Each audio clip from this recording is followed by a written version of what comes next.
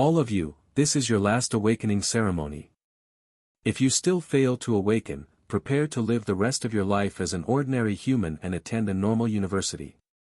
You can also try to improve your cultivation in these last few months to increase your chances of entering an academy. The teacher's voice echoed across the room as several students stood before him, listening attentively, their expressions a mix of anxiety and hope. Among these students was Michael. Michael was not from this world. He had arrived in this body just 3 weeks ago, a body that coincidentally shared his name. Unlike his original world, in this one, everyone between the ages of 16 and 18 had a chance to awaken a class. More than 200 years ago, the apocalypse descended upon this world, bringing spatial rifts that spawned countless monsters and unleashed chaos. Fortunately, following the apocalypse, the world became digitized for a select few who would later be known as awakeners. Thanks to these awakeners, whose classes granted them incredible powers, the apocalypse ended after decades, and humanity finally reclaimed their land. When peace returned, as expected, awakeners became figures of importance, and it became a dream for young people aged 16 to 18 to become one. However, becoming an awakener was a privilege granted to only a few, and for this group of 18-year-old students, this was their last chance. Michael was nervous too. Though he had only been in this world for 3 weeks, he understood the significance of this ceremony. While it wasn't as though all hope would be lost if he failed to awaken, it was undeniable that no path held more promise than becoming an awakener. Under the nervous gaze of nearly 100 students below the podium, the teacher picked up a file from the table in front of him and began to call out names. Lillian Stone. Why yes, sir. The first student called was a young woman. Upon hearing her name, she immediately walked toward the podium, but perhaps due to her nervousness, she stumbled and fell. However, no one laughed or made fun of her. On any other occasion, they might have, but today, they weren't sure they would perform any better than the student who had fallen. The teacher, seemingly accustomed to such mishaps, waited patiently for her to get back on her feet and approach him. When she finally reached him, he wasted no time and gestured toward the transparent orb on the table. This is your 3rd time here, so you know what to do. Just place your hand on the awakening orb. If there's a reaction, it means you've successfully awakened. If there isn't. The teacher left his sentence unfinished, but it made the hearts of the students on the podium sink. Michael felt it too, though he handled it better than the others. Thanks to his mental age and the challenges he'd faced before he died from cancer in his previous life, he could keep his composure. Michael's eyes were drawn to the awakening orb on the table between the teacher and the female student. From what they had been taught in school, every awakener, aside from gaining a class that granted them supernatural powers, also had the ability to connect their consciousness to another world, a world filled with treasures, and could quickly enhance their prowess. It was said that this world really resembled a game, though, in many ways, it was not. The awakening orb itself originated from that mysterious world. Just as the teacher had said, the girl didn't require any assistance. With a familiarity that made the corner of Michael's eyes twitch slightly, she placed both hands on the awakening orb and waited. A few seconds passed, and just as the teacher was preparing to dismiss the disappointed girl, who looked like she might burst into tears at any moment, a white light suddenly shone from the orb. Following that, a manifestation in the form of twin swords appeared on her back before disappearing. Lillian Stone has successfully awakened a class, martial artist, the teacher announced, his voice filled with surprise, and his previously expressionless face showing clear astonishment. For this group of 18-year-olds, he hadn't expected any of them to awaken. But to think that the very first student called up would do so filled him with considerable surprise. It was well known that the best age to awaken a class was 16, as that was when the chances were highest. The older one got, the less likely awakening became. When the students heard the teacher's announcement, the previously quiet hall erupted with noise. Wow, Lillian actually awakened. First come, first served. Damn. TSK, to think the fourth to the last dumbest person in all of Class 3 would awaken. You do know that awakening successfully doesn't necessarily have anything to do with intelligence, right? Shut up. Of course, I know. Can't I just be bitter for a minute? What happened to my freedom to be negative? Like his fellow classmates, Michael was pleasantly surprised that the first student to step onto the podium had awakened. It was common knowledge that their group had almost no hope of awakening, so seeing someone succeed lifted everyone's spirits and filled them with a renewed sense of hope. However, that newly lit hope was quickly shattered. Mia Keem, awakening failed. Bruce Lean, awakening failed. Then the fourth, the fifth, all the way up to the 48th, every student who stepped up to the podium failed to awaken, except for the first female student. The entire hall felt as silent as a graveyard, save for the quiet sobs of those who had failed their awakening. Michael tried his best to ignore the cries of his fellow classmates around him.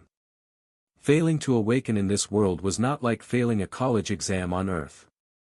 In the latter case, you could keep trying, and many alternatives weren't considered worse than attending college. But here, failing to awaken had no equivalent alternative. It was like a poor man, burdened with the responsibility of caring for his two chronically ill parents while also supporting a younger sibling through school, betting on 3 different games with a chance to win $1 million each, and losing everything. In such a situation, breaking down and crying wouldn't be unusual. The scene around Michael now was eerily similar. Most of the students at Woodstone Public School No. 3 came from families living near or below the poverty line. For them, successfully awakening was like having $100 million land in their lap. But for these sobbing students, that distant hope of drastically changing their lives had slipped through their fingers 3 times in a row. It was no wonder that some of them broke down in tears immediately. Michael tried not to let the dark atmosphere surrounding him affect his mindset and attempted to stay positive. His situation wasn't any better than those around him, if not worse. In this world, the original owner of this body was an orphan living with his aunt, a widow with a child of her own to care for. Together, the family of 3 barely survived on the limited funds his aunt managed to earn. For Michael, successfully awakening was the fastest way to change his family's fate, but his chance of awakening was less than 1%. He couldn't help but feel a twinge of bitterness. Though he was grateful for the chance to live again, especially in a healthy body, it would be painful to live a life of mediocrity. Yet, there was nothing he could do about his slim chance of awakening, all he could do was hope for the best. Michael continued to watch as more students stepped up to the podium, only to fail in their attempts to awaken. There were only a total of 86 students in the hall, so Michael's turn was approaching quickly. Since the teacher hadn't assigned a cue and called names at random, Michael could only wait for his turn. Just when the teacher in charge of the awakenings thought that this batch of students would only produce 1 awakener, the awakening orb in front of him suddenly emitted light. The cause of the reaction was a male student standing before him. Just like the female student who had first awakened, a manifestation appeared, standard for new awakeners. The male student's body glowed red, and a staff made of fire appeared in his hands before promptly disappearing. Brian Lillian has successfully awakened a class, Fire Mage, the teacher announced. As with the first awakening, an uproar erupted in the hall, but this time it was even more intense. Damn! Brian actually awakened. The heavens really aren't fair. I know, right? He's already one of the few students who managed to ignite their life seeds before the college exams, something rare even in big cities, and now he's lucky enough to awaken too. That's not all. His night breathing technique happens to align with the fire attribute, and now that he's awakened as a fire mage, the two will complement each other perfectly. Fuck. Like his classmates, Michael also had an impression of Brian. At Woodstone Public High School No. 3, Brian Lillian was one of the few outstanding students who could hold his own against those from private schools with better resources, despite his humble background. His reputation extended beyond the school, he was even somewhat known throughout Woodstone City. This fame wasn't because of his academic achievements but rather due to his exceptional talent in cultivation. The awakening orb wasn't the only piece of technology that awakeners had brought back from the mysterious realm known as the Land of Origins. They introduced other technologies that significantly boosted the real world's advancement. The land of origins wasn't exclusive to humans, many other civilizations of various races existed there. In fact, humans here could be considered newcomers to that world. These civilizations had already used the land of origins to significantly advance their own societies. Using their methods, awakeners managed to bring something back to this world: cultivation. Cultivation offered a method for ordinary people to gain supernatural powers, although they couldn't progress as quickly as awakeners, be as powerful as them, or enter the land of origins. Brian practiced the breathing technique of the night cultivation system and had considerable talent in cultivation, so even if he failed to awaken, he still had a bright future. Just as awakeners were respected and needed in this world, cultivators were too. One was just way too at the top to be compared to anything, but the need of the two were equal. Well, according to what has been told to Michael, the world changed when the apocalypse descended. It was no longer just a planet but a realm. Planet Aurora became the Aurora realm. Some of the cracks that brought monsters into the world remained, with new ones occasionally appearing. Some were filled with monsters, while others served as passages to other realms. Awakeners were few in number, so cultivators were needed to handle these realms. Awakeners advanced society, while cultivators kept it safe. This was something that had been taught to Michael and other children from a young age. Becoming an awakener was more desirable, though. Cultivating required resources, and they weren't cheap, with costs only increasing as one progressed. This alone had already cut off more than half of the population's ability to walk on this path. Generally, only the talented or the wealthy had a significant chance of achieving great success in cultivation. The teacher, who hadn't even smiled much when Lillian Stone awakened, now had a wide grin as he addressed Brian. "Come stand here and wait," he said, pointing to the spot beside him where Lillian Stone also stood. He was thrilled that a genius from the school had just become even more exceptional, a super genius. After settling that, the teacher continued with the awakening ceremony, but he was met with disappointment as no other student managed to awaken, not even those with talent in cultivation. This wasn't unexpected. Just because a student had talent in cultivation didn't mean they would awaken a class, especially not at the age of 18. However, the teacher remained quite pleased, as the school now had 2 more awakeners to its name. The awakening ceremony continued, and soon it was time for the 80th student to step up to the podium: Michael. "Michael Norman." "Yes, sir." Hearing his name called, Michael nervously made his way up to the podium. Since the previous owner of this body didn't have much presence at school, he didn't have anyone cheering for him. Soon, Michael reached the podium, and under the teacher's guidance, he placed his hands, now unknowingly sweating, on the awakening orb, filled with anticipation. Seconds ticked by, and Michael could almost hear his own heartbeat pounding in his chest. Each student was allocated 30 seconds with the awakening orb. Any more time was pointless, as it had been proven over the years. 10 seconds passed. 15 seconds.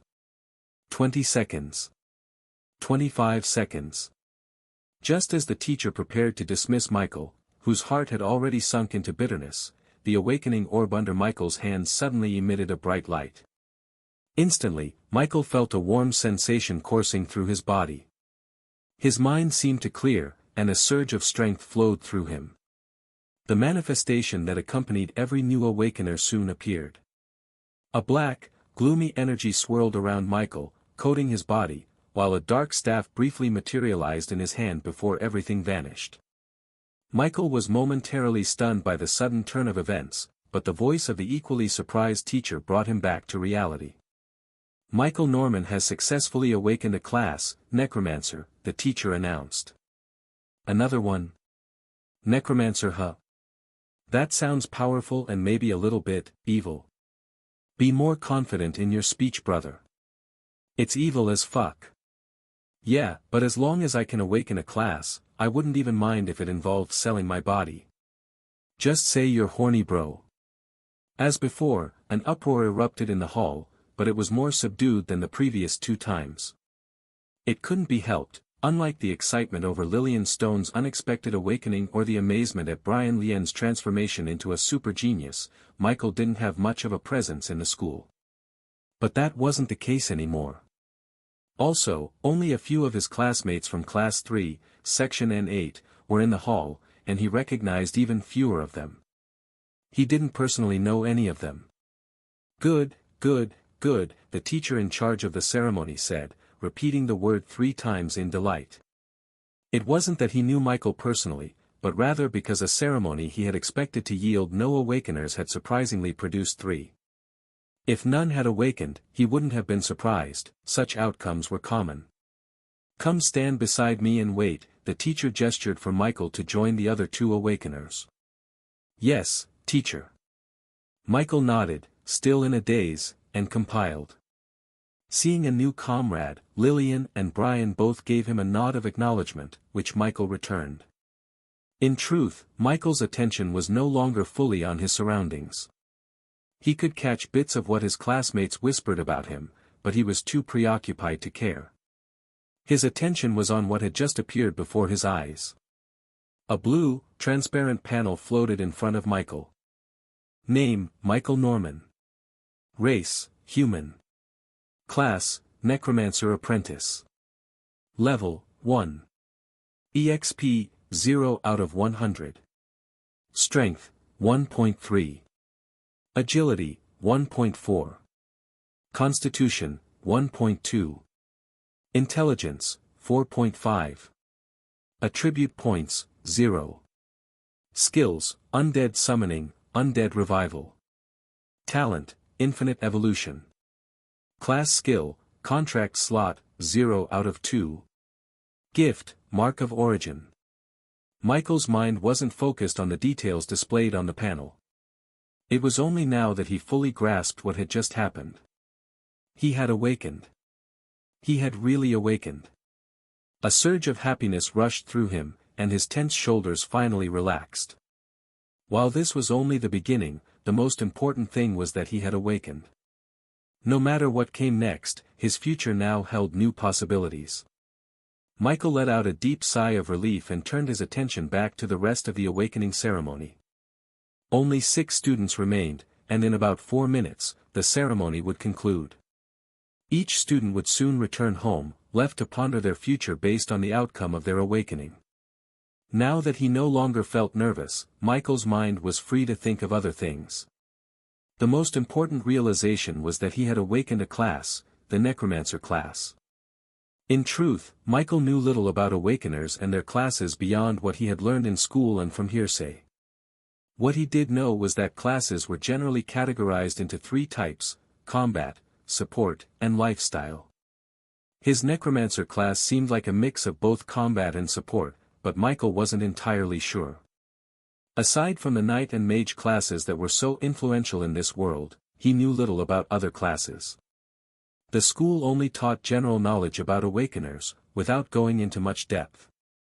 Perhaps the higher-ups felt that students who were unlikely to awaken didn't need to know more and could better use their time studying or cultivating. It's also said that if one cultivated before awakening and had talent in it, they could activate a secondary class, so cultivation was seen as a good thing overall. Michael wasn't sure if limited information was unique to Woodstone Public High School No. 3, but he did know one thing for certain: there was no discrimination between classes. There was no such thing as an overly weak class, as all classes theoretically had no limits. Power depended on the awakeners themselves. According to the teachers, this even applied to lifestyle classes like tailors. Michael wasn't sure how true this was, but he figured he'd find out soon enough. After all, he was now an awakener, someone who should be valued by the government. Just as Michael sorted out his thoughts and was about to check the panel that had appeared in his mind earlier, the voice of the teacher in charge of the awakening ceremony caught his attention. "Okay, that's it for today. For those of you who failed to awaken, remember that failing to become an awakener doesn't mean your futures are bleak. During the early days of the apocalypse, at least half of our ancestors who played a crucial role in our survival and advancement were ordinary people. So what if you didn't awaken?" The sad students below the podium heard this, and a wave of motivation surged through them. Even Michael couldn't help but be impressed by the teacher's words. However, he knew that once they left the hall, the harsh reality would soon catch up to them. Perhaps some of the students already understood this, but they needed something to make them feel better at the moment. One must know that while this world was technically more advanced than Michael's previous one, it wasn't all sunshine for the average person. For example, bankers had long become a thing of the past, along with many other jobs. Only a few establishments still employed people for tasks that machines could do, either because they were too poor or wanted to be classy, like some upscale hotels. Most people in this world live in poverty, barely scraping by with the few jobs available to them. It was only after arriving in this world that Michael truly understood a saying from his old life: technology can be both a blessing and a curse. This desperation to escape their current circumstances was one of the reasons why these students so desperately wanted to become awakeners. If Michael hadn't awakened, he would have been on the receiving end of the teacher's encouragement too. He knew he was truly lucky. Seeing that his words had resonated with the students, the teacher nodded slightly in satisfaction before speaking again. The college exams for both regular colleges and cultivation academies are in 3 months, so make sure to prepare seriously during this time. Just because you don't need to come to school again after today doesn't mean you should slack off, okay? Yes, sir, the students, including Michael and the 2 other new awakeners, responded loudly. All right, you're dismissed. As the students made their way out of the hall, the teacher turned to Michael, Lillian, and Brian. With a smile, he said, "You 3, follow me to the principal's office." The moment the teacher in charge of the awakening ceremony left the hall with Michael and the 2 other new awakeners, they encountered 2 teachers, a male and a female, on their way to the principal's office. Following the male teacher was a young girl, who seemed to be around 17 or 18 years old. Behind the female teacher were 5 younger-looking students, 2 boys and 3 girls. From the brief conversation between the 3 teachers, Michael learned that the students accompanying them had successfully awakened as well.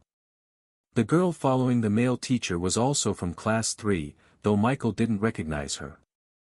That wasn't surprising. After all, Woodstone was a public school with over 600 students in Class 3 alone. There were 9 sections in Class 3, each with up to 100 students max per teacher. Although the classes rarely reached full capacity, since that would make even the large classrooms feel cramped, there were usually no fewer than 60 students per class. As for the 5 students behind the female teacher, they were from Class 1. Michael had guessed this due to their younger appearance, but he was still shocked by the number of awakeners in that class. In fact, he was surprised by how many students had successfully awakened this year in general. Including the students from Class 3, a total of 9 students had awakened.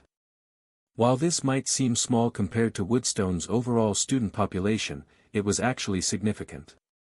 Even Class 1, which consisted of 16-year-olds, the age group most likely to awaken, rarely had this many, 4 awakeners in a single year. In all the years Michael had been in senior high, the total number of students who had successfully awakened, from his time in Class 1 through Class 3, including the older students, barely exceeded 12. And most of those awakeners had been from Class 1. This year, not a single student from Class 2, where most students were 17 years old, had awakened. Therefore, the number of awakeners at Woodstone Public High School this year was unusually high, and Class 3's success, in particular, was downright abnormal for reasons unknown. As Michael mused over his thoughts, they soon reached the principal's office. Upon reaching the door, the only female teacher among them took the initiative to knock. "Principal," she called out. "Come in," a voice responded from within the office. With permission granted, the female teacher took the lead and entered the room. Inside, a middle-aged man sat behind a desk. Michael recognized him. He was the principal of Woodstone Public High School No. 3, Mike Bill. It was rumored that he was a powerful knight, though Michael wasn't sure, as he had never seen the man in action. Setting aside the document he had been focused on, Principal Mike turned to smile at the newcomers. 9 awakeners this year, heavens must really favor our school, the principal remarked, pleasantly surprised by the number of students in his office. It was customary for new awakeners to meet with the principal alongside their teachers, so he was confident he hadn't made a mistake. Seeing no one contradict his statement, he knew his assumption was correct. With this confirmation, the smile on Principal Mike's face grew even brighter. "I believe your teachers have already informed you why you're here, yes?" Principal Mike asked, glancing at Michael and the other students in his office. "Yes, sir," they replied in unison. There's no need to be nervous. What I'm about to tell you is probably something you already know, but I'll still say it," the principal said with a light chuckle. Michael and the other students subconsciously straightened their backs. The principal paid no mind to this and continued. "As you know, as awakeners, your life and future are now different from those of ordinary people. Power and wealth are within your grasp, if you're wise enough to seize them. If you had failed to awaken, you would be preparing to enter an ordinary university to further your education. If you had decent talent in cultivation, you'd try to enter a cultivation academy. But you all have successfully awakened. So instead of attending a cultivation academy or an ordinary university, you'll be going to an awakened university, where you'll learn everything you need to know about being an awakener. You might think that going to an academy is unnecessary since you could just enter the land of origin on your own, like our ancestors, and make things work. While that's possible, anyone with good sense wouldn't do that. Why make things harder for yourself? So, right now, aside from entering the land of origin, which you'll soon have access to, getting into an Awakener Academy should be your next main focus. As for learning more about your new identity as an Awakener, you'll need to visit the Supers Association to register after this. The association will provide you with better information that you currently need." The principal then went on to mention a few other points. Some of these, Michael and the others already knew, while others provided new insights. After saying what he needed to, Principal Mike dismissed the students and teachers, asking Brian to stay behind.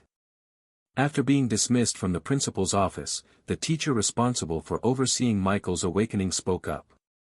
"As new awakeners, you must register with the Supers Association within 3 days. Failing to do so is considered a crime. Though you have some time, I recommend you register immediately if you're free today. As the principal mentioned, you also need to take the upcoming college exam seriously. Just because you're awakeners doesn't exempt you from academic testing. While it may not be as strict as for regular university students due to your status, it's still important depending on the academy you plan to attend. Anyway, the Supers Association will have more details on this, so make sure you register quickly." For those who aren't in their 3rd year, the teacher addressed the students from Class 1, "You can also attempt the college exams if you think you're up for it, as the Federation and most academies do not oppose it. However, most awakeners who manage to awaken before their 3rd year prefer to take home lessons while honing their skills as awakeners, aiming for a higher score when they're ready to enter the academy." After offering this advice, and with 2 other teachers sharing their own, they left the 9 students and returned to the teacher's office. There was no need to flatter the new awakeners. These were no longer the apocalyptic days. Although the teachers were softer with them compared to before, it wasn't to the point of bowing at their feet, but they certainly didn't want to offend them either. With the rise of cultivation, awakeners were no longer the only powerful people in the world. Ordinary individuals could reach similar levels of strength, though awakeners were a rarer breed. Veteran teachers like these knew that leaving a good impression was enough, as they had no hidden agendas. The students felt a little lost after the teachers left, but not Michael. He already knew what he needed to do next. The most important task was to register at the Supers Association, and the second was to inform his aunt about his awakening. Michael was already familiar with the Supers Association. Even before he transmigrated into this world, the original owner of his body had a basic understanding of it. This was common knowledge among the natives. The Supers Association was an organization under the Federation, the new government established after the apocalypse. The world now had only one ruling authority, the Federation, under which were countries, states, and cities. The Supers Association managed all supernatural beings in the Aurora realm. Ordinary humans had to be a rank 1 cultivator before they could register, whereas awakeners were required to register immediately upon awakening, as they became supernatural beings the moment they awakened. The purpose of the Supers Association was to protect the general public, manage supernatural beings, and provide them with various benefits. Michael made his way out of the school compound. As soon as he stepped outside, he hailed an empty taxi that happened to be passing by. "To the Supers Association," he said. "That'll be $1, the driver replied. "Okay." The Supers Association was a little far from Woodstone Public School. On foot, it would take Michael about 35 minutes, but by taxi, it would take no more than 20. Settling into the passenger seat, Michael pulled his phone from his pocket. Normally, if the school were still in session, it would have been in his backpack, but with the college exams approaching and no real need to attend classes, everything aside from his school uniform was casual today. Every senior high student who came to school today did so primarily for the awakening ceremony. After today, the school would feel noticeably emptier. Though the technology in this world was more advanced than Earth's, familiar technologies still existed. The rich used floating cars, while the less well-off relied on vehicles with wheels. The wealthy had watches that projected holographic displays as substitutes for phones, while others were content with traditional phones. The world was a mix of old and new technology, but somehow it all blended into a strange yet harmonious system that didn't seem out of place. Michael decided to text his aunt instead of calling her. She worked as a cook at a relatively upscale restaurant, so she was likely still busy. Michael sent a short message saying he had succeeded in his awakening. Just as he was about to put his phone aside, an incoming call flashed on the screen. It was his aunt. Michael immediately answered the call. "Aunt, aren't you at work?" Michael immediately inquired. It was rare for his aunt to answer so quickly, even on her days off. "I'm still at work. I just happened to be on a short break when your message came in," his aunt, Aunt Mia, replied. Michael believed her, as he could hear the noise in the background. "Mike," his aunt called out, her tone hesitant as if she wanted to say something but was unsure. "Ma." Michael smiled, already guessing what was on her mind. He understood her disbelief. Most parents were shocked when their children awakened on their first try, let alone Michael, who had even less of a chance. "Your message," Aunt Mia began slowly, pausing before continuing, "is it true?" "It is, Aunt Mia. Today's my lucky day." Michael chuckled in response. Aunt Mia let out a small squeak of joy, clearly trying to contain her excitement. Knowing she was still at work, Michael decided to end the conversation so she could get back to her duties. "I'm on my way to the Supers Association, Aunt. I'll talk to you when you get home." Okay. I'll transfer some money to you now. Get yourself something to eat and save a little for Lily when she gets back from school. I might be home a little late today." "Yes, Aunt." After exchanging a few more words, they ended the call. Michael let out a sigh as happiness surged through him. Though he was originally from Earth, he had fully embraced his role as Michael in this world and cared deeply for his family here. Perhaps it had something to do with losing his parents early in life back on Earth. In a way, both Michaels had experienced particularly difficult childhoods. After ending the call, Michael closed his eyes to rest, ignoring the driver's gaze, who seemed like he had something to ask. Only now did he realize how tense he had been in the awakening hall, leaving his spirit weary. It had only been a few minutes since Michael decided to rest when he felt a nudge from the driver. "We're here," the driver said. Michael weakly opened his eyes, still a bit dazed, but when he saw the two-story building not far from him, his mind cleared, and he quickly sat up. "Your code, please," Michael requested. "Here," the driver compiled, showing Michael a code on his phone, which Michael then scanned with his own phone, transferring the fare to the driver's account. "Thanks for the ride," Michael said. "No problem. Congratulations on your awakening, by the way." Watching the driver drive away and hearing his last words, a smile appeared on Michael's face.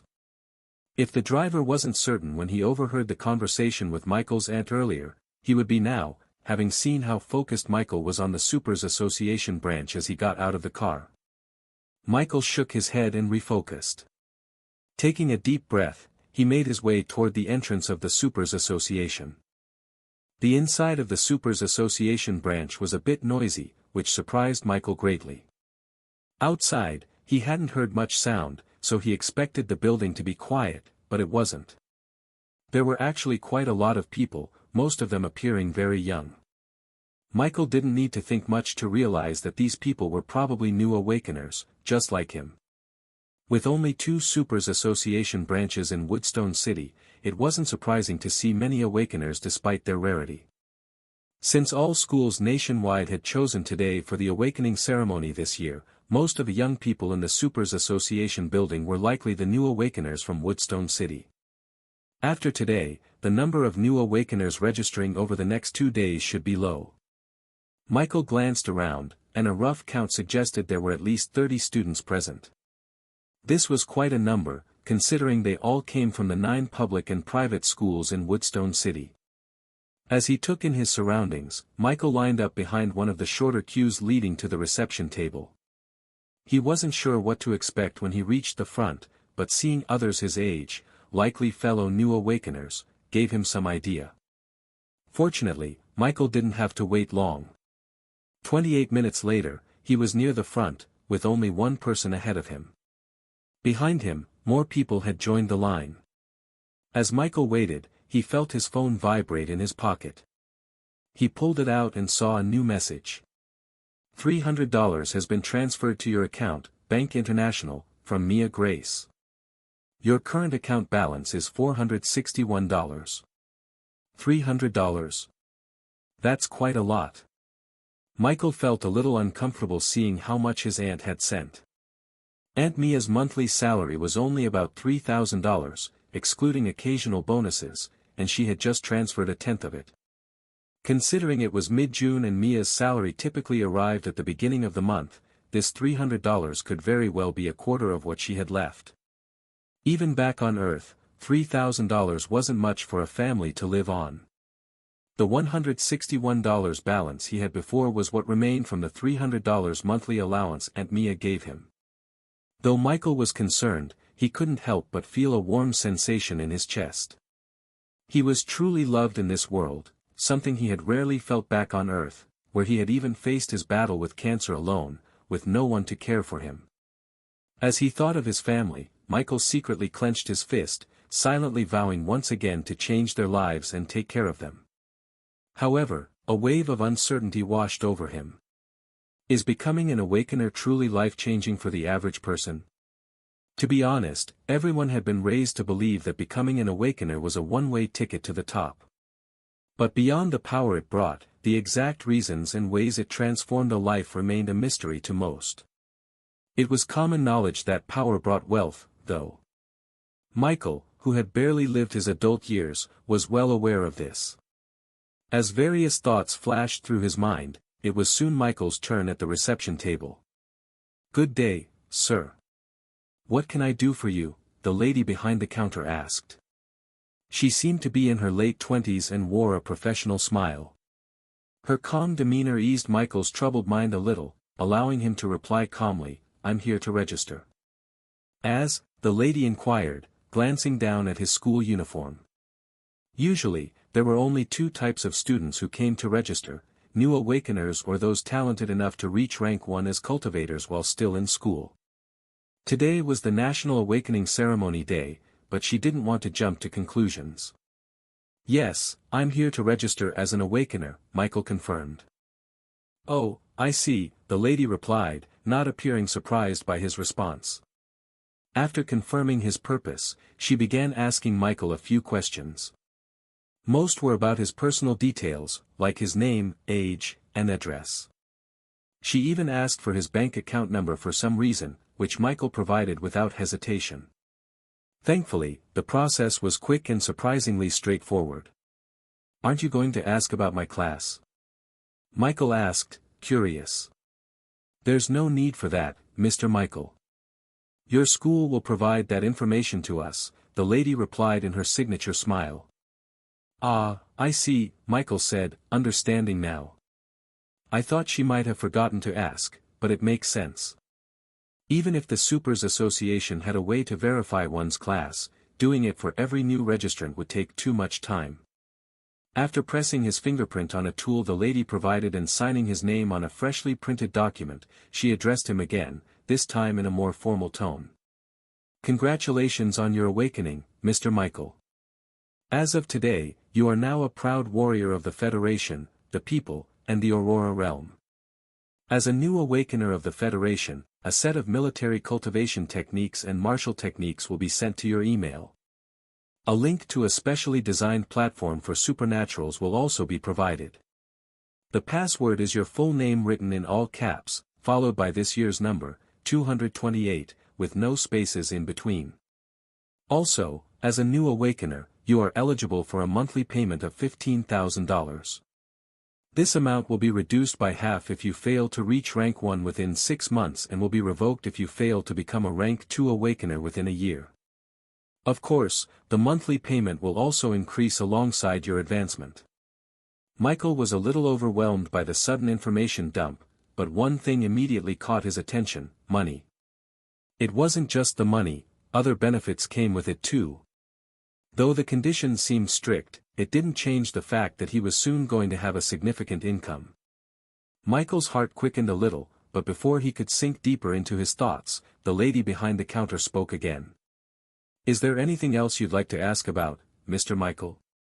He was about to reflexively say no, since he had grasped most of what she said when he remembered something. Feeling suddenly bashful, with a red face, he inquired in a low tone, when will the monthly benefit arrive, miss? Ah, the lady was visibly taken aback, but after regaining her composure, her smile grew even brighter, and it seemed she was struggling to hold back a laugh. Her reaction made Michael feel even more embarrassed, but thankfully, she didn't dwell on it. It should arrive within an hour at most, sir, she replied. Michael nodded slightly, thanking the woman behind the counter before quickly making his way out of the Supers Association building. Though he didn't regret asking about the money, he couldn't help but feel a little self-conscious, worried it might have come across as if he cared more about the money than anything else, though, in truth, he kind of did. Anyway, with this, the house shouldn't be low on funds in a few months. And won't have to work so hard anymore, and she and Lily can take better care of themselves now. Michael was filled with joy, but he didn't let his happiness blind him. He knew nothing came free in this world. Even as an awakener, the Federation wouldn't just hand out money without expecting something in return. Though it seems complicated, according to that lady, all I have to do to retain the benefits, and even improve them, is to get stronger. Michael had a clear goal now, to increase his strength quickly and make life better for himself and his family. Successfully awakening was just the beginning. But before anything else, he needed to get home and study more about awakeners once the Supers Association sent him the information. The journey back home required Michael to take another taxi, which he didn't hesitate to pay for. Though he felt his body had gotten stronger since his awakening, it didn't mean he had to push himself unnecessarily. His home was nowhere close to the Supers Association. From his school to his house was a 30-minute walk, and with the Supers Association's location added in, it would take him at least an hour and a half to get home. Now that he had money in his account and was soon going to receive much more, Michael didn't see any reason to be frugal. While in the taxi, he sent his aunt a message letting her know he was done registering at the Supers Association and was on his way home. It was also around this time that a bank notification arrived, informing him that $15,000 had been transferred to his account. I'm rich. I'm rich. Though Michael had seen larger sums in his previous life, it was easy to forget that he was currently playing the role of an 18-year-old, something he had fully embraced. Unlike earlier, when Aunt Mia had responded immediately, there was no quick reply this time, which didn't surprise Michael. He had considered sending Aunt Mia a portion of the money he received, but knowing her, she would probably panic and it might affect her work. Since there was no need to rush, he decided to wait until she got back home. Michael didn't have the taxi drop him directly at his house but rather at a mall near the community where his house was located. He hadn't forgotten his aunt's request to buy something for himself and his cousin, though he decided to use the money he received from the government instead of the amount she had given him. When his aunt returned later in the evening, he planned to return her money, along with extra. By the time Michael left the mall, he was carrying several bags. This round of shopping had cost him about $500. It might seem excessive to spend money like this, but Michael didn't regret it. For now, it was time for his family to enjoy life a little more. After all, what was the point of having money if not to spend it on oneself and loved ones? Of course, Michael had a limit to how much he would spend. He didn't know much yet, but he suspected that the government didn't provide benefits to new awakeners purely out of goodwill. He had a feeling that part of the money was meant to be a resource for growth. There's no need to overthink it. I'll understand better once I check the emails from the Supers Association. By the time Michael finally got home, the sun had already set. The awakening ceremony had been held at 12:30 in the afternoon, and now it was a little past 4 p.m. Lily will be back from school soon. Let me use this time to get things in order. And Michael did just that. He put the food products in their respective places and organized the rest of his purchases accordingly. I'm so tired. By the time Michael was done, he was famished. He had only had a light breakfast that morning, so he decided to cook something for himself using some of the ingredients he had bought from the mall. Meat was on the menu, too. Thanks to living with an aunt who was a chef, Michael's cooking skills weren't bad at all. He made rice and fried meat, and just as he finished, his cousin, Lily, arrived home. Lily, like her mom, had black hair, blue eyes, and a short stature. Michael, on the other hand, stood out in their family with his blonde hair, green eyes, and tall build. It wasn't surprising to the family of three, as they knew he wasn't an immediate relative, but it often puzzled outsiders who assumed they were directly related, at least until they heard their different surnames. "Good evening, Brother Michael." Lily greeted as she poked her head through the kitchen door. "What are you cooking? Is that meat? It smells so good." Watching his cousin drool, Michael smiled helplessly. "Go wash up first before you think of eating. I'll serve you a plate in the meantime." "Okay, Brother Michael." The foodie immediately turned to leave without saying anything else. However, she came back a few seconds later and stared at Michael hesitantly. "What happened?" Michael asked, confused. "Brother Michael," Lily began, her hands behind her back and her head lowered, "how was the awakening ceremony?" "Oh, so that's what this is about." Michael sighed at how similar the mother-daughter duo was. They didn't want to hurt his feelings, yet they didn't pretend to ignore them. Lily heard Michael sigh and thought it was because he had failed to awaken. "Don't be too sad, Brother Michael. Even if you fail to awaken, it's not like the world has ended. I believe you can also become a powerful cultivator and enter those mysterious realms, even if you can't access the land of origin. The future is still bright."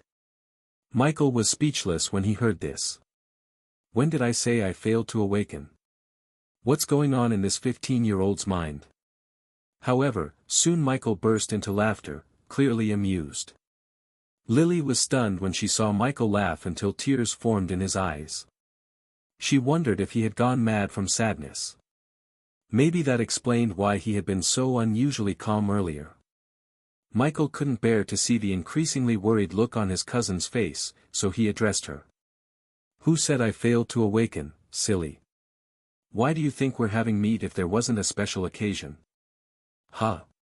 Michael then gave her a brief summary of the events that happened that afternoon. He didn't go into much detail about the Supers Association but did mention the money.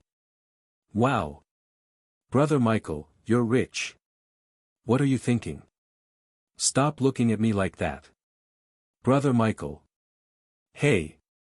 Give me some money." Michael spent some time getting his sister's focus off his account balance with a few promises. Watching her hum and skip away in happiness, a gentle smile appeared on his face. Though it seemed like she was more excited about the money, he knew she was genuinely happy about his successful awakening. Michael took a deep breath and steeled himself before carrying a plate of food to his room. He had delayed for long enough, it was time to finally learn more about this awakening business. Michael's family lived in a rented 2-bedroom apartment on the second floor of a 6-story building, with 4 apartments on each floor. The living conditions and environment could be described as passable. Michael figured that once he had more money in the future, he would move his family to a better place. The young man was filled with dreams and plans for the future. Among the 2 bedrooms, one belonged to Michael, while the other was shared by his cousin and aunt. Michael always felt guilty about this arrangement, and this feeling carried over after his transmigration. Regardless of whatever ties they shared, it didn't change the fact that he wasn't their immediate family member. But perhaps it was like a saying he had heard on Earth, family isn't decided by blood. After entering his relatively empty room, Michael sat on a chair next to a desk filled with books and placed his plate on the table.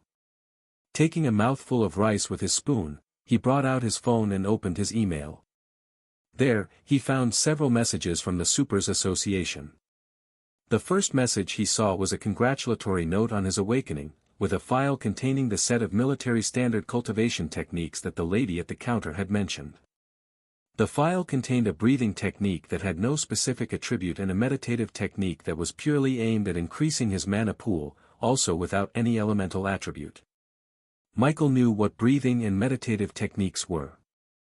After all, he had also practiced the free breathing technique provided by the Federation to its citizens, though he had no noticeable talent for cultivation. However, this was where his confusion began. Though Michael had not yet taken the time to study the panel in his mind, he knew he wasn't mistaken when he saw a level-up system there. One piece of information he knew about awakeners was that they could level up in the land of origin. This was why awakeners grew stronger more quickly, and the land of origin was often said to resemble a game. So this begged the question, since he could level up, why bother cultivating? Though there were rumors that cultivation could grant someone a second class, none of the teachers in school dared to confirm it. Thankfully, there was a note in the file that soon cleared up Michael's confusion. So that's what it is. After reading the note in the file, Michael realized that just because awakeners could level up, which in turn made them stronger, didn't mean that cultivating was useless to them. What happens when one can't level up in the short term and still wants to grow stronger? Cultivation could help fill that gap. It turned out that, aside from leveling up, awakeners could actively enhance their strength through other means. The 2 techniques sent by the Supers Association belonged to the Night Cultivation System and the Mage Cultivation System, respectively. Michael was more familiar with the former than the latter. It was said that the cultivation systems and methods originated from the land of origin. For the Night Cultivation System, one had to push their human body to its theoretical limit and light up a life seed within them to step onto the path of the supernatural, but this was no easy task. The theoretical limit of a human body was twice the strength and capabilities of an average human. Even good athletes were typically only about half as strong as this threshold. To become a rank 1 knight, a person needed to push their body to twice the capabilities of an average human. This was very difficult to achieve under normal circumstances, but with a breathing technique, one could use it as a catalyst to reach their human limit.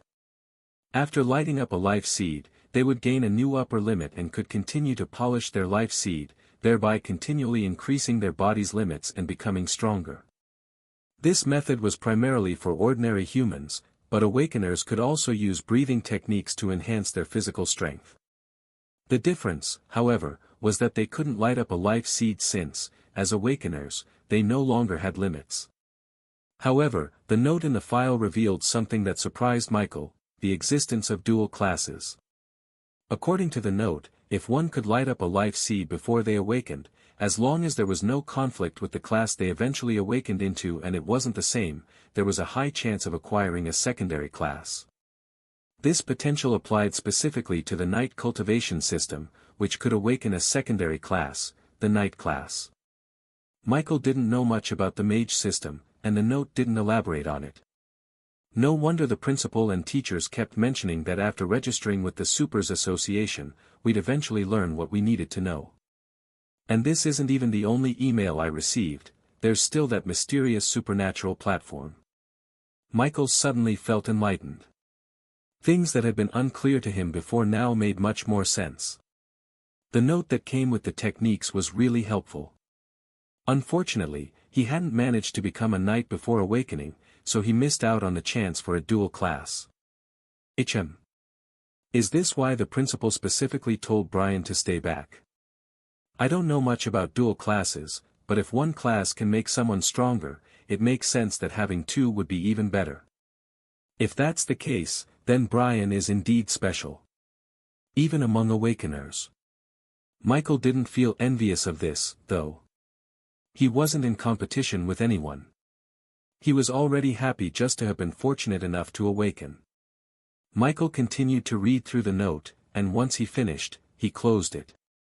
There was no need to rush into cultivation, he still had something else to do. Feeling excited, Michael turned to the other email sent by the Supers Association. This email contained a link, which, according to the lady who attended to him at the Supers Association, was his access to a platform made for all registered supernatural beings within the Federation. Without hesitation, Michael tapped the link, which led him to a browser page with a simple design. The page was simple, with a white background, the Supers Association's logo, and two empty bars for inputting an email and password. There wasn't anything particularly interesting to observe on this page, so Michael quickly entered his email and password according to the instructions given by the lady at the Supers Association. He felt a sense of anticipation. After all, this was a platform exclusively for supernatural beings, something he never could have imagined accessing in both his lives. Somehow, it feels like I've been invited into a secret organization. After inputting his details, Michael signed in. Soon, he was taken to a new page. Unlike the somewhat bland appearance of the login page, this one was more vibrant and lively. It looked like a forum. A lot seemed to be happening, but unfortunately, there wasn't any instruction manual. Not that one was needed. At first glance, the Supers Association forum didn't seem too different from a regular forum, aside from its content. Does anyone know the weakness of a swamp wyvern? Oi. Seems like we have a big shot in the house. If I recall correctly, wyverns are usually above level 30, right? That's a teenage wyvern, not exactly strong. It's the nonchalance of subtly calling a wyvern weak for me. Newbie cultivator here, how strong is a wyvern for us cultivators? A level 30 should be a commander rank beast for you guys, so yeah, you'll need a knight commander or mage commander to take on a wyvern. Dude, just say a rank 3 cultivator. It's not my fault, brother. Awakeners and cultivators' power systems can be confusing at times. That was the kind of content in the forum. Michael could only read in awe, unable to fully grasp most of it. Once again, the Supers Association delivered essential information right to his fingertips, not in the form of step-by-step guidance, but through an interactive platform. Since it was a forum, Michael could search for whatever information he needed or ask directly, which he did without hesitation. Though some of the posts on the homepage had intriguing titles, Michael stayed focused. Reading random posts wouldn't help him, he couldn't even understand much of what they discussed yet. Michael dove into a spree of information seeking, and the gaps in his understanding slowly began to fill. By the time he was done, it had already grown dark outside, but he hardly noticed. Reading through various posts on the forum had opened Michael's eyes wide. What shocked him most was the sheer power hidden within this world. We've always heard about cultivators and awakeners, but aside from a few basics about cultivators, like life seeds and the ranks that follow, everything else is shrouded in mystery. Information about awakeners is even more elusive. Michael felt a mix of shock, enlightenment, and excitement. It's my fault for underestimating the people of this world. In fact, it wasn't just Michael who had these misconceptions, even the original citizens of this world felt similarly. After all, it had only been a little over 200 years since Aurora first came into contact with mana. How advanced could their civilization have become in such a short time? However, they were all wrong, very wrong. The truly powerful beings of this world were astonishingly strong. For example, Michael finally learned more about the power system of cultivators. There were 7 ranks in total, from rank 1 to 7, known respectively as apprentice, elite, commander, master, king, emperor, and demigod. Yes. Demigod. At first, Michael thought he had misread, but after checking 3 times and even watching a video of a demigod effortlessly defeating a 100-meter-tall monster with a casual slap, he was left speechless. He didn't know exactly how strong that monster was, but he was certain that a mere sneeze from it would have been enough to end his life. Even if such powerful beings were rare, they should not be few. If they were, the Federation and the Supers Association would likely have kept information about them under tight wraps. The Supers Association forum truly expanded Michael's perspective, and he found himself exhilarated by what he had learned. Power, power. I must have it. If before, becoming an awakener was mainly about improving his and his family's life, with living a fulfilling life as a secondary goal, now Michael's heart burned with a fierce desire for power. It took a while for Michael to calm down from the surge of excitement. He had also learned a lot about awakeners, particularly regarding the mysterious Land of Origin. The Land of Origin was a mystical realm that only awakeners could access. It was said to resemble a game world, complete with levels, quests, and more. But one should never mistake it for a game, or they would come to regret it deeply. What linked the Land of Origin to an awakener was the Mark of Origin. Michael glanced down at the back of his right hand, where a flower-like tattoo lay. This hadn't been there before, Michael had never gotten a tattoo. It only appeared after his awakening, this mysterious tattoo following him ever since. The mark would only show if he wanted it to. Name, Michael Norman. Race, human. Class, Necromancer Apprentice. Level, 1. EXP, 0 out of 100. Strength, 1.3. Agility, 1.4. Constitution, 1.2. Intelligence, 4.5. Attribute points, 0. Skills, Undead Summoning, Undead Revival. Talent, Infinite Evolution. Class Skill, Contract Slot, 0 out of 2. Gift, Mark of Origin. The Mark of Origin had 2 primary functions. First, it served as a key to connect an awakener's consciousness with the Land of Origin. Second, it acted as a miniature spatial space. Yes, like a spatial storage ring. Michael had already checked off one of the must-haves on any transmigrator's list with this discovery. However, Michael was curious about what a gift meant, as his Mark of Origin was labeled as one.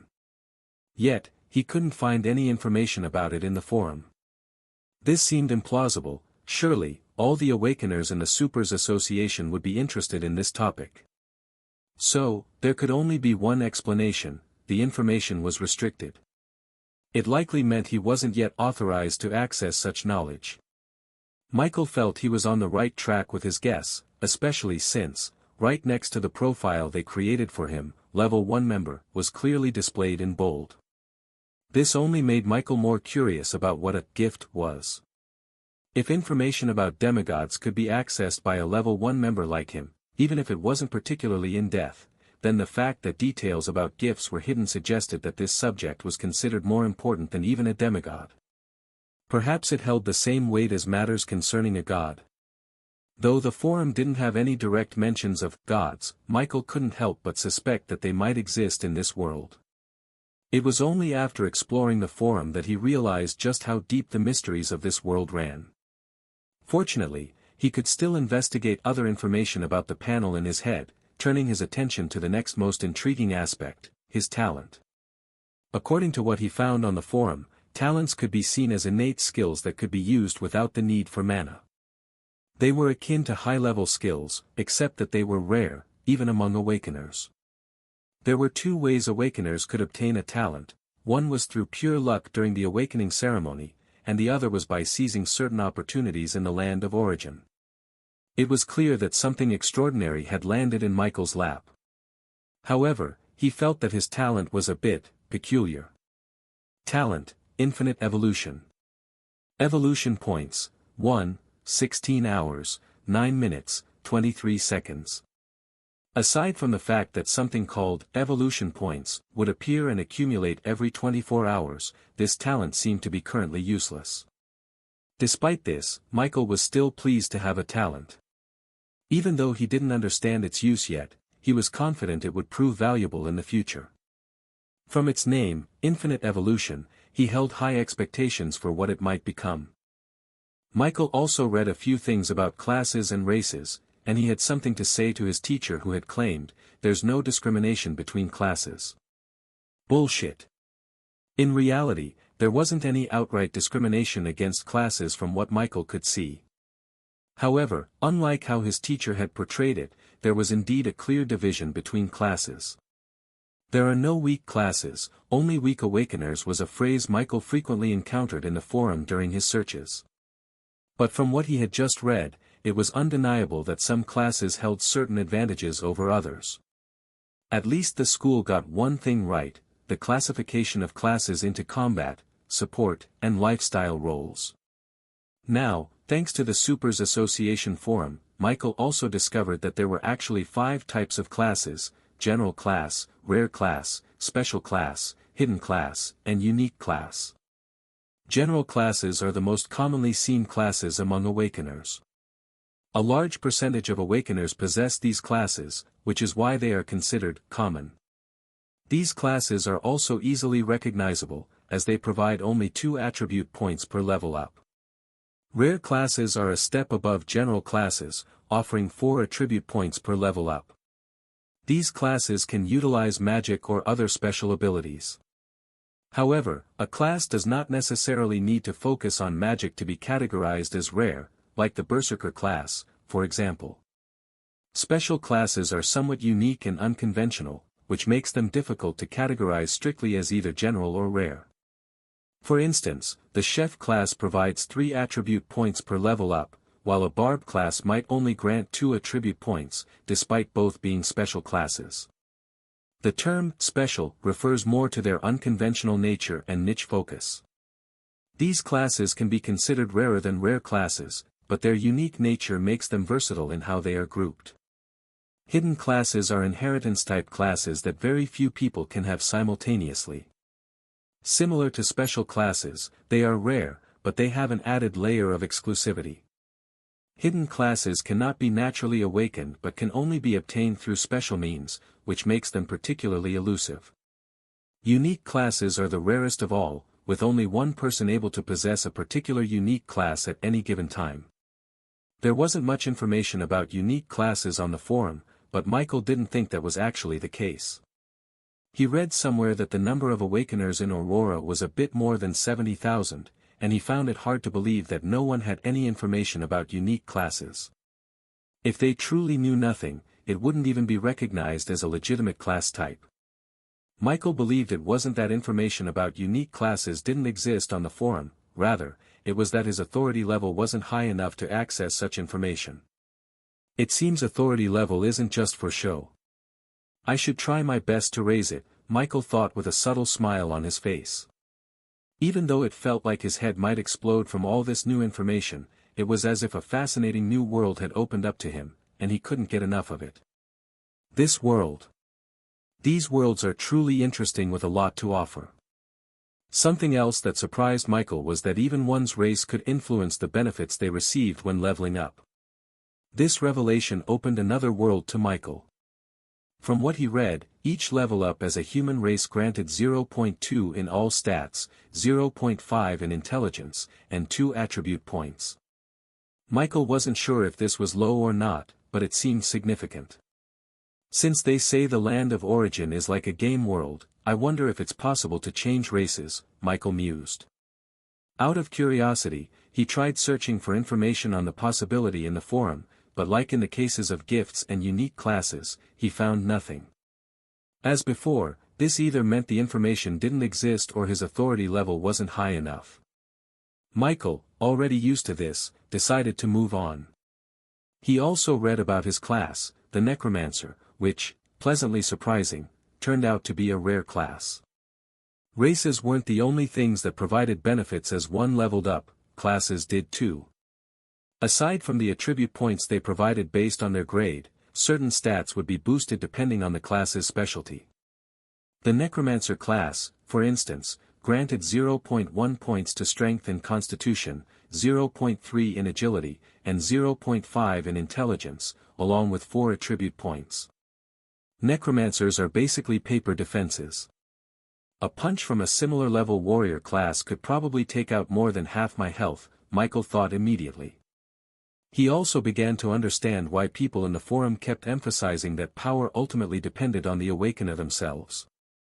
Classes, race, cultivation, resources that could raise stats, stats themselves, and attribute points. If one utilized these things wisely, even an awakener with a tailor class could become deadly. The more Michael read, the more excited he became about the future. He couldn't wait to enter the land of origin, but he knew he couldn't rush in without making proper preparations. Yes, preparations. As an awakener, he was naturally bound to enter the land of origin, but according to the forum, it wasn't all sunshine and rainbows there, especially for new awakeners. In a Tips for Newbies forum post, which was even starred by the Supers Association, Michael learned that when an awakener entered the land of origin for the first time, their initial location was random. It could be near an active volcano, a frozen wasteland, or even in a monster's nest. However, there was a balance. According to the post, it would be something a new awakener should be able to handle theoretically, and Michael didn't like the sound of that, hence his need to prepare. Even the experienced commenters in the post emphasized the importance of preparation. Thanks to the post, Michael also understood why the Supers Association provided such generous funds. It was indeed meant for resources. In the Supers Association platform, aside from the main forum, there was also a store section. Michael saw a myriad of goods there that left him in awe. Refined iron dagger. Price, $230. Refined iron spear. Price, $285. Health potion. Price, $500. Leather pants. Leather shoes.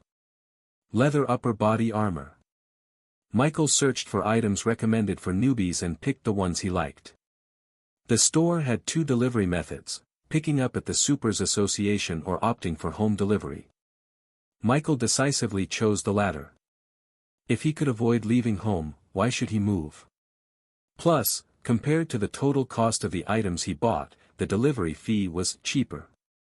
Including the delivery fee, Michael spent a total of $4,328. Just like that, a third of the $15,000 the Supers Association had given him was gone.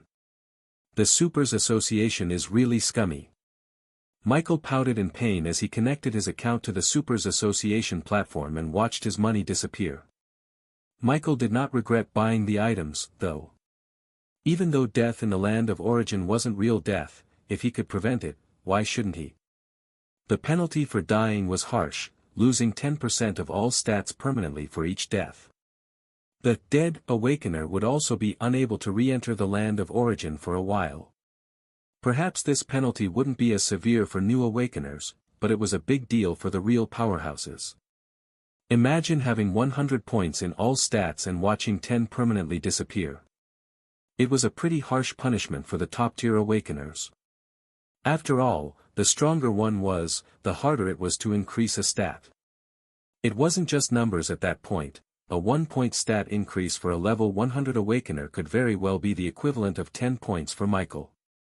After placing his order, the Supers Association platform confirmed that his items would be delivered before noon the next day, which Michael was quite satisfied with.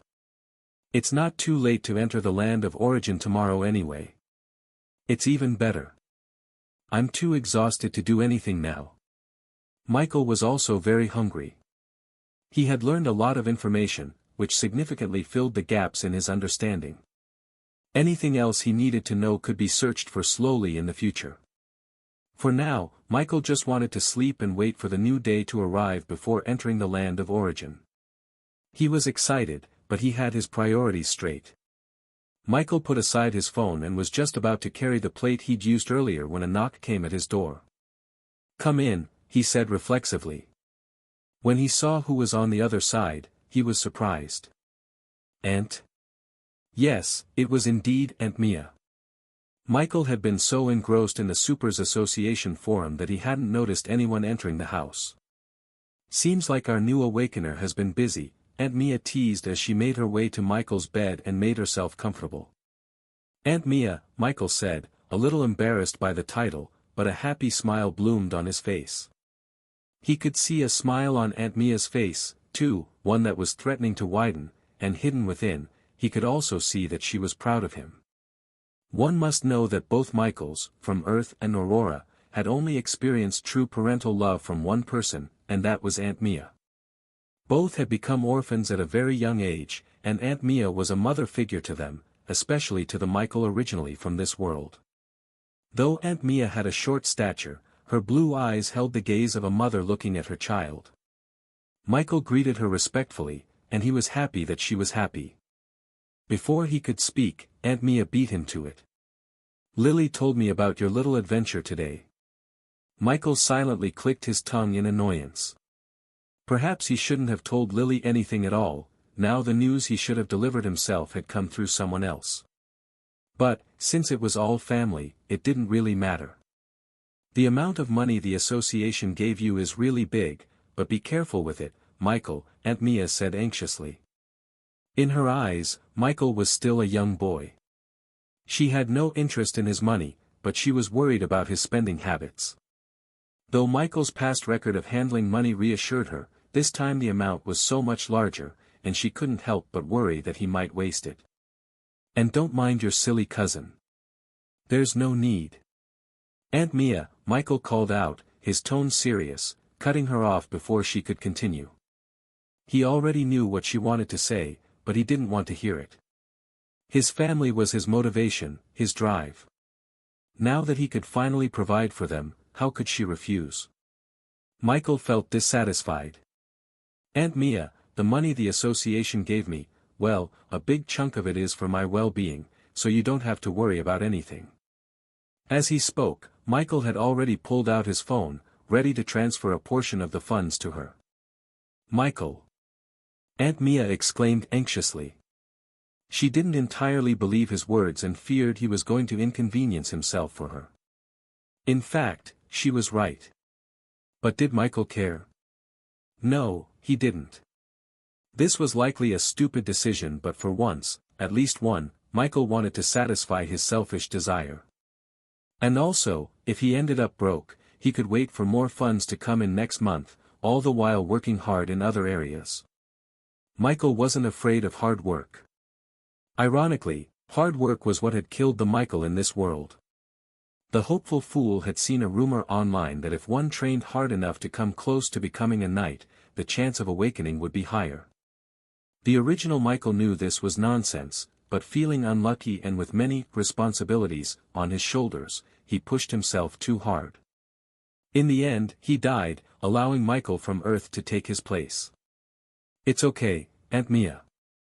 You don't know this, but the Supers Association is still going to give me more resources soon," Michael said, lying with a straight face. It was, of course, impossible. The association wasn't going to do more for him, they weren't his family, and even some families couldn't always provide that much. "Are you lying to me?" Aunt Mia asked, a little uncertain. "You know I'd never lie to you, Aunt Mia," he said, delivering another lie with an innocent face. This time, he felt a slight pang of guilt but didn't let it show. Aunt Mia looked conflicted, her expression reflecting her mixed feelings. Michael noticed her hesitation and knew he had to strike while the iron was hot. "Also, since becoming an awakener, I can feel my appetite slowly increasing. We'll need more food at home, Aunt Mia." Michael spoke with a feigned look of seriousness, but just in time, his stomach rumbled, adding authenticity to his words. This convinced Aunt Mia a little. What made her trust his words even more was his status as an awakener. As an awakener, he should be valued by the Federation, right? She thought. Like most adults, she knew of the Federation's admiration for awakeners, though she didn't know that while they valued awakeners, they weren't exactly looking to pamper them. Finally, Aunt Mia chose to believe Michael. Okay, she agreed. Happy, Michael immediately transferred some money to her. Feel free to use it as you like, Aunt Mia. And please, get a few things that Lily enjoys too, he added with confidence, like a rich man. Just then, Aunt Mia's phone buzzed, showing a bank notification of a $5,000 credit.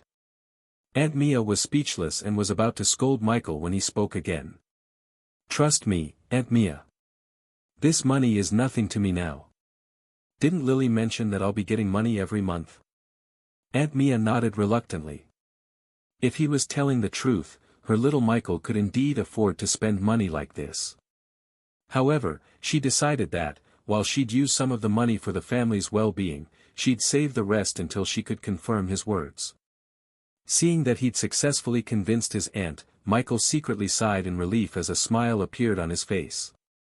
You're hungry, right? I brought some cake and snacks on my way back. Want some? Aunt Mia asked, remembering the thunder that had erupted from his stomach earlier. Yes, I'd love some, Aunt Mia.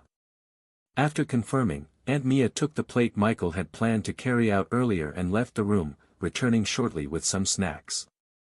They shared a few more words before Aunt Mia left, and Michael's room finally fell quiet. Soon, the soft sound of his snores filled the room. Michael slept with a smile on his face that night. Today had been the best day of his life, even if it was just as stressful. The next morning, Michael woke up feeling refreshed. Although his mind felt clearer after his awakening, the mental exhaustion wasn't so easy to shake off. Fortunately, a good night's sleep was the perfect remedy. Michael didn't immediately get up from his bed but sat on the edge, reminiscing about the events of the previous day. It's amazing how quickly life can change, Michael thought happily. He couldn't have asked for a better turn of events. And the best part was still yet to come. Today's the day I enter the land of origin. I wonder what I'll encounter. Michael's excitement grew as he thought about the new day ahead. After shaking off the lingering drowsiness from waking up, Michael stood up and opened the shades of his windows, letting the morning light flood into his room. It's quite bright. What time is it now? He walked over to his desk, picked up his phone, and saw that it was just past 8 in the morning. He really had gotten a good night's sleep. Aunt Mia should have gone to work by now. Lily should also be in school. With that thought, Michael left his room to check if anyone else was still in the house, but as he had expected, it was empty except for him. Although it was still a while until noon when his delivery from the Supers Association was due to arrive, Michael decided to freshen up and wait. After all, the delivery was supposed to arrive before noon, which meant there was a chance it could come earlier. And he didn't want to leave the apartment without bathing. Besides, once he received his order, he planned to enter the land of origin immediately. He really couldn't wait any longer. Since he had some time, Michael decided to clean up the house. My classmates would probably never believe that even an awakener still has to clean, Michael mused. Awakeners were like celebrities here, even though little was known about them except for a few clips of them in action. Just like celebrities back on Earth, there were some overzealous fans who probably couldn't imagine their favorite person doing something as mundane as using the toilet. As a few mischievous thoughts crossed his mind, a smile appeared on Michael's face as he happily cleaned up whatever he could around the house. After finishing his chores, Michael brushed his teeth, took a bath, and got dressed. Since the delivery still hadn't arrived, he served himself some leftover rice from the previous day and browsed the Supers Association forum on his phone while eating. Never in either of Michael's lives had he been so interested in studying. It was understandable though, while the information was important and somewhat complicated, it felt like it had been pulled straight out of a fantasy novel, making it far more immersive than academic subjects. Time passed like this, and a little past 11 in the morning, Michael received a phone call from an unknown number. Curious and a bit wary, Michael picked up the call. "Is this Mr. Norman?" a voice came through the phone. Hearing the question, Michael immediately guessed who was on the other end. "Yes, I am," Michael replied as he stood up. "That's great. Mr. Norman, I'm here with your delivery. I'm currently in front of your apartment building, but I don't know which floor you live on. Don't worry, I'll meet you there." "Please wait for me," Michael said, already stepping outside his apartment and closing the door behind him. Perhaps because the apartment building was old, or maybe because the owner was too cheap, there was no elevator. Residents had to use the stairs to reach their floors.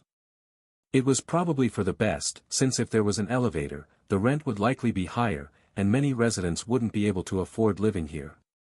Luckily, Michael's apartment was on the second floor, so it didn't take long for him to meet up with the delivery man who had brought his goods from the Supers Association.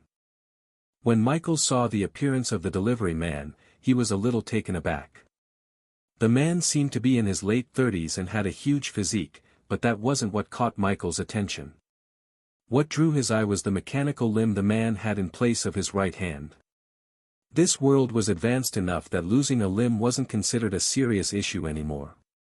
One could easily get a mechanical replacement that functioned almost like the real thing, except for lacking a sense of touch, and, of course, being expensive. However, most people with mechanical limbs also purchased artificial skin to cover them, which was both realistic and far cheaper than the limb itself. There were generally only two types of people who went without artificial skin on their mechanical limbs, those who couldn't afford it and those with a particular sense of style. Seeing as the delivery man wore clothing that deliberately exposed his mechanical arm, he was probably the latter. However, Michael couldn't deny that the man looked quite cool with the exposed mechanical arm, almost heroic, even. "Are you Mr. Norman?" the delivery man politely asked as he saw Michael approaching. "Yes, I am. I assume you have my order." Michael replied, nodding in response to the greeting from the delivery man's partner, who was still in the van. After confirming Michael's identity, the delivery man quickly began offloading Michael's order from the van. There were quite a few items, and even with his improved stats from awakening, Michael knew he'd be left sweating after transporting everything to his apartment. Thankfully, the delivery man with the mechanical limb offered to help, which Michael greatly appreciated. Back in the living room of his apartment, Michael stared at the packages on the ground in front of him, feeling a twinge of pain. $4,000. $4,000. Every time he repeated it, it felt like a knife stabbing into his heart, even as his hands eagerly opened the boxes. Michael hadn't gone overboard just because he had some money in his account when he ordered from the Supers Association store. He had simply followed the recommended list of items for entering the land of origin for the first time and selected those he liked. Half an hour later, Michael had opened all his deliveries and placed their contents into the storage space within his mark of origin. New awakeners usually didn't have large spatial spaces in their marks, but it was more than enough for Michael's current needs. He didn't change into any of the leather armor he bought or equip himself with any weapons because, according to the forum, nothing on the awakener follows them into the land of origin.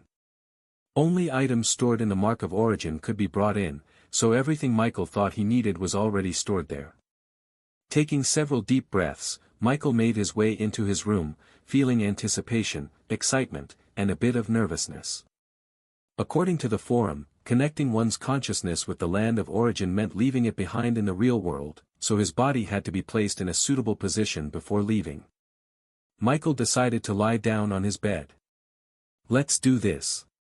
He concentrated on the mark on his hand, trying to connect his consciousness with the land of origin. Since it was his first time, it wasn't easy, but thankfully, the land of origin was an innate part of every awakener. It didn't take long for him to finally succeed. Michael's right hand, which was raised in the real world, slowly fell as his body began to softly snore. New chosen detected. Chosen identity confirmed. You have gained a new skill, detect. After reading more about the land of origin, Michael often wondered where his initial location would be. Would it be in the middle of a forest? An open plain? Or maybe dangerously close to a monster nest. There were endless possibilities, and Michael's imagination ran wild. He hoped that as long as it wasn't anywhere near monsters, he'd be fine. But when Michael opened his eyes, he found himself in a dark room with black brick walls covered in moss. If not for the holes in the roof allowing in some sunlight, the room would have been pitch black. A foul odor filled the air, making Michael gag in disgust. What is this smell? Rotting garbage? Or, worse? No, that's not important right now. Where on earth am I? If he hadn't registered with the Supers Association and gained access to information about the land of origin, he might have panicked. However, though Michael knew each awakener's initial location was random, he wasn't exactly thrilled. The problem wasn't the location itself but the disgusting smell. Though he wanted to leave immediately, Michael resisted the urge to move. His current location wasn't the worst, at least there were no monsters or erupting volcanoes nearby. But he knew it was better to proceed with caution until he learned more about his surroundings. This wasn't just his own hunch, experienced awakeners had emphasized caution multiple times in the Tips for New Awakeners forum post. First step, observe your surroundings. Michael turned to inspect the wall beside him. Wall. A wall made of old, weathered bricks. Figures, Michael thought sarcastically as he read the description. He wasn't surprised by its sudden appearance, having expected it. This information was thanks to a new skill he had gained, actually, one that every awakener received upon entering the land of origin for the first time, detect. Much like in games, the detect skill allowed the user to gather information about specific objects they focused on. It was an essential skill for both new and experienced awakeners alike. However, detect had its limitations.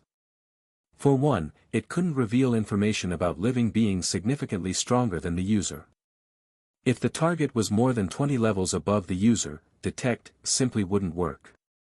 Conversely, the skill provided more detailed information when the user's level was significantly higher than that of the target. Detect could also improve over time, providing more details as the user's knowledge grew. Shifting his focus away from the room's wall, Michael took a moment to observe his own body in this world. As expected, nothing from Aurora had followed him, not even his clothes. Thankfully, he wasn't naked, he was dressed in simple clothing similar to what commoners wore in the medieval ages on Earth. Aside from the clothing, there was nothing else of note on him. Now that he had a basic understanding of his surroundings, Michael decided it was time to explore. But before leaving the room, he decided to arm himself, just in case. There was no sign of monsters outside, but it was better to be safe than sorry. Michael had read plenty of stories on the forum about the unfortunate fates of new awakeners, and he had no intention of dying on his first day. The first thing Michael retrieved from his storage space was the leather armor he had bought from the association. While better armor existed, those options were either too expensive or impractical for him at this stage. Enduring the urge to gag from the foul smell around him, Michael quickly but quietly donned his leather armor. Time to arm myself. Michael had purchased 3 types of weapons from the association, 2 melee weapons and 1 firearm. He had been surprised he could get the latter without any complications. Apparently, his status as an awakener was all the license he needed. Guns were effective in the land of origin, so he decided to bring one along. Compared to the spear and dagger he'd purchased, he felt much safer with a firearm. Though he'd never held a gun in either of his lives, let alone fired one, it offered a few clear advantages over melee weapons.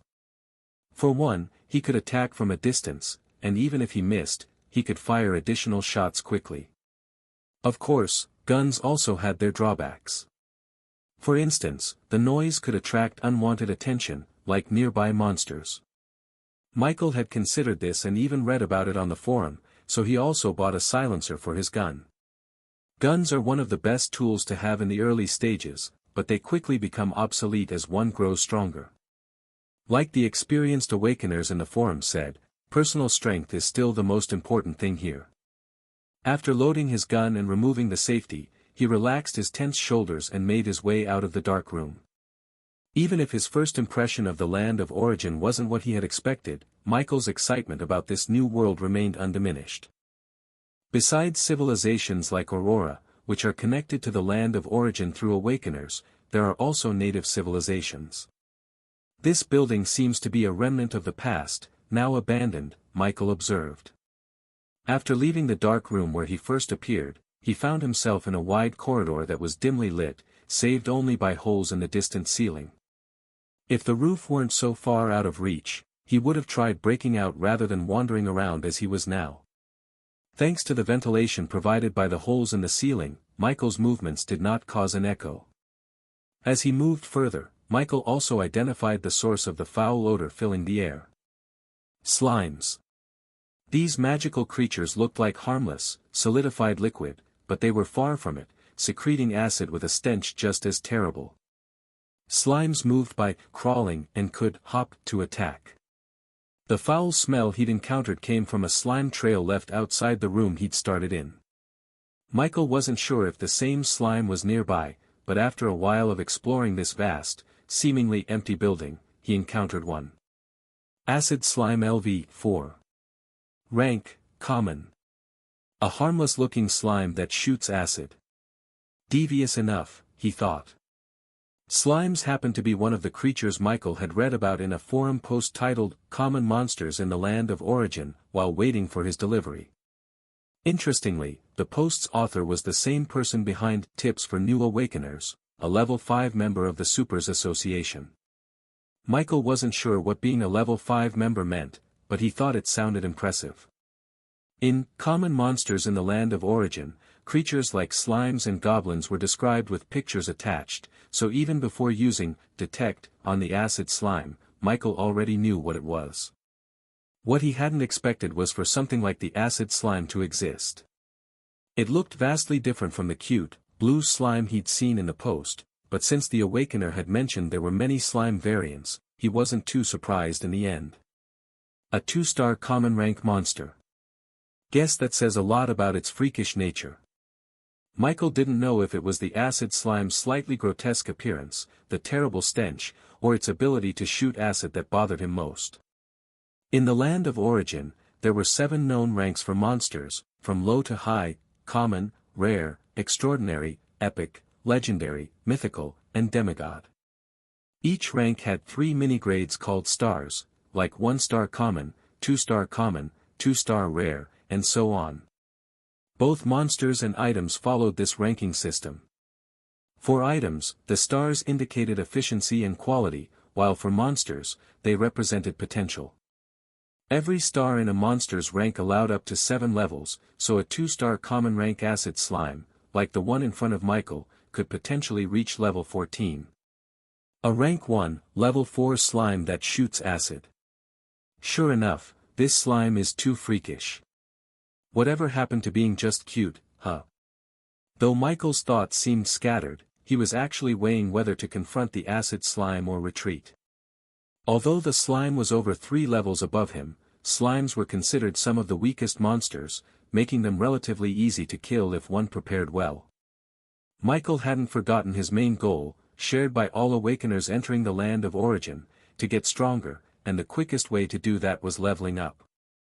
And as a necromancer, he'd eventually need undead summons, so he would have to kill something, or he'd be a fake necromancer at the end of the day.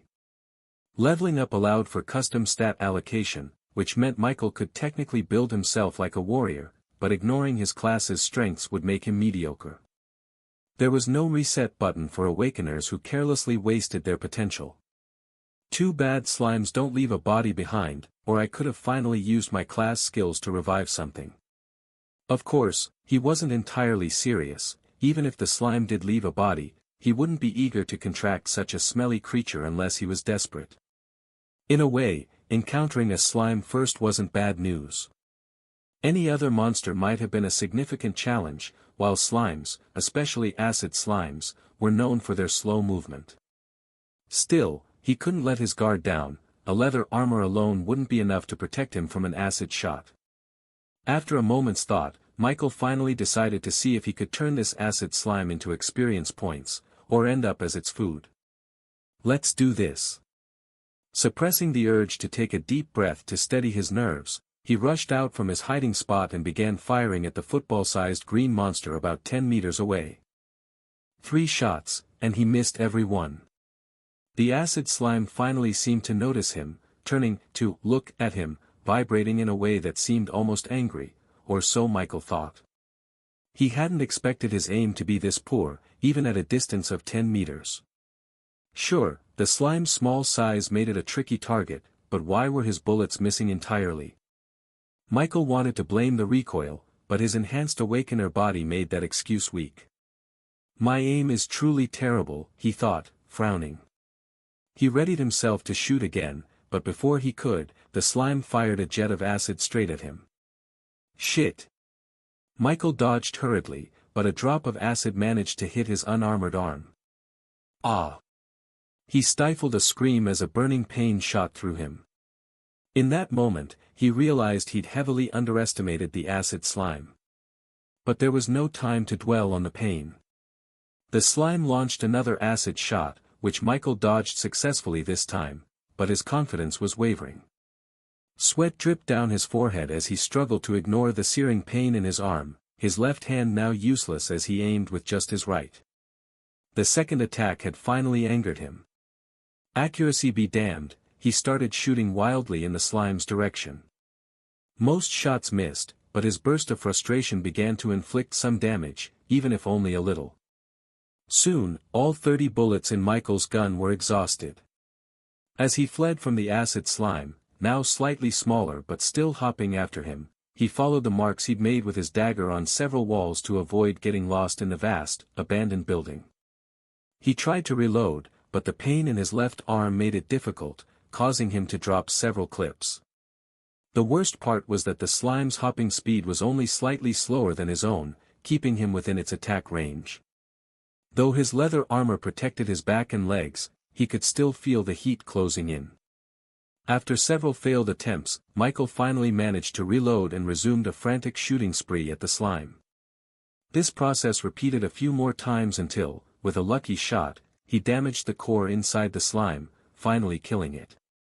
You killed a common level 4 acid slime. You've gained 45 experience points. You killed a monster 3 levels higher than your own, earning a 4x experience multiplier. You've gained 180 experience points. Level up. You have leveled up to level 2. You have learned the skill, Basic Shot. On his first day in the land of origin, Michael had almost been taken down by one of the weakest monsters, a slime. You've leveled up to level 2 human. You've gained 0.2 stat points in strength, agility, and constitution. You've gained 0.5 stat points in intelligence. You have gained 2 attribute points. You've leveled up to level 2 Necromancer Apprentice. You've gained 0.1 stat points in strength and constitution, 0.3 stat points in agility, and 0.5 stat points in intelligence. You have gained 4 attribute points. Michael hardly registered the notifications. It felt like he was about to die, his whole body burning as if it were engulfed in flames. A section of his left arm looked mutilated, horrifying to even glance at. Suppressing the urge to scream, Michael took out one of the health potions he'd bought from the Supers Association store. He hadn't imagined he'd need it less than 2 hours after first stepping into the land of origin. Despite the warnings about not treating the land of origin like a game, part of him still had. It fueled his excitement, filling him with visions of leveling up like the protagonist in some cheap novel, rising to the peak of this world and beyond. Perhaps it was his teenage optimism that kept him hopeful, or maybe he was unconsciously slipping into the role of an 18-year-old despite already being an adult back on Earth. With shaky hands, Michael poured half of the health potion over his injured arm and drank the rest.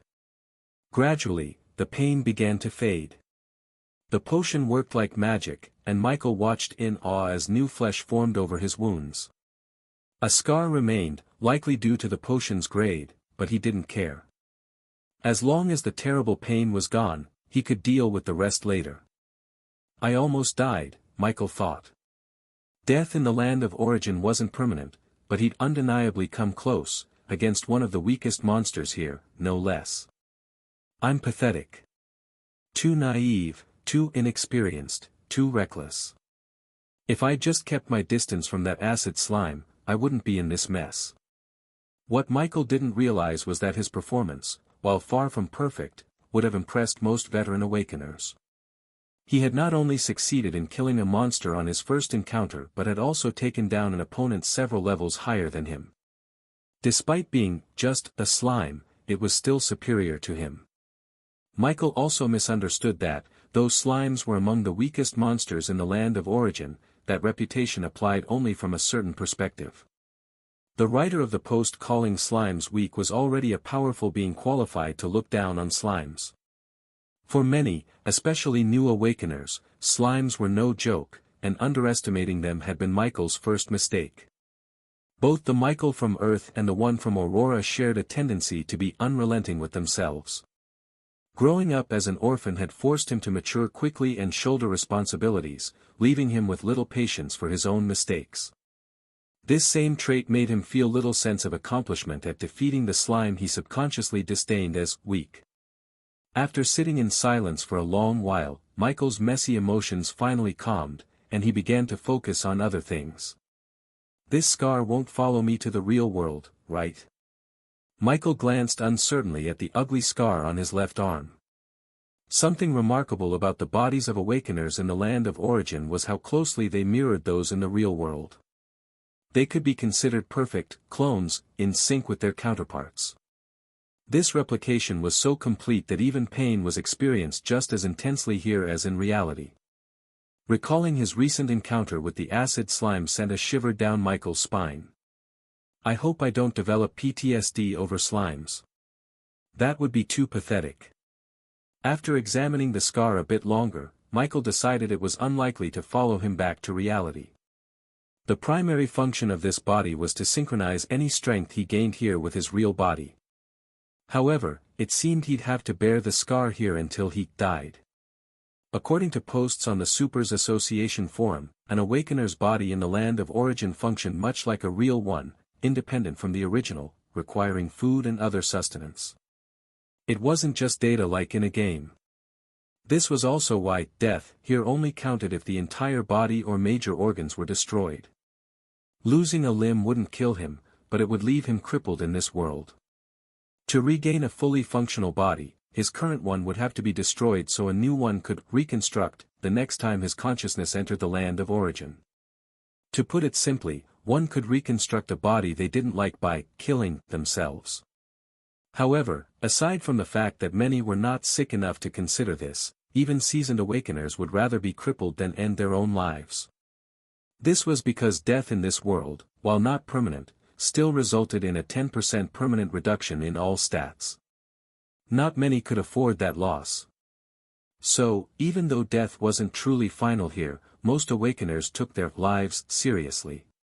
By now, Michael had recovered from his life and death battle with the acid slime and could finally focus on something he'd been putting off. I leveled up. Though his performance against the acid slime left much to be desired, Michael wouldn't turn down the experience points. He had a problem with the slime, not with its generous experience reward. Status. Name, Michael Norman. Class, Necromancer Apprentice. Level, 2+1. EXP, 80 out of 250. Strength, 1.6, plus 0.3. Agility, 1.9, plus 0.5. Constitution, 1.4, plus 0.3. Intelligence, 5.5, plus 1.0. Attribute points, 6. Skills, Undead Summoning, Undead Revival, Detect, Basic Shot, New. Talent, Infinite Evolution. Class Skill, Contract Slot, 0 out of 4. Gift, Mark of Origin. Compared to how it looked when he first awakened, Michael's status screen now appeared significantly different. The first thing he noticed wasn't the change in his level or stats but his skills section. Aside from the 2 class skills he'd had since awakening, entering the land of origin had granted him 2 more, which stood out.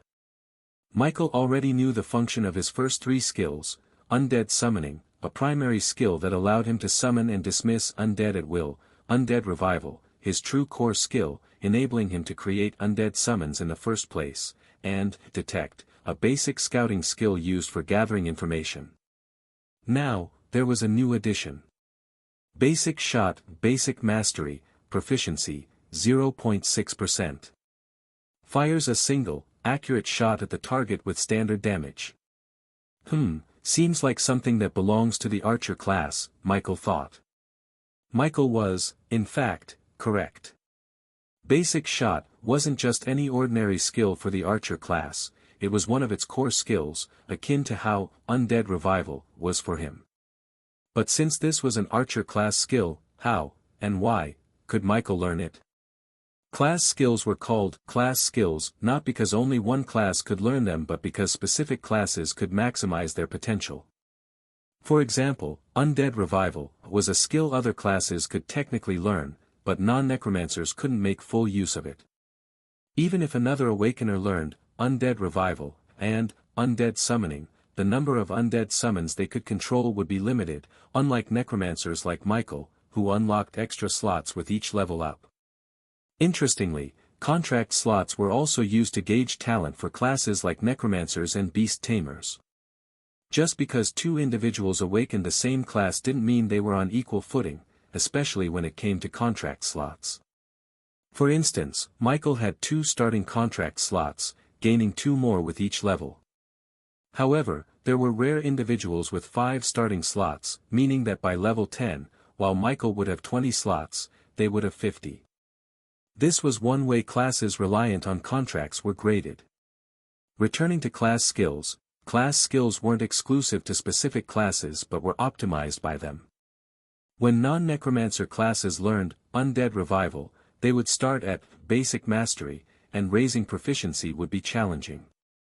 In contrast, necromancers like Michael would start at Intermediate Mastery, for skills like Undead Revival or any necromancer-centric ability. This applied to other class systems as well.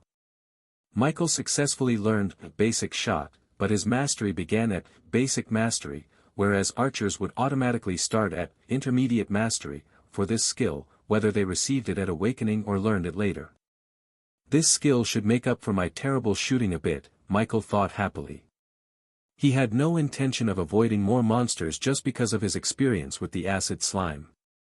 Though he didn't enjoy pain, who would? He wasn't a coward. Shifting his focus away from his new skill, Michael began to examine the changes that had occurred after leveling up. My stats have increased, was the first thing Michael noticed. He hadn't felt anything earlier, which made sense, as pain had been all-consuming.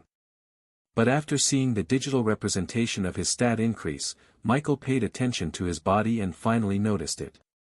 He stood up and tried a few movements to gauge how much his stats had risen.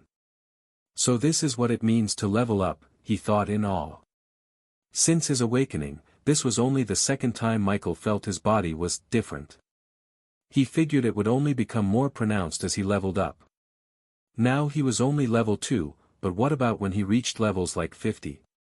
By then, even his less relevant stats for his class, like strength and constitution, would likely reach superhuman levels. Among his stats, Michael noticed that intelligence had increased the most. However, it was currently useless, as he had no way to use mana yet. The intelligence stat didn't make one smarter, it simply represented an awakener's total mana and their ability to learn things quickly, like spells. Thanks to his human race and necromancer class, which each provided 0.5 stat points in intelligence, Michael now had almost 6 times the average intelligence of a typical human. The stat system for awakeners factored in their race to determine their strengths. Even before awakening, Michael had known races like elves existed in the land of origin, and some of these elves weren't native but from civilizations like Aurora, where awakeners also resided. For example, an elf with a strength stat of 1 would have it scaled according to their natural physique. So, if elves were naturally stronger than humans, a single point increase in their strength stat might equate to what would be 2 points for humans. This system reminded Michael of the class system, where some classes had inherent advantages over others. However, all these differences were meaningless to him now, as he was still lost in the middle of nowhere. The next biggest boost went to his agility stat, with the mage-type Necromancer class surprisingly contributing the most points. Agility affect movement speed, reaction time, dodge ability, and attack speed. Michael wondered what a mage class like Necromancer would benefit from agility, but he made a note to research it later. After intelligence and agility, strength and constitution received the lowest enhancements. Strength impacted physical power, melee attack damage, carrying capacity, and physical feats. Constitution affected health, endurance, resistance to physical and elemental damage, and environmental factors. Michael knew these stats would have been even lower without the boosts from leveling up as a human. If his stats depended solely on his Necromancer class, his mana pool might be vast, but even a lower-level physical class could probably take him down with a single punch. Despite the seemingly small gains, he felt his overall performance had improved by at least 30%. And this is only from one level up. I need more experience. The surge in power was addicting. Despite the ordeal with the slime, Michael had no intention of shying away. Ever since seeing that video of a demigod cultivator in action, he'd vowed to reach a similar level of strength. A single, bad encounter with a slime wasn't going to change that. However, the experience had taught him to be more cautious. If he were to face slimes again, he'd either have to use his brains or suppress them with power. He didn't consider himself dumb, but he wouldn't exactly call himself smart either. After all, an intelligent person wouldn't have just attacked a level 4 monster, regardless of its species, with the desperation of an experience-hungry dog, and he'd been just that. But if he wanted to use power to suppress any slimes he encountered. Michael's gaze drifted to his attribute points on the panel. Maybe, just maybe, they could help him. Attribute points, 6. Michael wouldn't claim to know much about his new reality just because he spent a few hours on the Supers Association forum. But thanks to those hours of studying, he could say he knew much more about awakeners now than before. Aside from a few other things, there was one thing all awakeners wanted regardless of race. Attribute points. With each point representing the entire power of an average individual of their respective race, an instant boost. And right now, Michael had 6 of these points he could use to instantly strengthen himself. Which stat would maximize these points and help me most right now? Michael wondered. At this moment, he needed something to boost his survivability and strength, and apart from external items, only these attribute points could help. Michael examined his stats, considering which of the 4 would best support him in his current situation. Strength, 1.6. Agility, 1.9. Constitution, 1.4. Intelligence, 5.5. Attribute points, 6. Michael's initial location could be described as odd. At first glance, it didn't seem particularly dangerous, but it also couldn't be called safe. It might be a stretch to label it dangerous because of a single slime, but that slime, a genuine monster, also made this place questionable. What if there were more monsters? And what if they weren't slimes? Michael didn't like slimes, but he felt they were probably the best kind of monster he could currently handle solo.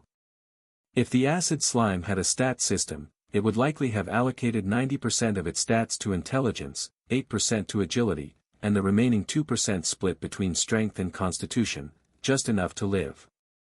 This is rough estimation, but it was obvious that, despite being an acid slime, its constitution was minimal. Even with gun and bullet technology refined over 200 years, it shouldn't have been able to kill the slime by destroying its core embedded within its acidic body. It was only now, as Michael had time to think, that he realized just how incredibly lucky he'd been. If he had encountered any other monster, like a wolf, with 90% of its stats in agility, he'd probably be at home right now, cooking something for his cousin. Monsters were supernatural beings, so even a wolf's speed would be terrifying. A normal wolf is already faster than an average human, so a wolf monster would be a nightmare to escape. A slime, in contrast, was manageable. With a long-range weapon, it could be defeated without risking close contact. But without one, getting close enough to kill an acid slime was almost suicidal. Just one wrong step could lead to excruciating pain, a worse deterrent than even the consequences of death. I really hope there's no monster other than slimes in this building, Michael thought. As for hoping for no monsters at all, that wasn't his wish, he was greedy for the experience points. Okay, it's decided. I'll choose agility and constitution. For a necromancer to choose these stats seemed wasteful, but Michael had no choice. Right now, he was a fake necromancer without a single undead summon or spell to cast. Although intelligence was his most important stat, it felt useless at the moment. Ironically, investing in it felt like a waste. As for why he chose agility and constitution, the reasoning was simple, the latter to boost his health and endurance so he could survive longer, and the former so he could run from anything he couldn't defeat, or at least stay out of reach. He planned to put more points into agility between the two. I'm really a disgrace to necromancers. After a moment's thought, Michael stopped hesitating and began to increase his stats. He first placed 2 points into Constitution. Constitution, 3.4. After increasing his Constitution by 2 points, Michael immediately felt different. A warm sensation spread through his body, leaving him with a subtle sense of increased health. The change was hard to pinpoint, but the most noticeable effect was on his mutilated left arm. Now, with 3 times the constitution of an average human, the scar there seemed to fade slightly, not disappearing, but looking older, as though it had been healing for years. This implied that future scars wouldn't vanish either, increasing constitution would only make them appear healed. Even though I haven't ascended to rank 1 yet, with 3 times the constitution of an average human, my lifespan should be pretty long, right? Michael wondered. He was uncertain but felt he was on the right track. Awakeners had incredibly long lifespans. Rank 1 awakeners could live up to 200 years, so what about the higher ranks? Beyond offering great power, the land of origin presented another alluring gift, immortality. Michael suspected that for many, immortality was the real prize, power was just a desirable convenience. After adjusting to his enhanced constitution, Michael then allocated points to his agility stat. Agility, 4.9. Compared to constitution, the effects of increasing agility were immediate. When Michael tried to move his hands, the newfound flexibility and speed made him stumble and almost flip himself over. Amazing! Though in an awkward position, his heart was filled with excitement. Boosting his agility felt like breaking free from invisible chains that had weighed him down. 4 times the average human speed. I'm practically a mini superhuman in the eyes of ordinary people now. And this is just level 2. When I advance to the first rank, the stat increase will be even more impressive. Michael was thrilled with his growth, eager to get even stronger. Now, he didn't fear acid slimes hurting him, he feared not finding any to fight. Before diving into exploring the abandoned building, though, he took a few minutes to adjust to his newfound agility. After testing his movement, he was stunned. The average human speed is about 100 meters in 10 seconds. I just tried running, and I'm hitting around 80 meters per second. And I think it's only this fast because I still need better control of my body.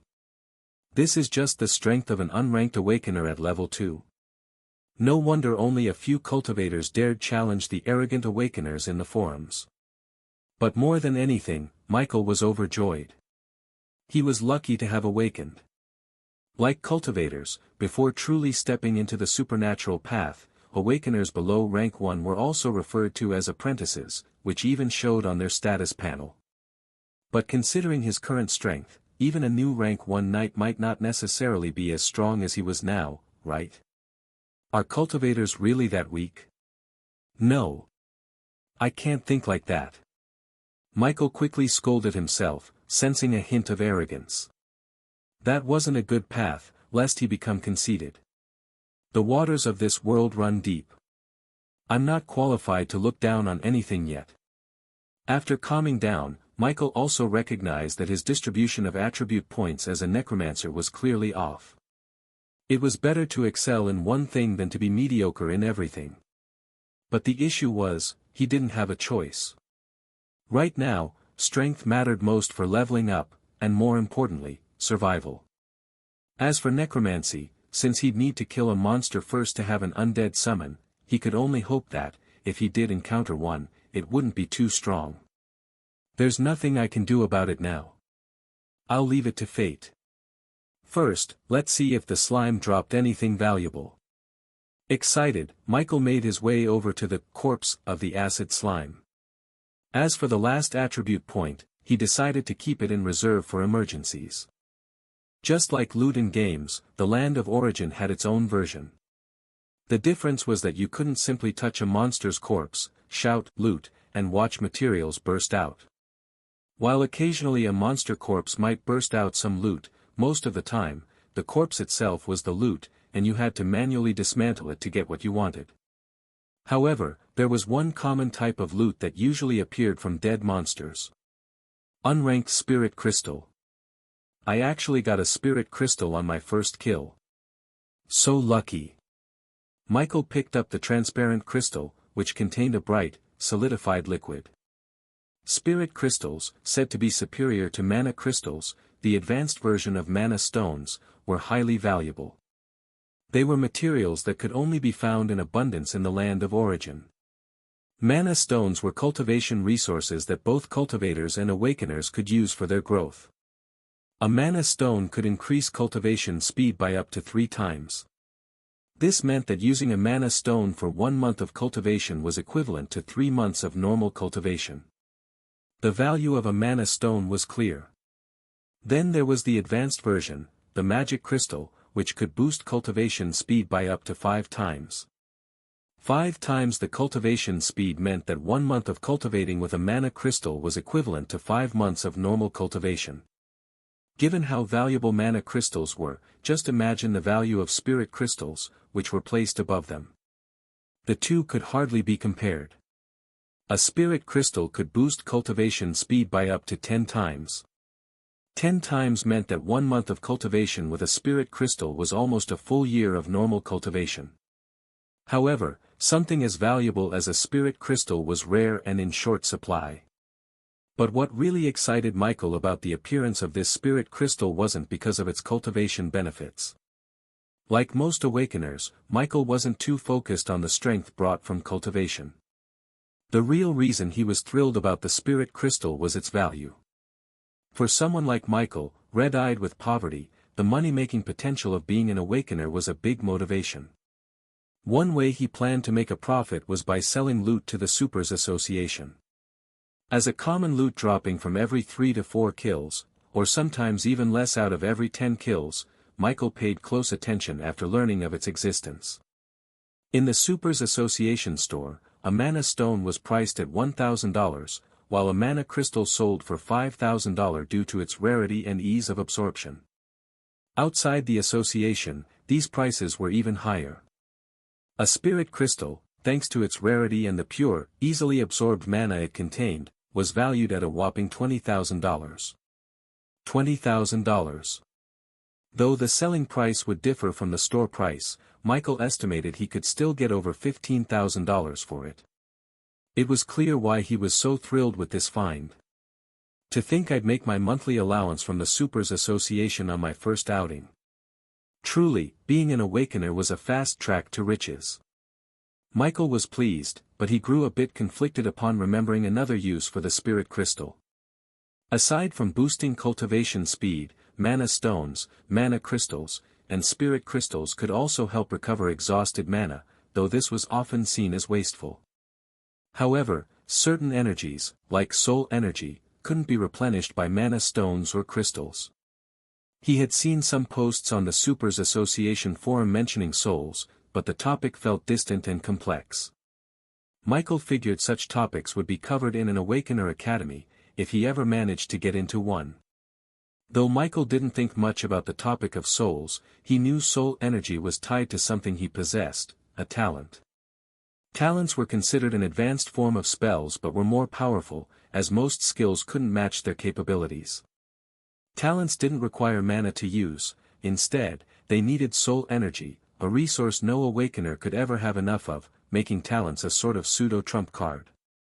Since soul energy wasn't the same as mana, it couldn't be restored by mana stones or crystals. If an awakener didn't want to wait for soul energy to recover slowly on its own, a spirit crystal could be used to replenish it.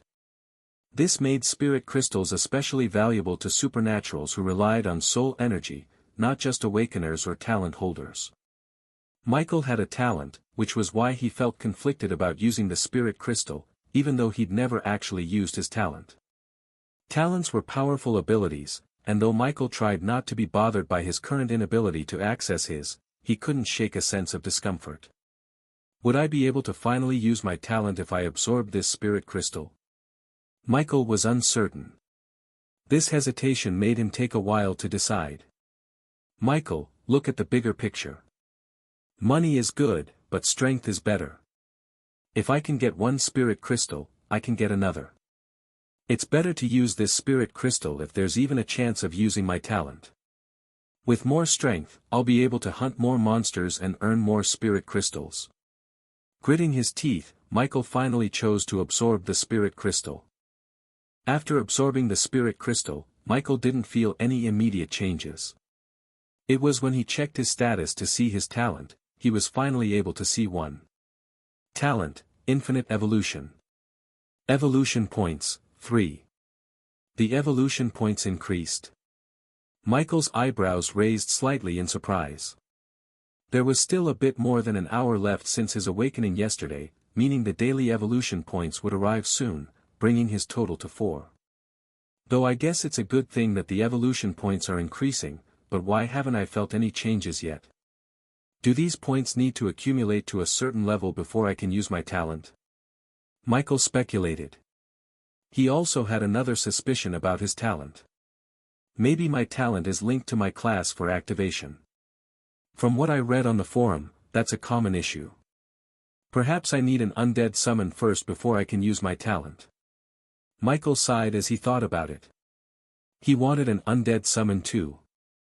But unless he encountered another easy monster like the slime in this building, which he didn't think was likely, he couldn't do much.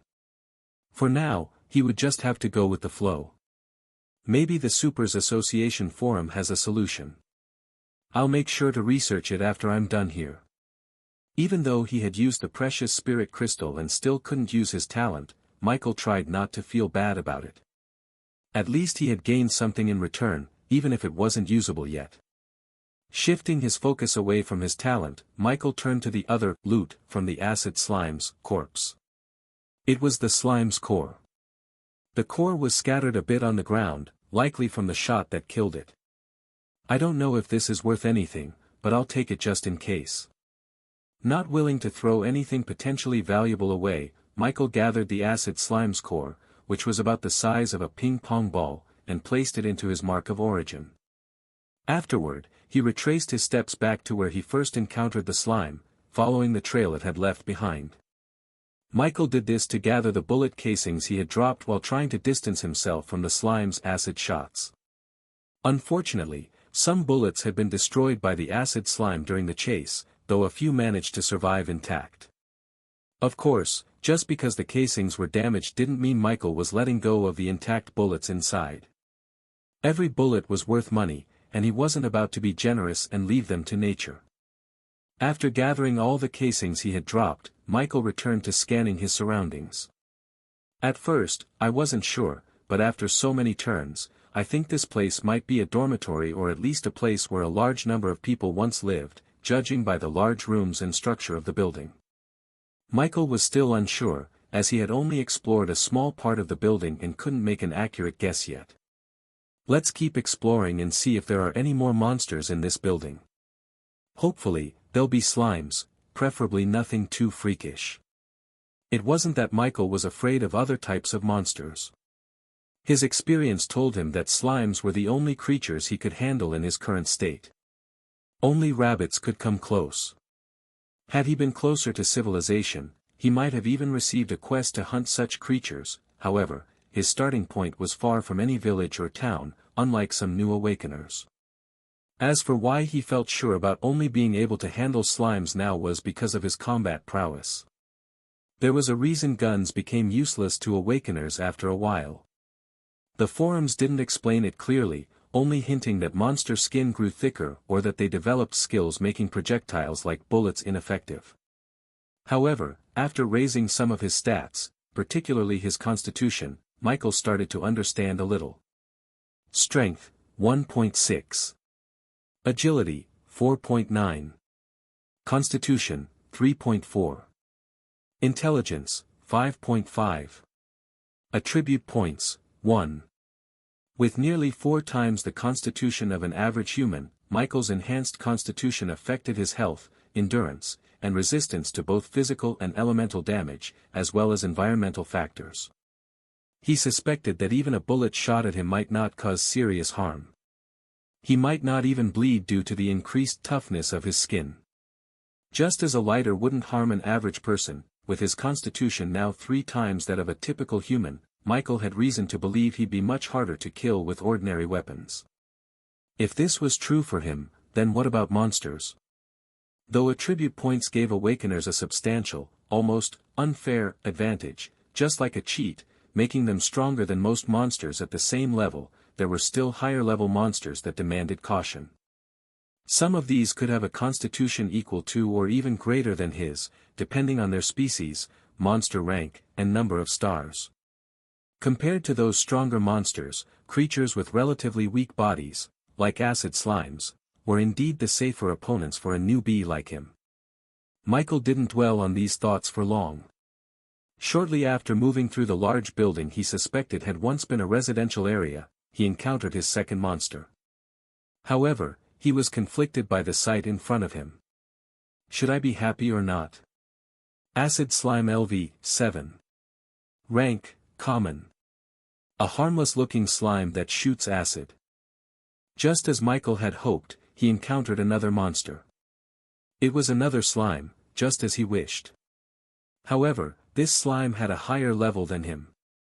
While awakeners shouldn't be judged solely by their level, thanks to attribute points, there's a reason the saying, "fight according to your level," exists.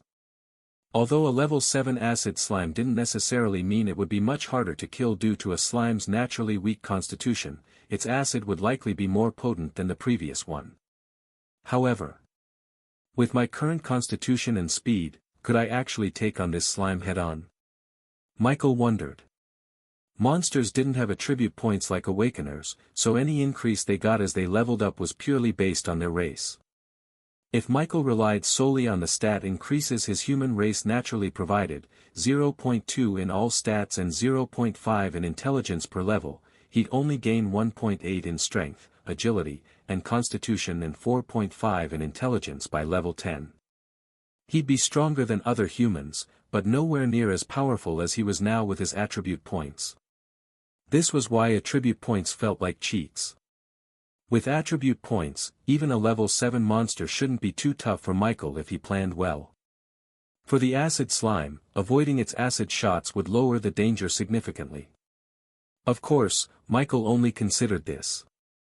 Until his gun proved ineffective, he preferred long-range combat with monsters. It wasn't that he lacked close combat skills. By the time students left high school in the real world, most had basic combat training, due to the combat-oriented nature of awakener and cultivator professions they could potentially have in the future. Though he wasn't the top in his class, Michael had learned some close combat skills. But knowing how to fight didn't mean he could automatically apply it well in a real encounter.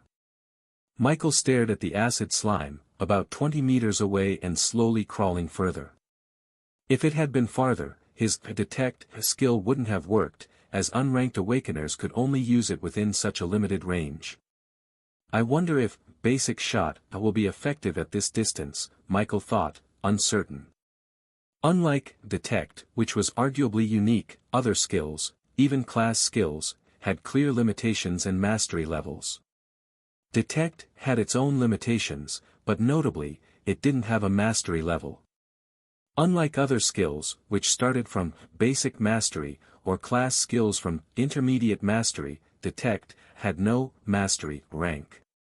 One unique feature was that, like a talent, it didn't use mana, yet unlike talents, it also didn't require soul energy. The only valuable information he found in his research was that detect could be considered a passive skill, a rare type that required no mana to activate and functioned constantly. Active skills, in contrast, needed to be manually activated using energy.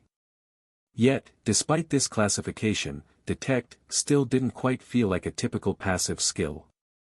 Michael was intrigued by the nature of the detect skill, but when he searched the forums, he found only basic information, with no mention of its unique properties. His first thought was that this was due to his authority level in the Supers Association, which was only level 1. If a detect required a higher authority to learn more about, it confirmed its unique nature. Perhaps, he thought, it might even have something to do with the uniqueness of the land of origin itself, rather than just the skill's effects. Other skills, however, were generally more straightforward once one became familiar with them. Most skills didn't mean immediate effect upon activation. Just because an awakener had the fireball skill, for instance, didn't mean a fireball would instantly appear upon activation. Instead, activating a skill provided the caster with knowledge and an instinctual feel for its workings, making it easier to use. The higher the skill's mastery, the deeper the knowledge and ease of use. Take basic shot, the skill Michael acquired. Activating it wouldn't immediately fire a bullet, instead, it would instinctively guide him on how to hold the gun, aim, and shoot, an improvement over his earlier, more random attempts. As his mastery improves, the more the skill would feel like second nature to him. As thoughts raced through Michael's mind, he raised his gun, aiming at the distant acid slime. Michael quietly activated his skill. Basic shot. Immediately, he felt an instinctive awareness, his grip was wrong, his aim was off, his posture needed adjusting. Step by step, Michael made each correction, guided by the skill's influence, while keeping his focus on the unaware slime in the distance. Despite the skill's assistance, it took Michael about 20 seconds to make these adjustments. He could still sense more room for improvement, a result of his low mastery of basic shot. With higher mastery, aiming and shooting would feel like second nature, he'd be faster, more precise, without needing to think. The miraculous effect of his skill left Michael speechless. For the first time, handling a gun felt natural. Though the skill hints I could improve even further, this is already leagues beyond my earlier fumbling. All I need is to raise my skill's proficiency and mastery. No wonder the Federation wants awakeners. We really are like cheats, quick power-ups, instantly mastering skills that should take years to learn. As a necromancer, if I were an archer, wouldn't I already be a sharpshooter? How can ordinary people compete with this? Sure, both are powerful, but the teachers were really wrong to say awakeners and cultivators were equal. It's not surprising, though, since the world barely understands these two professions in the first place. Is this a deliberate concealment by the Federation, or is there a bigger picture here? Despite the whirlwind of thoughts, Michael's focus never wavered from the acid slime. As soon as he locked onto the monster with a steady aim, he pulled the trigger without hesitation. Bang! A soft sound echoed through the long hall. The gunshot wasn't loud, thanks to the silencer. Pooey! Unlike his first encounter with an acid slime, where he missed every shot, this time Michael's first bullet struck true. It didn't kill the slime, but the hole close to its core showed it was a near hit. Basic shot is so powerful. Michael praised in his mind as he began to retreat. Though close, the shot hadn't reached the core, and now the slime was aware of him. No eyes or ears, yet it still senses, truly a freak of nature, Michael thought, revealing his dislike for slimes. But it's slow. Even though monsters didn't have attribute points, Michael expected the level 7 acid slime to be stronger. However, aside from the intensity and range of its acid attacks, its speed was barely different from the last one. If it's this slow, then there's nothing to fear. This didn't mean Michael would be reckless. Despite his increasing confidence, Michael knew little about slimes and their potential abilities.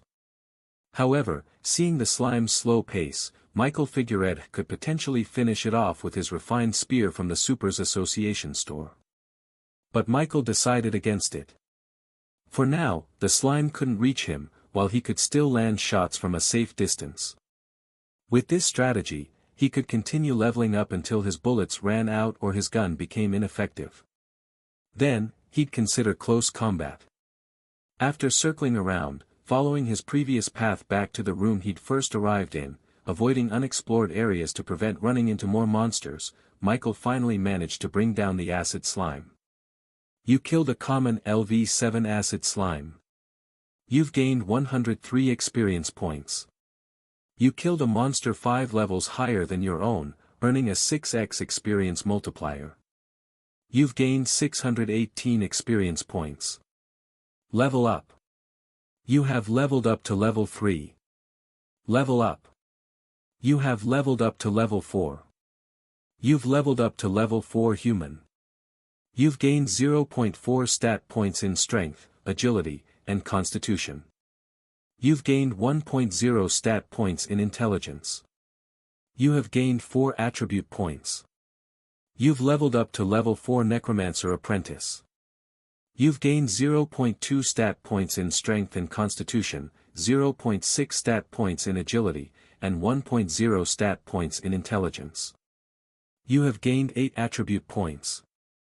After the acid slime died, Michael felt a surge of power flood through him.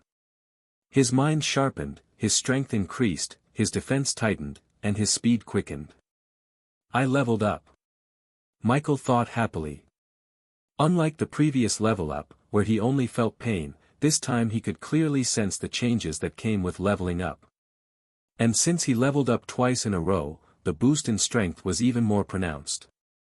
Excited, Michael immediately checked his status to see the results. Status. Name, Michael Norman. Class, Necromancer Apprentice. Level, 4, +2. EXP, 48 out of 600. Strength, 2.2, +0.6. Agility, 5.9, +1.0. Constitution, 4.0, +0.6. Intelligence, 7.5, +2.0. Attribute points, 13.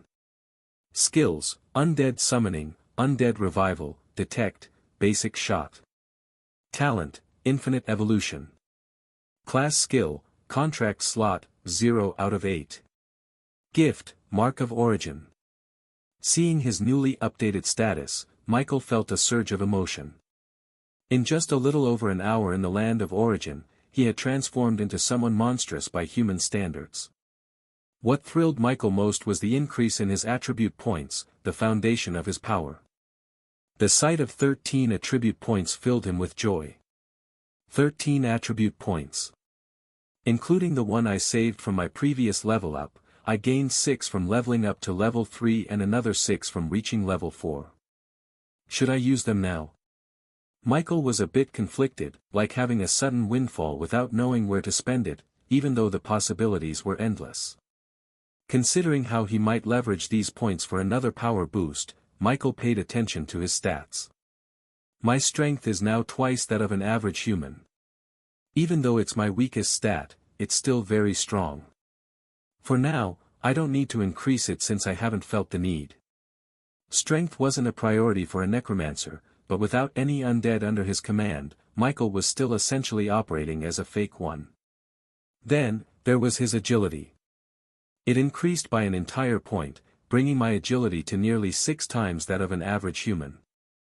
I'm probably not inferior in speed to most level 8 to 10 monsters, unless they're specialized in agility.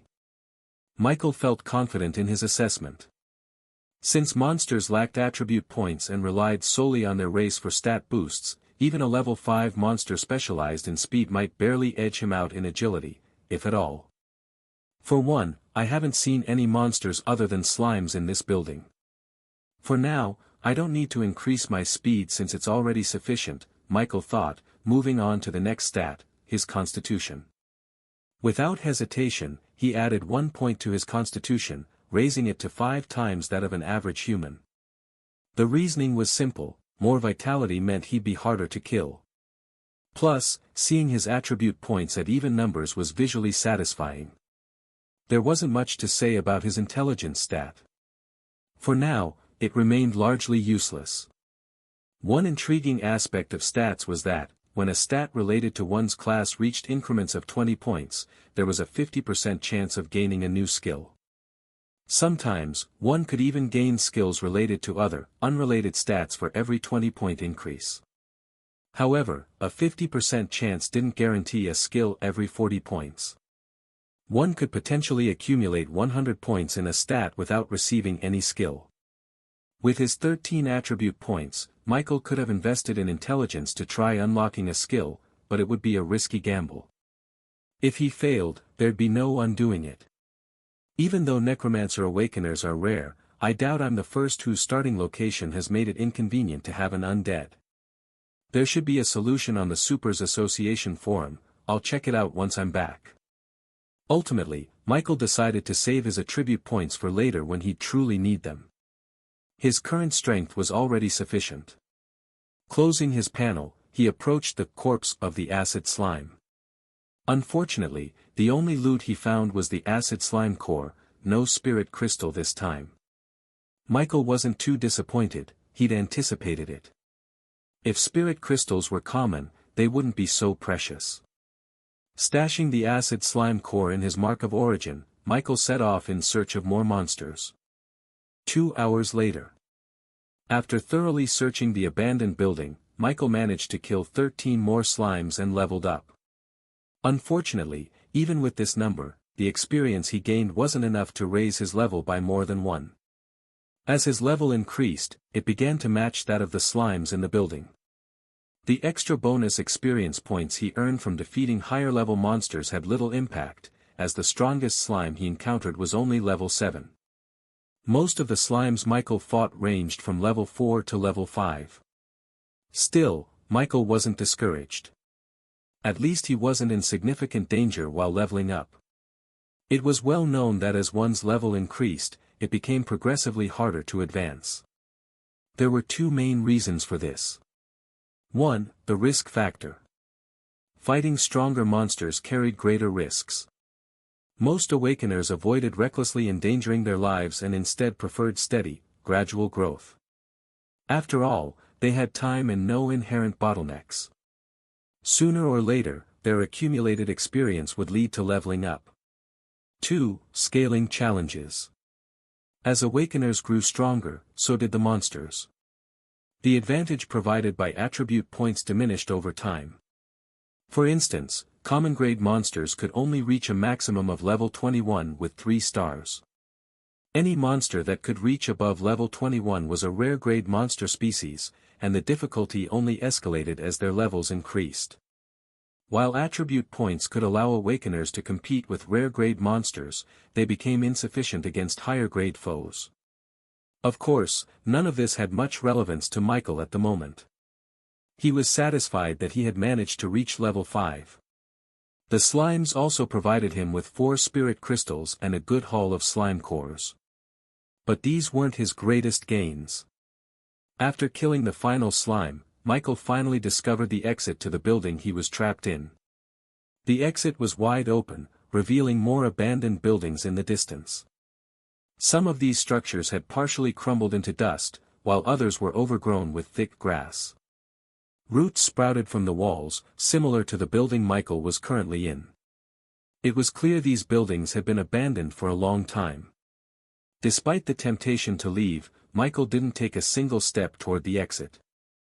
No, he didn't even dare approach it. Outside the exit was a staircase, and at the base of it stood a statue that blended seamlessly with the environment. If not for his caution and curiosity prompting him to use detect on the statue, Michael might have overlooked its peculiarity. No, more likely, he would have died. Gargoyle LV 21. Rank, Rare. An old gargoyle, weakened after years of neglect. A gargoyle. A creature once thought to exist only in fiction back in his previous world now stood just 20 meters away from him. However, this one was wingless, but that was the least of Michael's concerns. I'm cooked, he thought bitterly. His experience in the land of origin seemed cursed enough to rank among the top 100 most unfortunate starts for new awakeners this year. First, he nearly died to a slime. And now, it turned out the slimes were merely appetizers for the main course.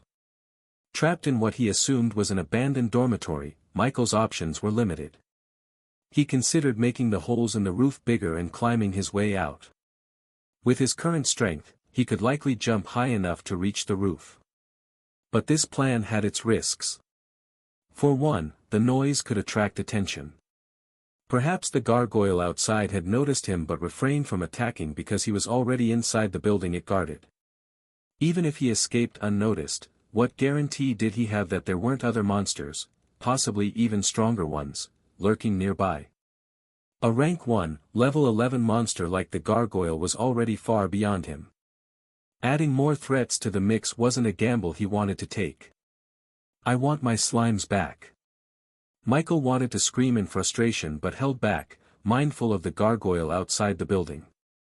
Though he suspected the gargoyle might not come after him, he'd been in this building for hours, occasionally making noise, it wasn't a risk worth taking. Despite the dire situation, Michael wasn't in complete despair. At least he was still alive, and as long as that remained true, he could devise a way out. As thoughts raced through his mind, Michael made his way back to the spot where he'd first appeared. For some reason, this location always gave him a faint sense of comfort and security. Time to go back home. After several hours of running around, even though he was much stronger now, Michael was both physically and mentally drained.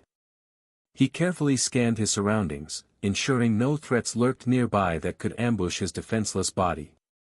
Only then did he sit down in a corner, taking out an energy nutrient from the Supers Association store. Ugh. Tastes awful. But at least you won't starve, buddy, he muttered, patting himself as he swallowed the bitter liquid. Time to go back and look for solutions to my unwanted problems. Once ready, Michael disconnected his consciousness from the land of origin. Back in Aurora, his eyes slowly opened. Fuck. Michael felt conflicted about his first day in the land of origin. On one hand, it had been exciting, he had narrowly survived being killed by a slime, escaping disfigurement by sheer luck. On the other hand, it was downright terrible. His first battle had been a life-and-death struggle against one of the weakest species, a slime, and just as things seemed to improve, he encountered an even bigger boss.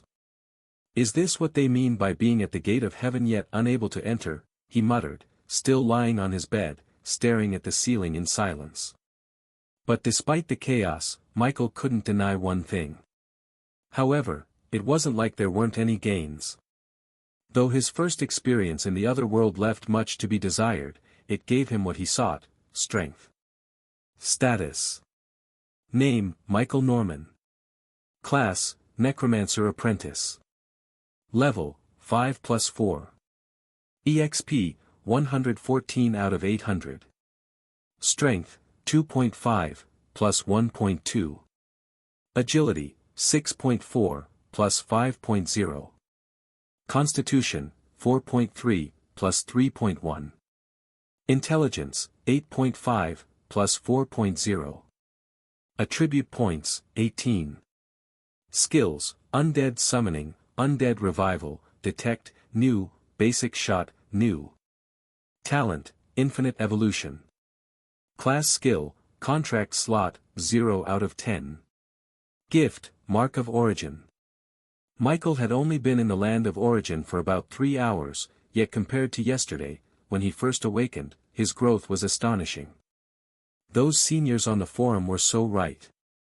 The land of origin is no game, even though it looks like one, but it's truly an amazing place, he muttered in awe. A second later, his mood dipped into depression. Yet, even with all this growth, I still don't have any undead as a necromancer. My supposed highest stat, intelligence, is about to be overtaken by agility. Am I really a necromancer, or am I becoming an assassin instead? Pausing, he chuckled bitterly.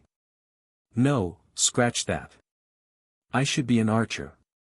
My only working skill is basic shot, and it doesn't even use mana, it's a physical skill fueled by stamina. Michael mockingly shook his head in helplessness as he stood and stretched his stiff muscles. Afterward, he grabbed his phone from the desk. 3:07, he read. That's roughly 3 hours spent in the land of origin. I left here a little after noon, and it was approaching noon there before I left. Aurora's time is probably 3 to 4 hours ahead. Of course, the time zones of Aurora and the land of origin were unrelated, being completely different worlds. Still, Michael used the time difference as an estimate. With that thought lingering, Michael sat in the chair by his desk and logged into the Supers Association forum on his phone. This time, he wasn't just searching for answers. He planned to ask directly. Michael had too many uncertainties, and searching blindly for solutions without even knowing the right terms felt like trying to find a rumored treasure in the middle of an ocean. Conflicting first day in the land of origin.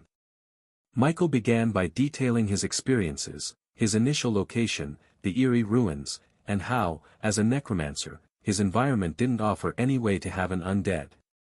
He also explained the challenge posed by the rank 1 monster blocking his path and sought advice on what to do next. The Supers Association reportedly had over 70,000 awakeners. Though Michael wasn't sure how many were online, the forum currently showed 10,000 active users. Surely, among them, someone, awakener or even cultivator, would have advice for his predicament. As Michael waited for his post to be verified, he browsed the forum to pass the time. He had barely reached the homepage when a trending topic caught his attention. Changes in the Federation. Huh? What's this? Michael muttered, intrigued. Changes in the Federation, he repeated thoughtfully, recalling something he had pondered back in the land of origin. The Federation's focus on awakeners had always seemed odd to him. Most people, especially younger generations, only knew that the Federation valued awakeners. The exact reasons remained unclear. They were also made to believe that cultivators were comparable to awakeners, with the primary distinction being cultivation speed. However, as a new awakener, Michael already knew this was inaccurate. He didn't claim to be an expert on cultivators, but access to the forum had expanded his understanding. For instance, a rank 2 knight elite, supposedly 10 times stronger than the average human, could easily be matched by a level 5 awakener who hadn't even advanced yet. In his view, cultivators were barely comparable to awakeners if they refrained from using attribute points. This was an undeniable gap, yet the public was deliberately led to believe otherwise. Michael suspected this misinformation served a purpose. Perhaps it was to prevent despair among those who failed to awaken, or maybe it aimed to avoid creating an intense social divide between awakeners and cultivators. This social divide was evident on the forum, but in the real world, most people likely saw awakeners and cultivators as only slightly different, both possessing great powers but nothing vastly superior. All of this seemed suspicious, and Michael felt certain only the Federation knew the truth. Now, staring at the trending topic, curiosity got the better of him. He tapped the post. The post's author was a level 2 member of the Supers Association, 1 rank above Michael. It had also been published just a day ago, taking that time to gain enough traction to trend on the forum. Changes in the Federation. Name, Billy Stormman. Level, 2. Date published, Thursday, 18th of the 7th month, year 228 of the new era, 1 day ago. I'm a mage commander studying at the Moonstone Cultivation Academy. A week ago, I returned home for vacation. Normally, when the academy grants a break to prepare for incoming college exams, we older students usually choose one of 2 options: spend some time with our families before resuming training or head straight to the dimensional cracks for training. However, this post isn't about that. Since I have 3 months of vacation, I decided to spend some of it with my family, given I missed the opportunity last year. But to my surprise, when I got home, I noticed something strange. Whenever I come back, my younger siblings typically ask me ignorant questions about awakeners and cultivators. This time, however, they seemed to know more than I did before entering the academy. At first, I worried they had been dabbling in illegal channels to access classified information. But I quickly learned that their school had started teaching them this new knowledge. Curious, I asked some of my schoolmates who also went home for the break. They reported similar changes in their sibling schools, though it seemed this was happening mainly in big cities, for now. I'm confused. Wasn't the Federation the one restricting information about supernatural professions, especially for children? Why are they suddenly releasing it now? If you check iTube, you'll find videos containing information we couldn't access in high school. I'm not personally affected, but I'm curious, does anyone know what's going on? After reading the post, Michael's heart grew slightly heavy. The content of the post touched on something he had considered before. Seeing that others seemed to share his suspicions, or at least that his doubts were partially validated, left Michael deep in thought. Even the mention of the Moonstone Cultivation Academy, the first time he had encountered the name of a supernatural institute, failed to hold much of Michael's attention. In a way, this highlighted how severely information about the supernatural had been suppressed in this world. For students who began cultivating at a young age to remain unaware of the names of colleges they could potentially attend was telling. This kind of reminds me of those cultivation novels I read back on Earth, Michael thought. In those worlds, mortals knew of the existence of immortals, but anything beyond that was treated as forbidden or rare knowledge. The Federation has been suppressing information about awakeners and cultivators for so long, so why are they changing now? As a transmigrator, Michael had spent some time reflecting on the nature of this world, despite having been here for just over 3 weeks. Since his awakening, Michael had often wondered, awakeners and cultivators were supposedly respected members of society, yet strangely little was known about them or their way of life. Occasionally, there were glimpses, videos, for instance, but even those were superficial. From Michael's current perspective, they appeared designed to mislead the public rather than inform them. The information taught in schools about awakeners and cultivators was even more lacking than he initially imagined. What was provided was the barest minimum, and while it might have seemed like a lot to the former Michael, the awakened Michael now saw how insignificant it truly was. If Michael had transmigrated as an adult without memories of this world, he might have initially thought it was simply a technologically advanced version of Earth. This realization underscored how, despite being a driving force in society, awakeners and cultivators were almost invisible. Perhaps this felt normal to most people in this world since it had always been this way for them. However, as a transmigrator, Michael's perspective was different. Initially, he hadn't bothered much about the situation since he wasn't even sure if he'd be able to awaken a class. If he had failed to awaken, and the Federation continued the way it did, the Federation's suppression of information would have ensured he remained ignorant about the supernatural, just like the majority of citizens. This was why the post he had just read struck Michael so deeply. He had 2 pressing questions. 1. Why had information about awakeners and cultivators been suppressed for so long? 2. Why was information being released now? What is happening in the Federation? As several thoughts flashed through Michael's mind, he scrolled to the comments section under the post. I knew something like this was going to happen sooner or later. Though I get the Federation's point of view due to the tragic events of the past, they need to remember that they're raising humans, people, not animals in a cage. Those dogs have been in power for so long that it's gone to their heads. I agree with Senior's words, though I wouldn't dare to be as blunt. New cultivator here. What were the tragic events that happened in the past? Are they the reason the Federation suppresses news about us? One particular comment caught Michael's attention. First, it was the audacity of the writer that stood out, though Michael decided to wisely ignore it, as it came from a level 5 member. Second, it was the content that truly intrigued him. Tragic events. What events could have possibly made the Federation so determined to suppress news about us? Curious, Michael continued reading the thread with heightened focus. After the new cultivator asked for guidance, another level 5 member stepped in to reply. Before I answer, let me ask you this: what happens when you put poor and rich people together in the same space? A social structure forms, senior. And this social structure, who does it benefit? The rich, senior. Exactly. To put it simply, the rich oppress the poor, directly or indirectly, and this is for something as mundane as wealth. Now, what do you think happens when you put people with supernatural powers alongside ordinary humans who depend on them to survive?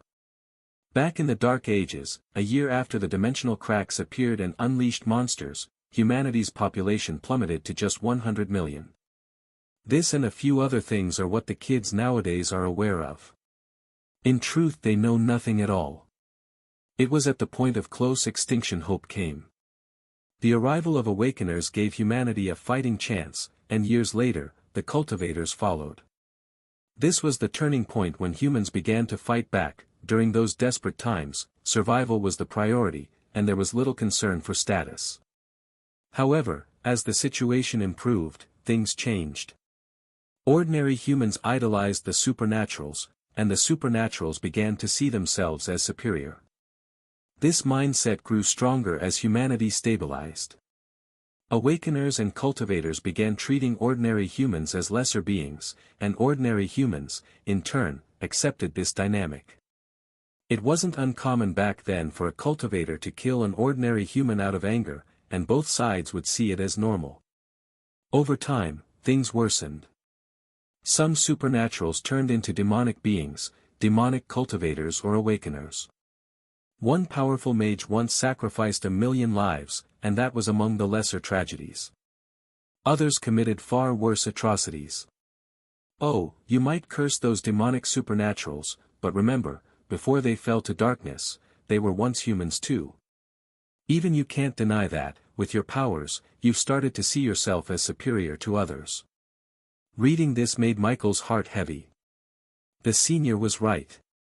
Slowly but surely, he had begun to see himself as superior, not to humans but to cultivators. Yet, if he viewed himself as above cultivators, who were already higher than ordinary humans, wasn't he essentially agreeing that ordinary people were beneath him? With a heavy heart, Michael continued reading. He now knew what the previous level 5 member meant by tragic events of the past. Yet, this still didn't fully explain why the Federation suppressed knowledge about awakeners and cultivators. When demonic cultivators grew more rampant, the powerful figures in the government stepped in to suppress them. But here's the brutal truth: we are indeed superior to ordinary humans. Denying this would be hypocrisy. And because of this superiority, the Federation decided to prevent another crisis by isolating ordinary humans from supernatural matters while creating a separate space for us. They suppressed news about supernatural's powers so ordinary people wouldn't realize the vast difference between them and subconsciously consider themselves inferior, just as in the Dark Ages. At the same time, they worked to redirect supernatural's focus away from meddling in ordinary people's lives. This led to the creation of 2 worlds, one for supernaturals and another for ordinary humans. Even cultivator trainees below college level are taught only how to cultivate, with martial discipline imposed on them much like ordinary humans. This created a sense of equality, and the method worked for decades, preventing the rise of demonic supernaturals. But alas, it also made us weaker as a whole. Billy Stormman, thanks for answering, seniors. We were taught about this in school, but I'm still confused. How does suppressing information about us make us weaker overall? And what does this have to do with the Federation releasing bits of information now? After reading the senior level 5 member's words, Michael fell into deep thought. It was only after a while that he snapped out of it. Demonic awakeners and cultivators, the Dark Age, and the Federation's actions. I'm truly ignorant of the world I'm in. Michael's heart felt heavy. The senior's words revealed that he was surrounded by a fog of ignorance. Fortunately, as an awakener, he could slowly clear this fog and learn more about the truth of the world. Turning his attention back to the comments, Michael couldn't help but reflect. Though we were taught about the Dark Age in school, it was definitely not as revealing as this.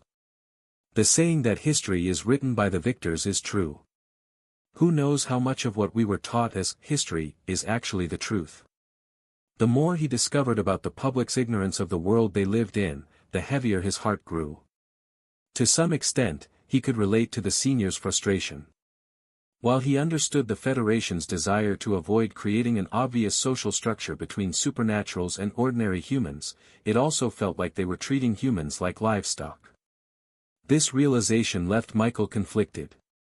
The Federation, which once seemed like the good guys, now felt much more ambiguous. Demonic cultivators. The senior said they were suppressed, not eradicated. Could they still exist somewhere in this world? The sense of security Michael once felt in the real world began to crumble. The waters of this world are indeed too deep. Aside from this revelation, Michael felt an even greater need to become stronger. My greatest strength is my class, so I can't leave the matter of undead unattended for long. My leveling speed is still too slow. And then there's the college exams to prepare for. Though I question the authenticity of these institutions after learning about the Federation's actions, Billy's comment under the senior's post shows there's still much to learn from them.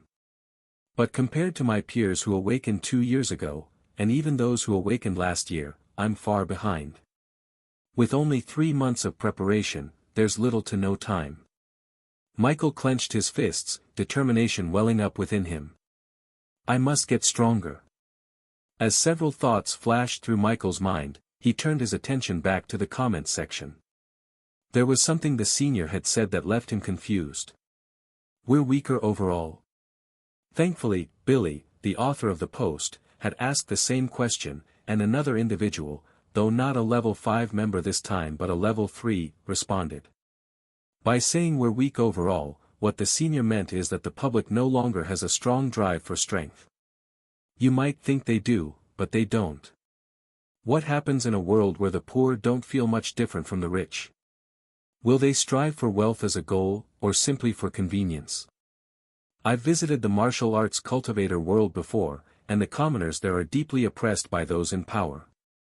But compared to people in our world, those so-called commoners hunger for power with an intensity that moved me.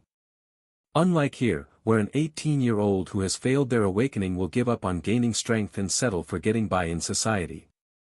I agree with the senior. If the public truly knew the extent of awakeners and cultivators' power, and felt it, they'd hunger for it. That hunger would, in turn, boost our national strength. But in recent years, the number of new cultivators has been steadily declining.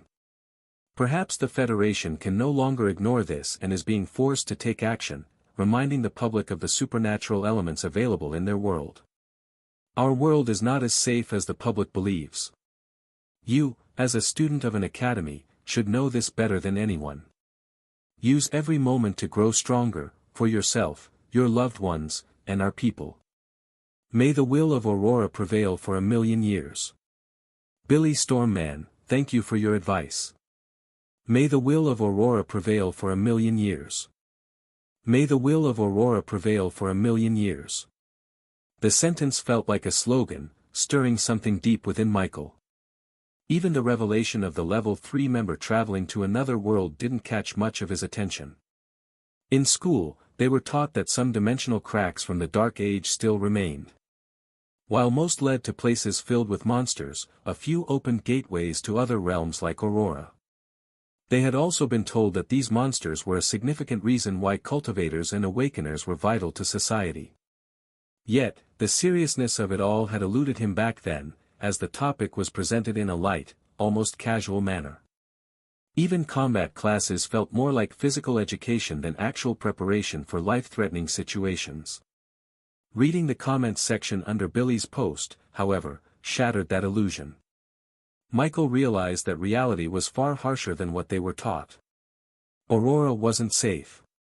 Whether the threat came from monsters, demonic supernaturals, or something else entirely, he didn't know. But one thing was clear, he needed strength. Whatever the Federation's motives were for gradually unveiling the truth to the public, Michael understood that he had to be ready for whatever followed.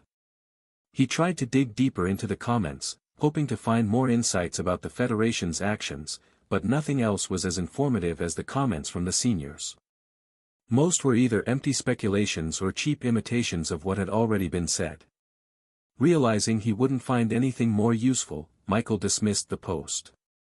Curious about the truth of the world he lived in, Michael began searching for topics he had never considered before. His first search focused on the Dark Age, but the information available mirrored what he had been taught in school. However, when he searched for demonic supernaturals, he discovered new insights. Thankfully, his Level 1 membership granted him access to this information. For one, his suspicion that demonic supernaturals still existed was confirmed. Michael learned that both the Federation and students from Cultivation and Awakener academies occasionally hunted them.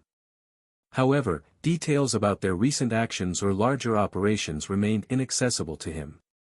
Still, knowing they were still a threat made his heart grow heavier. Next, Michael delved into dimensional cracks. Beyond the simplified descriptions given in school, where they were portrayed as harmless as neighboring countries, he discovered that the reality was much grimmer. It wasn't the monster-filled cracks that posed the greatest danger to Aurora but those leading to other realms. These cracks introduced him to a new term: invader invasions. Michael learned that some civilizations on the other side of these cracks sought to expand their control over Aurora, resulting in ongoing wars. This revelation shocked him. Despite the end of the Dark Age, Aurora was far from safe. The public's ignorance was protected by the sacrifices of others, who fought wars that few could properly appreciate. Unfortunately, Michael's low authority level once again restricted his access to more information. Still, he gleaned enough to know that Academy students like himself were regarded as reserve soldiers for the Federation, tasked with defending Aurora from both internal and external threats alongside the military. Having frequently encountered references to supernatural academies in his searches, Michael made them his next research topic. In a few minutes, he learned more about his world than he had in all his years at school. This world isn't safe. I need strength to protect myself and my family. The Federation seems to have reached a dead end. I can only rely on myself. In the end, it all comes down to strength. With strength, the road ahead will be clearer. But even now, there are things I can and must do. Michael listed his priorities. First, I need to start fully utilizing my class advantages. Necromancers are known for having one of the fastest leveling speeds, as they earn a percentage of the experience from enemies killed by their summons. My class is also one of the strongest, capable of functioning as a one-man army, much like a beast tamer in the later stages. Wasting this potential would be foolish. Having an undead could also be the turning point for me to finally make use of my talent. I really hope it is. Then there's the college exam. With my current strength, getting into a top Awakener academy is a pipe dream. Only cultivation academies might accept me due to my identity as an Awakener. But since this directly impacts my growth and access to information, I have to take it seriously. Lastly, I need to find a solution for the ruins I'm trapped in within the land of origin. If I don't, my growth will be even slower. After setting these goals, Michael finally turned his attention to his present situation. The Super Association system had notified him minutes ago that his post was approved, but he had been too engrossed in his research to check it. He hadn't expected immediate responses anyway and decided to wait.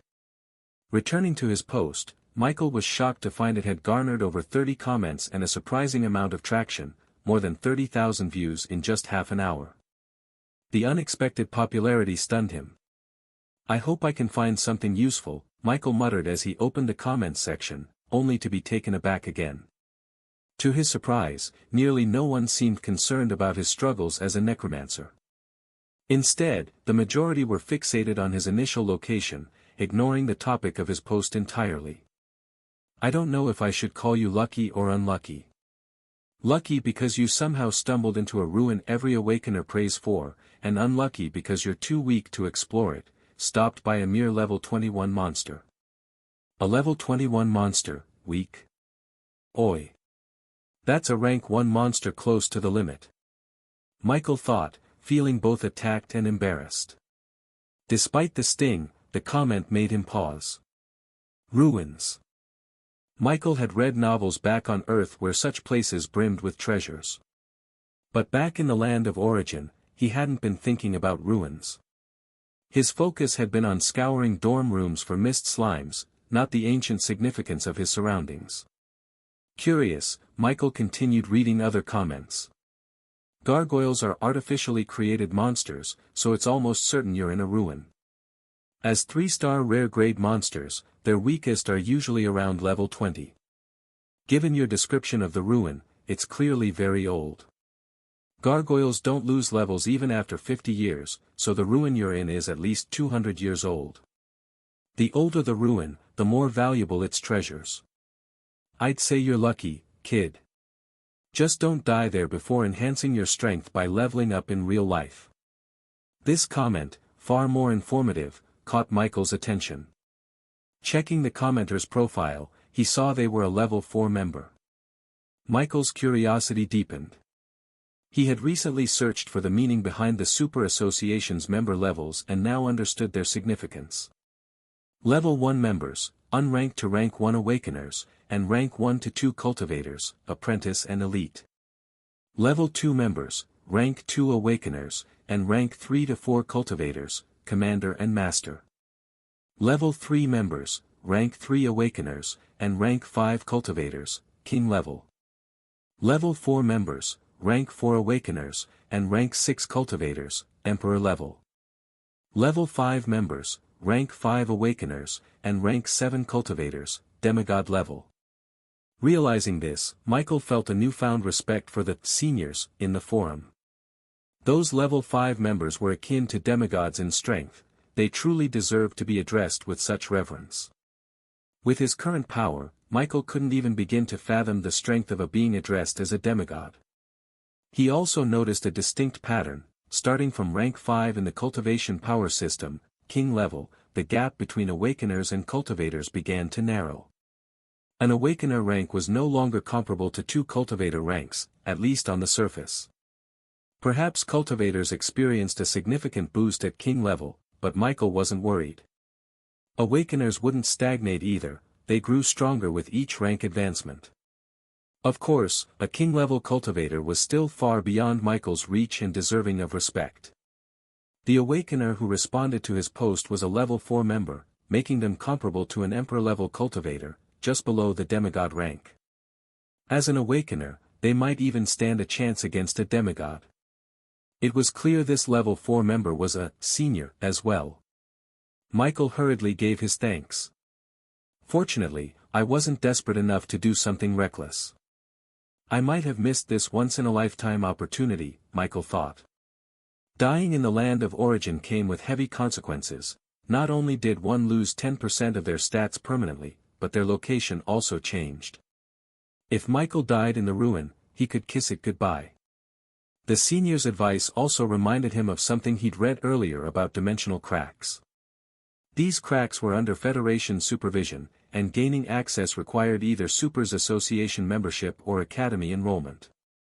While Michael wasn't an Academy student, his Supers Association membership granted him access to cracks within his member level's limit. This realization gave him hope.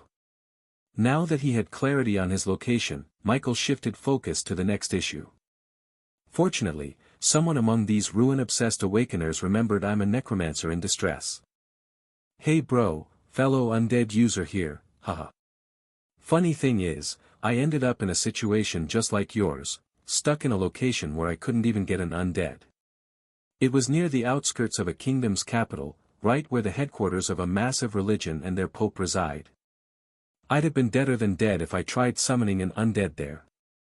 Honestly, your situation isn't that bad. Just head to the Supers Association and buy a monster corpse. It's not even that expensive, the cheapest ones go for about 3,000 at least, so it's pretty affordable. Since I had the funds, I bought several level 10 monster corpses, haha. You can also check out the monster breeding centers in your area, but they usually sell corpses for way more than the Supers Association does. Michael checked the name of the commenter. Leovanni Lorenzio. The name was quite fancy. Leovanni was also a level 1 member, just like Michael. From the tone and first sentence of Lillian's comment, Michael deduced this bro was likely a peer, a fellow new awakener. Whether this bro was 16, 17, or perhaps even his exact age was unknown to Michael, though he couldn't care less. What mattered most was the comment's helpfulness. Why didn't I think of this? Michael muttered, tapping his forehead. Of course, the Supers Association would be a good solution for getting an undead. He shook his head, feeling helpless that such an obvious solution hadn't occurred to him before. While Michael didn't know that the Supers Association sold corpses, as it wasn't something listed in their forum store, they could undoubtedly grant him access to places where acquiring a monster corpse wouldn't be an issue, such as dimensional cracks. With their access to dimensional cracks, it also made sense that the association would have access to monster corpses. As for breeding centers, though unfamiliar with them, Michael wasn't surprised by their existence. Almost every teenager under 18 aspired to either become an awakener or a cultivator. However, most were realistic enough to understand that awakening was left to fate, making cultivation the hot choice. As a result, nearly all students practiced some form of cultivation. Though the Federation suppressed information about awakeners and cultivators, a few videos still leaked. While they didn't reveal the full extent of their powers, the fact that the strongest unofficial cultivation apprentices were twice as strong as the average human was enough to inspire young people. Maybe if they knew there were strong cultivators who could crush monsters 100 feet tall, they'd take cultivation more seriously, Michael thought. But with the Federation now releasing more information about supernaturals, perhaps more students would grow interested in cultivation and take it seriously under the allure of supreme power. Returning to the topic of breeding centers, Michael wasn't shocked by their existence. In city malls, beast meat, a cultivation resource for apprentices, was openly sold, clearly sourced from monsters. If such products were available, it stood to reason that breeding centers for monsters existed too. Still, Michael was more familiar with the Supers Association than breeding centers. Until now, he hadn't even been aware breeding centers existed. Like most people, he had assumed beast meat came from dead monsters, not ones bred like livestock. After all, to the general public, monsters were nothing more than enemies. Are monster corpses really this expensive? Michael muttered, his eyes twitching slightly. At $3,000 per corpse, he questioned whether the $15,000 monthly benefit he received would even be enough to buy 5. Worse still, with intermediate mastery of Undead Revival only offering a 50% success rate, there was a significant chance that a large chunk of his money could be wasted. This is a bit too rich for me, he sighed. For someone born and raised in poverty, Lillian was wealthy in Michael's eyes.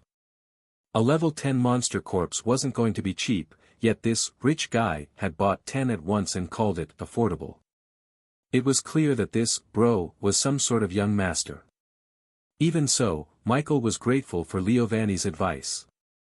The comment had helped him clear his thoughts significantly.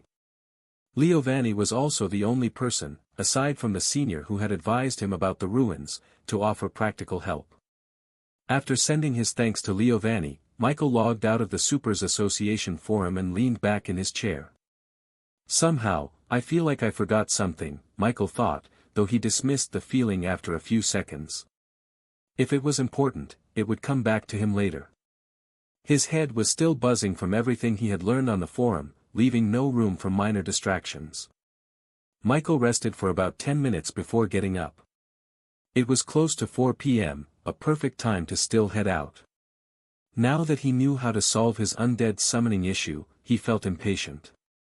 Deciding to freshen up to wash away some of the mental exhaustion from the land of origin, Michael prepared to visit the local Supers Association branch. I should sell some of my loot while I'm there. I'm broke. So broke.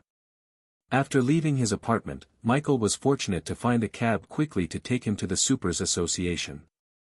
While waiting briefly for transportation, he had an impulsive thought, to run to the association at full speed and play superhero, recreating the Flash in this world. However, laziness won out in the end. That, and the very real possibility of injuring someone along the way. Michael didn't want the Federation breathing down his neck.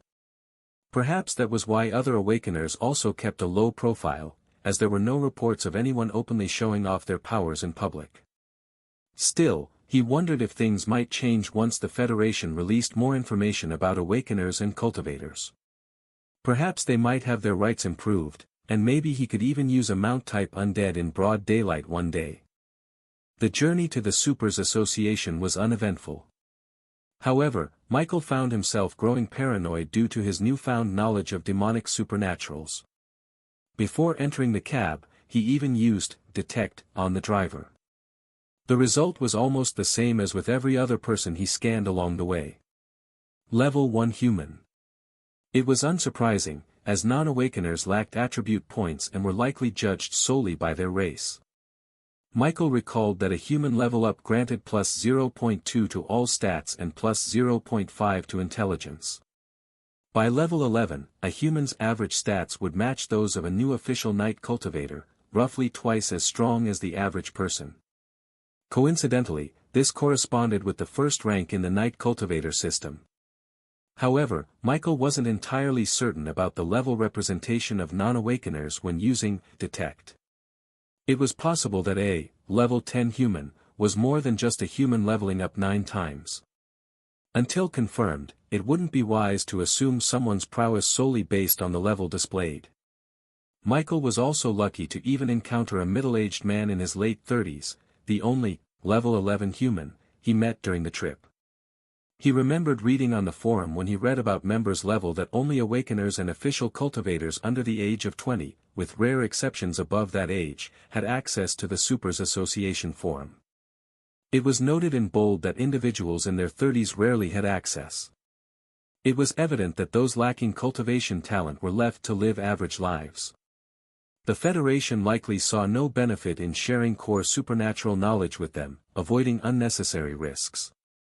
From this perspective, Michael found himself agreeing with the Federation's approach.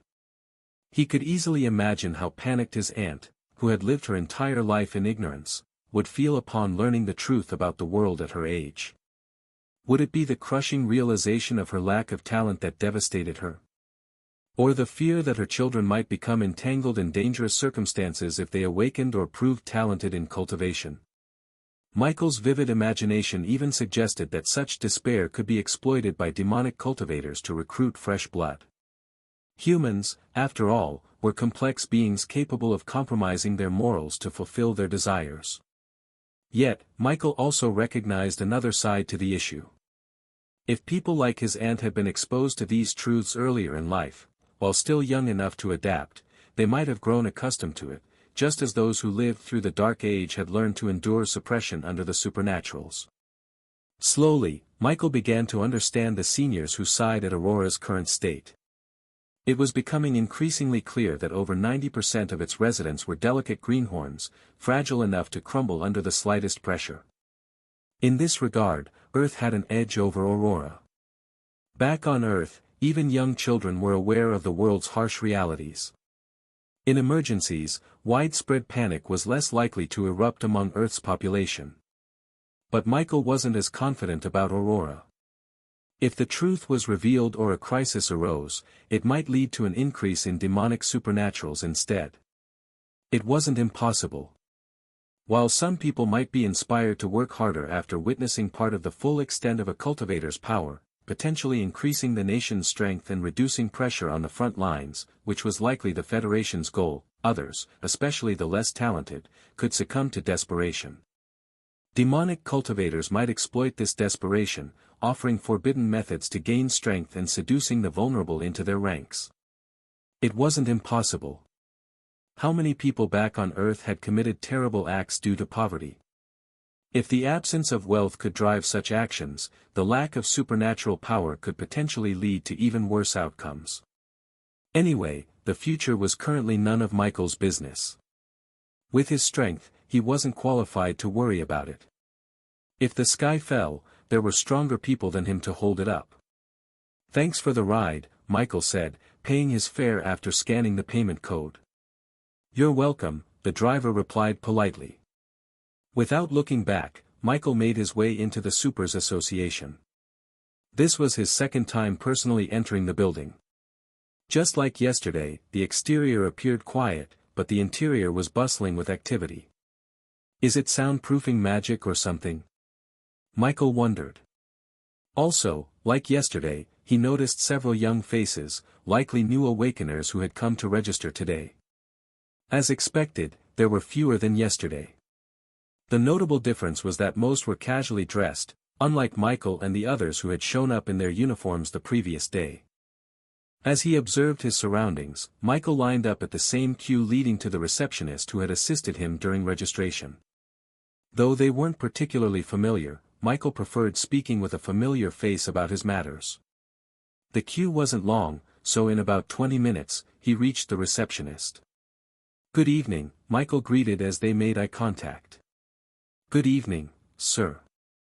How may I assist you today?" the lady replied with a professional yet slightly more genuine smile, indicating she recognized him. Michael didn't waste time and went straight to the point. "Are there any monster corpses available at the association? Also, I'd like to sell something," he said. While purchases could be made directly from the store in the forum, items were often available for immediate pickup at the association itself. However, selling could only be done in person at the association. "We do have monster corpses here, sir, but this isn't the right spot to inquire about them," the receptionist replied calmly, her expression showing no sign of surprise at the question. "Ah, I see. My apologies. Where should I go?" Michael asked softly, feeling a bit embarrassed for wasting her time. With a sweet smile, the receptionist pointed in a specific direction and provided clear instructions. "You'll find a counter with a sign that says, Trade Center. That's where you can buy and sell whatever you need." "Thank you," Michael said sincerely. The receptionist nodded in acknowledgement, and Michael immediately headed toward the Trade Center. The Supers Association branch building was quite large, but it wasn't difficult to locate the area. The Trade Center resembled a shop, with a wide window counter behind which sat a middle-aged man reading a book. The man's face bore a long, hideous scar, instantly sparking Michael's curiosity. Subconsciously, Michael activated Detect as soon as he came within 10 meters, half of the skill's current range limit. Level Unknown Human. Huh. Michael froze in surprise. As if sensing something, the scarred man suddenly looked up and locked eyes with him. For reasons he couldn't quite explain, Michael's heart trembled. Who is this? Did he notice I used Detect on him? Michael's heart pounded in shock, but he forced himself to remain calm as he continued toward the Trade Center. He couldn't be sure if the scarred man had sensed his use of Detect, but one thing was clear, this man was no ordinary individual. It wasn't just a matter of being 20 levels stronger. Even a rank 2 cultivator shouldn't evoke such an overwhelming reaction from him.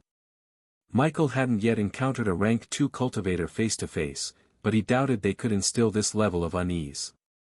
Another realization struck him, Detect's limitations seemed to extend to cultivators as well. Okay, maybe I'm getting too cocky. 20 levels above me is still 20 levels above me. As Michael reached the counter and opened his mouth to speak, the scarred man beat him to it. "It's quite rude to spy on others, young lad," the man said calmly, his piercing gaze fixed on Michael. "I don't mind, but others with a shorter temper might have taught you a lesson by now." Michael's heart jolted again. So he did sense it. Michael's emotions were anything but calm. He had suspected the man might have noticed, but hearing it confirmed sent chills down his spine. "I'm sorry, sir," Michael said sincerely, bowing slightly. He didn't feel wronged or insulted by the reprimand, it was indeed rude to spy on others. This interaction also raised questions. Just how strong was this man? Detect didn't rely on any form of energy, so it shouldn't have been easy to notice. Truly, even without the same potential as awakeners, cultivators are strong beings, Michael thought, silently chastising himself.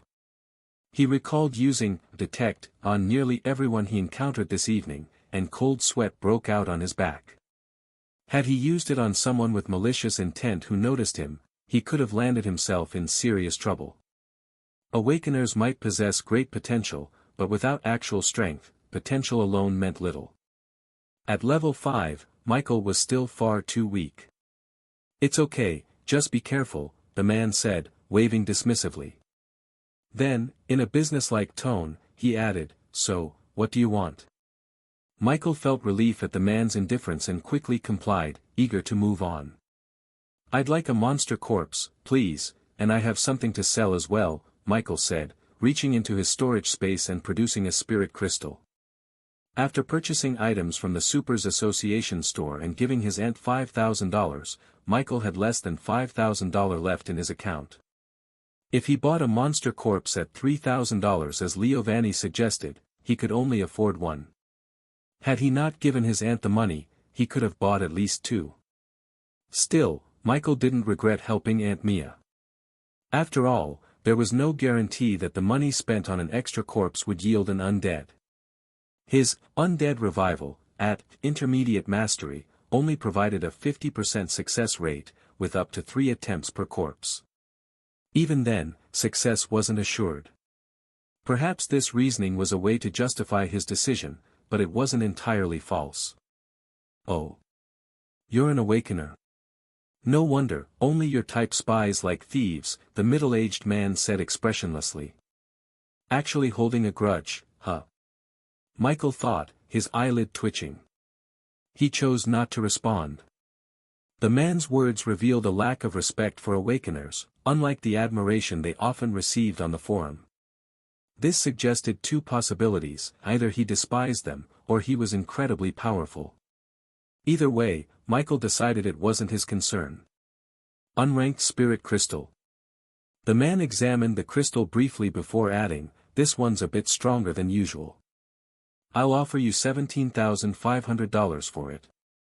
What do you think?" "Yes, please," Michael replied instantly. He was surprised by the man's ability to discern the crystal's energy level so easily. It had come from a level 7 slime, making it superior to lower-level crystals in the same rank. Michael had singled it out on a hunch, hoping to get a higher price, and his gamble paid off. "Okay. Should I transfer the money to your account, or do you want to use it now to buy monster corpses?" the man asked as he placed the crystal into a box from beneath the counter. "I'll use it all," Michael replied without hesitation. Buying one corpse wasn't going to be enough. Except it was special. Despite parting with the money again, Michael felt satisfied with the straightforward transaction and the unexpected profit. "All right. Go through that entrance," the man said, pointing to an open doorway beside the shop. Michael had noticed the entrance earlier but assumed it led somewhere unrelated to the trade center. However, being within the Supers Association, Michael wasn't too concerned and followed the man's instructions. Apparently, the trade center had an exit leading to the corridor the doorway entrance led into, as Michael found himself following the scarred man after stepping through the doorway and walking forward a bit. After closing the trade center door, the man said nothing and simply led Michael further down the corridor. Michael wondered why the man wasn't concerned about leaving the trade center unattended, considering the goods like potions stored there. Soon, he dismissed the thought. Anyone brazen enough to steal within the association's territory deserved some respect. The corridor had several doors leading to unknown areas, likely storage rooms for other items. Eventually, they stopped in front of a door exuding a cold chill, reminiscent of a cold storage facility. The scarred man pressed his thumb against the doorknob, unlocking it. Inside was indeed a cold room with smaller compartments branching off. Breaking the silence since leaving the trade center, the scarred man finally spoke. "Woodstone City only has 3-dimensional cracks, 2 level 1 cracks and 1 level 2 crack, so we only stock level 1 and level 2 monster corpses. Which do you want? What level 1 monsters do you have?" Michael asked. Thanks to the Supers Association forum and his search this evening, Michael was a little knowledgeable about dimensional cracks now.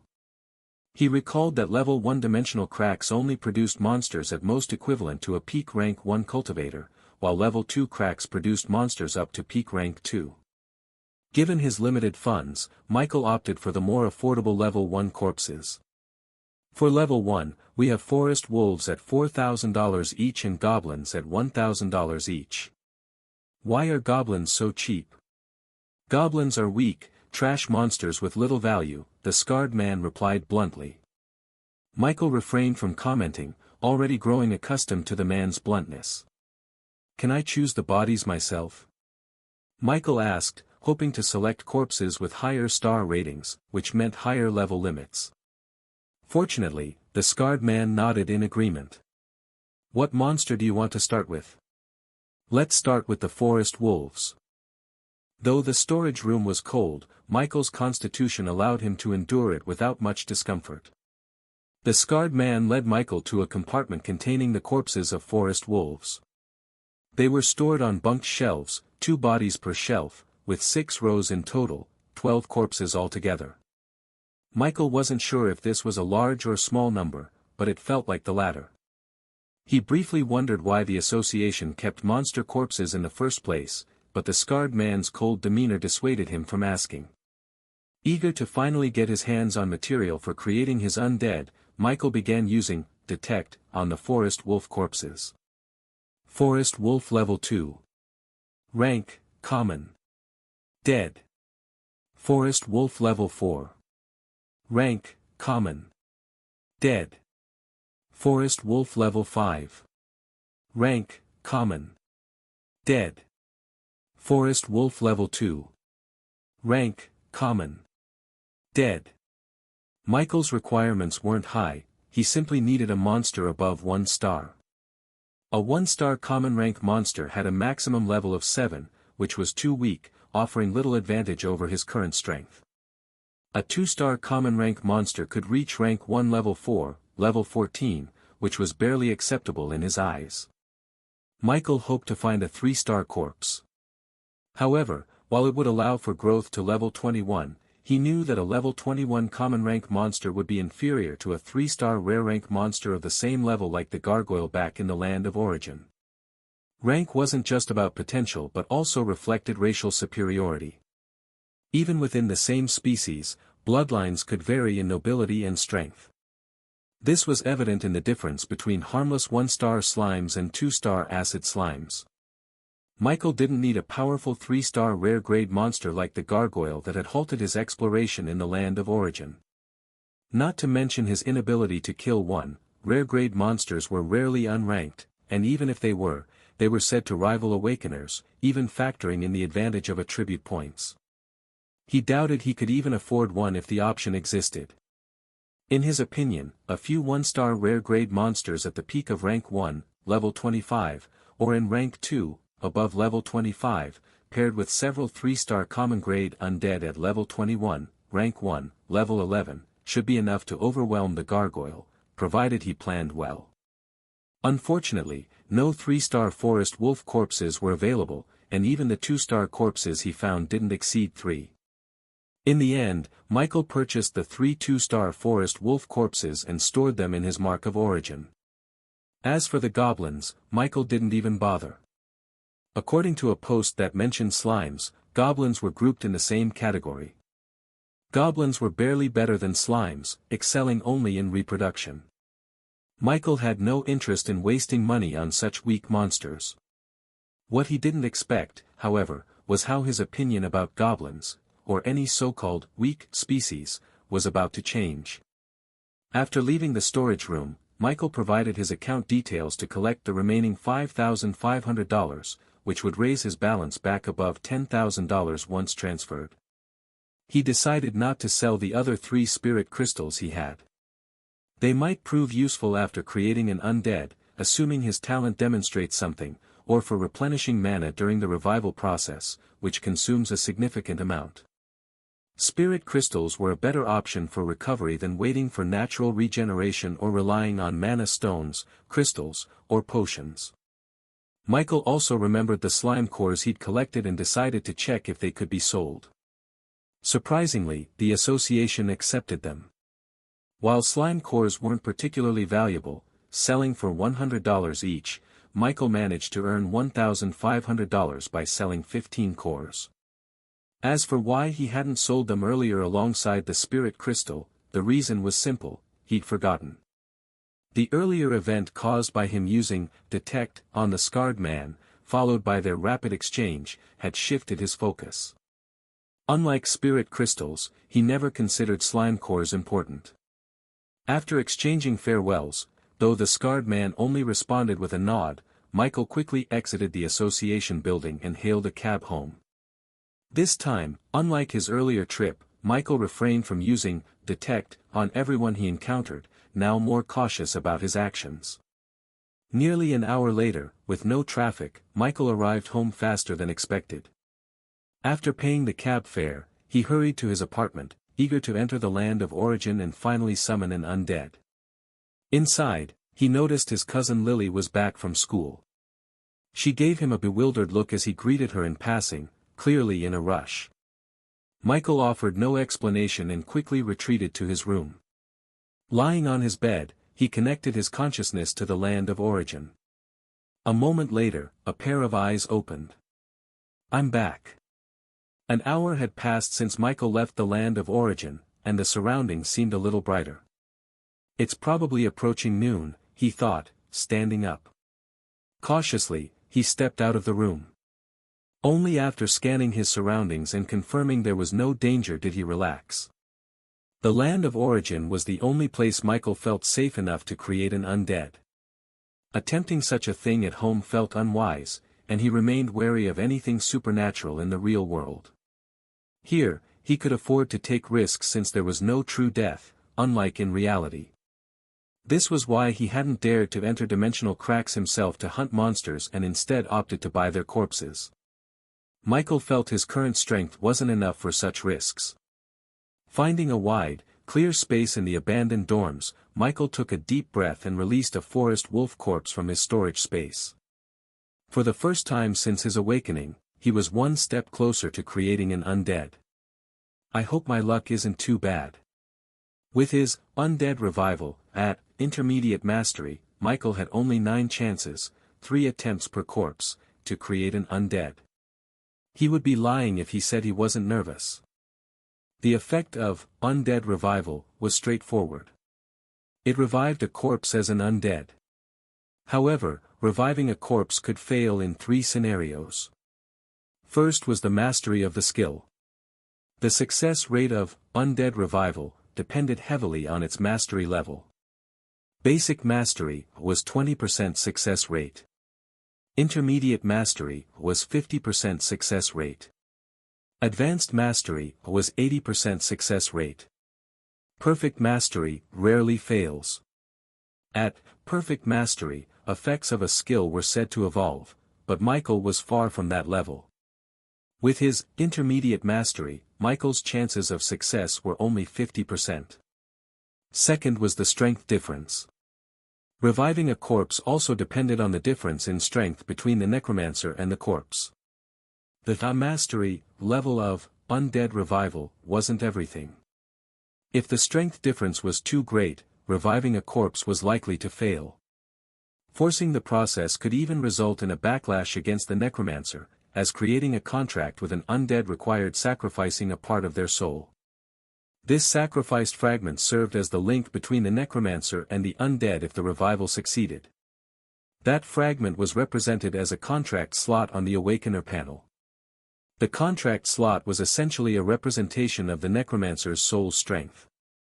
As a necromancer grew stronger, their soul also became more powerful, creating additional contract slots. A necromancer capable of gaining 5 extra slots per level had an exceptionally strong soul, which was a testament to their talent. However, it wasn't as though individuals from other classes lacked strong souls. They did, which allowed them to create undead as well. But this was where the uniqueness of classes came into play.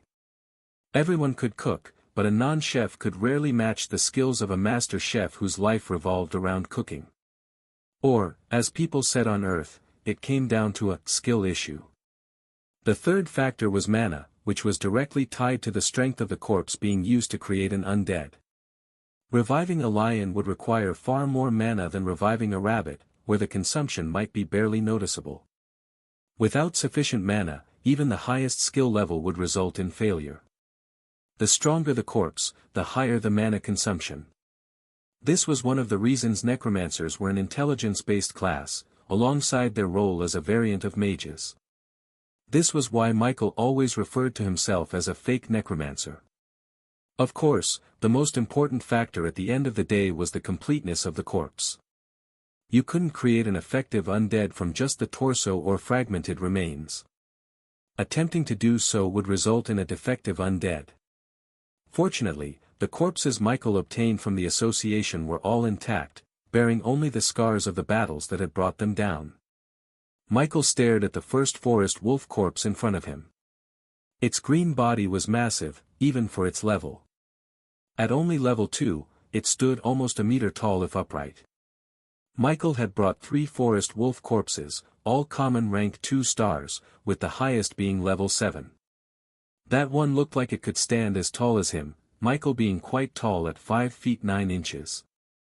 Fortunately, it wasn't an ironclad rule that stronger monsters always had larger bodies.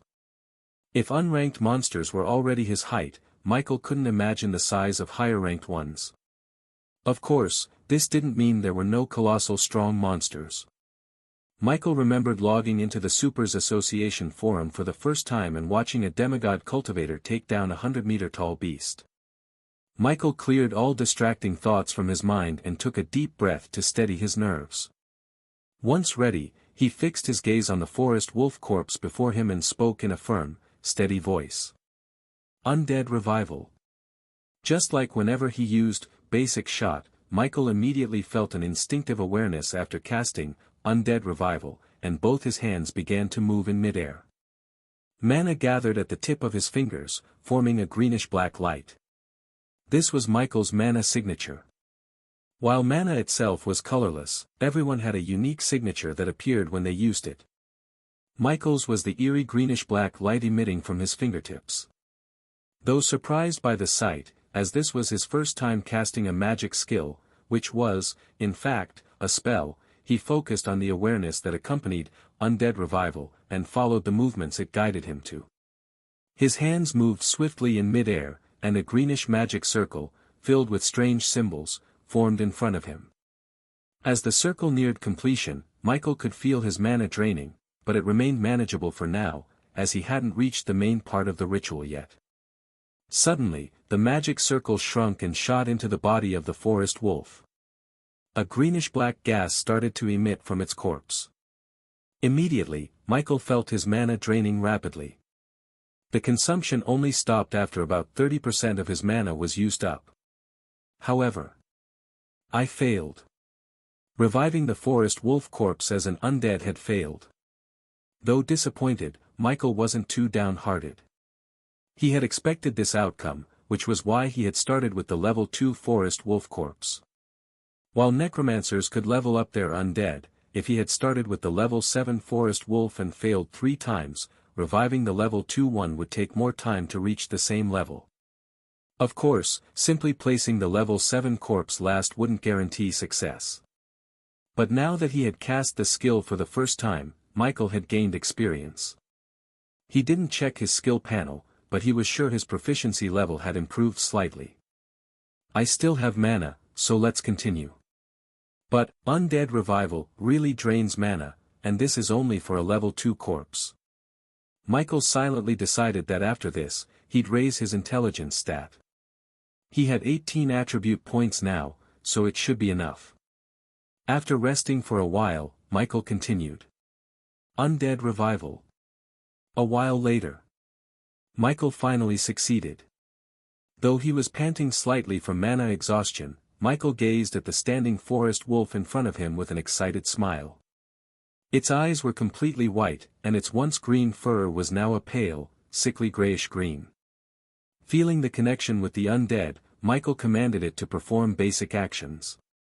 As he did so, he called up his panel in his mind. Status. Name, Michael Norman. Class, Necromancer Apprentice. Level, 5. EXP, 114 out of 800. Strength, 2.5. Agility, 6.4. Constitution, 4.3. Intelligence, 8.5. Attribute points, 18. Skills, Undead Summoning, Undead Revival, Detect, Basic Shot. Talent, Infinite Evolution. Class Skill, Contract Slot, 1 out of 10. Gift, Mark of Origin. Sure enough, a contract slot was now taken. I finally have an undead. Michael exclaimed, a wide grin spreading across his face. Bye-bye, fake old me. Michael was gleeful. Fortunately, it only took him 2 tries to create an undead, and he hadn't wasted $4,000. But not even a few seconds later, Michael calmed down, his eyes drawn to another section in his panel. I wonder if there's a change now, Michael muttered as he turned his focus to view his talent. Talent, Infinite Evolution. Evolution points, 4. Evolvable. Undead Forest Wolf Level 2, sufficient evolution points, can be evolved. Huh. It took a second for Michael to fully react. It really did need me to have an undead before it works. Michael roared in laughter, excited as he examined what his talent could do. Talents were said to be incredibly useful, and Michael was especially hopeful considering the dominating name of his own. Undead Forest Wolf Level 2. Isn't this my undead? Michael confirmed, turning to look at the forest wolf in front of him. Undead Forest Wolf Level 2. Rank, Common. As expected, Michael muttered before returning his focus to the panel. Sufficient evolution points to evolve my undead. What does this mean? As soon as Michael thought about it, the content on the panel shifted. Undead Forest Wolf Level 2. Rank, Common.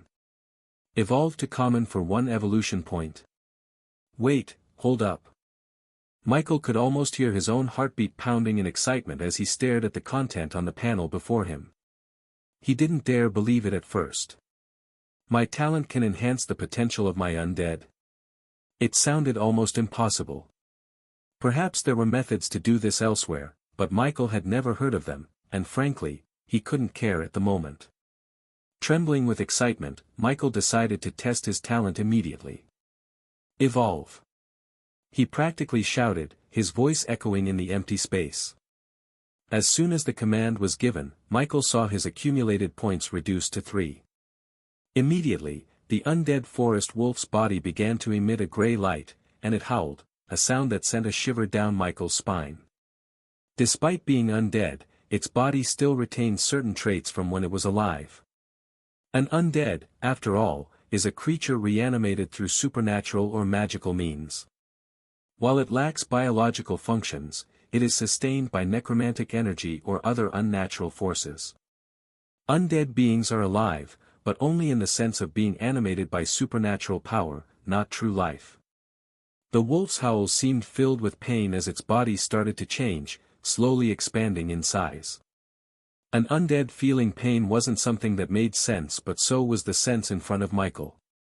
Michael watched the transformation intently, his eyes glued to every detail. Moments later, the gray light faded, and the wolf's form became fully visible. Its appearance hadn't changed much, aside from growing slightly larger, now almost as tall as Michael, comparable to the level 7 corpse he had purchased. But Michael's focus wasn't on its size. Undead Forest Wolf Level 3. Rank, Common. The wolf's potential had increased to 3 stars, and it had even leveled up. Ha! Michael roared with laughter, until he abruptly choked, his excitement momentarily overwhelming him. But this didn't dampen his mood at all. His talent was incredibly powerful. Though it was called Infinite Evolution, Michael hadn't dared to imagine it would be anything like this. Still, there was one more thing he needed to confirm, to truly test the extent of his ability. Talent, Infinite Evolution. Evolution points, 3. Evolvable. Undead Forest Wolf Level 3, insufficient evolution points, can't be evolved. It can still be evolved. Michael's hands shook with excitement. Though the panel didn't state it outright, it hinted that he could enhance the potential of his undead again, provided he had sufficient points. Without hesitation, Michael retrieved a spirit crystal from his mark of origin and began absorbing its energy. A short while later, his evolution points increased. Talent, Infinite Evolution. Evolution points, 6. Evolvable. Undead Forest Wolf Level 3, sufficient evolution points, can be evolved. The spirit crystal had given him 3 evolution points, but that wasn't Michael's focus. Just as he had suspected, the only thing he lacked to evolve his undead further was more evolution points. However, the forest wolf is currently a 3-star common rank monster. Above this, Michael's voice trembled. It will become a rare rank monster. His body shook at the thought. Can my talent really be so heaven-defying? If his suspicions were correct, Michael's path to power would be far smoother than that of any ordinary necromancer. The necromancer class thrived on numbers, but stronger monsters were incredibly powerful and difficult to kill. This often forced even high-level necromancers to rely on a few elite undead, with the rest of their armies made up of weaker, cannon-fodder creatures. But with infinite evolution, Michael envisioned a terrifying future. While others would risk their lives or pay exorbitant prices to strengthen their undead armies, Michael's talent seemed to erase those limitations entirely. High-rank monsters weren't just defined by their strength, they were also defined by their rarity. Most necromancers, even at level 100, wouldn't command many undead with high rank, as there weren't a lot as one would imagine in the first place. But what about Michael? If his talent truly lived up to its name, infinite evolution, and allowed him to endlessly evolve his undead, wasn't it possible for all of his creatures to one day reach the demigod rank? There were 7 known ranks for monsters, from low to high, common, rare, extraordinary, epic, legendary, mythical, and demigod. Each rank had 3 mini-grades called stars, like 1-star common, 2-star common, 2-star rare, and so on. The mere thought made Michael feel like he was dreaming, his hopes soaring dangerously high. But there was only one way to confirm it. And that was to continue evolving. Come on, infinite evolution. Show me your limit. Undead Forest Wolf Level 3. Rank, Common. Evolved to Rare for 5 evolution point. Yes. The Undead Forest Wolf's body shone with a brilliant gray light, so intense that Michael had to squint. Despite the brightness, his determination to witness the changes kept his gaze fixed on the evolving creature. Like before, the undead wolf howled in pain, its cries echoing through the quiet surroundings. Its body grew larger and larger, eventually towering half a meter above Michael. But this time, the changes went far beyond mere size. Beneath the glowing gray light, Michael noticed moss and vines sprouting across the wolf's grayish-green skin. Thick vines burst from the ground beneath its feet, writhing as if they had a life of their own. The undead wolf was transforming into something entirely new. Its aura grew so powerful that Michael struggled to breathe, the oppressive energy pressing down on him. Minutes later, the blinding gray light faded, and the transformation stopped. Before Michael could fully process the visual changes in his undead, several notification panels popped up before him. Your common undead forest wolf has evolved to rare undead verdant wolf. Your undead verdant wolf has advanced to rank 1, level 11. Your undead verdant wolf has gained the skill, plant control. You have received feedback from your undead verdant wolf's rank advancement. Your strength stat has increased significantly. Your agility stat has increased significantly. Your constitution stat has increased significantly. Your intelligence stat has increased significantly. Immediately, Michael felt a powerful surge of energy coursing through his body. For classes like beast tamers and necromancers, the advantage wasn't just the contract slots allowing them to command minions as part of their strength. Another noticeable benefit of these classes was the feedback they received as their minions grew stronger. For beast tamers, although they had fewer contract slots than necromancers, gaining only additional slots every 5 levels, their main advantage lay in the feedback. As their tamed beasts grew stronger, the tamers themselves received boosts, not just from rank advancements but also from level ups. Necromancers, on the other hand, didn't receive feedback for each level up of their undead but only from rank advancements. However, they compensated with a significantly larger number of contract slots. This meant that, while the feedback per level up didn't exist, the overall feedback from numerous rank advancements often surpassed that of beast tamers. Of course, there was a balance. The stronger the tamer or necromancer, the weaker the feedback they received from their minions. Conversely, weaker tamers or necromancers gained more noticeable feedback from their growing minions. Though Michael had learned this through various forum posts, which, in all honesty, were completely random, he was still stunned by the surge of power he felt from evolving his undead. No, what shocked him even more was that evolving his undead also caused it to rank up. He knew it was rare to find rare rank monsters below rank 1, as adult forms were typically rank 2 and far stronger than rank 1 creatures. Yet, the fact that this applied to his undead took him completely by surprise. After all, his talent was anything but conventional. The race has changed too, Michael observed. After some consideration, he didn't find this surprising. Rank and stars weren't just about determining the limit of a creature. They were, in a sense, tied to its very identity. Most forest wolves could only ever reach level 7 at best, with a rare few surpassing that and stepping into rank 1. Even this was considered the extreme limit of their race. Anything beyond that would already exceed the natural capacity of their species. Perhaps this is the true meaning of evolution, to break free from the limits imposed on the self. Michael mused, reflecting on his talent. From what he'd seen so far, his talent wasn't merely about raising the level cap of his undead. It seemed far more profound than that. Michael briefly entertained the possibility that his talent could affect more than just his undead. But with his limited knowledge, this thought remained just that, a fleeting idea Michael couldn't fully explore yet. The next major change Michael noticed was in his own body.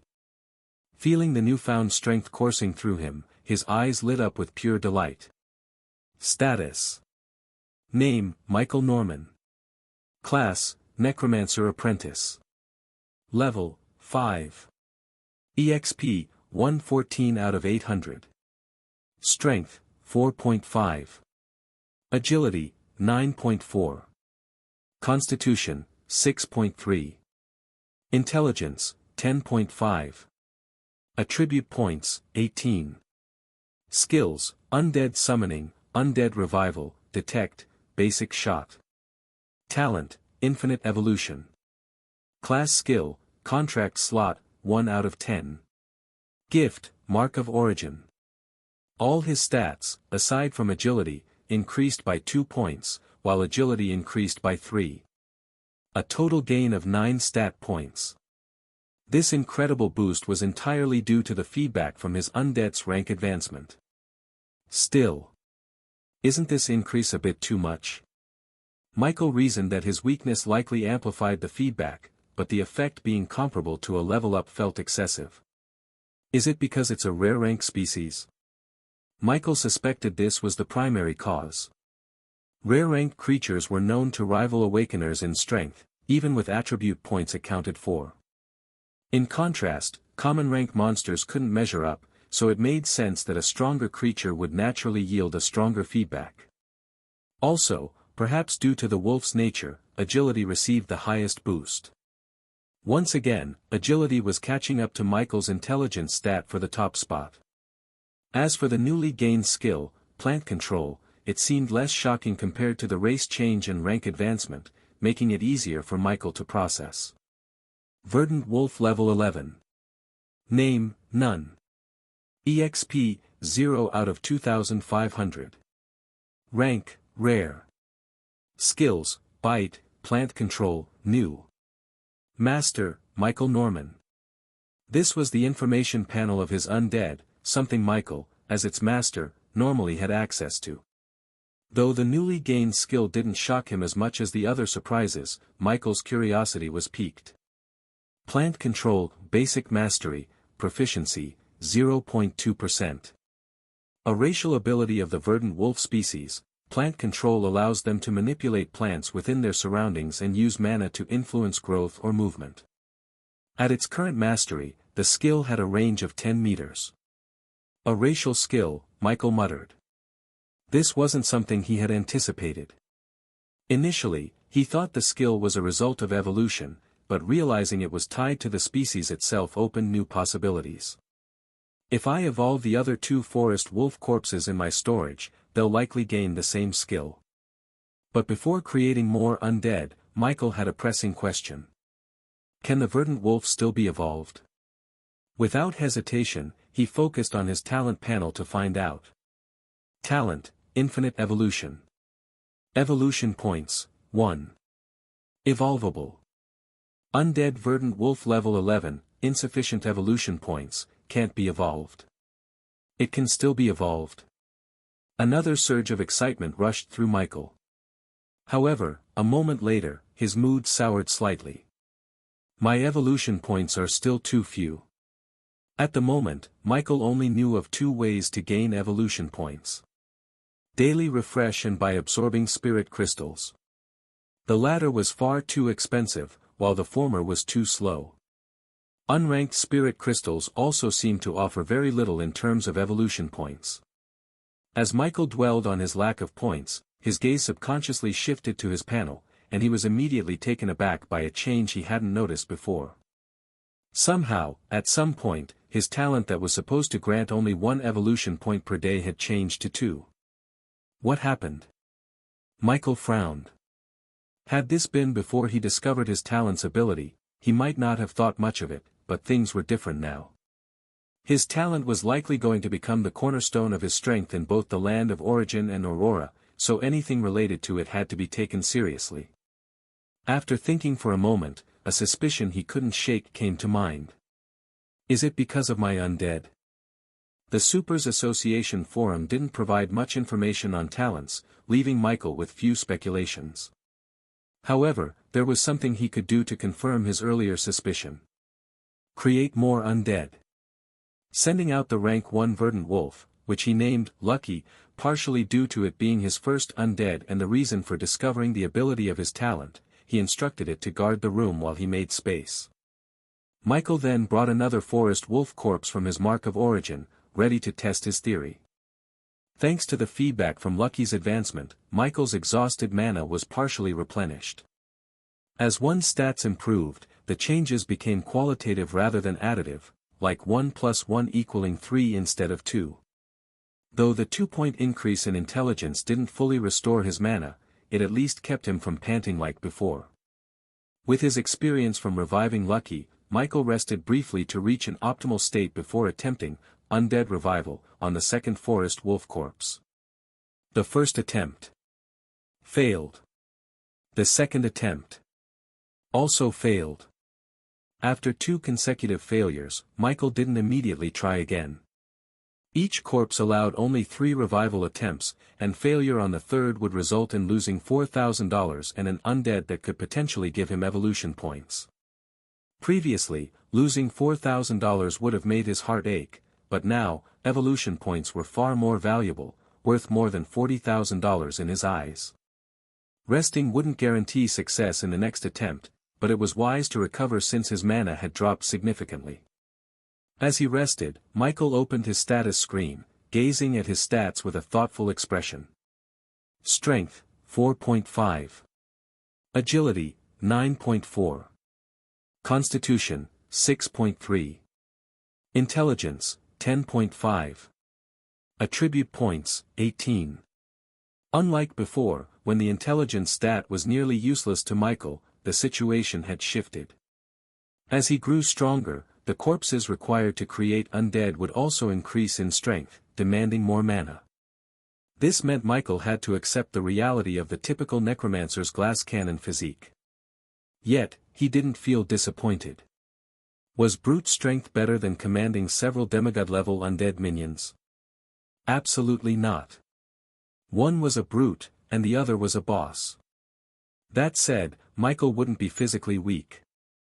Being a rare-class necromancer, he would grow stronger through feedback from his undead as they advanced between ranks. While he couldn't match pure physical classes, he could certainly dominate pure mages. With these thoughts in mind, Michael glanced at his accumulated attribute points. Now at level 5, he hadn't used any attribute points since leveling to 2 to handle the slimes in this place. Earning 6 attribute points per level, 4 from his class and 2 from his race, he had saved a total of 18 points. It was a considerable number, capable of providing an instant boost to his stats. Thanks to his talent, Michael was now willing to commit to the pure necromancer path. If I'm going to be a proper mage, I might as well go all out. Necromancers were variant mages, making intelligence their primary stat.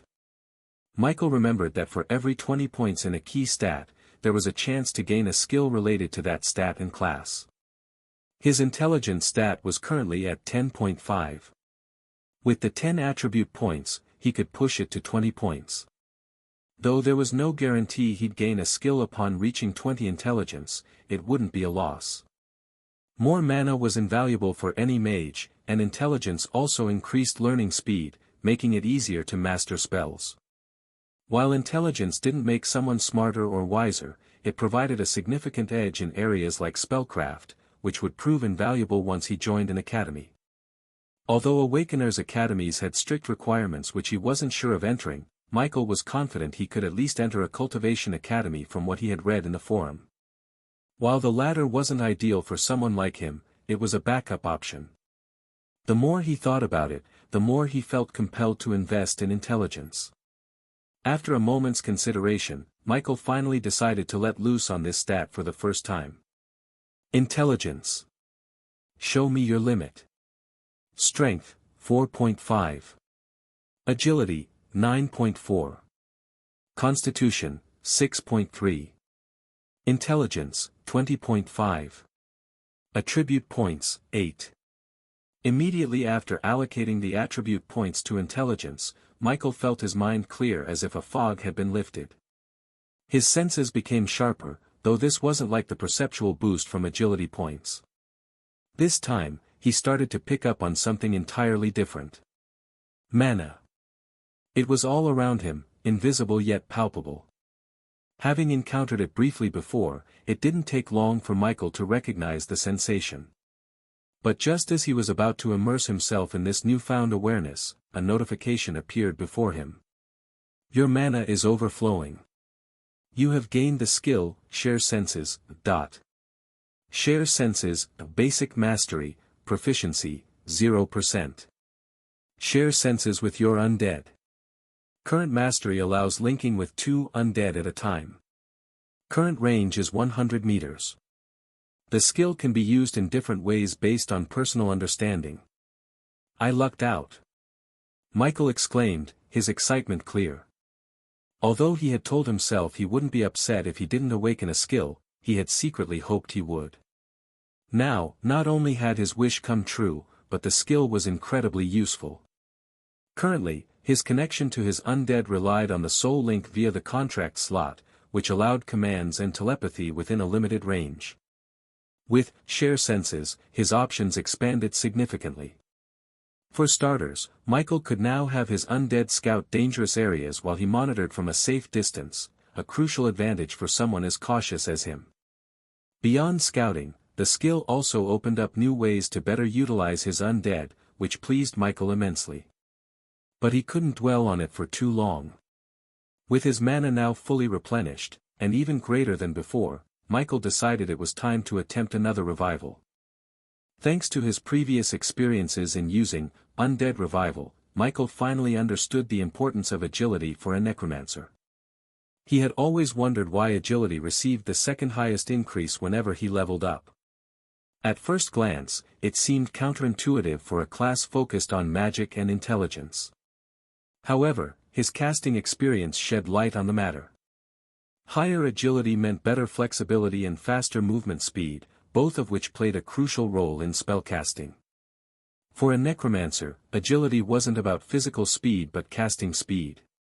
If one's movements during spellcasting were too slow, it could lead to critical issues, such as spell failure or vulnerability to enemy attacks.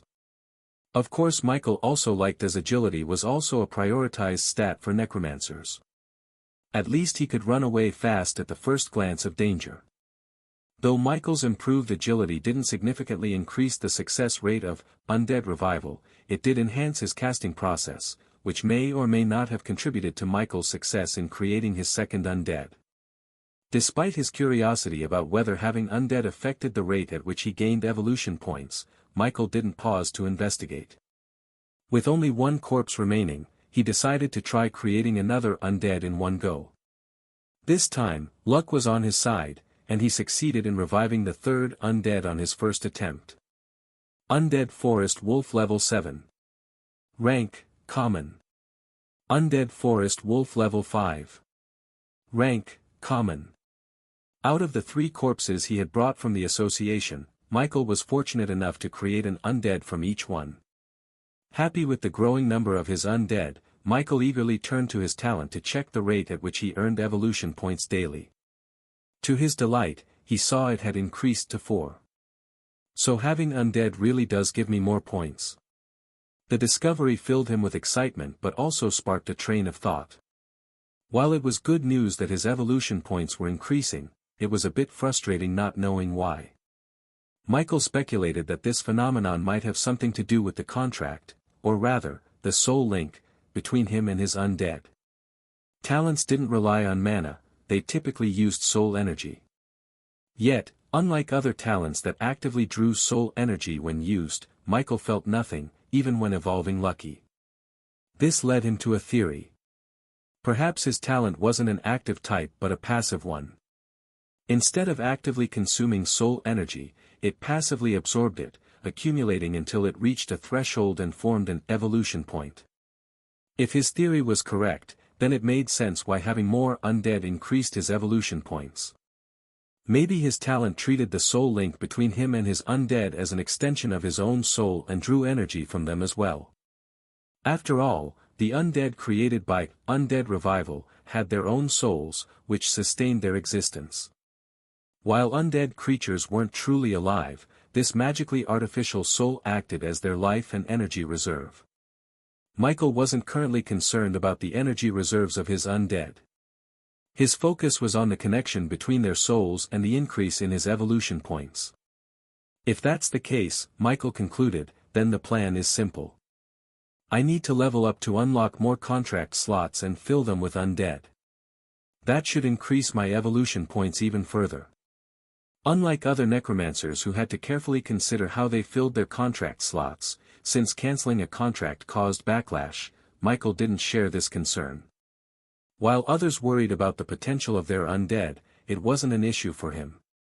If a creature's potential was too low, he could simply evolve it.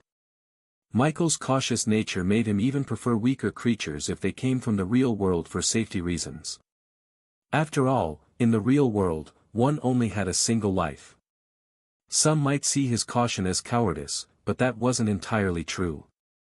If he were a true coward, he wouldn't have had the guts to confront the acid slime after being mutilated by its attack and enduring excruciating pain. Most people would have given up in his situation or lacked the willpower to survive such an ordeal. While it was true that being in the land of origin gave him more guts, it didn't diminish the fact that many other awakeners wouldn't have lasted in his shoes. After reflecting on his talent, Michael concluded that whether or not more Undead truly increased the rate of evolution points, it was undeniably good news for him. If his speculation was correct, filling his remaining 7 contract slots would allow him to gain 11 evolution points every 24 hours, enough to evolve 2 3-star common Undead into rare rank each day. Reaching the demigod rank for all his Undead was a distant goal, but achieving rare rank for them seemed well within reach. Rare rank Undead would also begin at rank 1, ensuring they wouldn't be too weak, even initially. The more Michael thought about it, the more he craved additional Undeads.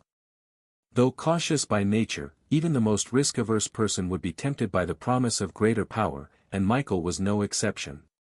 What was a little risk compared to the potential for more strength? However, despite his growing eagerness to explore the dimensional cracks he had previously avoided, Michael knew there were still a few matters to address in the land of origin first. 1. Starting with evolving another Undead. Currently back to square one with only a single evolution point, Michael decided to absorb the 2 spirit crystals he had left. The first gave him 2 points, and the second added 3 more. Combined with the 1 evolution point he already had, he now had 6. Just enough to evolve another undead to rare rank. Talent, Infinite Evolution. Evolution points, 6. Evolvable. Undead Verdant Wolf level 11, insufficient evolution points, can't be evolved. Undead Forest Wolf level 7, sufficient evolution points, can be evolved. Undead Forest Wolf level 5, sufficient evolution points, can be evolved. As expected, Lucky couldn't be evolved again. Michael wondered how many evolution points would be required for Lucky's next evolution. At the common rank, evolving had only cost 1 point, but advancing to the next rank required 5 times the previous amount. Michael still knew little about his talent and its evolution point distribution. To uncover the full pattern, he needed more undead under his command. Evolving Lucky is off the table, but these 2 are still viable.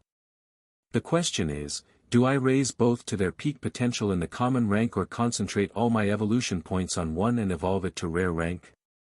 This was Michael's current dilemma. If he focused all his points on one undead, it would require all 6 evolution points to achieve rare rank. Alternatively, evolving both to 3-star common rank would only cost 2 points per undead. However, after a moment of reflection, Michael felt foolish. Why am I even debating this? A rank 1 rare rank undead is leagues above a 3-star common rank undead. It's not even a comparison. To Michael, what he needed most now were strong undead to ensure his plans for both the land of origin and the real world proceeded smoothly, and, most importantly, safely. Michael had already resolved to fill his contract slots using the real world due to his situation in the land of origin and level up before his talent showed its ability. But now that it did, he was filled with even more enthusiasm. A rank 1 rare rank monster, equivalent in strength to what most awakeners could only match with heavy use of attribute points, was immensely powerful. With 2 such undead, Michael would gain an unprecedented advantage. Dimensional cracks in the real world were categorized based on the cultivation power system. With his current attribute points, Michael could already boost himself to the strength of an all-rounder peak rank 1 knight.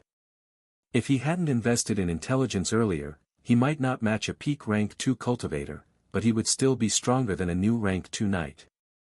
If Michael was this capable, what about a rank 1 rare rank undead? Surely, it could fight against peak rank 2 cultivators without much difficulty. The highest rated dimensional crack in Woodstone City only reached level 2. With 2 rank 1 rare rank undead, Michael could dominate such a crack with ease.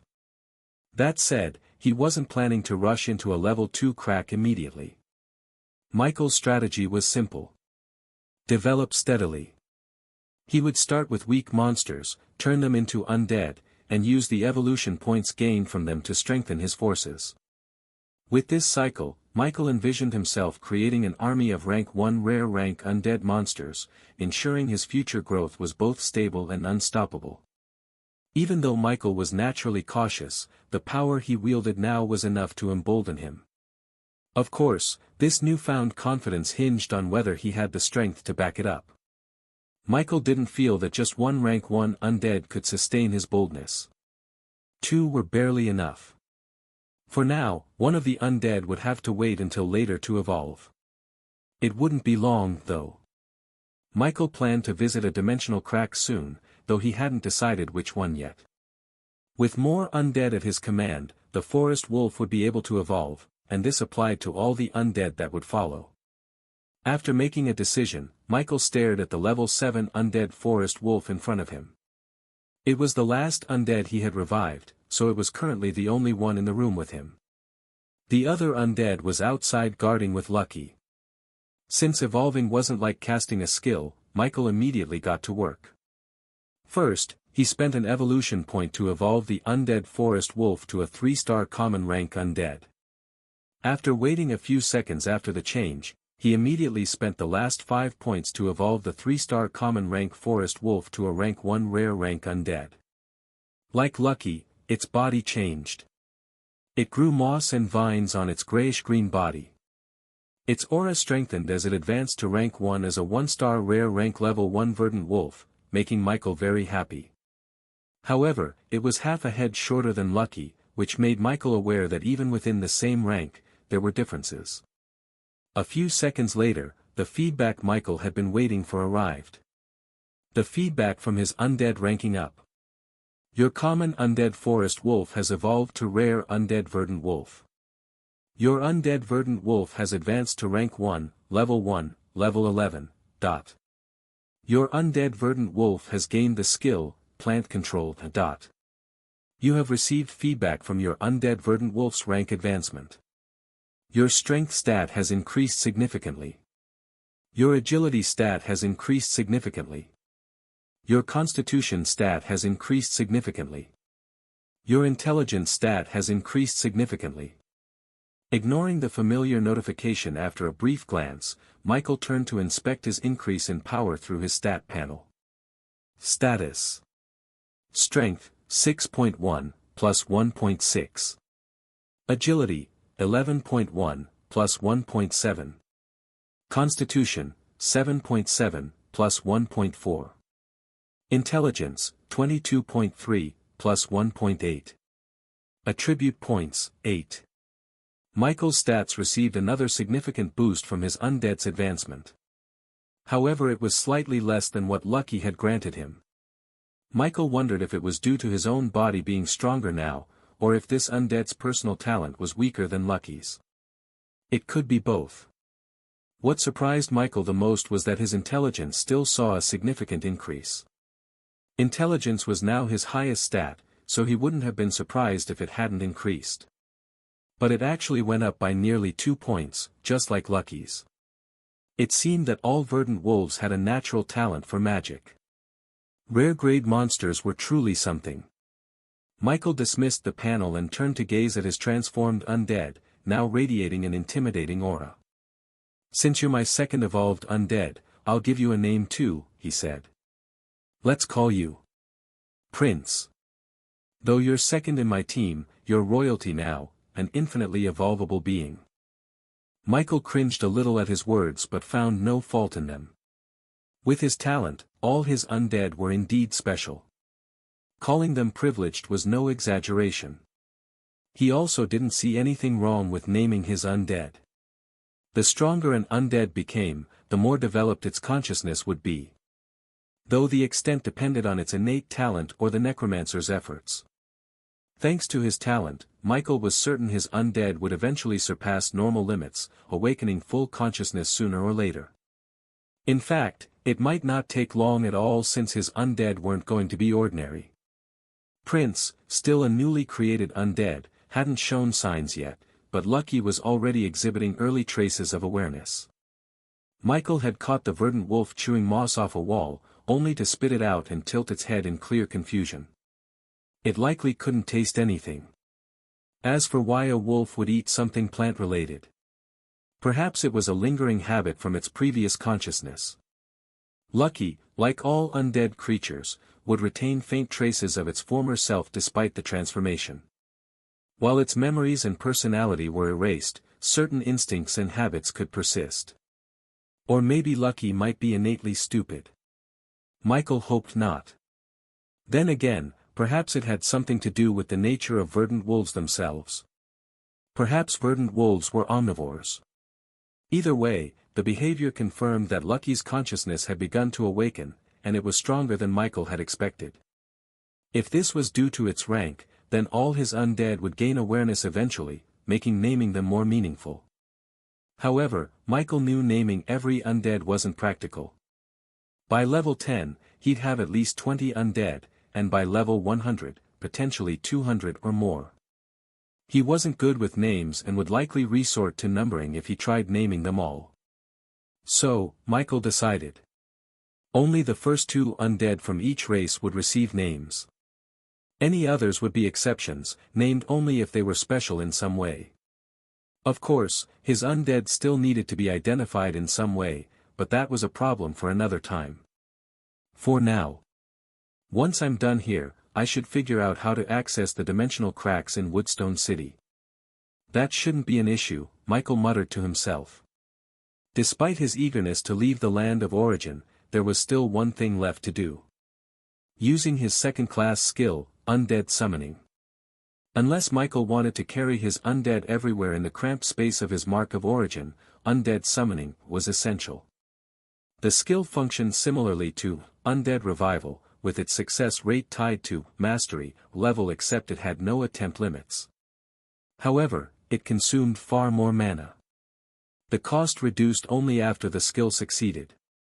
At its current, intermediate mastery, Michael had a 50% success rate. But what exactly did success mean? Undead Summoning allowed Michael to summon contracted undead anywhere and dismiss them at will. This required forming a contract between the undead and a subspace known as the Netherworld, the home of the dead. By channeling his mana, Michael attempted to take his undead to the Netherworld, enabling them to inhabit it when not summoned. The Netherworld was an excellent environment for undead, but it came with an annoying drawback: its resistance. Every failed attempt to send an undead to the Netherworld increased the retry cost by 50%. This compounding penalty reflected the Netherworld's growing rejection of non-native creatures. The situation was even worse for stronger undead, as they required more mana to be contracted initially, and exponentially more if retries were necessary. This was why the Necromancer class relied heavily on intelligence. Mana was truly their lifeline.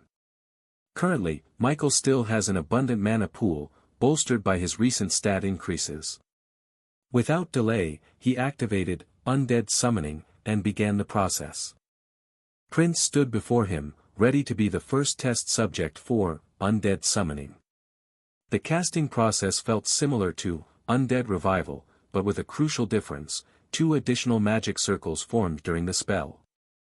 Instead of shrinking and merging into the undead's body as with Revival, these circles expanded outward, pulling more mana from Michael as they enveloped Prince. They emitted a greenish-black light as they slid beneath him, causing Prince's body to glow faintly. Michael's mana rapidly drained. Unfortunately, despite consuming 15% of his total mana, the spell failed. A frown appeared on Michael's face. The mana consumption is a bit too much. The implications dawned on him quickly. At rank 1, Prince's strength likely demanded significantly more mana to form the contract with the Netherworld. If 15% of his mana failed on the first attempt, the second attempt would cost roughly 22%, and subsequent retries would only worsen the situation. This is too much. Michael's expression further darkened. In his rush to evolve his undead, he had overlooked a crucial detail. The stronger an undead was, the higher the initial mana cost to contract it with the Netherworld. He didn't know this initially, but he should have thought of it after evolving Lucky. By evolving Prince to rare grade before attempting the summoning ritual, Michael had unintentionally made the process much harder for himself. If he'd prioritized sending his undead into the Netherworld while they were still common grade, it would have been far more efficient. Now, his undead strength, an extension of his strength, had temporarily become a frustrating obstacle. "I'll have to be more careful about how I evolve my undead in the future," Michael muttered. This realization brought another insight. Perhaps the reason powerful necromancers didn't always fill their contract slots wasn't just because they sought undead with better potential. It might also be because they couldn't find weak ones with enough potential. Sure, a necromancer could forego undead summoning, and keep powerful undead roaming in the real world, but Michael doubted that was practical in most situations. The Netherworld provided a far more efficient solution for housing his undead. "I really didn't think this through," he admitted, frustrated. Fortunately, his current undead weren't too large to fit in his mark of origin storage space. While the storage couldn't accommodate living beings, undead were technically not alive, making it a temporary workaround. However, this wasn't a permanent solution. For now, Michael decided to leave that problem for his future self to handle. To be safe, Michael dismissed Prince outside the room and called Lucky back in. Between the two, Lucky seemed the stronger choice to gamble on undead summoning a success. Michael resolved to bet everything on Lucky. Determined, he used all his accumulated attribute points on intelligence, pushing the stat to 30. Lucky, you better hope your name brings you actual luck. Michael muttered nervously. With no time to waste, he began casting Undead Summoning on Lucky. For now, he could still use his storage space to transport his undead to the real world, but what would happen if they grew bigger as they became stronger? Or as their numbers grew? The way things were looking now, it seems his overall power was going to be divided in both worlds, making him significantly weaker as he grew stronger. It seems that, for now, I need monsters weaker than level 5 if I want to avoid shooting myself in the foot with the disgusting netherworld system and that scam of a undead summoning skill, Michael grumbled. Unfortunately, weaker monsters didn't guarantee success either. Once again, the worries of the future piled higher. Of course, this didn't mean Michael wouldn't try to fill his contract slots and evolve his undead. The process could be delayed but never compromised. At worst, he would keep most of his undead situated in the land of origin, focusing more on those he could summon and dismiss at will. These select undead would become his main ones, and he would prioritize their growth and evolution. Also, he didn't believe other necromancers hasn't thought about the disgusting nature of the netherworld and undead summoning, to not think of something. Michael stared at Lucky in front of him, a faint smile playing on his lips, tinged with a hint of resentment. He steadied his heavy breathing before speaking. Lucky, we might have to change your name soon. You're a scam, buddy. With 30 points in intelligence, 30 times the amount of an average human, Michael had expected far better results. Yet, it had taken all his mana to barely send Lucky to the netherworld. The Lucky before him now was the one he had just summoned back after some rest. Michael had to admit, the effects of undead summoning were impressive. Once the contract was set, he could summon any number of undead instantly, as long as his mana could sustain it. However, the cost of activating the skill weighed heavily on him. 30 points in intelligence weren't a simple linear boost. The qualitative change was immense, yet it had taken more than 2 attempts to send Lucky to the netherworld, depleting his mana reserves. It sounded little, but it wasn't. Lucky was indeed stronger than Prince. The first attempt to send him to the netherworld consumed 20% of Michael's total mana reserve, assuming it had been full.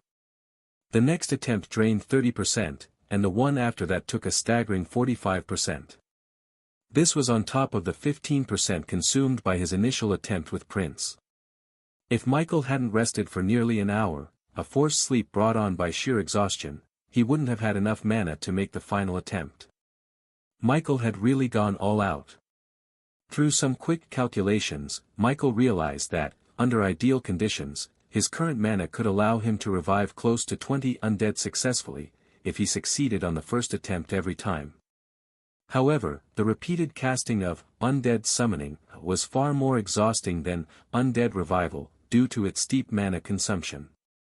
Even so, the benefits of the skill couldn't be ignored.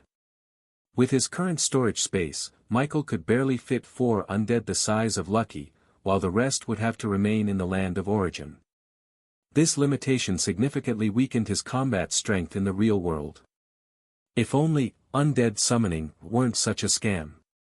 With his undead connected to the netherworld, Michael could theoretically summon all of them simultaneously in both the land of origin and Aurora, if his mana reserves allowed it.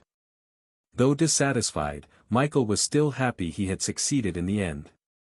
As long as his undead could enter and leave the netherworld at will, the situation wouldn't change, even if he continued to evolve them. This was because the contract with the netherworld was tied to the souls of the undead, not their race or physical bodies. Perhaps evolution also strengthened their souls, but the foundation remained the same, and that was what truly mattered. If Michael could summon and dismiss at least 10 monsters from the netherworld, even if his forces were divided, it wouldn't be a bad situation. Those 10 undead, capable of traversing the netherworld, would become the focus of his efforts to evolve them. Even with just 10, a force of 10 rare rank undead would be formidable, wouldn't it? And if rare rank wasn't enough, then what about 10 extraordinary rank undead? If even that failed, what about 10 epic rank undead? Moreover, it wasn't as if he wouldn't try undead summoning on his other undead. If he managed to expand his roster beyond 10, so much the better. Even if he couldn't, he'd still have divided undead from his forces in Aurora. He could also evolve to serve as his backup. I'll need to check the forums later to see if there's anything useful for this, Michael muttered. He paused, deep in thought. It looks like I'll need to revise the naming system as well. Only special undead should be given names to distinguish them, with priority for those that have access to the netherworld. Several plans began to form in his mind as he dismissed Lucky back to the netherworld. He placed Prince in his storage space while leaving the last undead, his still unevolved undead, to guard him. After consuming another energy supplement, Michael disconnected his consciousness from the land of origin. I'm back. Michael sank into the soft embrace of his bed, the lingering headache from mana exhaustion easing slightly as if melting away. Let me rest for a bit, Michael murmured, closing his eyes. But he didn't fully realize just how drained he was. While his body had grown much stronger than before, mental exhaustion couldn't be soothed as easily, even with an increase in his stats. Ever since he first entered the land of origin at noon, he had been on the move, from one task to another. Even after returning to Aurora, he barely had time to catch his breath before heading to the association to buy corpses and returning to the land of origin to revive undead. In between, he had undertaken taxing tasks, so it wasn't surprising that exhaustion had caught up with him. Michael was so worn out that barely a minute after closing his eyes, he slipped into sleep. Soon, soft snores filled the room. Today marked the second day since Michael had become an awakener. While it hadn't been what he'd imagined, obstacles seeming to rise wherever he looked, deep down, Michael felt a sense of happiness. Whether it was his past life on Earth or the original owner of this body, this was the first time in both lives that Michael felt truly alive. And it was all thanks to his awakening. He was, truly, lucky. A loud, thunderous growl from Michael's stomach woke him up. Ugh, he groaned, placing a hand over his stomach as he sat up slowly, using his other hand for support. What time is it? Why is it so bright? Michael muttered in confusion, only for realization to hit him. I overslept. He glanced around the room, noticing the curtains were drawn back to let in sunlight. The lights which he always left on were now off. Someone had also covered him with a blanket. It could only have been Aunt Mia or Lily. After surveying the room and recalling yesterday's events, Michael reluctantly accepted he had fallen asleep. It made sense after everything he had been through. Thankfully, though he had slept stressed, Michael woke up fully refreshed. Evidently, his strong body played a role in helping him recover so quickly. After stretching on the bed, Michael got up and grabbed his phone from his desk to check the time. Noticing it was plugged in, he figured someone had been in the room while he slept. 9:32 a.m. Michael was surprised. Though the sunlight suggested it was late, Michael hadn't expected it to be this late. Michael retraced his steps from the previous day. After returning from the land of origin, he went to the association to buy monster corpses. By the time he arrived home, it had been past 5 or 6 p.m. He remembered meeting Lily, with the evening sky already darkening. In the land of origin, which was 3 to 4 hours behind Aurora's time zone, it had been evening when he arrived back. From reviving his undead to attempting to send them to the netherworld, Michael estimated another 2 hours had passed. I probably returned from Aurora by 9 p.m., so I slept 12 hours. That was a long time, but it hadn't caused any problems. Even better, Michael concluded. Since I was planning to visit the dimensional cracks, I can go early and still get back at a decent time. Plans were already forming in Michael's head. But Michael's thoughts were interrupted by the thunderous growl of his stomach, reminding him he hadn't eaten. Now that I think about it, I didn't eat anything yesterday, did I? Michael was stunned. Had he been so preoccupied with becoming an awakener that he forgot something as basic as eating? Perhaps it was because his stronger body could endure hunger for longer, or maybe it was the nutrients he consumed in the land of origin with his other body that made him subconsciously believe he had eaten. It wasn't impossible. After all, whenever he switched between the land of origin and Aurora, it was only his body that changed, not his consciousness. This is serious. If I'm not careful, I might develop an identity crisis. Before Michael could sink further into his thoughts, a knock at his door interrupted him. "Brother Michael," a soft voice called out.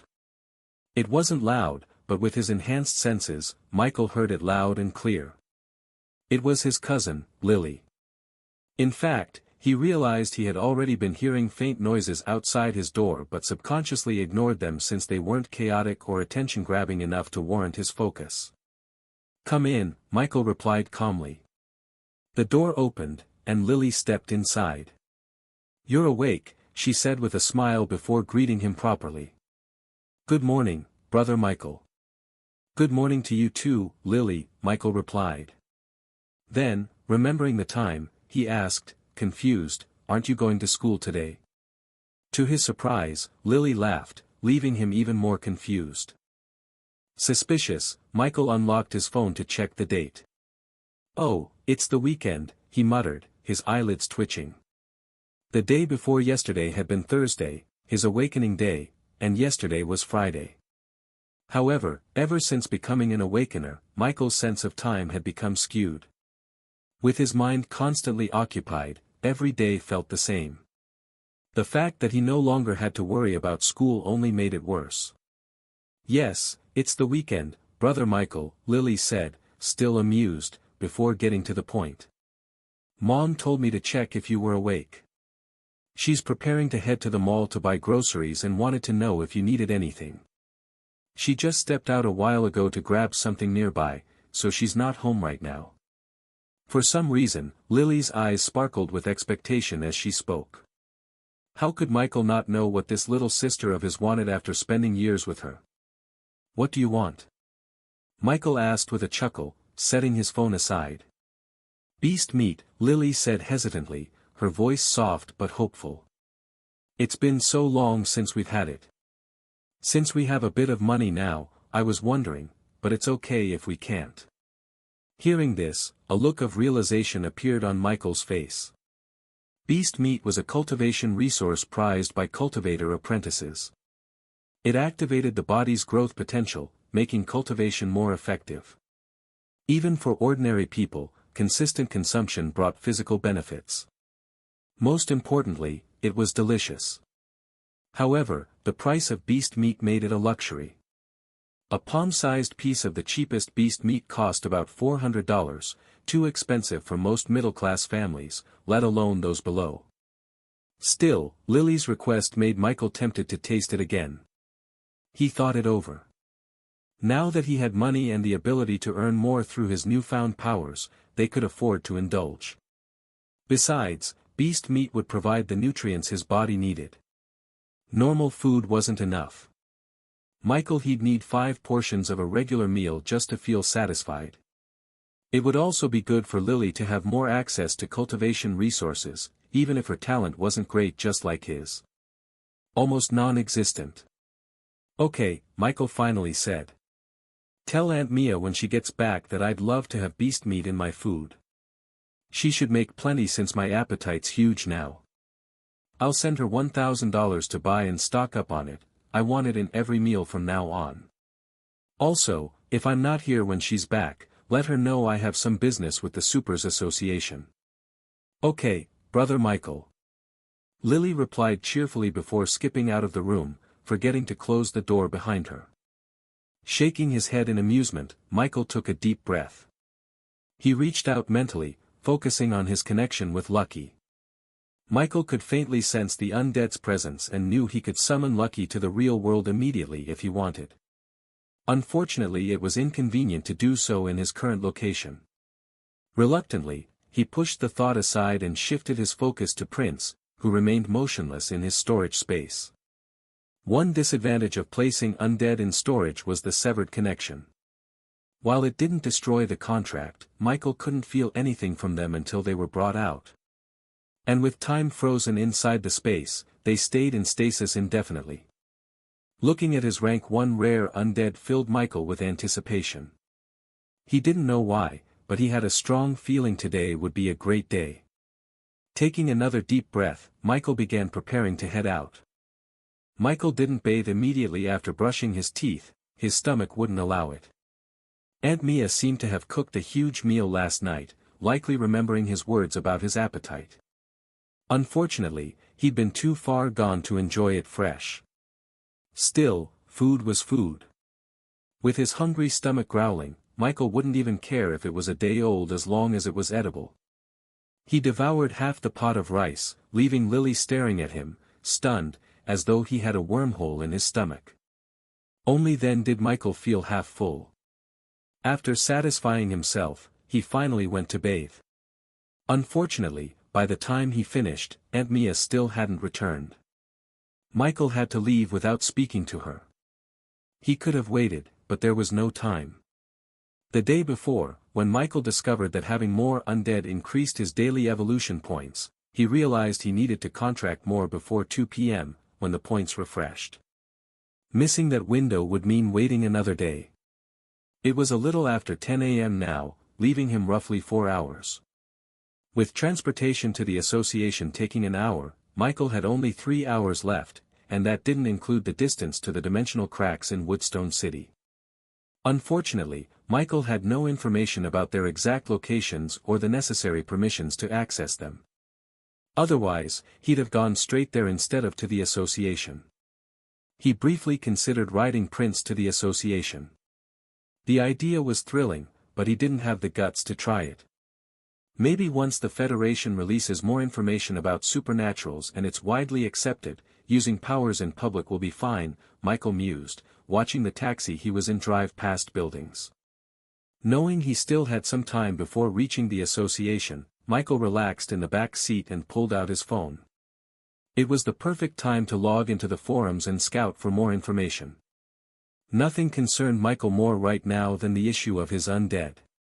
The thought of having his forces divided between the land of origin and reality, without the ability to summon or dismiss them at will, left him deeply unsettled. How do other necromancers deal with this? Michael wondered. For the next 30 minutes, he absorbed another dose of knowledge. As he suspected, other necromancers faced similar challenges, but the situation wasn't as dire as he initially thought. If anything, it seemed Michael was the greedy one for wanting all his undead stored conveniently in the netherworld. But could anyone blame him? He was human, greed was part of the package. Just as the real world was crucial to awakeners, the land of origin held even greater importance to many. However, Michael, having faced nothing but obstacles there with no opportunities gained yet, didn't fully share this sentiment. According to forum posts, necromancers and beast tamers, who, like Michael, struggled to store their undead or tamed beasts, could use a ritual to grant access to a subspace for their companions.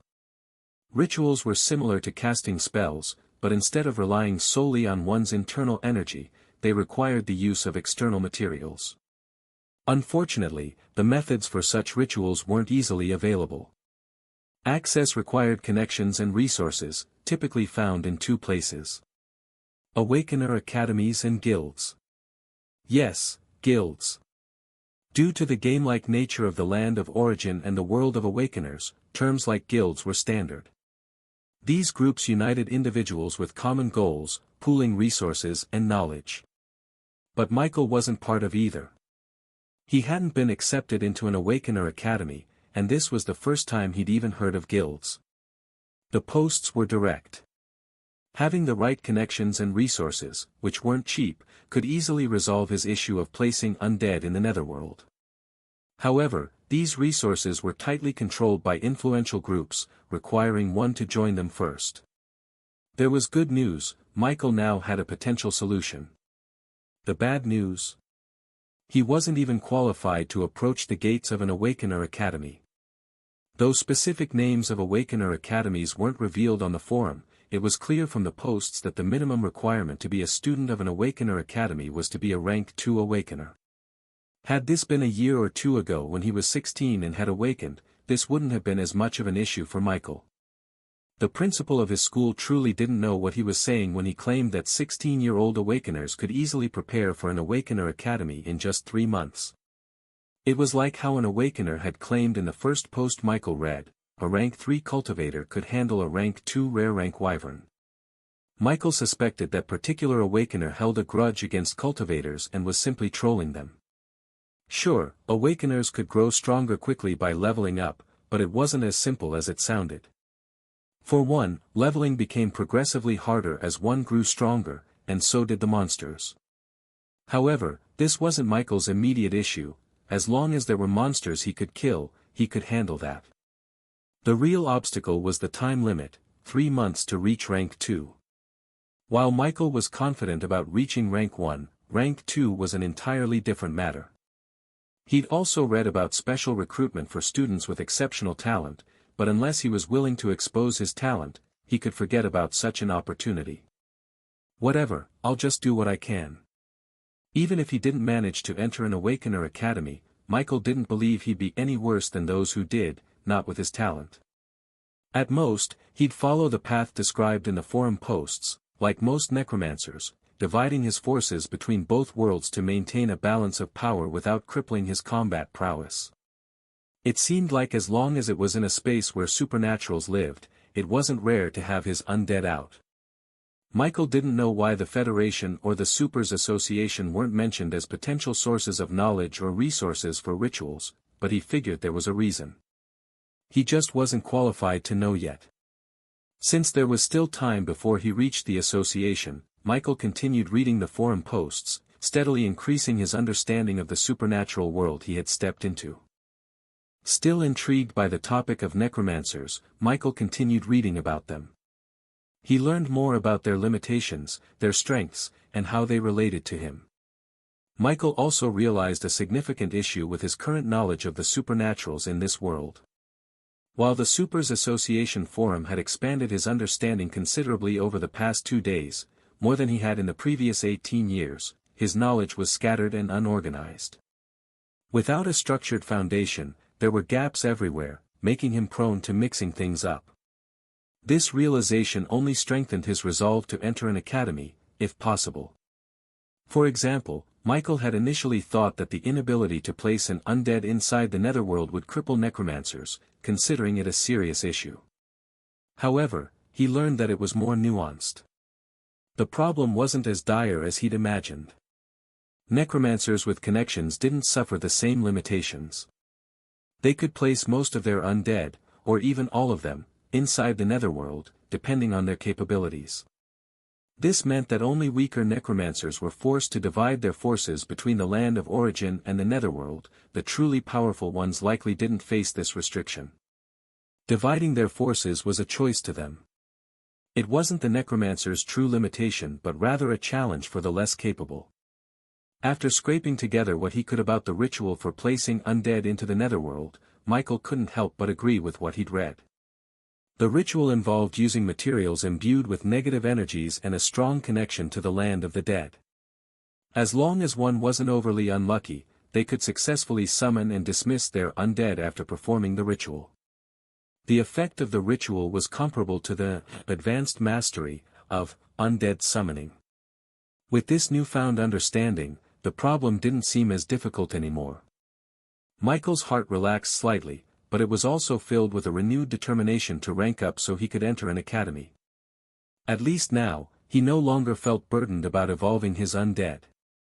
Their evolution was part of his strength. The stronger they were, the stronger he became. Fueled by the same intense drive he'd felt when trying to place Lucky in the netherworld the day before, Michael decided to go all out. 3 months. If he spent every day fighting monsters, especially those above his level to maximize his experience points with the multiplier he'd get, he didn't believe it would be impossible to get close to his goal. If the real world couldn't offer him enough monsters, he'd head into the land of origin and smash that damn gargoyle to dust. For power, even the normally cautious Michael couldn't help but feel a trace of madness. Time was too short. He had to go all out.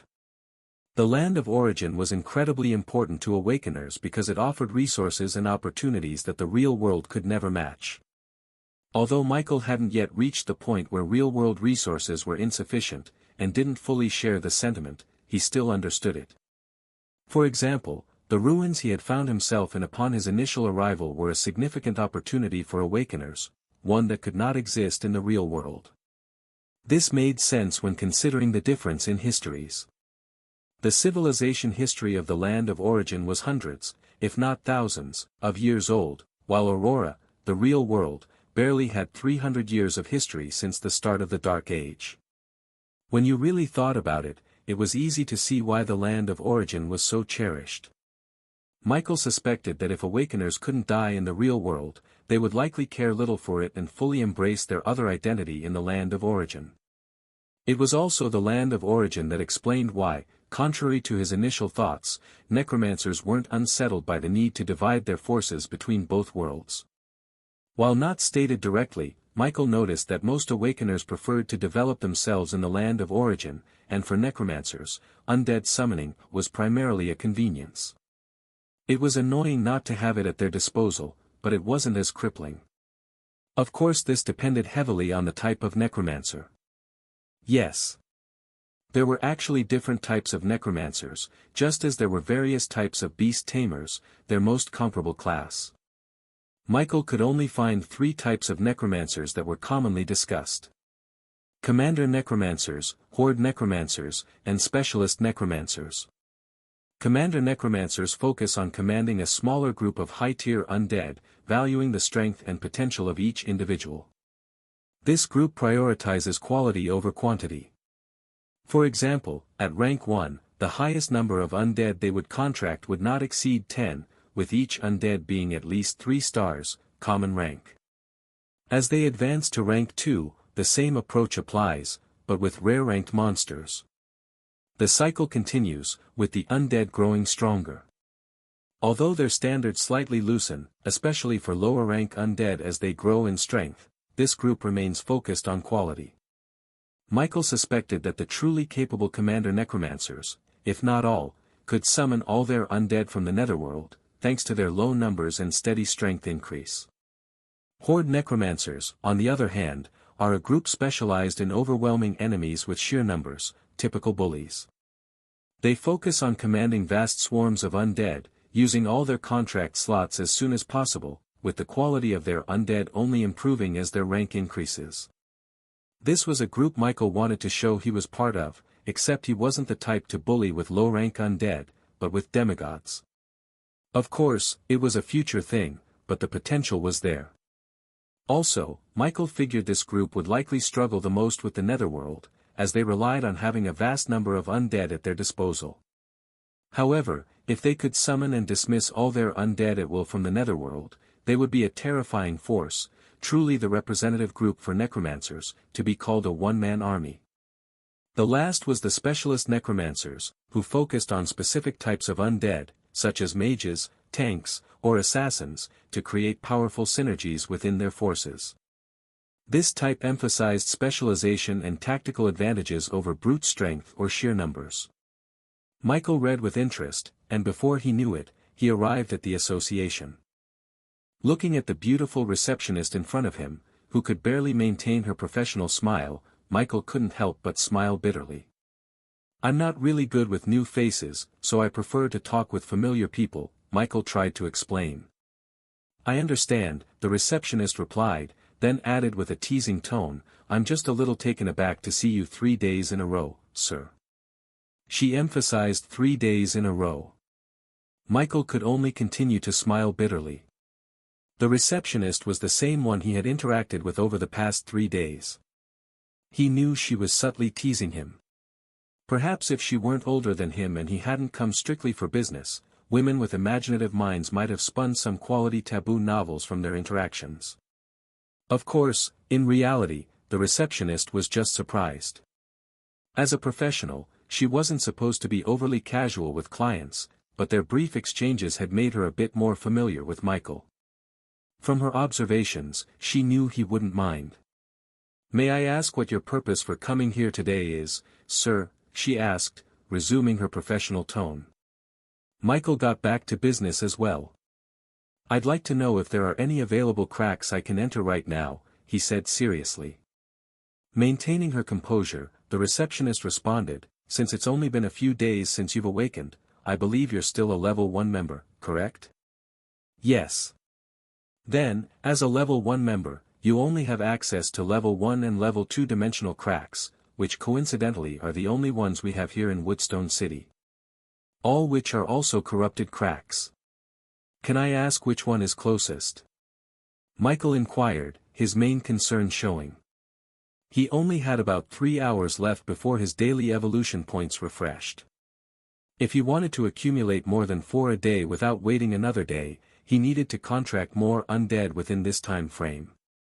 As long as the closest crack wasn't the level 2 dimensional crack he'd heard about, which still bore a certain risk, he would prefer to avoid unnecessary risks, even with Lucky and Prince by his side. The closest dimensional crack to the association is the Goblin World, a corrupted type crack located about a 30-minute drive from here at Sun Park, the receptionist informed him. It seems to have been reserved. Oh, it looks like the party won't be coming after all. That means you don't need to apply for their team slot. Would you like to enter the crack alone, or would you prefer to wait while I try to arrange a team for you from other parties that have reserved the crack later today? No need. I'll go in myself. Okay. Please wait a moment, sir, while I upload your application to the database so the other side is aware of your entry. Once it's done, you'll just need to confirm your identity with your fingerprint there. Thank you.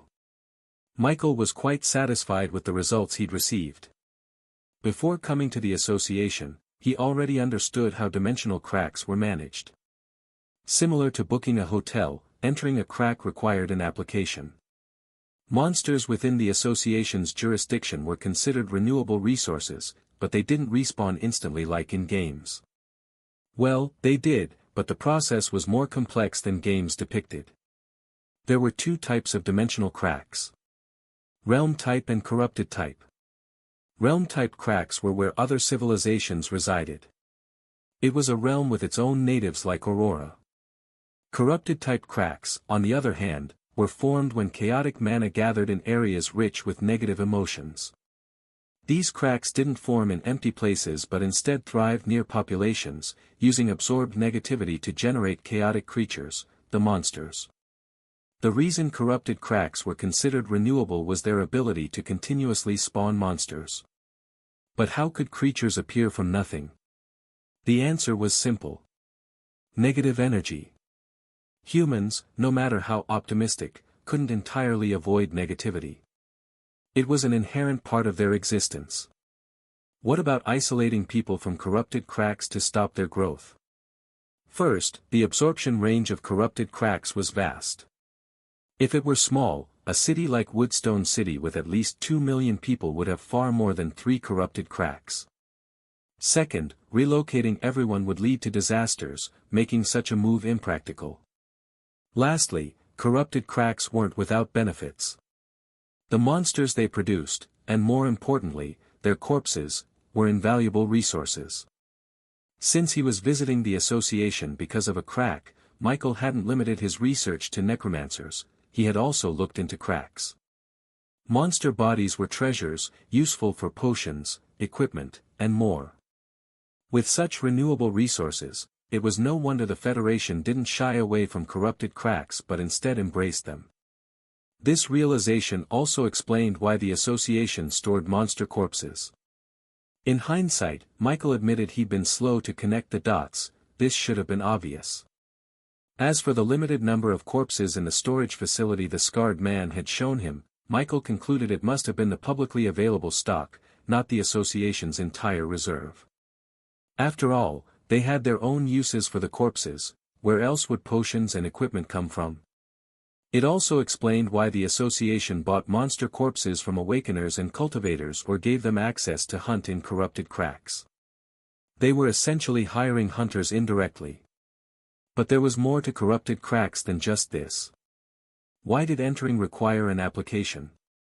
Was it just a formality? Partly, but the primary reason was scheduling. Applications ensured awakeners and cultivators could enter cracks at designated times, leaving other periods for monster respawns. But did monsters really respawn that quickly? In fact, they did, and it was due to a unique property of dimensional cracks, time dilation. The smaller the crack's space, the faster time flowed inside. Corrupted cracks usually had limited spatial dimensions, so time moved much faster. An hour in the real world could equal 10 hours inside the crack, allowing monsters to respawn rapidly. When Michael first learned about this, he was stunned. Wasn't this a pocket dimension? As several thoughts flashed through his mind, he watched the receptionist work on her computer, occasionally asking him a few questions. After several minutes, the questioning stopped, and the receptionist handed Michael a freshly printed piece of paper. "Here you go, sir," the receptionist said as she handed Michael the printed paper before continuing. "When you get to the person in charge, please hand them this document. An email will also be sent to you with a list of things to look out for in the crack, ensuring you don't miss any opportunities.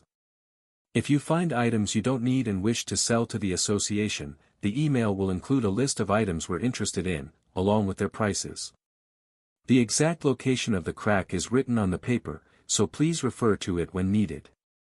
Lastly, please remember that the inner workings of the association and most supernatural-related matters shouldn't be shared with the public, as stated in the email you received on the day you registered." There was something like that? Michael muttered to himself in confusion. "Sir." The receptionist called out, her smile suddenly feeling sharp and unsettling. I was joking. Of course, I know this. It doesn't even need to be written down for me. Anyway, thank you for your time." Michael stammered as he quickly brushed it off and walked away. He could still feel the receptionist's suspicious gaze on his back. Only when it faded did he wipe the cold sweat from his forehead.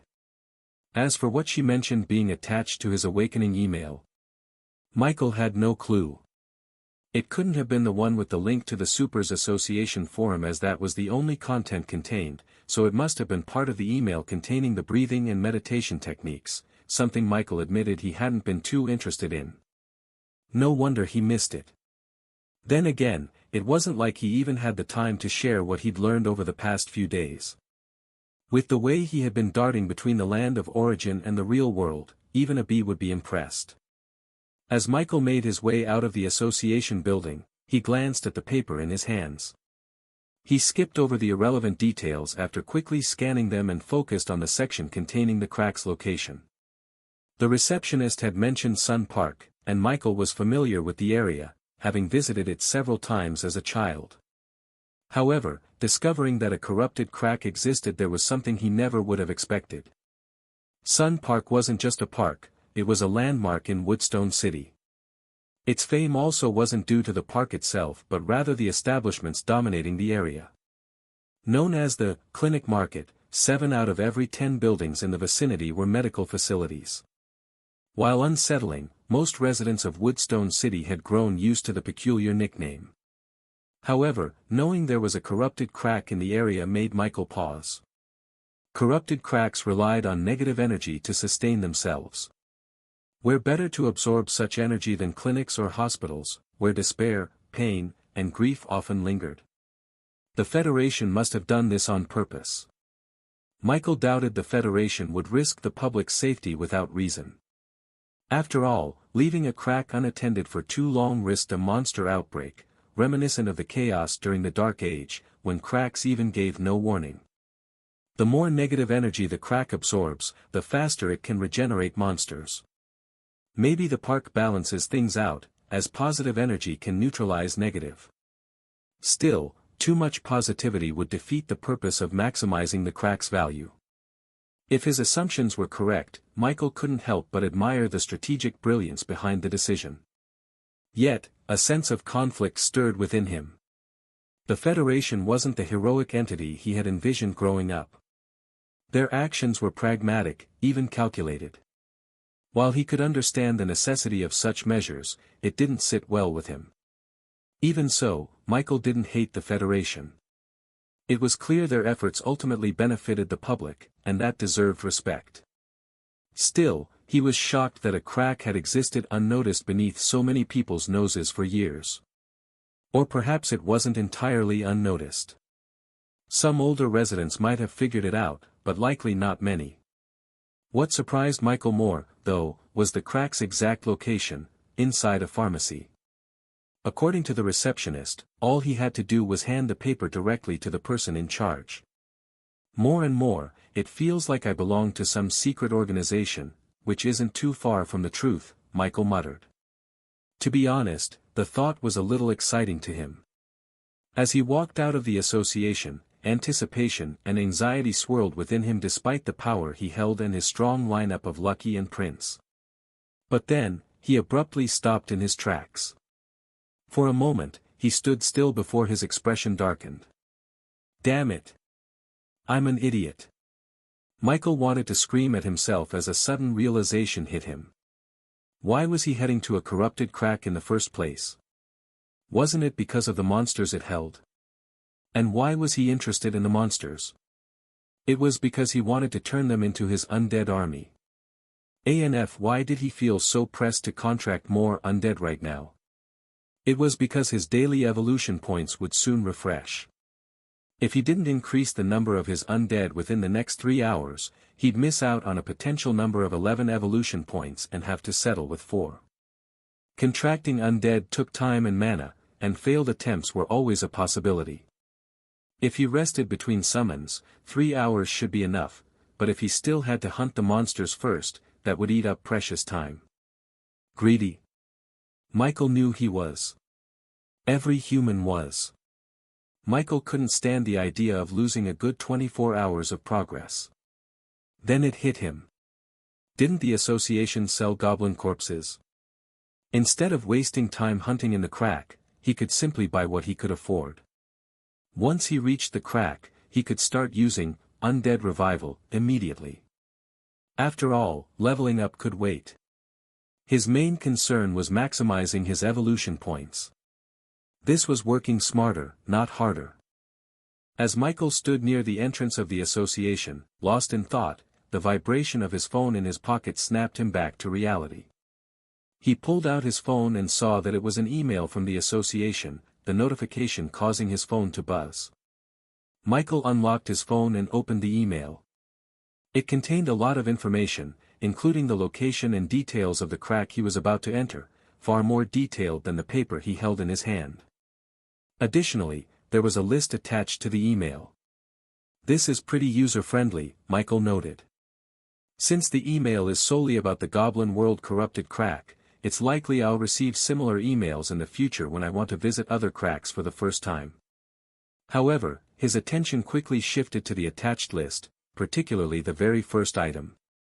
1. Goblin Corpse, $500. This is even better, he muttered.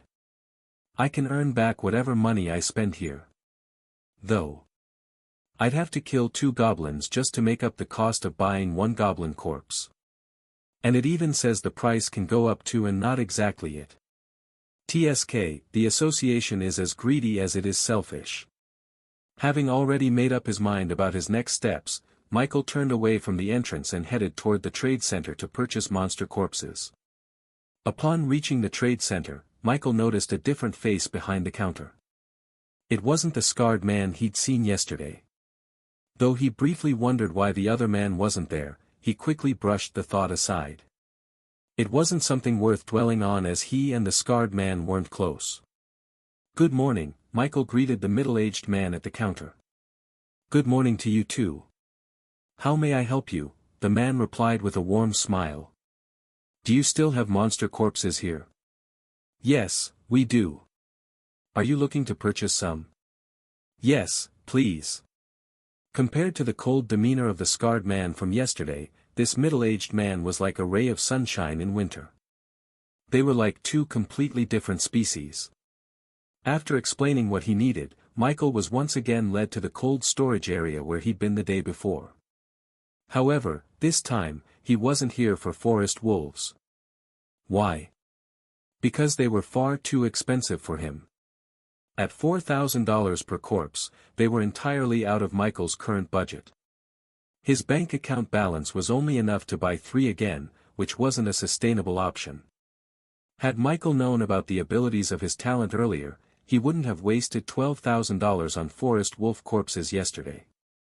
Instead, he would have spent the entire amount on goblin corpses. Sure, Goblins had trashy base stats, and their inherent weaknesses might carry over even after evolving, potentially making them weaker than forest wolves of the same rank. But that didn't matter. Michael had identified himself as a horde-type necromancer. His strategy was simple: overwhelm his enemies with numbers. He fought to dominate by sheer force of numbers, bullying his way to victory. Having a few high-quality undead was great, but not as great as having multiple quality undead. In any case, his undead could always evolve, so their weaknesses wouldn't remain constant forever. Unfortunately, Michael, unaware of the ability of his talent, had been more focused on getting the most value out of his previous purchases. Though he felt his earlier decisions had been a waste, Michael didn't regret them. At the very least, he had acquired Lucky and Prince, two strong rank 1 undead. It would have been the same case had he bought goblin corpses too, as his evolution points yesterday could only evolve a monster so far. It might have even cost more but Michael was still unsure. Did evolving a common rank undead by 1 star cost 1 evolution point each time, or did it raise a 1-star undead directly to 3 stars, regardless of its starting point? Now that he had several goblin corpses, all at 1 star, he would soon be able to figure it out. Unlike his cautious approach to buying forest wolves yesterday, Michael didn't even glance at the ranks of the monster corpses this time. He simply purchased 10 with the highest levels available. He currently had only 7 open slots left for summoning undead, but considering the risk of failure, he bought 3 extras. Hopefully, his luck wouldn't betray him. These corpses were all providers of evolution points, after all. The purchase cost him $10,000, nearly reducing him to the same broke state he'd been in before awakening. The pain of parting with such an amount was sharper than the sting of his first heartbreak back on Earth. Still, Michael wasn't too downhearted. At most, the goblins he was about to hunt would cover the damages. After completing his purchase and making the payment, Michael wasted no time leaving the association. He quickly hailed a taxi to Sun Park, the designated location for entering the crack. His allotted time in the Goblin World Corrupted Crack was from 11:45 a.m. to 1 p.m., and the clock currently read 11:20 a.m. Fortunately, there was still time. Michael wasn't in a frantic rush to enter the crack. As long as he arrived and checked in, he would be fine. That said, he still hurried to get there. Seated in the taxi, Michael used the time to reread the email the association had sent him about the Goblin World Crack. The email's content wasn't extensive, so within 10 minutes, he was done reading and left with nothing else to do except stare out the car window.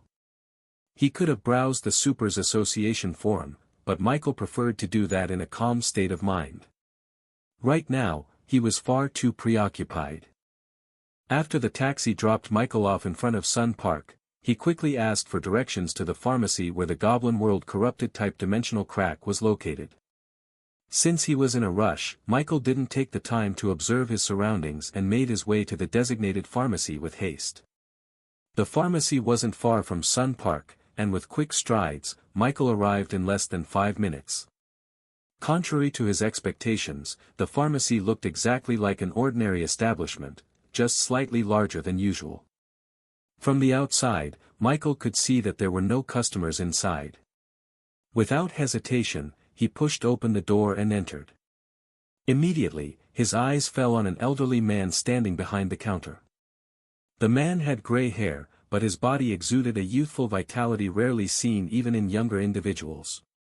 Suppressing the urge to use detect on the old man, Michael approached him to start a conversation.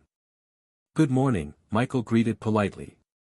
His words revealed that he was still on time. It wasn't noon yet, at least, not for another 5 minutes. The old man behind the counter smiled warmly and responded, "Good morning, boy. Is there anything you need?" "Yes, sir. The association sent me here." Michael got straight to the point, though he remained cautious not to reveal what association in case he was in the wrong place.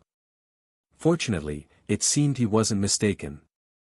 "Oh, do you have the application paper with you?" the old man asked while retrieving a fingerprint scanner from underneath the counter. Seeing this, Michael was reassured that he had come to the right place. Wasting no time, he pulled the document the association's receptionist had given him out of his pocket.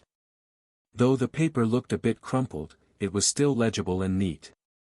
Michael hadn't been provided with anything to store it in, so he could only carry it as it was. Luckily, the old man made no comment about the paper's condition. Instead, he calmly read through its contents without issue.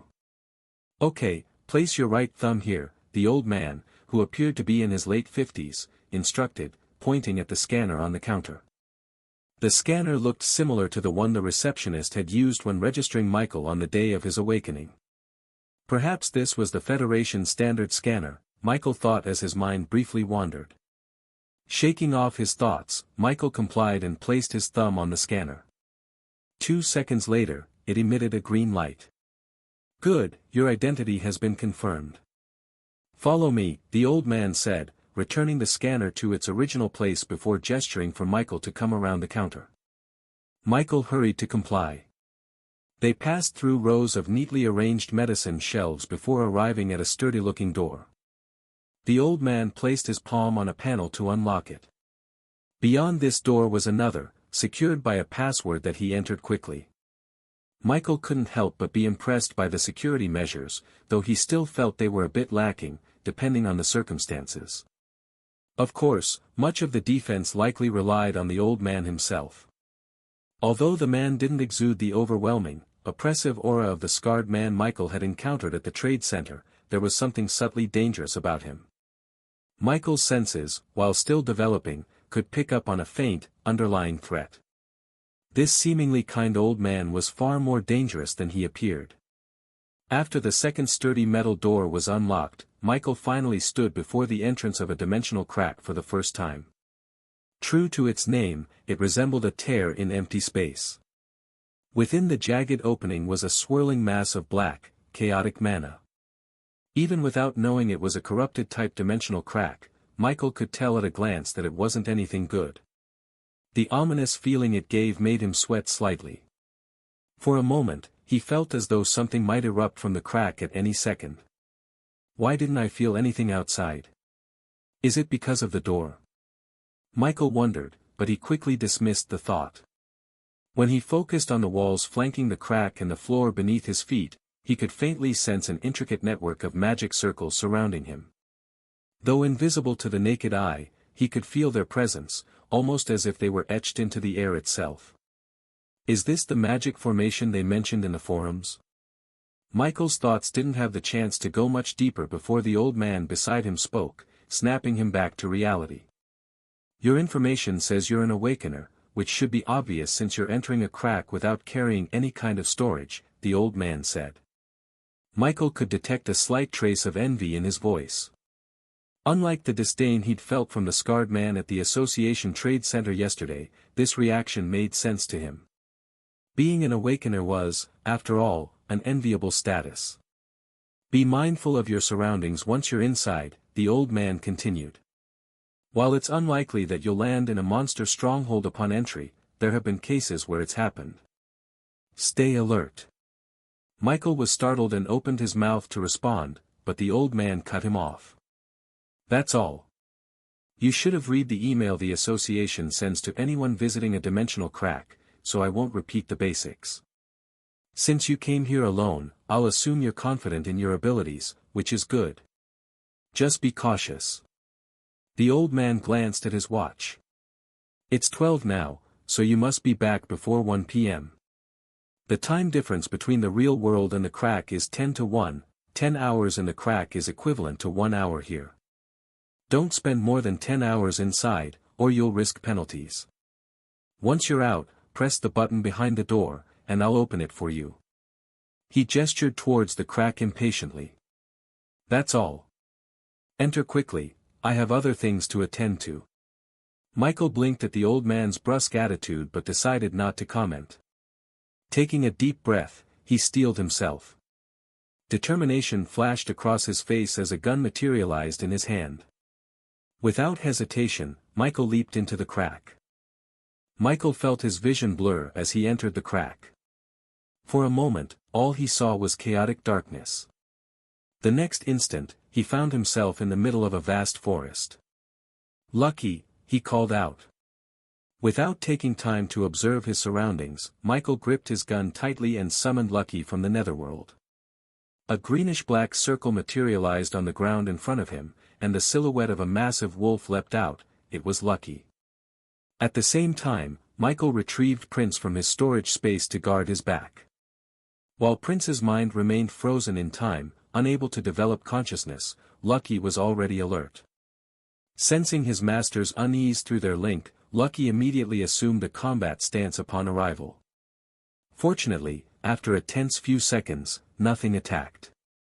Michael finally let out a sigh of relief. While keeping the two on high alert, Michael finally took the time to survey his surroundings. Tall trees stretched high into the sky.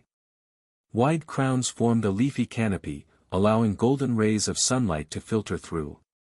The forest floor, carpeted in moss and scattered leaves, glowed softly under the shifting light. The air was alive with the faint rustle of leaves. The sight was breathtaking. Though I've read about cracks containing entire worlds, seeing it in person is amazing. There was even a sun. As for wondering how many cracks might have their own individual sun like Aurora, he quickly brushed the thought aside. Still, something about this world unsettled him. The mana in this space feels scattered. No, it feels incomplete.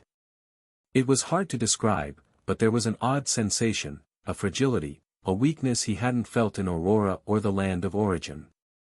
He couldn't pinpoint what was wrong, but there was no time to dwell on it. Prince, stay here with me and guard. Lucky, scout the surroundings and kill anything that moves. The moment he gave the command, Lucky vanished in a blur, leaving behind a gust of wind and a cloud of dirt. Cough, cough. That stupid wolf. Do you think feeding your master dirt is funny? I'll start feeding you grass. Michael paused, remembering the time Lucky had tried to eat moss off a wall in the land of origin. Actually, he might enjoy that, Michael muttered, shaking his head to dismiss the ridiculous thought. Michael was genuinely surprised by the movement caused by Lucky's incredible speed. The speed itself was astonishing, leaving behind an afterimage as Lucky vanished from sight. Since rare-rank creatures were said to rival awakeners who used attribute points, Lucky's stats had to far exceed 20 points for a human. Being a wolf, its speed should be even more terrifying. The strength of his undead truly satisfied Michael, but it also left him suspicious. Although he hadn't tested Lucky's speed in the real world or the land of origin yet, he doubted it would be strong enough to generate such a massive gust of wind. Michael suspected it might have something to do with the nature of this world, but he couldn't confirm it without running tests in the other worlds. Just as he was about to continue inspecting his surroundings, several notification panels appeared before his eyes. Your undead, Lucky, has killed a level 3 goblin and gained 35 EXP. You've received feedback from your undead, Lucky, and gained 10 EXP. Your undead, Lucky, has killed a level 1 goblin and gained 14 EXP. You've received feedback from your undead, Lucky, and gained 4 EXP. Your undead, Lucky, has killed a level 5 goblin and gained 48 EXP.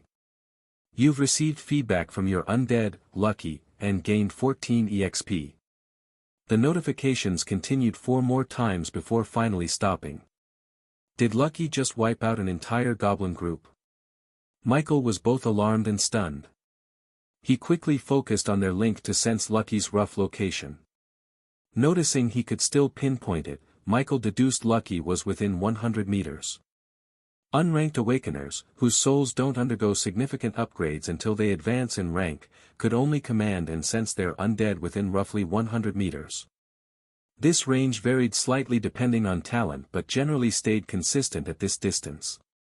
Coincidentally, this also matched the current range of share senses, a skill Michael gained when his intelligence stat hit 20 points. Share senses, Michael muttered as he activated the skill and stepped closer to Prince. He didn't bother recalling Lucky, there was no need. Goblins posed no threat to Lucky, though Michael himself couldn't afford to be careless. Deciding to stay cautious, he used the skill to check on Lucky's situation. Immediately, his vision shifted. From a vibrant world of colors, it turned to stark black and white. Is this how the world looks to the undead? Michael murmured, momentarily intrigued. Lucky was standing amidst the mangled corpses of the goblins he had just slain. Even with the monochrome view, Michael easily recognized the grotesque forms of the creatures. He had a few in his storage space after all. The sight, however, caused Michael's heart to ache. Lucky, you idiot. Stop wasting money, those corpses could feed you and your siblings. Panicking, Michael sent a mental command for Lucky to stay put, fearing the wolf would kill more goblins and waste precious resources. As for feeding his undead, Michael wasn't exaggerating. While undead didn't need to eat and had infinite stamina, there were indeed substances they could digest that provided benefits or simply appealed to their preferences. Michael was about to run to Lucky's location with Prince when he suddenly stopped and glanced at his other undead. Prince, what do you think about letting Daddy ride you? Prince stared at Michael, confusion evident in his newly awakened consciousness. As Michael addressed his undead, he turned to check how many experience points he had left to level up. Status. Name, Michael Norman. Class, Necromancer Apprentice. Level, 5. EXP, 208 out of 800. Strength, 6.1. Agility, 11.1. Constitution, 7.7. Intelligence, 30.3. Attribute points, 0. Skills, Undead Summoning, Undead Revival, Detect, Basic Shot, Share Senses. Talent, Infinite Evolution. Class Skill, Contract Slot, 3 out of 10. Gift, Mark of Origin. Michael knew his main priority now was creating more undead within the next 2 hours, but Lucky's actions of killing goblins sparked an idea. He had almost forgotten that when an undead killed a target, a portion of the gained experience points was transferred to the Necromancer. At first glance, this might seem like a loss, as the Necromancer would have earned more experience points by killing the target personally. However, Necromancers were never meant to be frontline warriors. Their strength lay in commanding their undead minions to do the fighting for them. Moreover, the strength of an undead was directly tied to the strength of its master. Investing in the growth of his minions wasn't a waste, it was a strategic move. With his undead gaining experience and growing stronger, Michael could avoid putting himself in unnecessary danger while still gradually accumulating experience points to level up. This indirect approach to combat was the essence of a necromancer's playstyle, and it suited Michael perfectly. As someone who was particularly cautious about his safety, especially in the real world, Michael found this method of fighting to be both efficient and reassuring. Should I just wait until I fill my contract slots, or have Lucky kill monsters for me while Prince guards me? Michael muttered to himself. However, he soon shook his head at the thought. If someone's going to guard me, I'd rather it be Lucky. Weird as it is, Lucky is far more flexible and should be able to protect me better than Prince, whose intelligence is still lacking. Prince, who stood loyally by his master's side, couldn't help but feel that his master was thinking poorly of him. No. His master must be thinking ill of him, why else would he look at him with that faint expression of disdain? It's something to think about, Michael continued, oblivious to Prince's thoughts. But for now, having more undead is the priority. Anyway, I have 10 hours here, so I can always level up later, if there are enough goblins, that is. Still, I could try killing a few goblins myself to level up faster and unlock more undead slots. Evolution points are crucial. I don't see myself being strong enough to personally face that gargoyle anytime soon, but with enough evolution points, my undead might. Michael doubted evolving Lucky to a 3-star undead would make it rank up to rank 2, it might only gain a few levels at most. However, evolving it to an extraordinary rank might do the trick, though the evolution points required would be significant. It had been barely 3 days since his awakening, and while he hadn't gained much from the land of origin to obsess over it, the restriction on exploring still frustrated him. Yet, given the opportunity presented by the suspected ruins at his initial location, he didn't want to risk rushing in and dying before reaping any benefits. Aside from not wanting to lose potential rewards in the ruins, Michael was already at the point where the 10% permanent loss of all stats upon death felt painful, especially for his intelligence stat. With that, Michael stopped mulling over the issue and hopped onto Prince's back. "Head in this direction, boy. Let's go meet that wastrel called your older brother." For a brief moment, Prince wondered what his purpose in life was. The ride was incredibly short. It felt like only a second passed before Michael found himself standing in front of his first-named undead, Lucky. It was thrilling, nonetheless. The gust of wind from the run had almost thrown Michael off Prince's back. For some reason, Michael felt as though the action had been deliberate. However, thinking about how his undead only had love for him, Michael dismissed the thought. How could they not love him? After all, he was their evolution plug. Surprisingly, despite the blood splattered everywhere from the goblins Lucky had slain, Michael wasn't disgusted by the sight or smell. Perhaps it was because goblins had green blood, and their form, while humanoid, was so far removed from humans that it didn't bother him, aside from the initial disgust. However, it could also be that nothing could disgust him more than the acid slime from the land of origin. The smell of those things was so vile it could make even a fresh corpse gag in disgust. "These are heavy losses," Michael muttered in pain, gazing at the mutilated remains of the goblins scattered around.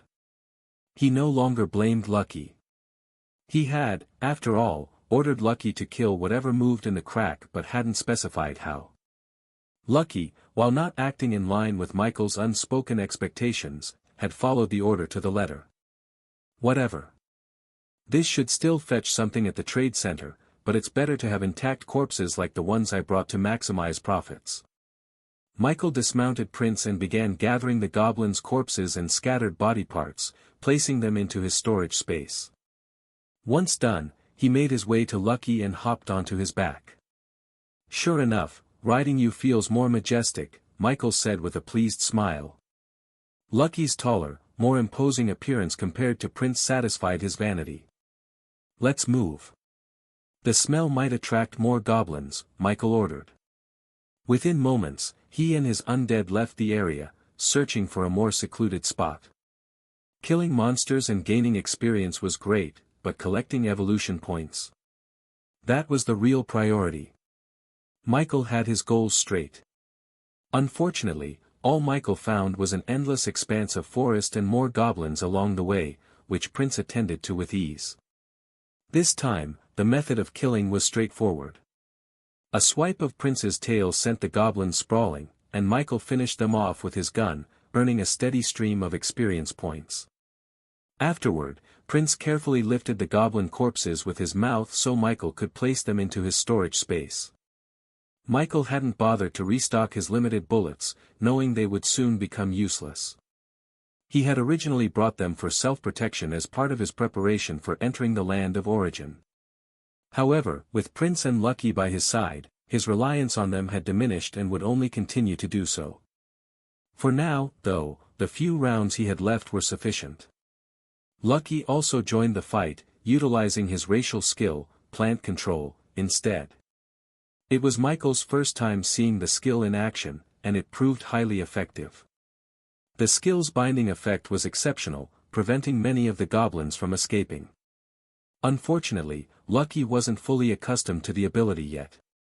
If he were, he could have trapped the entire goblin group from the start, leaving Michael free to finish them all with his gun using basic shot. As time ticked away, Michael grew frustrated and decided to start creating undead on the spot. He reasoned that if a goblin interrupted his skill, the worst outcome would be some mana loss. Also, he reflected on his earlier hesitation. He realized he had been overly cautious. Before any goblin could even reach him, they would likely be dead. With this thought in mind, Michael finally set aside his worries. He took out a relatively intact corpse he had obtained from the trade center and used Undead Revival on it. Including the goblins he had killed and the corpses brought from the association, Michael now had 24 usable materials for creating undead. This ensured that even if a revival attempt failed, he still had plenty of corpses to use, as long as he had enough mana. For the next 2 hours, Michael focused solely on casting Undead Revival on the goblin corpses, while Lucky and Prince, his 2 rank 1 undead, guarded him against any sneaky or ambushing goblins. For corpses that failed to revive after 3 attempts, Michael set them aside in a specific section of his storage space for easy identification. He planned to sell these failed corpses to the association, ensuring they knew they could no longer be used for revival. This way, he could avoid any penalties because of accusations of fraud. The price would be dirt cheap though, but extra money nevertheless. As for the undead he successfully revived, Michael kept them close, adding them to the defensive formation alongside Lucky and Prince. In the end, just as there were 3 minutes left before he received his daily evolution points, Michael finally managed to fill his remaining 7 open contract slots, going through a total of 15 monster corpses. Although he had hoped for a better outcome, this wasn't bad. Out of 15 attempts, he succeeded in reviving 7 undead. Essentially, he succeeded once every 2 tries. Michael was satisfied with the result. If his last attempt hadn't succeeded, he would have been left with only 6 undead due to his now depleted mana. For that, he was grateful. As the final 3 minutes ticked down to 10 seconds, Michael sat on the ground amidst his undead, waiting patiently. 3, 2, 1. Your daily evolution points have arrived. 11 evolution points gained. After the notifications appeared, Michael quickly dismissed them and opened his talent panel to check his updated points. Talent, Infinite Evolution. Evolution points, 11. Evolvable. Lucky, Undead Verdant Wolf level 11, insufficient evolution points, can't be evolved. Prince, Undead Verdant Wolf level 11, insufficient evolution points, can't be evolved. Undead Forest Wolf level 5, sufficient evolution points, can be evolved. Undead Goblin level 5, sufficient evolution points, can be evolved. Undead Goblin level 5, sufficient evolution points, can be evolved. Undead Goblin level 4, sufficient evolution points, can be evolved. There were 10 undead listed in total. As expected, the number of contract undead he had at the time of his daily evolution points refresh determined how many points he would receive. Michael was pleased to have his evolution points replenished again. This method of gaining points was far superior to relying on spirit crystals. Spirit crystals were not only rare and expensive, especially for an awakener in his situation, but they also had other critical uses that made exchanging them for evolution points less practical. Of course, if Michael had any spirit crystals right now, they would already have been traded for points. All things considered, his daily refresh was proving to be an excellent and consistent source. The main limitation now was his lack of contract slots, which was tied to his level. More levels meant more slots, enabling him to raise additional undead. While Michael didn't expect to rank up within the Goblin World crack, it was simply impossible. He did think leveling up a few more times here was achievable. Goblins were prolific breeders, reaching adulthood in mere days and hitting their 1-star common rank limit quickly. With time flowing 10 times faster in this space compared to the outside world, these creatures had plenty of opportunities to multiply and develop. Although Michael had already wiped out 3 goblin groups, it likely accounted for less than 1% of the total population here. If that was the case, this crack was an excellent place to level up. Though Michael was excited about his newly refreshed evolution points and tempted to evolve his new undead race to see its rare rank look, he decided to hold off for now. He planned to follow the same approach as the previous day, evolve his undead in the land of origin while resting his original body back at home. Now that he had evolution points, there was no need to rush. It was more efficient to spend his time in the crack leveling up, aiming to increase his level by at least 1. This would free up more contract slots, allowing him to summon additional undead and generate even more evolution points tomorrow. Michael had already noticed that even with 11 evolution points, it wasn't enough to increase Lucky's or Prince's potential. This made acquiring more points an urgent priority. While evolving his main force was essential, neglecting his other undead wasn't an option either. Ultimately, it all came back to one critical goal: more evolution points. With determination surging through every fiber of his being, Michael transported his undead and the collected corpses to the land of origin via his storage space. Once ready, he set out with Lucky and Prince to hunt more goblins. Having already spent 2 hours in the crack, he had less than 8 hours left before risking a penalty from the association. For the next several hours, Michael did nothing but kill goblins, store their corpses in the land of origin, and repeat. In the first hour, he leveled up to level 6. 2 hours later, he reached level 8. 3 hours after that, with less than 2 hours remaining, Michael leveled up to level 9. Status: Name: Michael Norman. Class: Necromancer Apprentice. Level: 9. EXP: 112 out of 2000. Strength: 7.3, plus 1.2. Agility: 13.1, plus 2.0. Constitution: 8.9, plus 1.2. Intelligence: 34.3, plus 4.0. Attribute points: 24. Skills: Undead Summoning, Undead Revival, Detect, Basic Shot, Share Senses. Talent: Infinite Evolution. Class Skill: Contract Slot, 10 out of 18. Gift: Mark of Origin. Though goblins were among the weakest monsters, with even less potential than slimes, yes, slimes, and provided less experience compared to some monsters of the same level, their sheer numbers made up for it. In just 6 hours, Michael ran through the majority of the crack space, clearing all the goblins he encountered with Lucky and Prince. The gains were significant. For one, he gained 4 levels, bringing him to level 9. Additionally, he stored numerous monster corpses in the land of origin, where his other body and new undead were stationed.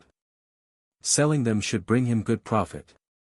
Another noteworthy achievement was his first taste of close combat. With his bullets finally depleted, Michael used the iron-refined spear he had bought from the Super Association's online store. The result? Close combat isn't so scary after all, Michael thought, growing more confident. However, despite hours of fighting with the spear, the skill, spearmanship, never appeared. On bone of his aimless stroll through the forum, Michael learned that weapons could have their own skills to guide mastery levels. It made sense since weapon-related classes also had class skill. For example, a swordsman's swordsmanship, a skill would start at intermediate mastery, which could instantly turn a novice into a veteran. Even after failing to gain a spear-related skill, Michael wasn't discouraged. While he didn't plan to change his combat style, having the skill would boost his personal strength. He resolved to dedicate more time to spear training when possible. If weapon-related skills existed, it was likely that veteran awakeners from decades ago, regardless of their class, had mastered weapon skills, giving them an undeniable edge. Perhaps even a tailor could secretly be a sword expert. The world inside the crack is really big, Michael thought as he made his way toward the crack's exit, which had opened after he killed all the goblins in this corrupted-type crack. He estimated the crack's size to be comparable to a very large town. Fortunately, one only needed to kill a third of the monsters within a corrupted crack for the exit to appear. However, if it wasn't entered within 10 minutes, it would disappear and reappear only after another third of the monsters were killed, repeating until all the creatures were eliminated. Only then will the exit not disappear. Michael, however, had been merciless, killing all the goblins instead. Michael was drenched in green blood, not his own, but that of the countless goblins he had slain. His green eyes gleamed with a murderous intent, tainted by the eerie necromantic energy that had corrupted his once clean aura. This was a consequence of repeatedly casting necromancy spells in the real world using his original body. He had killed hundreds of goblins, accumulating more than 4,000 EXP in 6 hours. Leveling up had been demanding. Level 6 required 800 EXP, level 7 needed 1,000, level 8 required 1,200, and level 9 demanded 1,500. A place like the Goblin world, teeming with monsters, was perfect for such rapid progression. The intoxicating pace of improvement filled Michael with a hunger for more. Yet, he understood that this fast leveling was only possible in the early stages. As he progressed, the grind would become exponentially harder. Even now, as an unranked awakener, it had taken killing hundreds of goblins to achieve just 4 levels. At least Michael had managed to level up.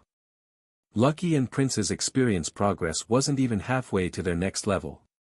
This was largely because Michael had secured most of the kills, while Lucky and Prince mainly used their skills to trap the goblins. However, even if one of them had hunted all the monsters in the crack alone, the experience would have barely been enough for a single level up. Hundreds of lives were needed just to level up once, and reaching rank 2 at level 26 was still over 10 levels away. If he continued hunting only goblins, how many lives would he need to take to reach that milestone? Seems like I'll need to visit that level 2 crack and apply for more crack entries, Michael planned. His mindset was shifting. After fighting and killing goblins, watching their blood spill, Michael had shed some of his caution and was now more willing to take risks for greater rewards. Level 2 cracks could contain at most a peak rank 2 creature, which either Lucky or Prince should handle alone or together without much trouble. At the very least, with their combined abilities, escaping from danger wouldn't be a problem. Leveling up had also made Michael stronger. If he allocated his attribute points to his physical stats, he might be able to handle most rank 2 creatures or escape if necessary. However, now that he was a true necromancer, he wouldn't waste his potential on such a basic approach. A smarter way to grow stronger was to increase his intelligence, contract more undead, and gain more evolution points. These would allow him to evolve his undead to the rare rank, advancing them to rank 1 and granting feedback that would boost his own stats. However, all of this would have to wait until after he left the crack. Michael glanced at his blood-soaked body, and hoped the pharmacy would have a place for him to clean up. He hadn't really considered the practical issues of entering a crack. There was going to be fighting, but he hadn't even packed a spare set of clothes. There was also something that confused him. Michael had killed over 300 goblins, and 1/3 of that would be a little more than 100. Other people would typically kill around 100 goblins to make the exit appear, but how did they transport the bodies? Outside the crack was a pharmacy, and beyond that was the world of ordinary people. Supernaturals were still warned not to reveal anything to the public, so how did others transport their kills? For some reason, a part of Michael felt that his identity as an awakener made his approach to these situations different from the common sense of other supernaturals due to his unique abilities. In simpler terms, he was a little dense. But this was due to his lacking knowledge. One couldn't forget that Michael was still just an ordinary human whose life had changed drastically in barely 3 days. Compared to how most people would react to such a change, he was adapting well. Perhaps it was due to his original body's temperament or his past life mental strength, but he was only in his early 20s on Earth. It could very well be a combination of both. As several thoughts and plans raced through Michael's mind, he stepped into the crack. Michael returned to a familiar, dimly lit room. Well, not exactly familiar, just the confined space that held the crack leading to the goblin world. Turning to look behind him, Michael noticed the crack still had its chaotic appearance but seemed tamer than before. It was still chaotic, just not as overwhelmingly so as it had been 6 hours ago, or rather, less than an hour in the real world. Cracks, if controlled, could be treasures. One could train inside for 10 years, while only a year passed in the real world. Perhaps the Federation had already harnessed such a capability, though Michael wasn't qualified to know yet. As for the crack's reduced chaotic energy, he figured it was likely due to his complete extermination of the monster population within it, leading it to enter a state of recovery. Monsters in corrupted-type cracks were born from concentrated negative energy and bred quickly, as the cracks accelerated their growth. Even with regular cleanups, there had still been over 300 goblins. Usually, no one wiped out all the monsters in a crack, not because they didn't want to, but because they couldn't. Despite their weakness, goblins were still rank 1 monsters in the cultivation system. Cleanup efforts were often limited to earning rewards while preventing crack outbreaks, where monsters spilled into the real world, causing harm to the general population. While goblins seemed weak from Michael's perspective, they were deadly threats to ordinary people. Even new awakeners or early-stage rank 1 cultivators weren't exempt. For newly ascended rank 1 cultivators, goblins were especially challenging. Goblins often moved in groups, with the weakest being as strong as a full-grown adult. Without skills or proper training, newly awakened individuals were no better off than those novice cultivators. Michael shifted his gaze from the crack and headed for the door of the room. Recalling the instructions, he pressed the button behind the door as the old man had told him earlier. After pressing it, he waited. 5 minutes later, there was movement from the other side, and the door finally opened. The old pharmacist appeared, but before Michael could ask if there was a place to clean up, the man's expression shifted. His face tightened into a frown as his eyes locked on Michael. "Why is the chaotic energy less intense than before?" the old man asked, his voice cold and sharp. As he spoke, a threatening aura radiated from him, suffocating the air in the room. Gone was the kind, gentle demeanor of the elderly man from the pharmacy. What stood before Michael now was an old predator, exuding the presence of someone who had just awakened from a dormant state. "I don't know," Michael stammered, trying to form a response. For one, he truly didn't know why the crack had appeared tamer. He suspected it was linked to wiping out all the monsters, but he wasn't certain. Secondly, the old man's overwhelming aura was far stronger than Michael had anticipated. It didn't just rival Lucky's, it surpassed it. Are all old men so powerful nowadays? Michael thought, the image of the scarred old man from the land of origin flashing across his mind.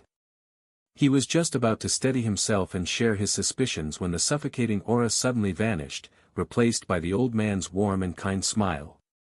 "Oh, did you kill all the monsters in the crack, boy?" the old man asked, a hint of surprise in his voice. "Yes," Michael replied. "Ah, no wonder it's less intense now. The crack is probably trying to recover by creating new babies," the old man chuckled lightly. How does his face change so fast? Michael thought, feeling slightly unnerved. "Don't be annoyed by my earlier reaction," the old man said apologetically.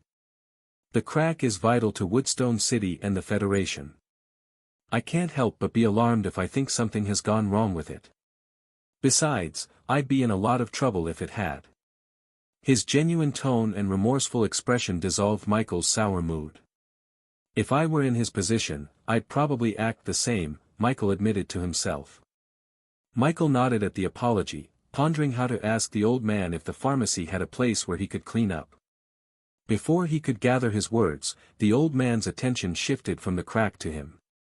"You're quite ruthless, boy. But calm down, your murderous intent is too strong. If you go home like this, you'll probably scare the living daylights out of everyone, unless you live alone. And what's with this gloomy aura around you?" Michael blinked, taken aback by the old man's blunt remarks, and was just about to respond when the man continued. "Still, there doesn't seem to be anything wrong with you. Just take a rest, or better yet, don't go home tonight if it'll take time for you to get your bearings. Now follow me, you need to clean yourself up." From start to finish, the old man moved at his own pace, leaving Michael no choice but to comply. Besides, Michael was too drained to take the initiative in the conversation. Fortunately, after leaving the crack, the old man led him to another hidden room, this one a spacious bathhouse, clearly designed to accommodate multiple people. It seemed bathing services were common for hunters who frequented the area. However, there was still one glaring issue. "You didn't bring a spare set of clothes?" The old man gave Michael a strange look before adding mercilessly, "What kind of newbie are you?" Michael's face flushed with embarrassment.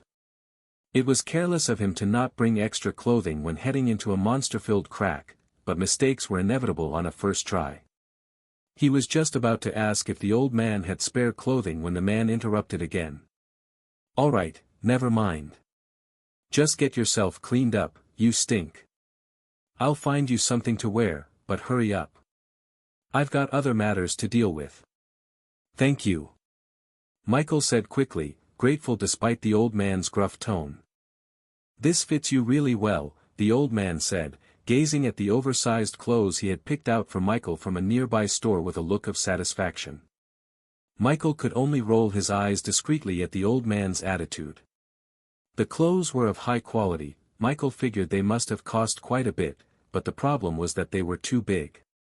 Not so oversized that they looked like hand-me-downs from an older relative, but just enough to feel like they'd been passed down from an older brother. Still, Michael felt touched by the old man's gesture. After trying the clothes on, he had intended to ask how much they had cost so he could pay the old man back later. However, the old man had looked ready to flare up at the mere suggestion. Apparently, asking about the price was considered insulting, and the old man had firmly insisted that Michael accept the clothes as a gift rather than talk nonsense. Michael recalled his aunt saying that older people often had peculiar temperaments, but this was the first time he had encountered such an instance himself. He reasoned that perhaps older people, whether they were ordinary humans or cultivators, tended to be well off and prone to such behavior. Regardless, Michael made a mental note to remember this favor. He also reminded himself that unless he wanted to wander the streets naked in broad daylight, he should make better preparations before entering another crack. Not everyone in charge of a crack would be as kind as this old man. "Thank you, sir. But before I leave, may I ask what I should call you?" Michael asked. He was genuinely curious about the old man and felt it would be improper not to at least know the name of someone who had helped him. "Just call me Old Man Lou. Now get going and return to the association so you can submit your corpses for sale. And remember, if you want to collect the other corpses from the crack, your transportation better be here within an hour. After that, those corpses will start to rot, and you won't get much for them." Michael was momentarily stunned by the old man's words. Coincidentally, Old Man Lou had answered a question that had been on Michael's mind: how did non-awakeners transport their corpses from cracks?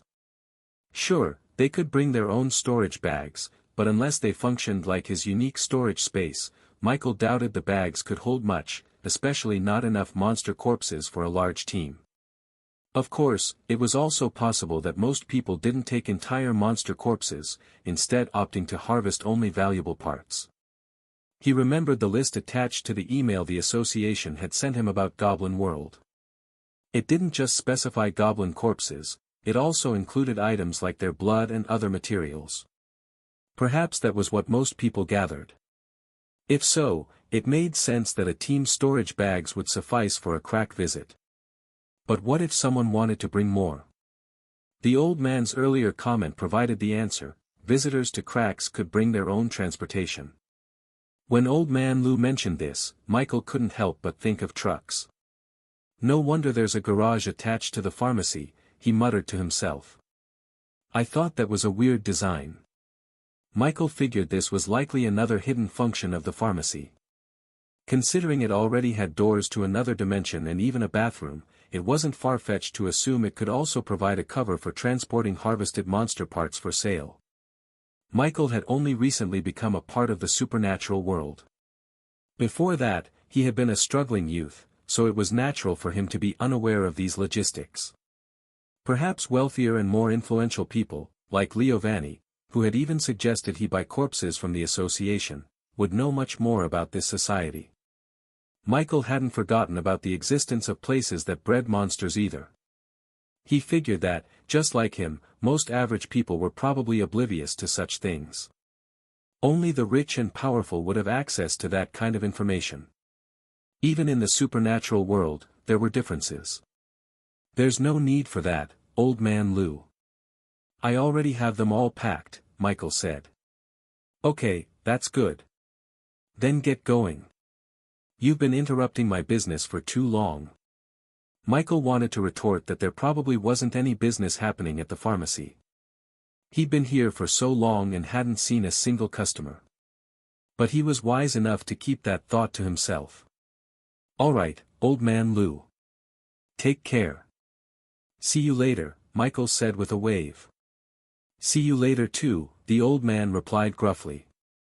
Just like that, Michael finally left the pharmacy, the crack, and Old Man Lou behind. He hailed a taxi and headed back to the association. Once there, he made his way directly to the trade center. It was finally time to earn some money. After this, he planned to visit the receptionist to apply for more crack entries. With that gargoyle blocking his way in the land of origins, he had no choice but to focus on making himself stronger in the real world while accumulating evolution points. Leveling up through battles alone would be too slow, but Michael figured that with enough evolution points, it wouldn't take long to create an undead strong enough to deal with the gargoyle. It would need to be either a higher rank undead or a level 21, 3-star rare rank 1 to stand a chance without taking a severe beating. As for going home, Michael had reconsidered after hearing Old Man Lou's comment about his murderous intent. It didn't seem like something ordinary people would react well to, so he decided to delay his return.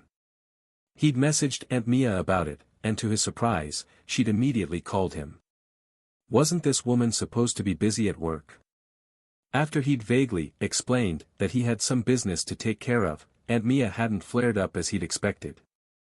Instead, she simply told him to take care of himself several times. Michael could hear the subtle sadness in her voice, which made him feel a little guilty but also somewhat relieved. Unfortunately, this meant he wouldn't be able to enjoy her cooking today. Apparently, his cousin was in for a good meal instead. Michael knew that girl would never let his share go to waste, especially when it involved beast meat. Michael had another purpose at the trade center. It was related to his evolution points. Michael placed the highest priority on anything that could help him with them. He didn't believe there were only a few limited ways to increase his evolution points.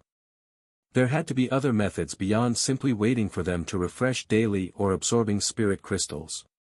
Michael's theory about his evolution points was that they were generated from the overflow of soul energy absorbed by his talent from him and his undead. This gave him a potential direction to explore. If he could find items that could recover or enhance soul energy, would his evolution points also increase? Whatever the case, it had to be more cost-effective than relying on spirit crystals. Not only did it need to be cheaper, but it also had to be efficient enough to make the investment worthwhile. Soon, Michael arrived at the trade center, where a slight surprise awaited him. The person he encountered wasn't the man he had seen an hour ago but the scarred man from yesterday. Michael couldn't deny that the man intimidated him a little. "Good afternoon," Michael greeted as he approached. "Good afternoon. What do you want?" the scarred man replied curtly. There was no recognition in his tone or demeanor, which made the atmosphere feel even more strained as he got straight to business. "I'm here to sell monster corpses and buy some items as well." "The corpses are, quite a lot," Michael explained. I see," the man muttered with a slight look of interest before asking, "What type of monster?" "Goblins," Michael replied, watching as the faint interest in the scarred man's eyes instantly vanished. But then Michael added, "I have about 300 corpses here." "You what?" For the first time since they'd met, a different expression appeared on the man's face. Michael felt a flicker of satisfaction. Finally, he had cracked the stoic demeanor of the scarred man. It made him feel like his near genocide of goblins in their world was worth it, not just for the income, but for this reaction as well. However, he quickly shook his head. Why do I care about changing this guy's expression? Michael didn't have time to reflect further, as the scarred man recovered from his shock and finally spoke. "Did you hunt them yourself?" the scarred man asked. For some reason, Michael noticed that his tone seemed less cold. "Yes. I went to the Goblin World corrupted crack today and, kind of wiped them out," Michael replied hesitantly. As he spoke, a sudden thought crossed his mind. Maybe I was a bit too murderous. No, they were just EXP and money. Killing them isn't a sin, Michael told himself firmly. Yeah, I'm not the problem here. Oddly enough, the scarred man seemed to follow a similar train of thought. He even let out a short laugh, startling Michael. That's great. This is how our Federation's youth should be, domineering. Michael got the distinct impression that if he had been standing closer, the man might have given him a pat on the shoulder. Thankfully, after making his statement, the scarred man switched back to business mode. This time, though, he seemed a bit kinder. Follow me. We need to check the quality of the corpses and determine the price. Yes. Though Michael found the scarred man's accommodating behavior a bit unfamiliar, he quickly adapted. They walked side by side, bypassing any doors this time, until they reached a staircase leading to a well-lit underground space. The area was surprisingly spacious. Or rather, the Supers Association branch itself was massive. If this was just a branch, Michael couldn't help but wonder how enormous the headquarters would be. Under the scarred man's supervision, Michael began summoning the goblin corpses he and his undead had killed. The process took some time, especially since he had to transfer the corpses from the land of origin to the real world via his mark of origin, a process involving multiple steps. By the time the scarred man finished appraising the corpses, nearly 2 hours had passed. The results, however, left Michael thrilled. $100,000. Michael felt overwhelmed with emotion. $100,000. The past him wouldn't have imagined earning this much in a day. Even the current him hadn't expected goblins to fetch such a sum. This was thanks to Michael's deliberate strategy of delivering intact corpses. The large quantity he sold, each goblin corpse averaging at least $300, had added up quickly. Had they been significantly stronger, like at the peak of their potential, the amount might have been a little higher. Most of the goblins didn't even surpass level 4. I can see you killed these monsters with some sort of spear-like weapon, the scarred man said. But even the one-hit kills show your inexperience. Since you've got money now, I suggest buying a spear technique manual and a decent weapon to go with it. Of course, this is just advice. Thank you, Michael replied earnestly, surprised at how much the man could deduce just by examining the corpses. As he suspected, this scarred man was most likely an expert. As for the suggestion, Michael decided to give it a try. Training with a manual seemed far better than fumbling around without guidance. He might even unlock the spearmanship, a skill. The scarred man wasn't finished yet. Also, while it's good to push yourself, you need to control your emotions. If not, you risk losing yourself to the madness of killing, or worse, turning demonic. Look at yourself now. Don't you feel better? Michael paused, stunned. Though the man hadn't said it outright, he was likely referring to the murderous intent that old man Lou had mentioned earlier.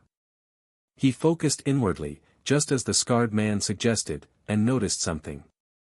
His thoughts felt calmer. Clearer. It was hard to describe, but his mind felt more peaceful than it had hours ago. Is it because my murderous intent is subsiding? Michael wondered. Still, he thanked the scarred man. For some reason, 2 people had gone out of their way to help him today, and Michael was genuinely grateful. What he didn't realize was that their goodwill stemmed from him, too. Okay, let's head back. Someone will come and take care of the corpses, the scarred man said to Michael as he approached a wheel-like controller on the wall and turned it. Instantly, the space grew colder. The room had already been cold, which was why no smell emanated from the corpses, but now the temperature plunged further. Michael guessed it was as cold as the storage room he'd been led to before, a temperature perfect for preserving bodies.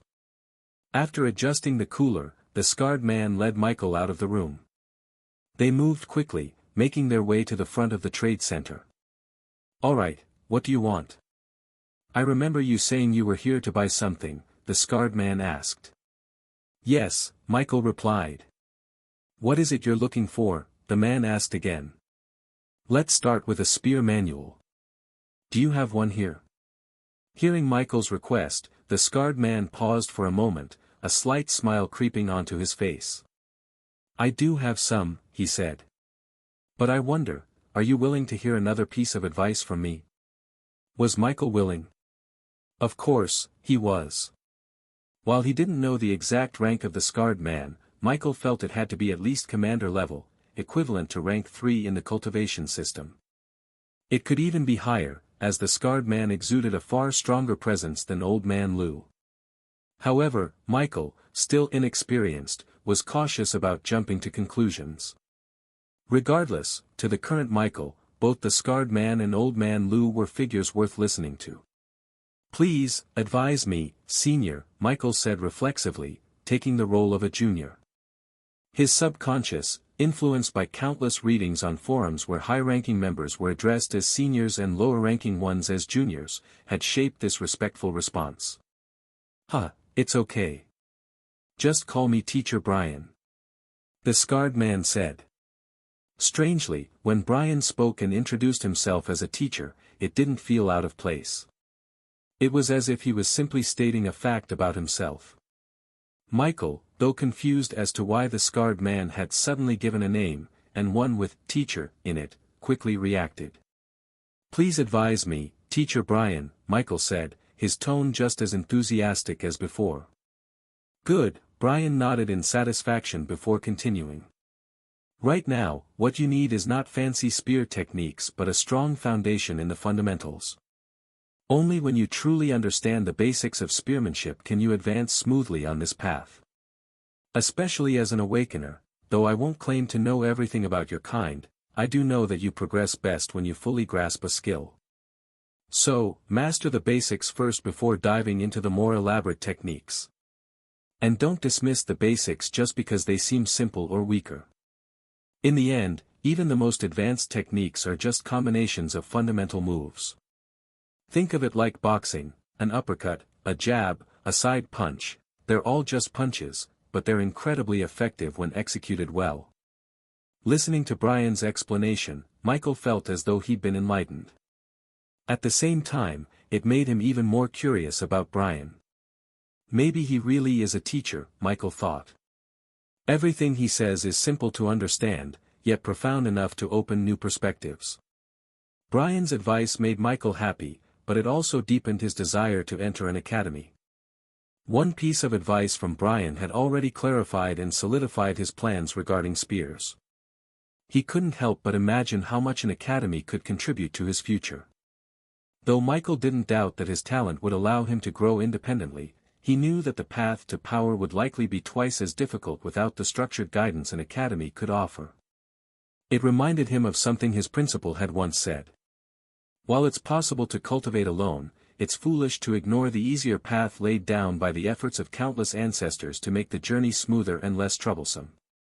Beyond just knowledge, an academy would also grant Michael access to resources and opportunities he couldn't easily find on his own, like rituals for undead summoning, for instance. Then, is there any manual that teaches the basic techniques of spears, Senior? Michael inquired. There is, Brian replied, but you don't need to buy it here. You can just purchase the PDF version from the forum store. PDF. Michael was stunned. Yes. What's wrong with that? Nothing, Michael stammered. To be honest, Michael had expected manuals like this to only exist in physical form. But a virtual version? Where was the respect for martial arts? The solemnity? Did none of that matter anymore? Had technology advanced so much that it had completely ignored tradition and feelings? As a flood of nonsensical thoughts ran through his head, Michael composed himself and spoke again. Thanks for your advice, Teacher Brian. It's okay. Now that the manual is settled, is there anything else you want, or should I transfer your money to you? Actually, I'd still like to get something else. I wonder if there's anything here that can substitute the effect of a spirit crystal, especially something that affects the soul or enhances or recovers it. Brian contemplated for a moment before replying. For the latter, items that enhance or recover the soul don't exist in a branch like this. But for the former, there is one item that can substitute the effect of a spirit crystal and even recover soul energy. What is it, sir? Michael asked, excitement creeping into his voice. It's called Spirit Source Liquid. It's made by mixing the powder of a spirit crystal with other materials. It can boost the effectiveness of cultivation by 3 times for several days and costs about the same as a mana crystal, $4,500. It's mostly used by knight apprentices and rank 1 knights. For rank 1 mages, it can recover 20% of their soul energy, though it's rarely used by mages since spells requiring soul energy are usually beyond their reach at that rank. Why does it cost the same as a mana crystal when it's only as effective as a mana stone? Michael asked curiously. It's because it's easier to absorb than a mana stone, Brian explained. Mana stones contain impurities, so drawing energy from them takes time and effort. Spirit Source Liquid, on the other hand, works immediately, you just need to ingest it, and the effect kicks in right away. Hearing this, Michael finally understood. However, his primary concern wasn't cultivation, it was whether this liquid would be effective in gaining evolution points and how efficient it might be. Could you please bring one for me to see? Michael asked politely. Sure, Brian replied. But just so you know, we have different grades here. There's one that works for cultivator apprentices and rank 1 cultivators, and another for rank 2 cultivators. They have the same effects, but as you'd expect, the stronger the person, the need for a stronger resource and the higher the cost. The rank 2 version is slightly more expensive, priced at $7,000. Michael thought for a moment before responding. Then please bring me one of each to see. Both prices were cheaper than an unranked spirit crystal, but Michael still needed to confirm whether the liquids were effective for his talent and, more importantly, how well and if they could help him gain evolution points.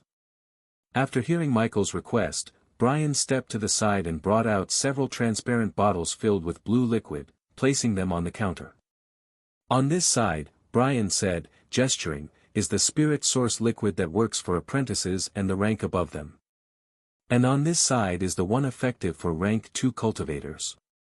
And don't ask why I brought out several bottles, you're probably going to use those eyes of yours to figure out which one's better. So, check them out.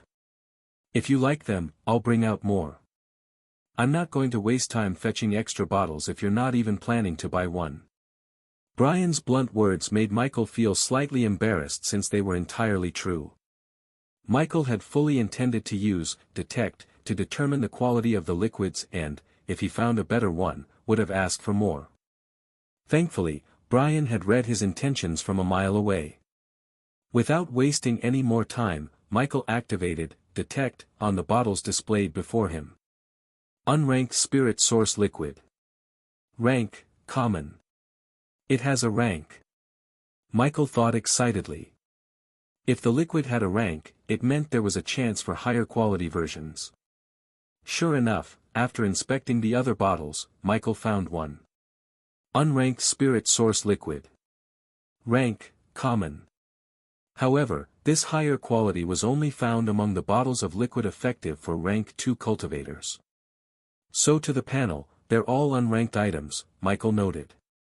It made sense, though.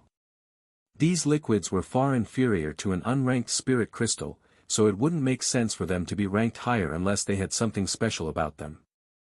Still, this wasn't Michael's main concern. It was finally the moment of truth. Would spirit source liquid have any effect on his talent and increase his evolution points? Under Brian's suspicious gaze, Michael nervously picked up the highest quality spirit source liquid, unscrewed the cap, and swallowed the contents in one gulp. 1 second passed. 3 seconds.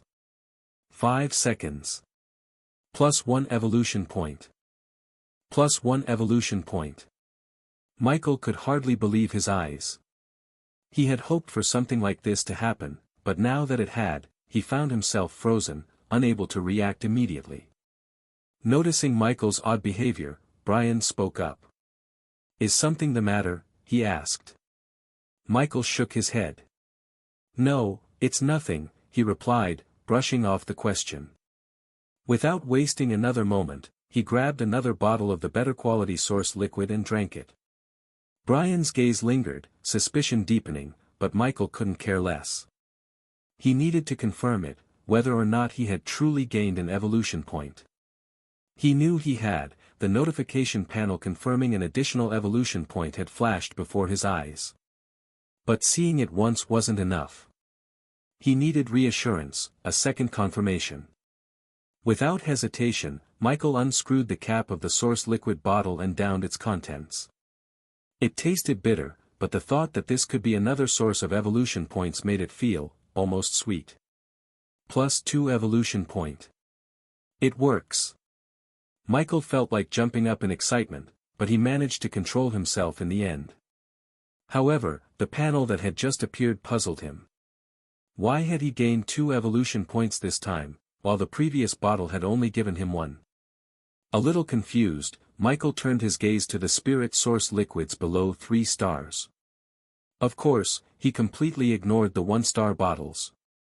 As he studied the source liquids and reflected on the inconsistency in evolution points from the 2 he had just consumed, a suspicion formed in his mind.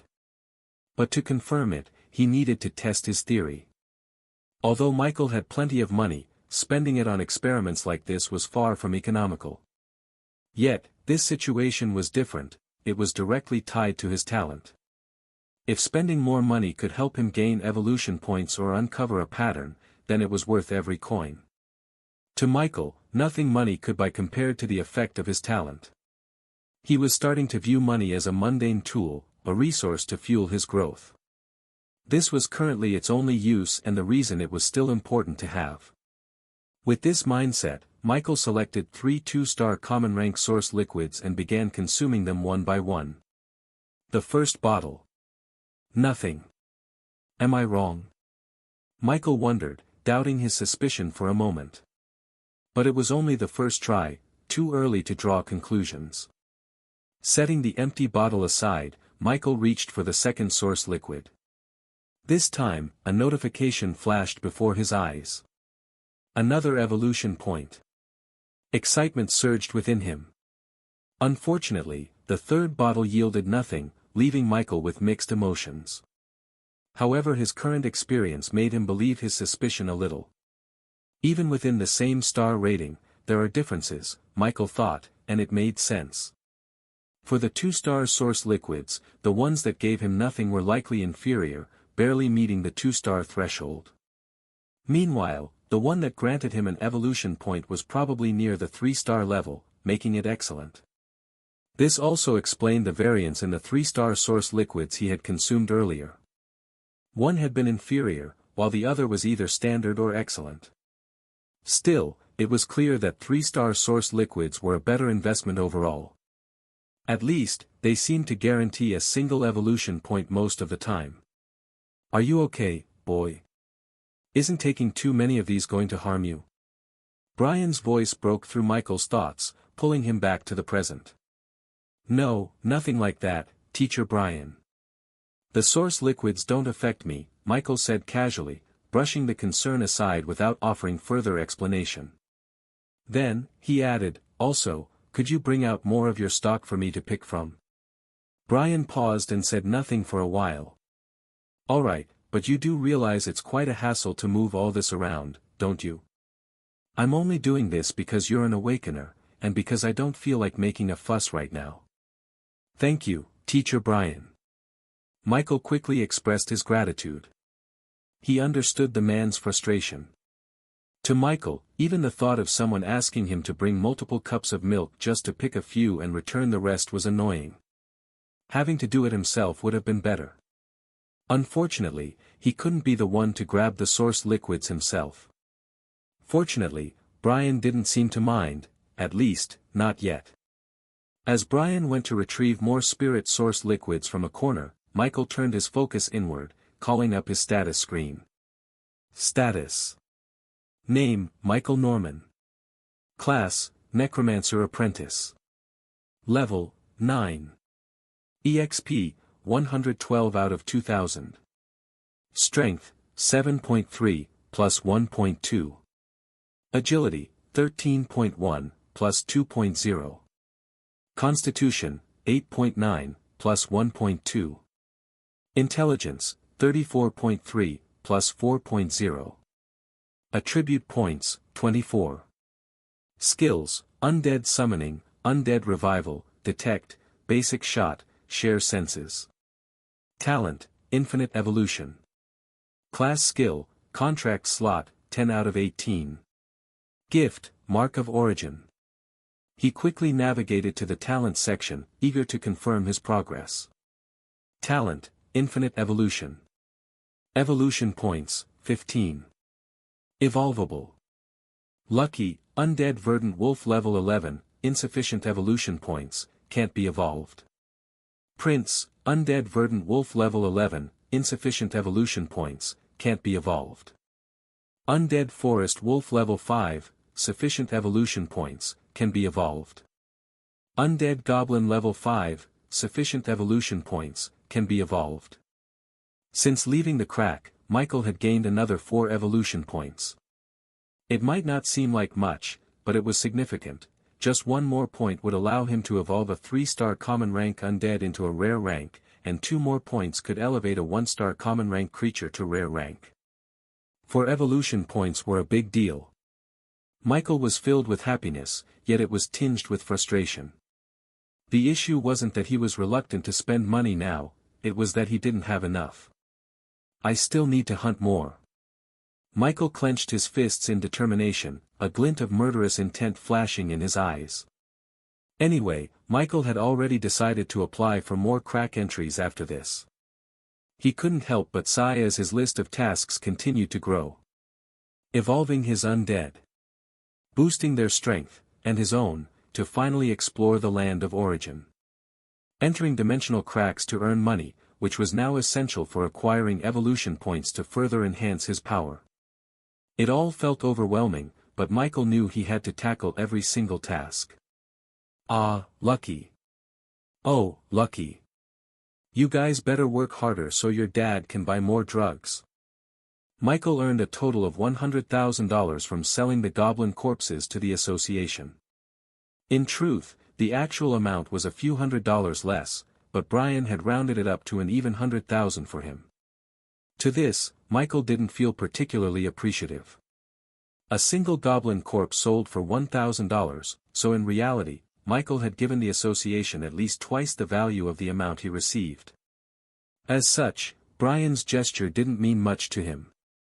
When Brian returned, the two of them began the process of selecting spirit source liquids.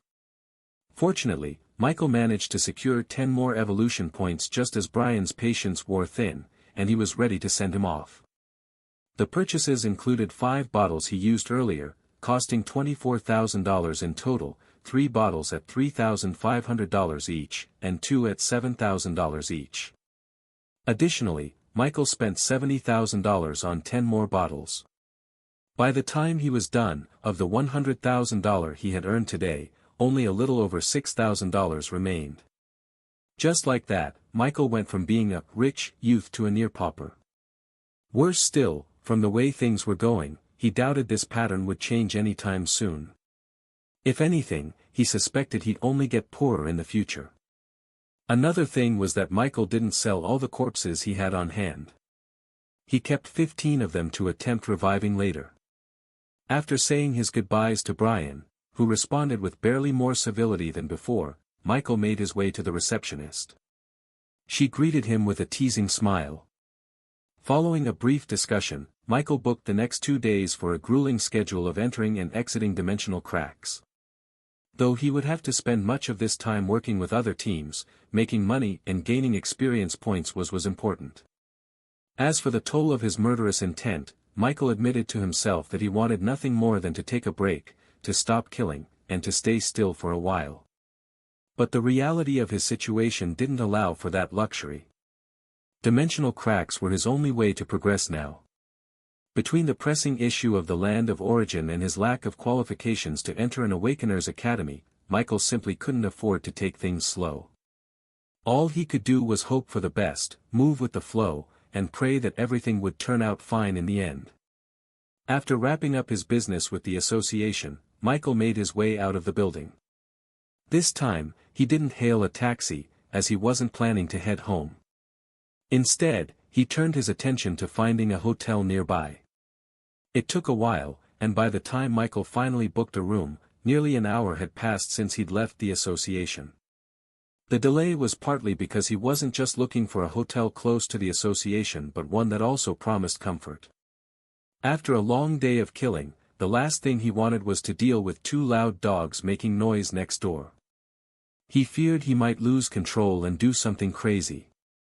Admittedly, Michael could have found a hotel much faster if he'd used his phone, but it was dead. It was an old device, and since he had used it extensively in the Goblin World crack to check the time, it had run out of battery by the time he reached the association. Luckily, the hotel he chose had a room equipped with multiple charging cables, so Michael plugged in his phone as soon as he settled in. After a quick shower to refresh himself in the hotel bathroom, Michael connected his consciousness to the land of origin.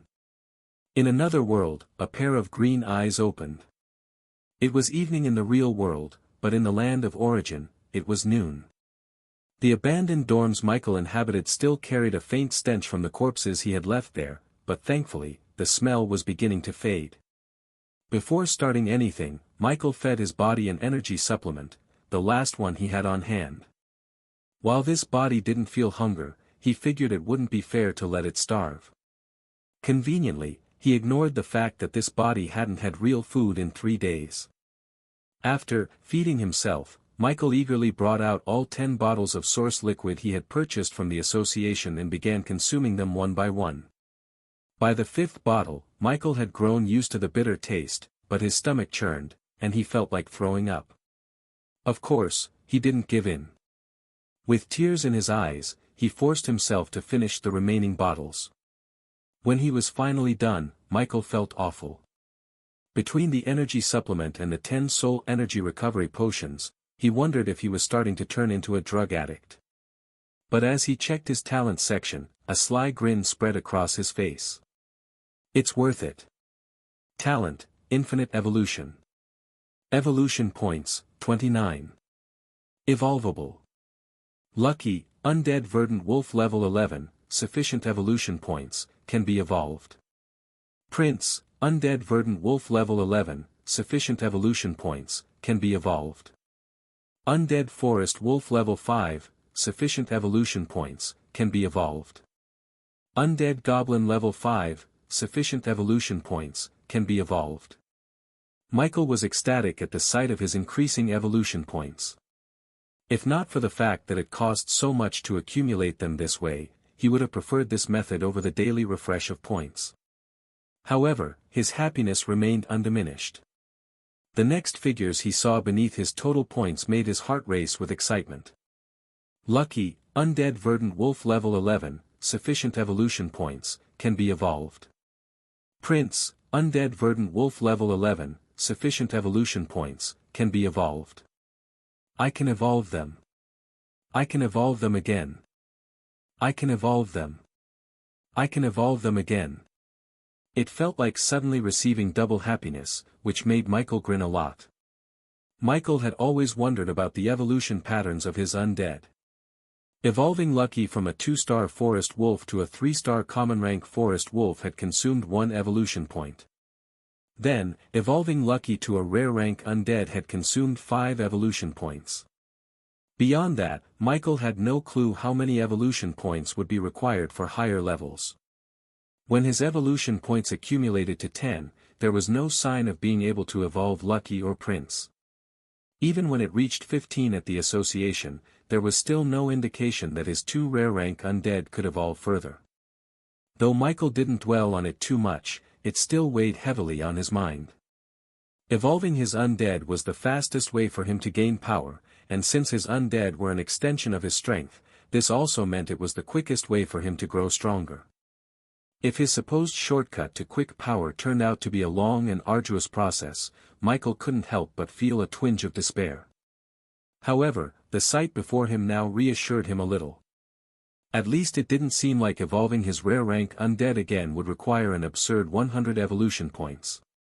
The question now was, how many evolution points did it require? Unfortunately, Michael hadn't been keeping track of his accumulated evolution points. If he had, he might have noticed the exact amount required when Lucky and Prince could evolve again. But since he hadn't done that, the quickest way to get his answer was simple: he had to evolve one of his undead again. Lucky! Michael called out excitedly. Calling out his undead's name wasn't necessary to summon them from the netherworld, but Michael was too thrilled to care. A greenish-black magic circle appeared in front of Michael, and his current favorite undead emerged from it. Unlike the last time, when it had immediately gone into a combat-ready state due to sensing its master's anxiety, Lucky seemed much more relaxed this time. It began to inspect its surroundings and quickly recognized the familiar place, the one with moss growing on the walls. With slightly bouncy steps, Lucky made its way to a section of the wall covered in moss and tore off a piece to chew on. A second later, it spat the moss out in confusion. Through the connection Michael shared with Lucky, he could vaguely understand its current thoughts. Why moss look tasty, but moss no have taste? Michael's mouth twitched as he watched.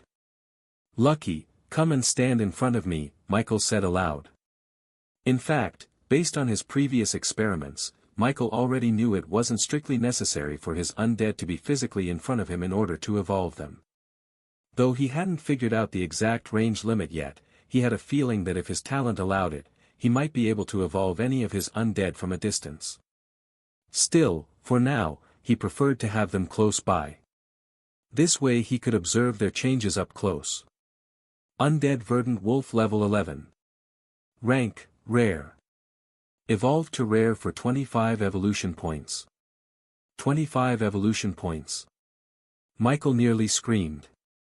He had expected the next evolution requirement to be at least 20, but the additional 5 points felt manageable, yet daunting. Reflecting on the previous evolution patterns, Michael noticed something. The first evolution required 1 point, and the next required 5 times that amount. Now, the same pattern seemed to hold true, 25 evolution points were 5 times the previous requirement. This realization made Michael's forehead break out in a sweat. It can't be. Though he knew it was likely the case, Michael couldn't help but groan. If each subsequent evolution required 5 times the previous amount, then evolving Lucky again would demand at least, no, exactly, 125 evolution points. Ugh. Michael groaned in frustration. Even if he managed to fill all his contract slots by reaching level 10, giving him 20 undead and generating 21 evolution points per day, it would still take him 6 days to accumulate the required 125 points. While 6 days wasn't an unbearably long time, especially if he wasn't in a rush, Michael couldn't help but feel greedy for faster progress. At least he had uncovered a pattern. The next step was clear. Evolution points. Show me your limit. Evolve. Once again, a bright light emitted from Lucky's body, assaulting Michael's eyes. However, just like before, he made sure to observe the changes occurring to his undead. Lucky let out a howl of pain, and Michael felt a pang of guilt, his chest tightening slightly.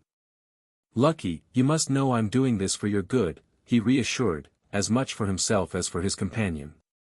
Yes, it was definitely for Lucky's benefit, nothing else. The light grew brighter, and Michael watched as his undead's body expanded, becoming bulkier and larger until it reached an imposing height of 3 meters before finally stopping. Fortunately, I can dismiss you back to the netherworld, Michael muttered with slight relief, otherwise, it'd be a challenge to manage you at this size, big guy. He waited with growing anticipation for the light surrounding Lucky to fade. When it finally dimmed, Michael got a clear view of his undead's new appearance. Lucky now towered at 3 meters tall, stretched about 4 meters in length, and was roughly 2 meters wide. Its presence was both terrifying and awe-inspiring, exuding an intimidating yet strangely captivating aura of primal beauty. Its skin retained its grayish-green hue but was now adorned with striking red spots scattered across its body.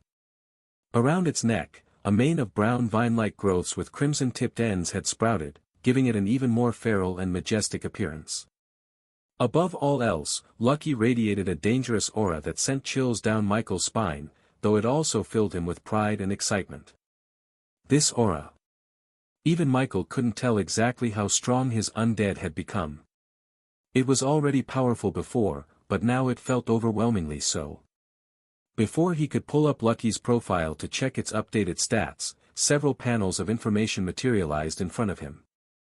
Your rare undead verdant wolf has evolved to rare undead redthorn wolf. Your undead redthorn wolf has gained the skill, poison. Your undead redthorn wolf, plant control, skill has advanced to intermediate mastery. Michael saw the new rank of his undead, and the grin on his face widened further. Spending 25 evolution points had not only increased Lucky's star rating but also elevated it to 3 stars. Michael had always suspected that evolution didn't simply increase a star rating but instead progressed the undead to the start of a new rank, reaching the upper limit of that rank before advancing further. However, he couldn't jump to conclusions just yet, not until he tested it by evolving one of the 1-star common goblin undead he had. What caught Michael off guard, though, was the new skill Lucky had gained. Not only had Lucky changed race again, but it also gained another racial skill, a particularly vicious one at that. Michael glanced at his undead, who was now eyeing the moss on the wall in front of it, seemingly debating whether to eat it or not.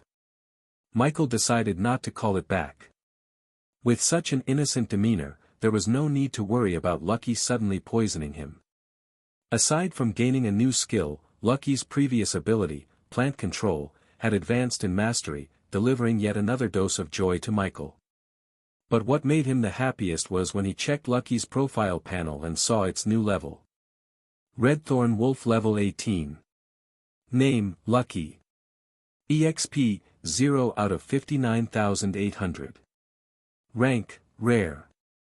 Skills, Bite, Plant Control, Poison, New. Master, Michael Norman. Evolving his undead truly made them stronger, but Michael hadn't expected it to be this strong. Level 18. A whole 7-level increase. What made this even more impactful was the looming presence of the bigger problem outside this abandoned dorm. The gargoyle, a level 21 monster. It was now only 3 levels above Lucky. Michael couldn't help but think. Was there a chance, a good enough chance, that he could take the initiative to attack now? Plant control, intermediate mastery, proficiency, 14.2%. A racial ability of the redthorn wolf species, plant control allowed them to manipulate plants within their surroundings and use mana to influence growth or movement. At its current mastery, the skill had a range of 100 meters. Poison, basic mastery, proficiency, 7.5%. A racial ability of the redthorn wolf species, poison enables the wolf to secrete a potent toxin through the thorned mane around its head. When the thorns make contact with a target, the poison spreads into their system, causing progressive weakening and damage over time.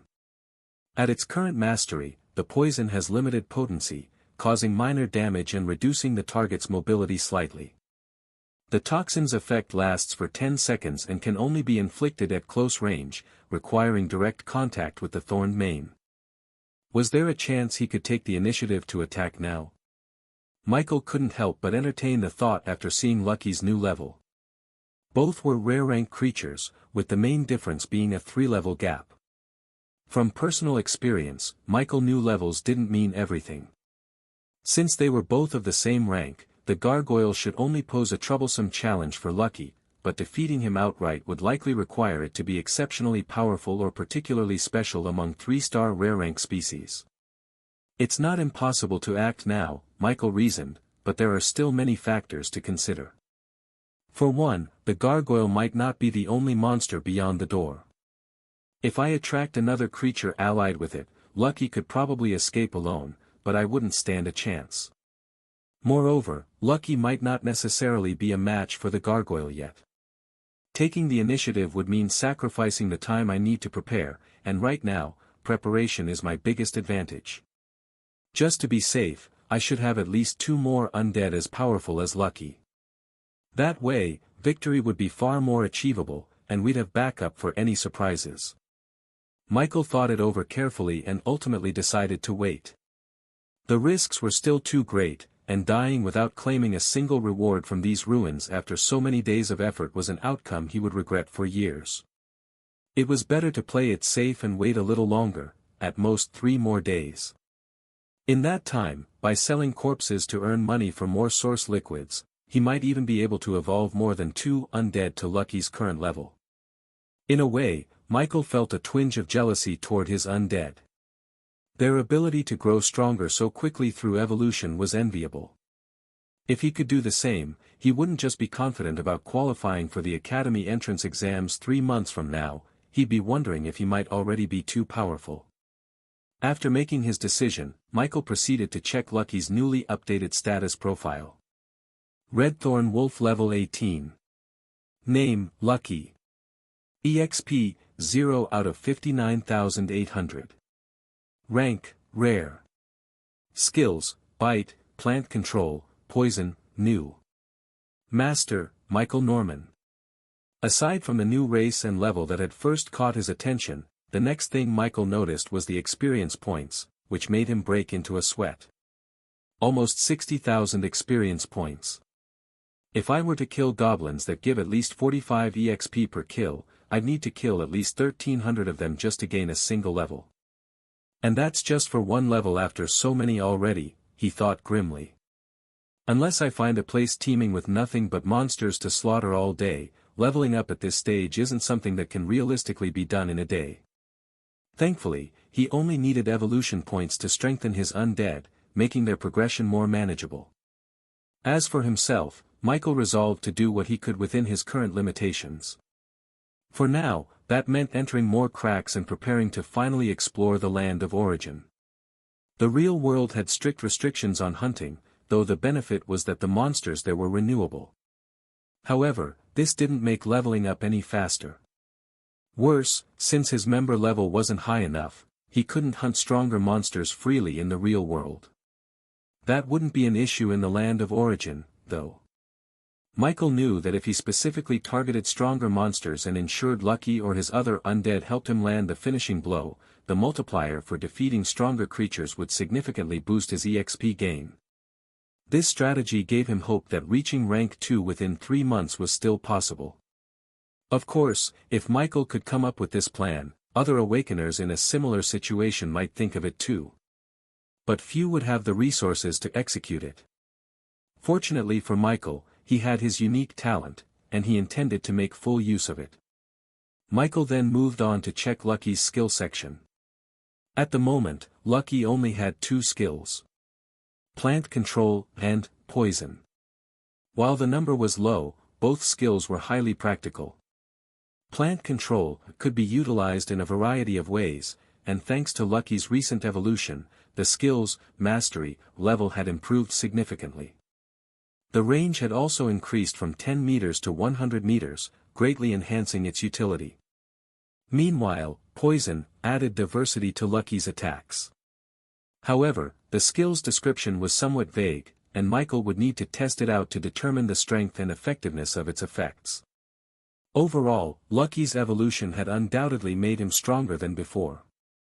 Michael couldn't quantify exactly how much stronger, but just standing near Lucky now gave him a sense of security. Shifting his focus away from Lucky, Michael turned his attention back to his talent section. Talent, Infinite Evolution. Evolution points, 4. Evolvable. Lucky, Undead Redthorn Wolf level 18, insufficient evolution points, can't be evolved. Prince, Undead Verdant Wolf level 11, insufficient evolution points, can't be evolved. Undead Forest Wolf level 5, sufficient evolution points, can be evolved. Undead Goblin level 5, sufficient evolution points, can be evolved. Michael looked at his accumulated evolution points and couldn't help but shake his head. I'm broke again. To think there would come a day when money was no longer his only measure of wealth. Michael had never imagined such a thing could happen. He also couldn't help but see the association as an incredibly stingy organization. One of his earlier motivations for wanting to get stronger was the monthly stipend of $15,000 they offered. I was truly blind, he thought with a bitter laugh. That amount couldn't even buy him 5 evolution points, a sum he could easily earn by entering a crack and hunting monsters. Though he still had enough evolution points to upgrade a few of his undead, Michael decided not to rush. As a level 9 Necromancer, he had 18 contract slots, with 8 of them still open. He wanted to fill them now rather than leave the task for later, which would only make it more of a hassle. Michael also planned to start another round of using undead summoning, which would likely force him to invest attribute points into his intelligence stat. The skill itself was little more than a scam in his eyes, but for now, he had no choice but to rely on it until he gained access to better alternatives, like rituals. He decided to prioritize evolving monsters he could summon and dismiss at will. That way, even if they became too large as a result of evolution, it wouldn't be a problem. Of course, his second baby, Prince, took top priority. Hopefully, it wouldn't take too much time to successfully transfer Prince into the netherworld. No, Michael thought with conviction, he'd rather spend extra time to ensure success than having the skill fail at the end of the day. By the time Michael was done finalizing his plans, more than 2 hours had passed, and the land of origin was already blanketed in darkness, and Michael had no choice but to call it a day. Status: Name, Michael Norman. Class, Necromancer Apprentice. Level, 9. EXP, 112 out of 2000. Strength, 7.3. Agility, 13.1. Constitution, 8.9. Intelligence, 45.3, plus 11.0. Attribute points, 13. Skills: Undead Summoning, Undead Revival, Detect, Basic Shot, Share Senses. Talent: Infinite Evolution. Class Skill, Contract Slot, 18 out of 18. Gift, Mark of Origin. In the end, Undead Summoning did require Michael to spend some of his attribute points, though this was largely because he had used the skill multiple times on Prince. Fortunately, his efforts paid off, and Prince was successfully summoned.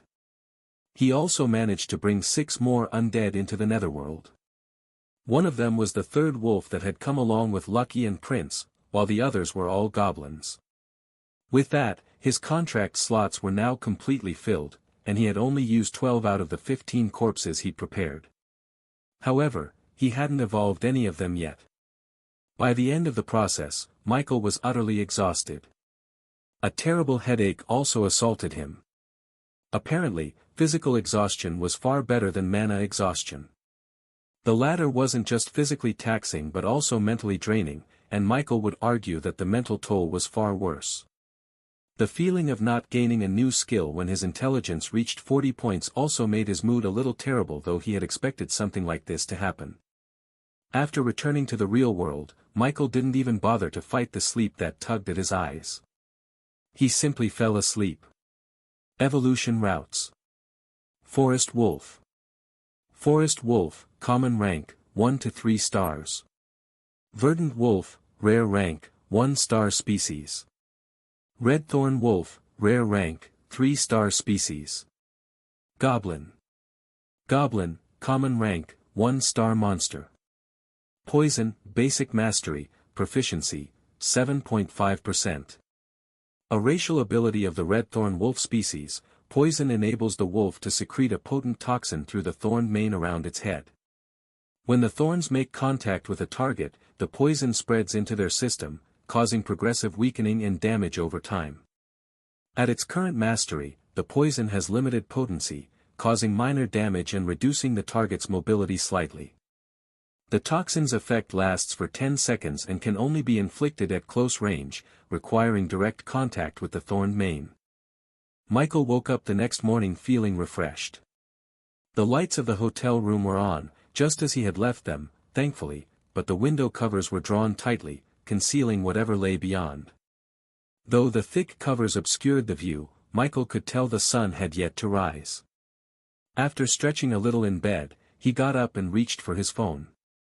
It had been charging for hours and was now fully charged. Disconnecting it, he checked the time. 3:49 a.m.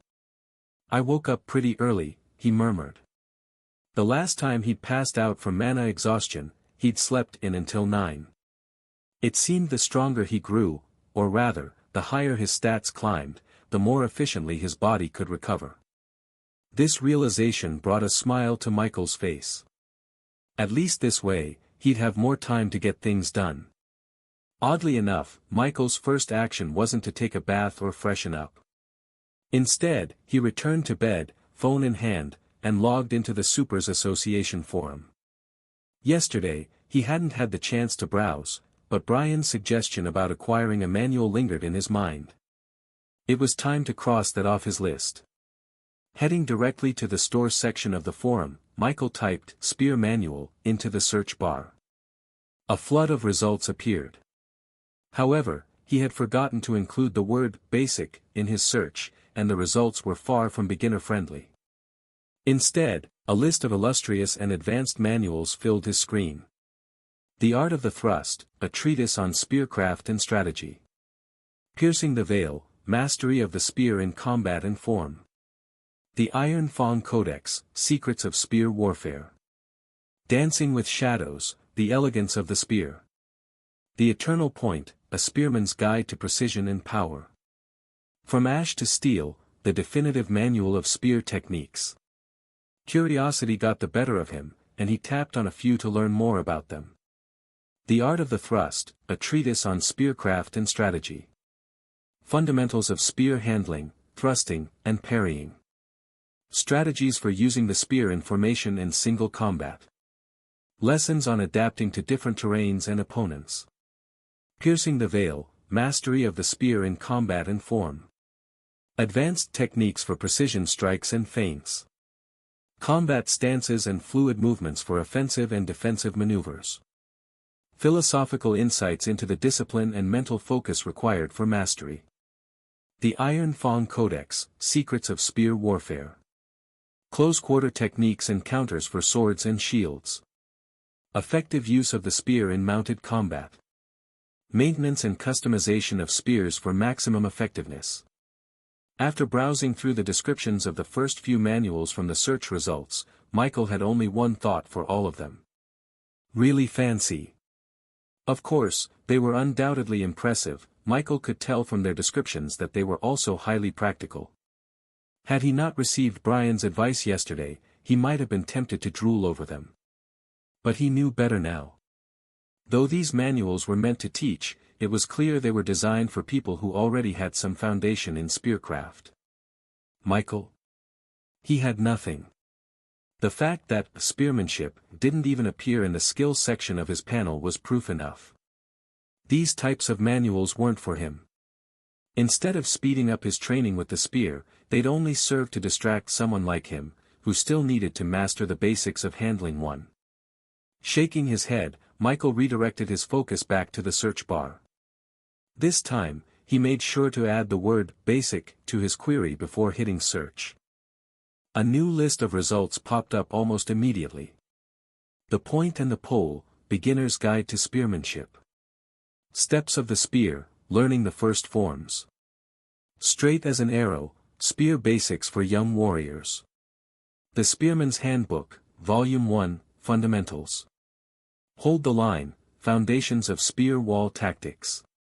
Just from the names of the manuals alone, it was clear these were meant for beginners like Michael.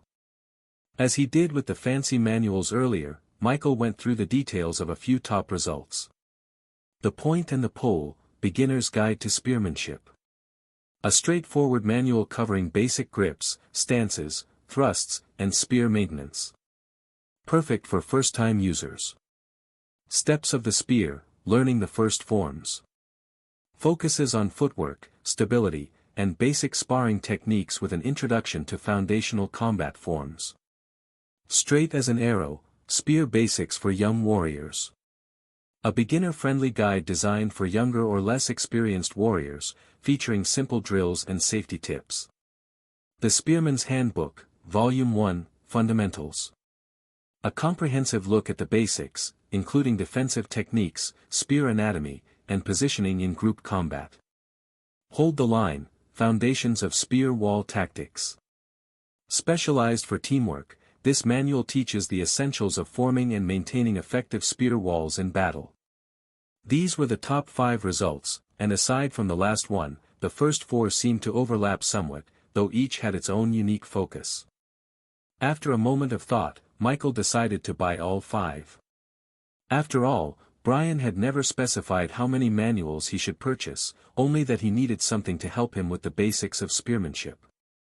Besides, Michael's interest was primarily self-defense, so he'd likely focus on one manual while taking references from the others. Moments later, Michael watched as more than $5,000 disappeared from his account yet again. As expected, I can only be broke, not rich, he muttered. Even the PDF versions of the manuals were pricey. If he'd opted for physical copies, he'd probably be in debt by now. Sighing, Michael decided to start reading while it was still early. He opened The Spearman's Handbook, Volume 1, Fundamentals, as it felt more like a book he could study without requiring immediate physical practice. He had only intended to read a little, but before he knew it, morning had come. Even the thick curtains of the hotel room couldn't fully block out the sunlight streaming in. And that wasn't all. You have understood the basic essence of spearmanship and gained the skill, spearmanship. Spearmanship, basic mastery, proficiency, 2%. A fundamental skill for wielders of the spear, spearmanship improves the user's control, balance, and precision with this versatile weapon. It focuses on the physical mechanics and practical understanding of spear handling, making it easier to execute basic techniques. At its current mastery level, the skill grants increased handling. The spear feels lighter and more balanced in the user's grip, reducing fatigue during prolonged use. Steady strikes, thrusting and sweeping motions are smoother, with a slight boost to accuracy and follow-through. Beginner's insight, basic flaws in stance or grip are easier to recognize and correct, improving overall combat readiness. This works too. Though Michael felt he now had more knowledge about spears and how to use them, it was still just knowledge. It didn't mean he suddenly knew how to apply it. That was why the notification about gaining the spearmanship skill caught him completely by surprise. No, this should be expected, Michael murmured. He recalled reading on the forum and even in some of his skill descriptions that understanding a skill could influence how it was used. Looking at it from this perspective, it made sense that knowing more about something could grant one the ability to acquire a skill. However, this clearly required either a vast amount of knowledge or exceptional comprehension. Between the two, Michael could only assume he possessed great comprehension, though his grades in school would strongly disagree.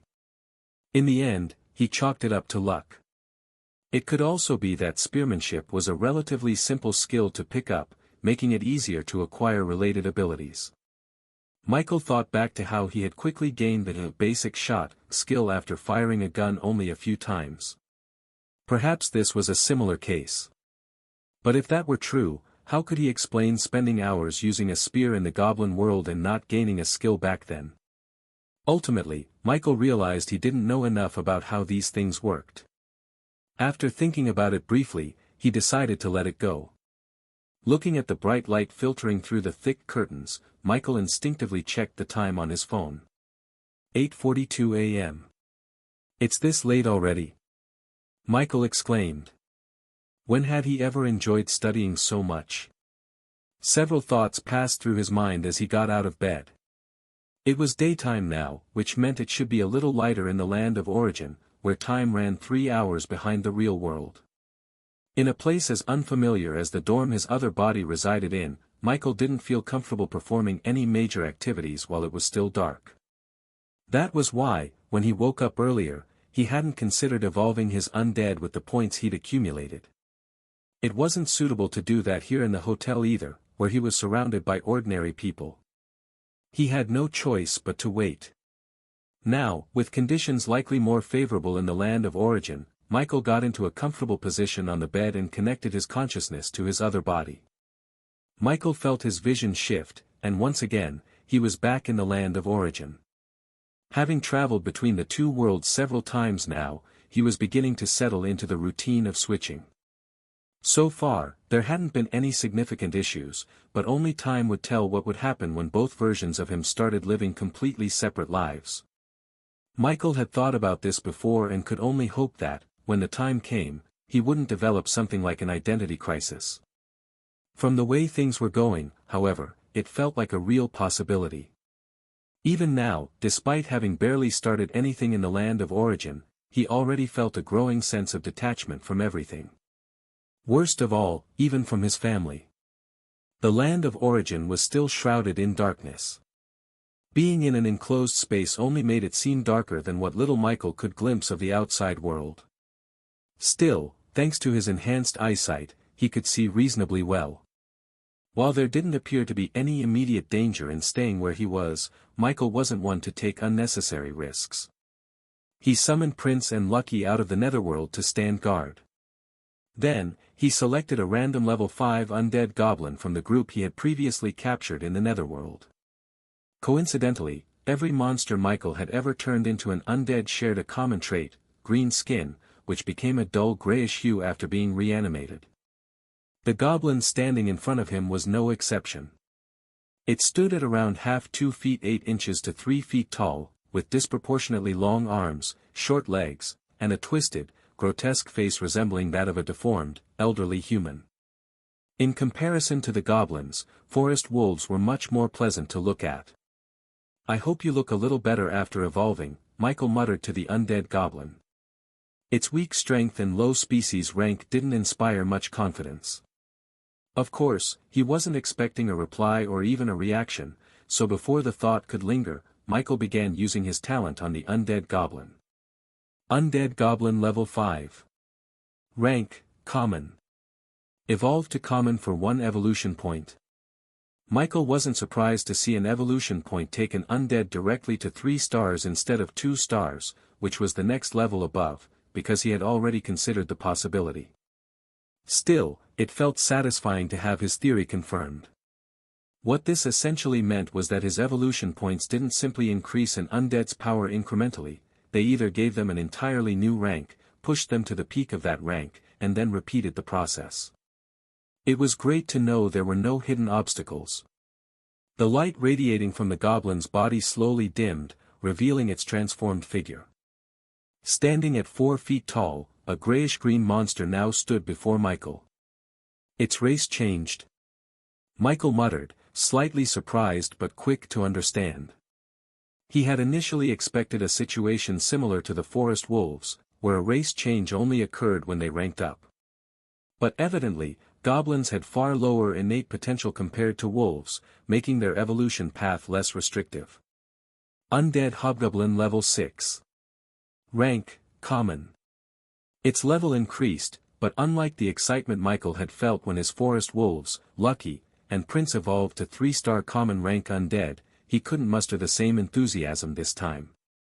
Unless it was a rare rank form, it seemed hard for him to feel truly excited. That said, the hobgoblin's new appearance was certainly something to behold. Evolution routes. Forest Wolf. Forest Wolf, common rank, 1 to 3 stars. Verdant Wolf, rare rank, 1-star species. Redthorn Wolf, rare rank, 3-star species. Goblin. Goblin, common rank, 1-star monster. Hobgoblin, common rank, 3-star monster. Goblins were truly ugly, and even if they were part of Michael's undead army, that didn't mean he would deny it out of camaraderie. It wasn't to the extent that one would vomit at first sight, but they pretty much fit the image of the monsters told in stories to scare children into behaving. However, the hobgoblin was a little different. It was taller, for one, resembling an early human teenager. Its previously long arms now looked proportional, and its legs, which had been abnormally short, appeared normal.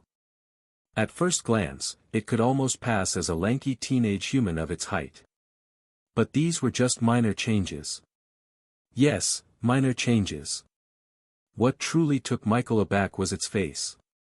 It was still ugly, but compared to before, it seemed almost handsome. Michael squinted his eyes, observing the undead more closely. It was indeed a little handsome, but it seemed shrouded in a faint layer of ugliness. Its face now bore a closer resemblance to a human's compared to its twisted goblin form. It felt like each evolution was steadily refining the goblin's appearance. Michael couldn't shake the suspicion that he'd be in for a major surprise if he evolved one more time. Well, I'll find out after my daily points refresh, Michael thought. Since this goblin had already evolved once, he only needed 5 more points to evolve it again. Even if he didn't take more source liquids today, his regular daily evolution points should suffice. Michael named the hobgoblin beginning due to it being the first of its kind under him to be evolved. Since he still had 3 evolution points left, Michael used them on his other summons. He evolved the 3rd undead wolf. He had to 3-star common rank undead and evolved 2 more goblins into hobgoblins. Seeing how they started to look slightly more attractive after evolving, Michael couldn't help but anticipate what future evolutions would bring. This curiosity was especially strong because he had deliberately evolved a female goblin to see if there would be any differences. To his surprise, the female goblin's appearance shifted even further toward a human-like form. She still looked ugly, but there was a strange illusion that another evolution might result in something unimaginable. Right now, she resembled a human preteen. After thinking about it for a moment, Michael decided to name her Lily. Why Lily? It was his younger cousin's name, and he thought it was a funny joke, one that, unfortunately, only he could appreciate. It would be nice to have some humanoid undead around me. It would be even better if they could talk too. Don't look at me like that, Lucky, you know I love you. It was still quite early, and Michael found himself wondering what to do. If not for the fact that cracks had restrictions, he would have entered one the moment he woke up. Unfortunately, he'd have to wait until 11 a.m. in the real world to join a team and enter a crack, which was still about 2 hours away.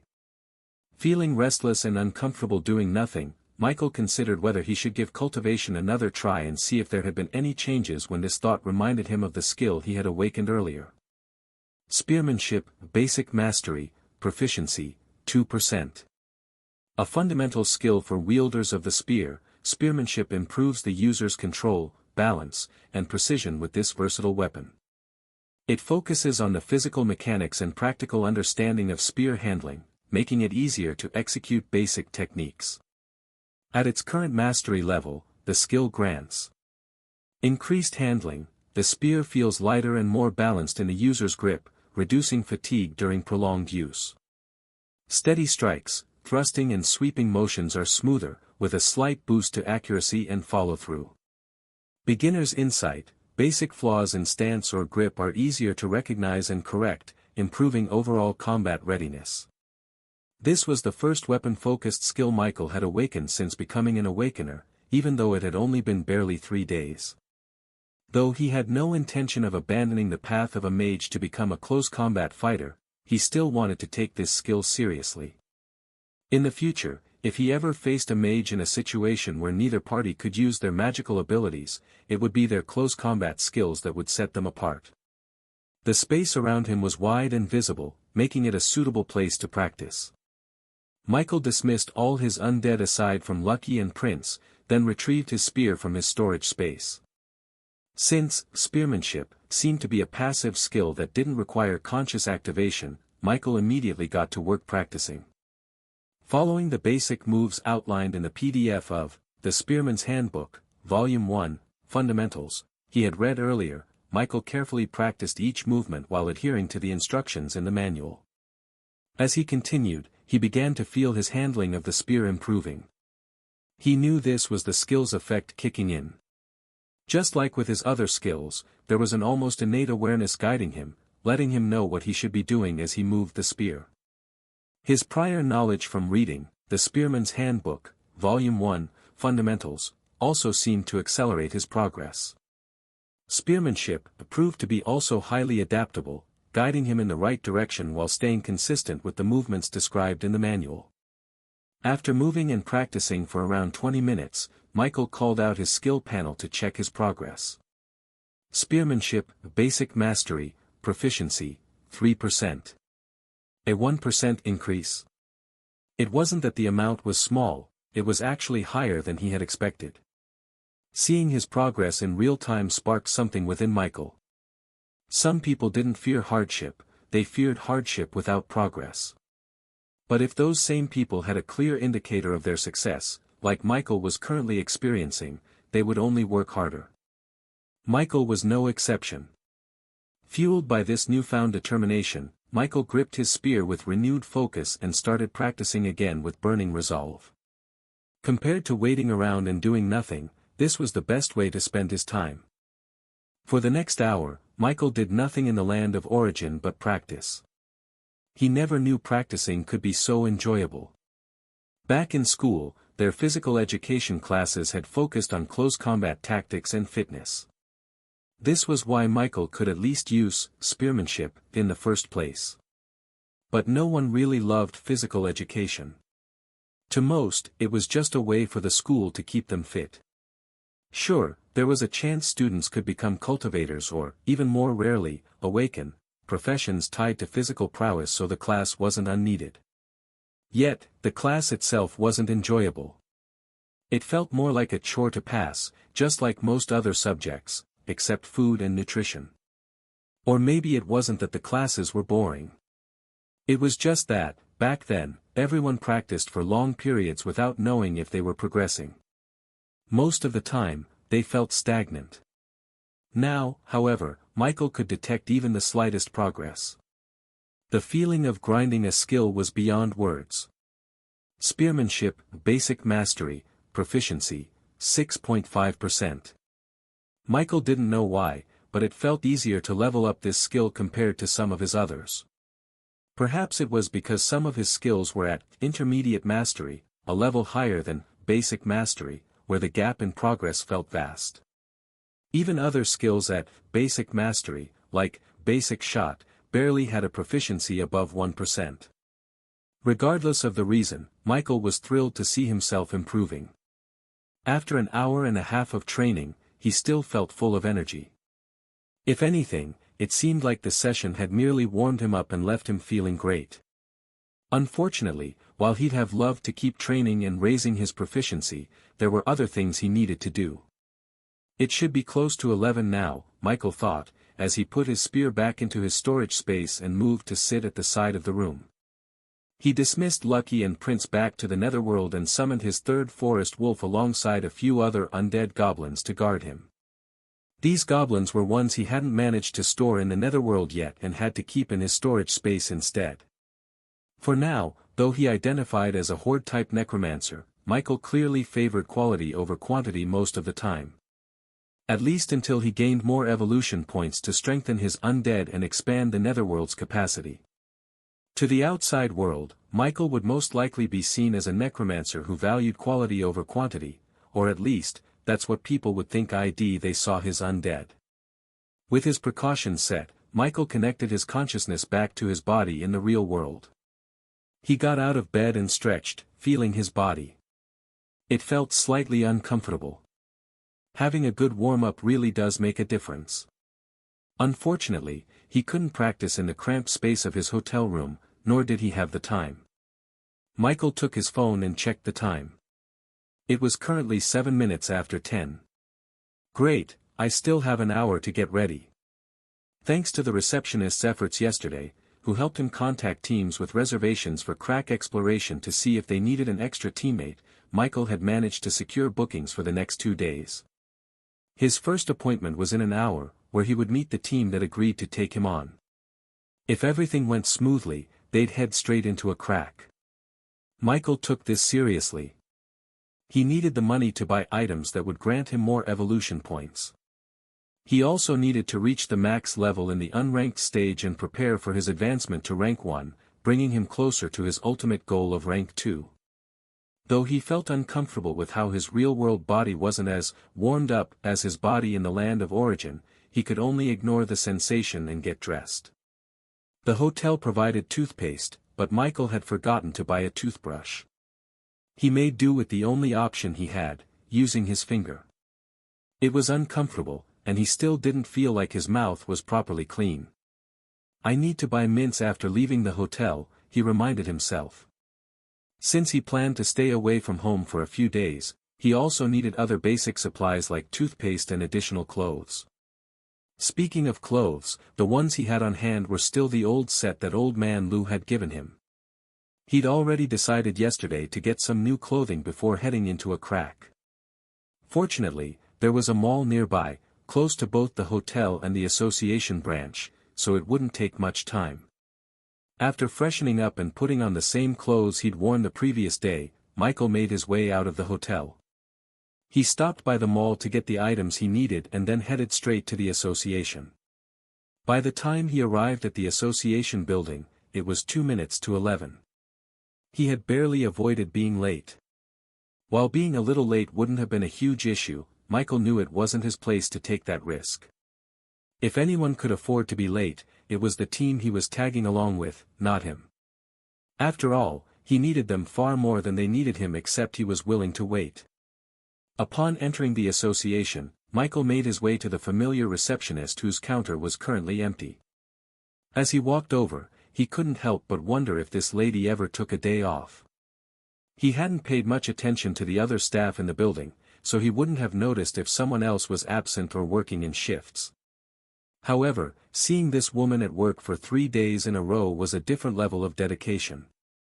Back on Earth, this would be called the grind. Finally reaching her counter, Michael was just about to greet her when she turned to look at him.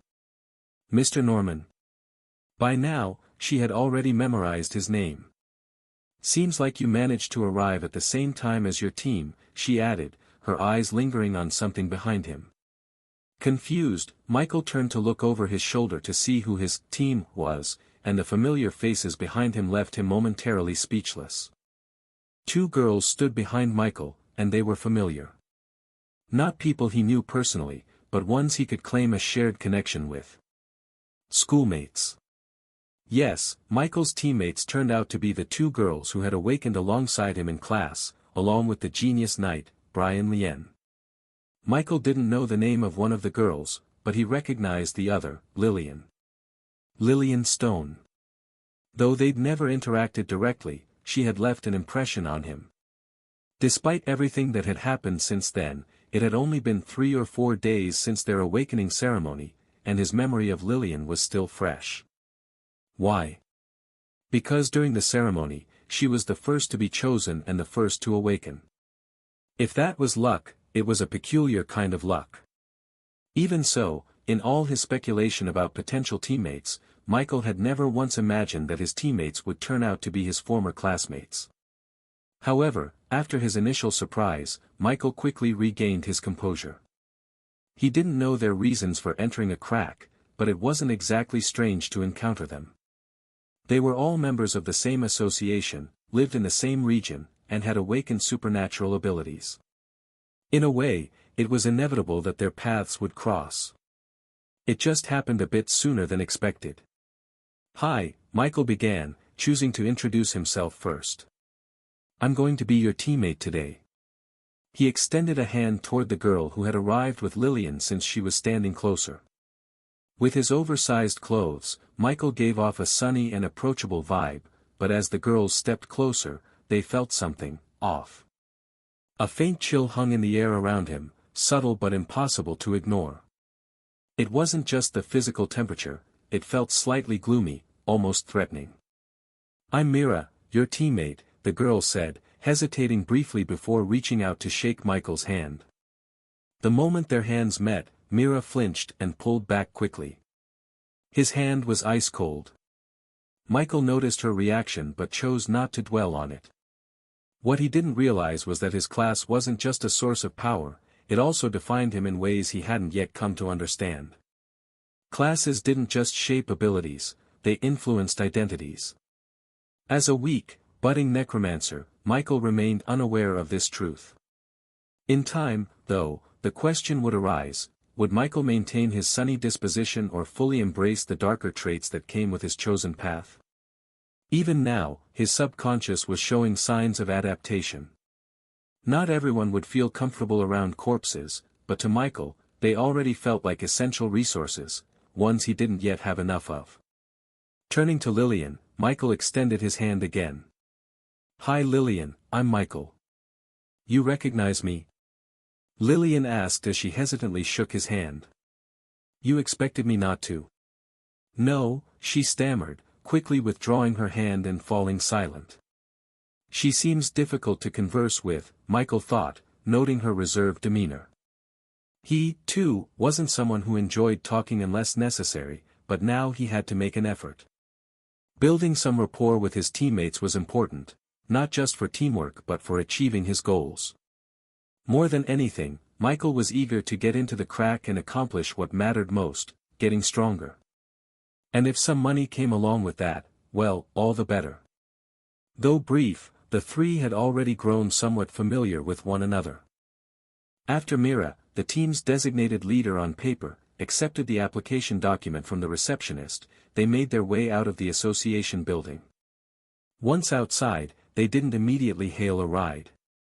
Instead, they gathered under the shade of a nearby tree to discuss their plans. "We're going to a corrupted-type crack, Ape region," Mira began. "Isn't this the level 2 crack?" Michael interrupted, unable to hide his surprise at the familiar name. Yesterday, when he had asked the receptionist to help him join teams with reserved crack schedules in Woodstone City, he hadn't asked for the specifics of which cracks he'd be entering. However, he was able to know their names. But it was just this. Aside from that, he knew nothing more. It was a risky decision, but Michael wasn't the type to shy away from calculated risks now. While cautious by nature, he wasn't a coward. He had confidence in his strength, or rather, in the strength of his undead companions, Lucky and Prince. With the two of them by his side, Michael felt that, short of something completely overwhelming, he could handle himself. And if there was something so dangerous it could still harm him? Well, that was no longer his problem, it was the world against him. Noticing his reaction, Mira frowned slightly. "Is something the matter?" she asked cautiously. QA. Mira was usually nonchalant about most things, but something about Michael kept her on edge. It wasn't something she could easily explain, but her instincts told her to stay on guard around him. Unfortunately, her feelings alone weren't a valid reason to dismiss him. Besides, Mira wasn't the type to act purely on emotion. At least Michael wasn't a complete stranger. As schoolmates, there was a faint sense of familiarity, even if they hadn't interacted much before. Interestingly, Mira and Lillian weren't initially acquaintances either. The two only got to know each other after chatting a few times in the class group chat Brian had added them to.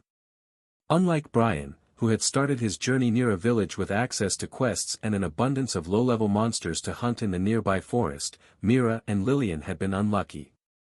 One of them had been transported to a barren desert, while the other found herself on a desolate, abandoned island. Both situations were miserable in their own ways, and neither provided an ideal starting point. Having struggled through their misfortunes, they decided to try hunting monsters in dimensional cracks. Yesterday had been their first attempt, and they had barely made it out alive. Since they hadn't leveled up yet, they were barely different from ordinary humans without considering their skills. Fortunately, they survived and grew stronger as a result. However, leveling up was a slow process, so they decided to tackle a level 2 crack instead. They were lucky to secure it, as the team scheduled to go this morning had postponed their plans. However, a level 2 crack was a bit too much for them now. Realizing they needed more support, they decided to reach out to Brian for help. However, just as they were making plans to contact him, Mira received a call from the association asking if her team needed another member. As the registered leader of their group, Mira accepted, reasoning that whoever joined couldn't possibly be worse off than they were. To be honest, Mira hadn't been too thrilled about the idea of working with Brian again. Lillian felt the same. Though Brian's fame as a genius knight had painted him as a reliable ally, their interactions with him revealed something unsettling. He was overly enthusiastic, almost unnervingly so. They didn't know what it was about him, but something was differently off. Of course, Michael had no idea about the predicament of the two girls. If he knew, he might have even called them lucky. Had he not realized his initial location was within highly valuable ruins, he might have wanted to trade places with them, though perhaps not with the one stranded on an island in the middle of nowhere. But the desert? He would have gladly taken that instead.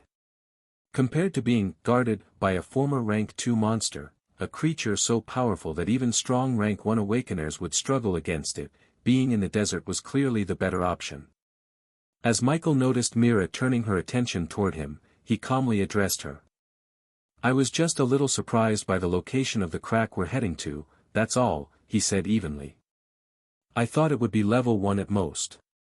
Mira nodded, her expression unchanging. She didn't seem suspicious of Michael's response. Level 1 cracks are a great place to level up, but they're too weak. The space a corrupted dimensional crack can hold is small, so rather than waste time hunting monsters like goblins, even forest wolves, we could do the same in level 2 cracks. The numbers are about the same, but they provide more experience points, more money, and generally better rewards. Michael nodded at her reasoning. As long as the monster rank was low, monsters of this level could still be found in abundance. This was especially true for corrupted cracks. If Michael had access to numerous level 2 or even level 1 cracks, leveling up would be the least of his concerns for a while. Unfortunately, only the Federation and perhaps a few powerful individuals could monopolize cracks. Michael also picked up something in Myra's tone. It sounded like she, too, was in a hurry to level up. He couldn't help but feel her urgency might also have something to do with the academy. However, while he was curious, he decided it wasn't his business to ask. "Are we taking transportation to carry our loot?" Michael asked, shifting the conversation. Compared to Myra's motives, his thoughts were preoccupied with costs. There's no need. I can keep it in my location in the land of origin," Lillian stammered, answering in her usual timid manner. Michael nodded in reply but couldn't ignore the thought running through his mind. TSK. Am I becoming so money-hungry that I can't even afford to give basic trust anymore? Once they clarified the crack location and loot storage space, Mira moved on to provide details about the crack itself. Though level 2 creatures are technically still within the ability range of unranked awakeners, we still need to be careful, Mira explained. If I'm not mistaken, they're likely all rank 1 creatures. However, their rank can't exceed common, otherwise, it would have been classified as at least a level 3 crack instead of level 2. She paused, her gaze shifting to Michael before continuing. From the corrupted crack's name, Ape Region, it's easy to guess what kind of monsters we'll be facing. And just like the Goblin world. Mira trailed off, studying Michael's reaction. I don't know if you've been there, but it's also a forest-type terrain. Michael met her gaze, unfazed. I've been to the Goblin world. Yesterday, in fact. Oh. Mira raised an eyebrow. Then, if you don't mind, could you tell me your level? I'd like to know so we can avoid any accidents. From the way Mira directly asked the question after his reply, Michael guessed this had probably been her main intention all along. I understand, Michael said. Level 9. Michael said honestly, seeing no reason to hide his level. However, when he noticed the astonished looks of surprise on both Lillian's and Myra's faces, he realized he might have said something remarkable. So fast. One exclaimed. So strong. Another added. The former was from Mira, the latter from Lillian. Michael sensed that something was off in the atmosphere. To clarify, he asked about their levels. Level 7. Level 4. Surprisingly, Lillian was the most powerful one. So low. Michael wanted to blurt out but opted to keep it to himself. Still, his expression must have given him away because Mira quickly went on to explain their situation in the land of origin. Michael could only twitch his mouth in response and choose not to comment further. It seemed he wasn't the only one dealt a bad hand when it came to his initial location. As for the girls, they were astonished at Michael's speed of growth. They knew even Brian, the so-called genius knight who had managed to awaken a dual class, was currently only at level 10. Of course, his progress was hindered by the nature of dual classes, which required double the experience to level up. Even so, on the surface, Michael's performance appeared only slightly inferior to Brian's. They didn't know what Michael had done to reach his current level so quickly, but it stirred a hint of respect for him in both of them. What's your class? Mira inquired. Necromancer. Mira was momentarily stunned by his reply. Although she didn't know much about the class, the name alone suggested it wasn't a close combat specialization. Hearing about his high level had initially led her to assume he was a close combat awakener. If he was a support type and had reached this level, then his overall strength might be even greater than she'd imagined. Still, a hint of suspicion lingered in her mind, and she decided to confirm it for herself. Detect. Level 9 Necromancer Apprentice. The result matched his words, but the reality of his class made her thoughts a little depressed. Turned out the leader was the group's weakest link. Michael was not Brian, so he had no idea that Mira had just peeked at him using her skill. Even if he did know, he wouldn't care too much, as Detect wouldn't reveal anything overly sensitive about him. That said, if he were aware, he might feel a little uncomfortable, and perhaps even understand why Brian hated his eyes. From an offhand point of view, Detect seemed like the kind of skill a pervert might use to snoop into someone else's personal information. It was undeniably an unsettling skill from the perspective of the one being observed. After revealing and saying a few more things, Mira decided it was time for them to head to the crack. Even with the time difference between a crack and the real world, time was still valuable. Anything else that needed to be said could be discussed once they arrived. Michael was more than happy with this decision. The location of the level 2 crack was even closer than the level 1 Goblin World corrupted crack. At his current speed, 10 times faster than the average human, Michael could get there in seconds if he ran at full speed. This proximity made Michael suspect that the placement of the association branch was deliberate, given how close it was to the level 2 crack. A level 1 crack, even if an accident occurred, was manageable. Monsters like goblins could be resisted by ordinary people, and with supervisors as strong as Old Man Lou, the chances of a disaster were slim. Of course, casualties might still happen, but if the situation was favorable and the people in the area were prepared, the threat could be controlled. This was part of the reason humanity had survived the first wave of monsters on Aurora, because the monsters, like goblins, were relatively weak. The same couldn't be said for level 2 cracks, which were filled with rank 1 monsters. Even among rank 2 cultivators, few would willingly risk their lives entering one alone. With the association so close to such a crack, it ensured that, in the event of an emergency, the strong cultivators stationed there would be able to respond in time. Since running wasn't an option for everyone, Michael and the other two chose between walking or taking a ride. They naturally opted for the obvious choice. A ride. Life wasn't a place to make unnecessarily hard decisions. The location of the level 2 crack, unlike the level 1 crack, was not a place Michael was very familiar with.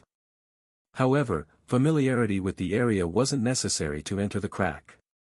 Unlike the Goblin World corrupted crack, which had hospitals nearby, the only notable feature of this area was the No. 9 public school of Woodstone City. Judging by the school's number, it was clear that either the quantity of students was extremely high or the quality varied significantly. Schools ranked No. 1 were comparable to private institutions with abundant resources, while No. 9 had the largest student body but far fewer resources. Well, technically, a school is a pretty good place to harvest negative emotions. Forget the students, even the teachers are depressed. The location of the crack was even more absurd than Old Man Lou's pharmacy. It was in a hotel. Is this the positive balance for the crack?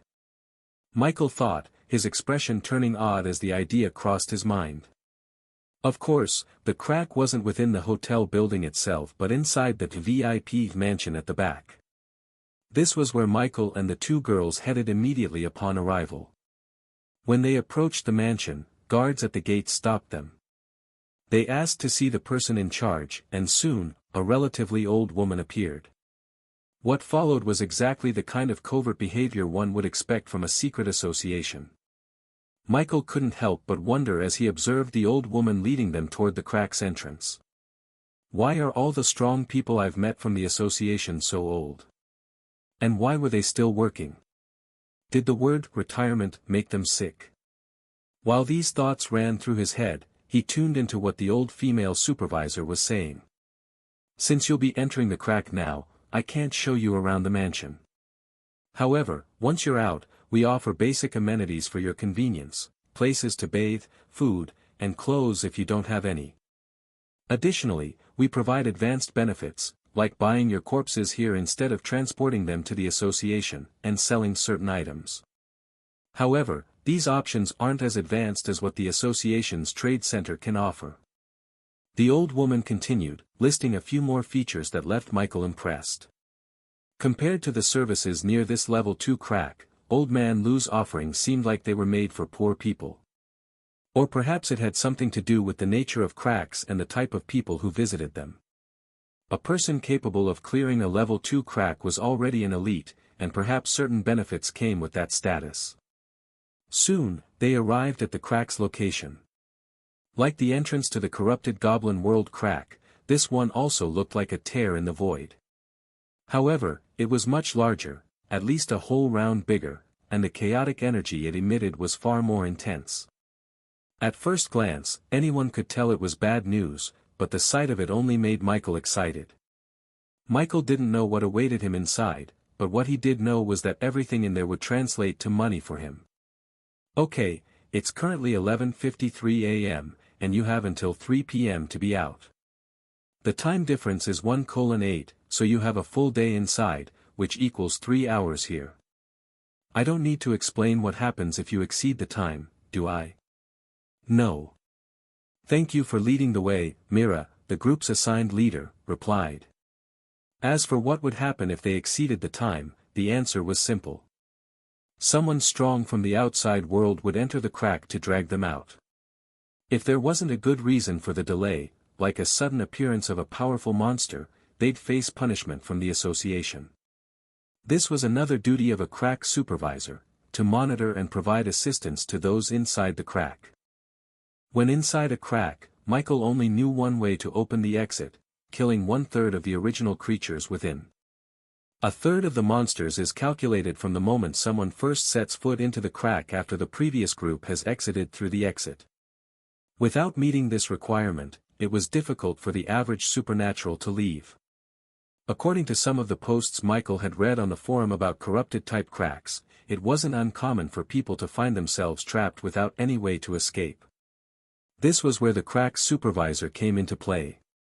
The time allocated to supernaturals inside cracks wasn't just to manage the crack but also served as an indirect signal of when rescue would arrive if they were trapped. While the people inside the crack couldn't leave without killing the required number of monsters, this limitation didn't apply to those outside. However, once someone entered the crack, they would be considered part of the group inside. From that point onward, they would also need to kill 1/3 of the total monsters in the crack to leave, regardless of when they arrived. This was why the supervisors assigned to these cracks by the association were always individuals capable of single-handedly clearing the cracks themselves. If they lacked the strength to handle such situations, they would only endanger themselves and others. Supervisors, therefore, needed to meet a high standard of power to be entrusted with overseeing a crack. Of course, being rescued by the association from within a crack was not free. The association had a reliable way to extract value from rescued supernaturals. Because of this, most people tried to leave within the designated time if they could help it. However, Michael didn't think they'd need to worry about extending the time limit, they had a full day to spend inside the crack. Before entering, Michael immediately summoned his spear. The sight of the weapon in his hand surprised the 2 girls beside him, especially Lillian. "Aren't you a necromancer?" she stammered. "Yeah, is that a problem?" Michael replied naturally, not finding anything odd about it. For some reason, even as a mage, he didn't feel out of place wielding a weapon like that. "No, nothing," Lillian said, her voice faltering. Mira, too, chose not to comment. She was the group's weakest link and didn't feel it was her place to question how the strongest member chose to fight. As the team of 3 prepared to enter the crack, the old woman in charge decided to leave them to their own devices. She walked out of the room where the crack was located, casually pointing out the button they should press to summon her once they were done. All in all, it was no different from what Old Man Lou had done for Michael. After the old woman left, Lillian also drew her weapon, a long katana that made Michael's eyes glint for a moment. Slowly, Michael was starting to appreciate weapons. Unfortunately, there was nothing particularly special about the katana itself. It was of the same grade as Michael's refined iron spear. It made sense for Lillian to use a weapon like a katana, given that her class was martial artist. Michael still clearly remembered that. He wondered about the specifics of her class and how it differed from his own, Necromancer. However, the person who caught Michael's attention the most out of the two girls was Mira. Unlike him and Lillian, what Mira pulled out of her storage space wasn't a weapon. Instead, it was a set of bright red potions and a strap to secure them around her body. The sight puzzled Michael, and he couldn't help but entertain a few curious thoughts. Unable to contain his curiosity, he addressed Mira just as she finished strapping the last potion onto herself. "What's your class?" Michael asked. Since he had openly shared his own class with them, he figured it wouldn't be a big deal to ask in return, at least, as long as it wasn't something too personal, like whether they had a talent and, if so, what it was. Of course, he could have just used detect on Mira, but ever since his incident with Brian, Michael had been hesitant to use the skill on humans, reserving it mostly for monsters. Alchemist, Mira answered truthfully. There wasn't much point in hiding it, especially since she knew the method she had used to peek at Michael could just as easily be used on her. Besides, it wasn't a big deal to share. Michael was a little surprised at her class, it didn't sound like a general one. Judging by the way she carefully arranged her potions, he figured this was likely a rare one, and perhaps even a special class. Michael wanted to know more about it, but unfortunately, that would be getting into personal matters. Still, since they were teammates, he assumed she'd eventually reveal a few details. While he couldn't ask about the specifics of her class, he figured it wouldn't hurt to inquire about the potions hanging across her chest. "What are those?" Michael asked, gesturing at them. "Bombs." Mira suddenly replied, a bit too enthusiastically, while fondly patting the potions as though they weren't the explosives she had just claimed them to be. Instinctively, Michael took a step back. Even Lillian, who seemed to have some prior knowledge about Mira's potions and her class, followed suit and stepped back as well. Hey, you both don't have to worry. The bombs won't just go off the way you think they will," Mira reassured them with a smile. For some reason, her words brought no relief to either Lillian or Michael. Instead, they both took another step back. After a brief moment of thought, they each took one more step, finally feeling slightly safer. However, their unease lingered.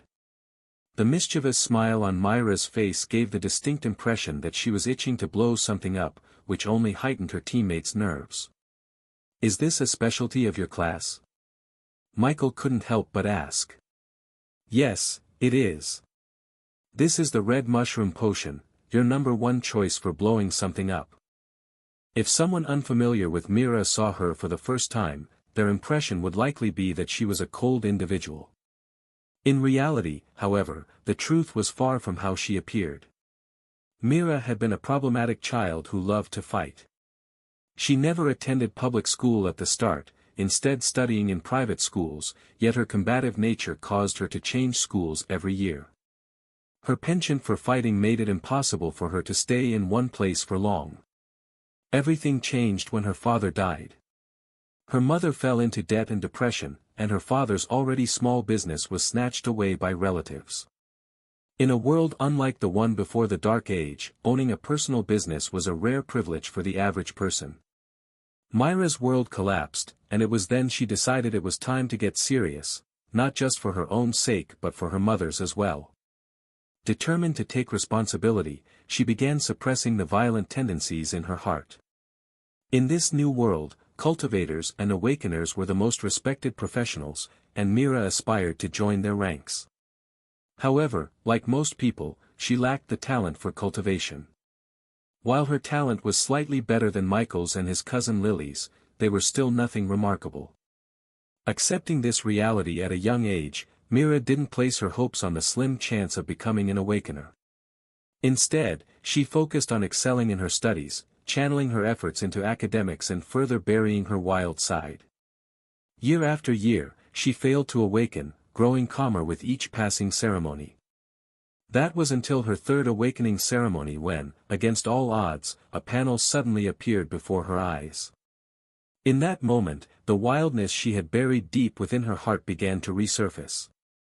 Unfortunately, her awakening didn't do much to help her control it. Name, Mira George. Race, human. Class, alchemy apprentice. Level, 1. EXP, 0 out of 100. Strength, 1.4. Agility, 1.4. Constitution, 1.3. Intelligence, 4.8. Attribute points, 0. Skills, crafting. Talent, damage maker. Unlocked formula, unlock 1 every 5 levels. Potion. Red mushroom potion. Gift, mark of origin. Mira was one of the few awakeners to possess a talent. Her talent was also, quite special. If not for Brian, she wouldn't have understood what it was about. While she was suspicious of how Brian had knowledge beyond what his membership level should allow, she had no choice but to believe him after crafting the only potion she could make. As an alchemist, Mira unlocked a formula every 5 levels, and the one she awakened with was the red mushroom potion, an offensive-type potion. Thanks to the mysterious nature of awakeners, the knowledge of the formula was already in her head. However, the potion's success rate depended heavily on the mastery level of her only skill, crafting, and her understanding of the formula itself, which was even more crucial. Unfortunately, while the materials for the potion were available in the real world, even the money she got from the association wasn't enough to cover the cost of a full set of ingredients. It wasn't until her return from the corrupted goblin world crack yesterday, after annihilating all the goblins there, thanks to Lillian's brutality, awakeners are ruthless, that she was finally able to afford the materials to make some. She tested the potion on the outskirts of the city, in the mountain ranges. The result? The resulting explosion and destruction reignited something within Mira. However, for Lillian, who had been invited to join Mira since she was an orphan living alone, the explosion startled her fragile heart. Explosion is art. For the wild girl, she had found her true love yesterday. Unfortunately, she was still too weak to unlock more formulas and too poor to create more of the one she had, leaving her hungry for both money and power. Though she wasn't certain, Mira believed that if she could gain admission to an academy, she'd gain access to more explosive formulas. Not only would this allow her to revel in her newfound passion, but it would also make her mother proud. After all, unlocking a new formula every 5 levels didn't guarantee another explosive one like the red mushroom potion. She needed to extend her connections, and the academy was her best chance. Additionally, her talent relied on formulas like the red mushroom potion. According to Brian's description of her talent. Damage maker. You have an aptitude for highly destructive creations. Any creation related to destruction will have its effects boosted by 200%. If Michael knew about this, his eyes would have popped out. Though he wouldn't trade his own talent for anything, he would have to admit that hers was something exceptional, one that would only grow stronger over time. What would happen if she could create a nuclear-like weapon, with its destructive power qualitatively boosted by 200%? It was an incredibly powerful talent, but its drawback was equally obvious. It was a profession that burned through money. Of course, Michael knew none of this and continued to eye Mira with skepticism. It wasn't until a moment later, after using detect on a potion she was holding, that he finally spoke. Red mushroom potion. A special liquid that becomes explosive after a brief, intense vibration for 2 seconds before being thrown. Though confused by the vague description, Michael felt a bit relieved knowing the potion required deliberate action, vibration or throwing, to explode. At least it wasn't an instant hazard. Besides, he trusted that Mira wasn't crazy enough to kill herself. Still, he wondered why she hadn't placed the potion in her storage space but chose not to comment on it. As long as you keep it on you. We've spent enough time here, let's enter the crack. Yes, Mira replied. Okay, Lillian added. After exchanging a quick glance, the 3 of them leapt into the crack, with Mira volunteering to take the lead. Just like with the goblin world corrupted crack, the moment Michael stepped through, his vision shifted, and in the next instant, he found himself in a completely different location. Beside him, Mira and Lillian immediately assumed defensive stances as they arrived.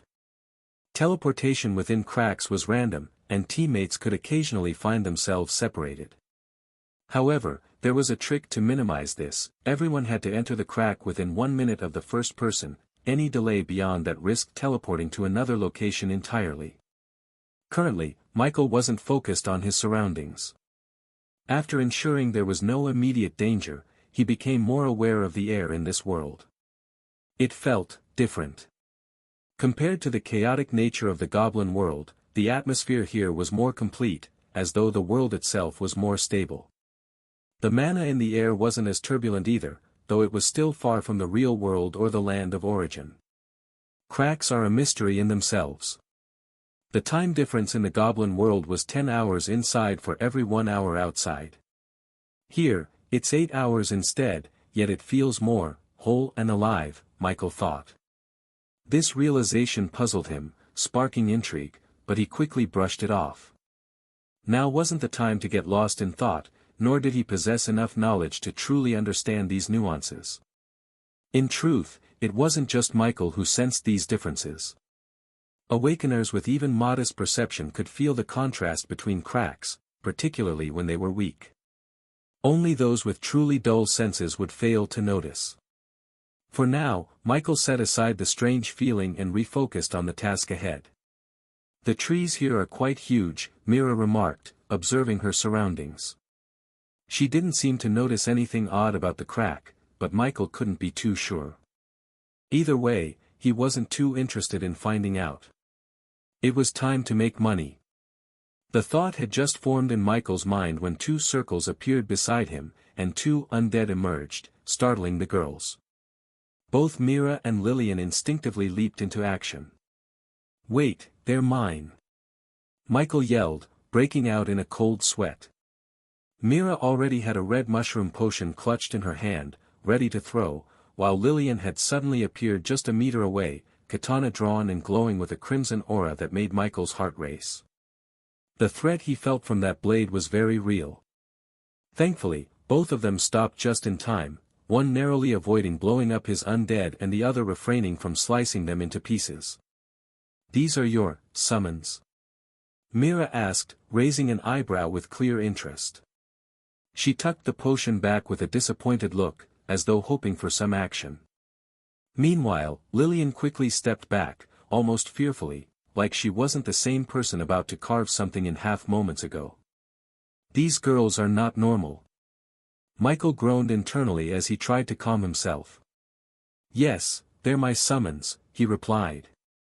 "Only these 2?" "No, just a part of them." "Figured." Mira gave a slightly complicated look as she activated Detect on the 2 undead. Her brows twitched. The first one was of a higher level than her, while the other matched her exactly. Undead Forest Wolf level 6. Undead Goblin level 4. Of course, as an awakener, even though her class wasn't explicitly combat-oriented, Mira was still far stronger than the 2 undead in terms of raw stats alone. However, their appearance hinted at the potential of the Necromancer class, and the realization was terrifying. Mira, though wild by nature, had spent years tempering that part of herself to focus on intelligence and achieving good grades. It had become second nature to her to seek knowledge. This habit persisted, especially after she gained access to the Super Association Forum, a treasure trove of information about the supernatural world. Compared to the ignorance of her first 18 years, she now knew much more about how this her new reality operated. Right now, Michael could only contract common rank monsters, which were far weaker than most awakeners. She has no idea. But the horrifying part was the potential for growth. As Michael got stronger, so would the rank of his undead. For most awakeners, there was only one of them. For Michael, there could be dozens, no, hundreds, of powerful beings under his command. It was an intimidating concept, but Mira scoffed internally. So what? When I get stronger, no matter how many undead he has, I'll blow them all up. She didn't feel inferior at all. In fact, her wild confidence stemmed from both her personality and her special class. Though it gave the same attribute points as general classes, its uniqueness and versatility made it far superior to some rare classes. Mira fully believed in her own potential and future. However, this confidence also led to a common flaw among intelligent people: overthinking or over-reasoning based on existing knowledge. In this case, Mira had done the latter, evaluating Michael through the lens of common sense. She didn't realize just how wrong she was or how terrifying Michael would eventually become. For now, though, the three of them were focused on one shared goal: earning money. It was a shared problem. They were all too broke for this profession. Michael had summoned 2 undead from the netherworld to scout the area. He wasn't about to test his health bar against a creature that was likely rank 1, unlike the goblins in the previous crack, whose attacks he could shrug off. After explaining his plan to Mira and Lillian, Michael led the group away from their initial spot, using share senses with his undead to gain a better understanding of their surroundings. A few minutes later, the trio encountered their first monster in this crack, one of its native creatures. A black ape. Mira, did you check the price of a complete corpse for this monster? Michael whispered, his voice low but tinged with excitement, as they crouched behind a massive boulder. At this point he had withdrawn his undead back to the netherworld. He occasionally peeked around its edge to observe the towering black ape just a few meters away. The creature lay sprawled on the earthy ground, deep in slumber. Yes, I did, Mira replied, her tone calm and measured despite her own alertness. A complete corpse, regardless of the ape's strength, is priced at $4,500. And how many apes do you think are in this crack? At least a few hundred, definitely more than 200. Michael quickly did the math in his head, and his breathing grew heavy as the numbers began to add up. So, we're talking about $1 million if we wipe out every single monster, yeah? Hearing his question, Mira turned to him with a sharp gaze, her wild instincts momentarily overshadowed by genuine concern. Excitement seemed to radiate from Michael's entire being, an energy so palpable it made her uneasy. She may be wild, but she wasn't suicidal. Taking on over 200 rank 1 monsters, even with a strong team, was an idea bordering on madness. Just as she opened her mouth to dismiss any dangerous notions Michael might have been entertaining, her breath caught in her throat. Her heart clenched tightly as she noticed something emerge beside him, a shadowy, menacing figure. Undead Verdant Wolf Level 11. Rank, Rare. A rare-ranked undead. Myra's eyes widened as she stared at the wolf. Beside her, Michael whispered something in an almost inaudible tone, his words strange and disjointed, as if spoken in a forgotten language. She couldn't quite understand what he was saying, but amidst the whispers, Mira swore she caught a phrase like, "Evolution points, they're all evolution points." Mira couldn't wrap her head around how a rank 1 creature of rare rank had suddenly appeared beside them. No. That wasn't even the real question. The real question was, how did Michael have an undead of this level in the first place? Was he cheating?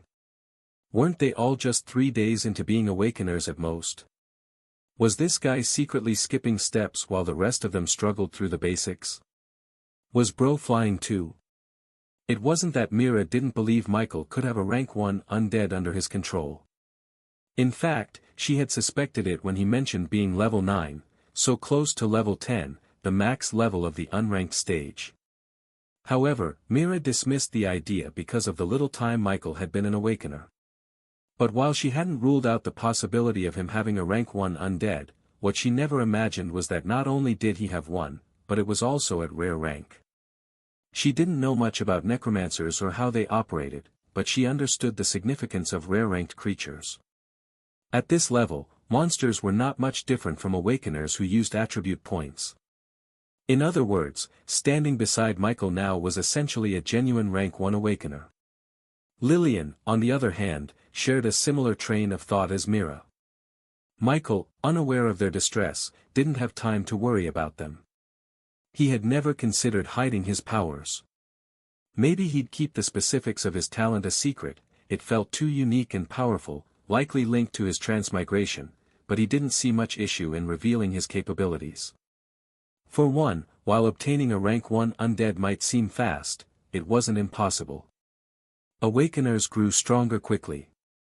If they didn't, they'd barely be more special than cultivators. So, this shouldn't raise too many questions. As for the rank of his undead, that was the simplest question to answer. It was because of an opportunity. What else could anyone say to that? Wasn't the land of origin said to be full of opportunities? Could they force him to explain further? For these reasons, Michael saw no benefit in hiding his powers. Why would he deliberately make himself seem weaker just to avoid unsettling others? Of course, there was a limit to how much he could reveal. This was why he summoned Prince instead of Lucky. Prince's existence could be rationalized, but Lucky pushed well beyond the boundaries of common sense. Revealing it might even draw unwanted attention. Though Michael didn't actively avoid attention, he wasn't keen on it either. His cautious nature made him paranoid about the possibility of being kidnapped. By whom? He didn't know. Maybe demonic cultivators. Or someone with ulterior motives who saw value in him. They might even notice something connected to his talent and approach him with bad intentions. While the Federation was portrayed as a righteous faction, Michael, with the experience of his past life even though short, wasn't so quick to trust that image. Unless it was an extreme cult-like organization where everyone was brainwashed from birth, all organizations had their share of different people and agendas. Because of this, Michael felt it was wise to keep part of his full power hidden as a trump card. But showing some of his strength? That was fine. Anyway, what was so special about a one-star rare-ranked creature? If given enough time, all his undead would eventually reach this stage. Another reason Michael didn't want to engage the Black Ape himself was that, while he didn't doubt his team's ability to handle it, he disliked the risks involved. A prolonged battle could also lead to unnecessary damage to the monster's body. If it was too damaged, how could he maximize his profit? Moreover, while one day inside the crack seemed like plenty of time to hunt and exit, Michael wanted more. The monsters in the crack were renewable anyway, why settle for only killing a third of them? There was also the part with sharing the profits with his teammates.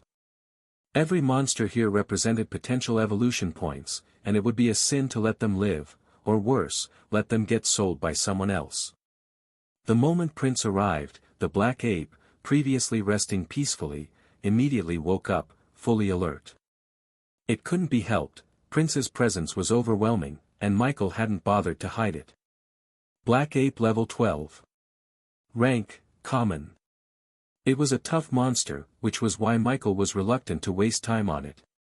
Take care of him, Prince, Michael commanded calmly. The instant the words left his mouth, a faint, violent gust of wind swept past him as Prince disappeared from his position. Prince hadn't grown significantly stronger since their last visit to the Goblin World corrupted crack. Only its skill control had clearly improved. Yet, even when moving at the same speed Lucky had shown back in the Goblin World, the generated wind wasn't nearly as intense. This had nothing to do with Lucky being weaker. Both moved at the same speed. The difference lay in the worlds themselves. This level 2 crack was clearly more stable than the level 1 crack. But Michael didn't have the time to ponder this detail. He watched as thick, robust plant vines materialized, entangling the Black Ape. Prince had used its plant control skill to completely immobilize the creature. It seemed Prince had interpreted Michael's command the same way it had back in the Goblin World, where he and Lucky had restrained goblins for Michael to kill personally. This was further reinforced by the fact that Prince, who could easily end the Black Ape with a single swipe of its claws or a bite, refrained from doing so. The command phrase had been the same, so it made sense Prince acted accordingly. Well, this works too, Michael muttered. I needed to level up anyway. With his spear in hand, he calmly walked toward the struggling Black Ape, which thrashed violently against its bindings. Seeing Michael head toward the Black Ape, Mira and Lillian stared at each other for a second before rushing after him. They were in shock. Lillian had already prepped herself for a tough battle, while Mira was ready to throw some explosives if needed. But in the blink of an eye, the monster, formidable at their current level, was so easily resolved that they couldn't accept it immediately. "I'm sorry, guys, I'll be taking the kill for this one. After I level up, I'll have my undead do the same for you guys. Is that okay?" "Yes, yes." Mira and Lillian replied excitedly, recovering immediately.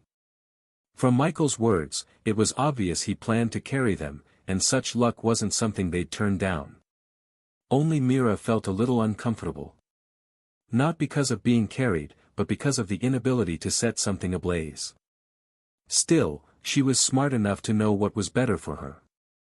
At least by being carried, she could level up safely and save her bombs for another time. Mira glanced at Michael, who was intently focused on the black ape, a creature that stood a meter taller than him, with a complicated expression on her face. She wasn't sure how to feel, especially since she had been so confident a moment ago. The black ape's figure was imposing and its form was tough, but this was all useless in the face of absolute power. Knowing that the monster's thick skin was difficult to penetrate, Michael targeted the weakest spot in its body, its eye.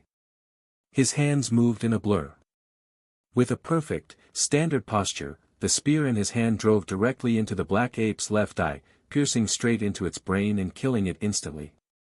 You have killed a common level 12 black ape. You've gained 398 experience points. You killed a monster 3 levels higher than your own, earning a 4x experience multiplier. You've gained 1592 experience points. Level up. You have leveled up to level 10. You have reached the max level of the unranked stage. Rank up to accumulate experience points again and level up.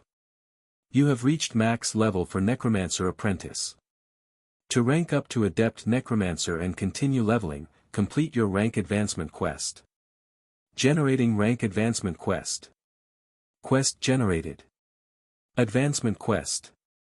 Have 10 rank 1 undead, 2 out of 10. Name, Michael Norman. Class, Necromancer Apprentice, Max. Level, 10, Max. EXP, 2000 out of 2000, Max. Strength, 7.6, plus 0.3. Agility, 13.6, plus 0.5. Constitution, 9.2, plus 0.3. Intelligence, 46.3, plus 1.0. Attribute points, 19. Skills, Undead Summoning, Undead Revival, Detect, Basic Shot, Share Senses. Talent, Infinite Evolution. Class Skill, Contract Slot, 18 out of 20. Gift, Mark of Origin. Necromancer Class Advancement Route. Unranked, Necromancer Apprentice, Level 1, 10. Rank 1, Adept Necromancer, Level 11, 25. Rank 2, Unknown. Rank 3, Unknown. Evolution Routes. Forest Wolf. Forest Wolf, Common Rank, 1 to 3 stars.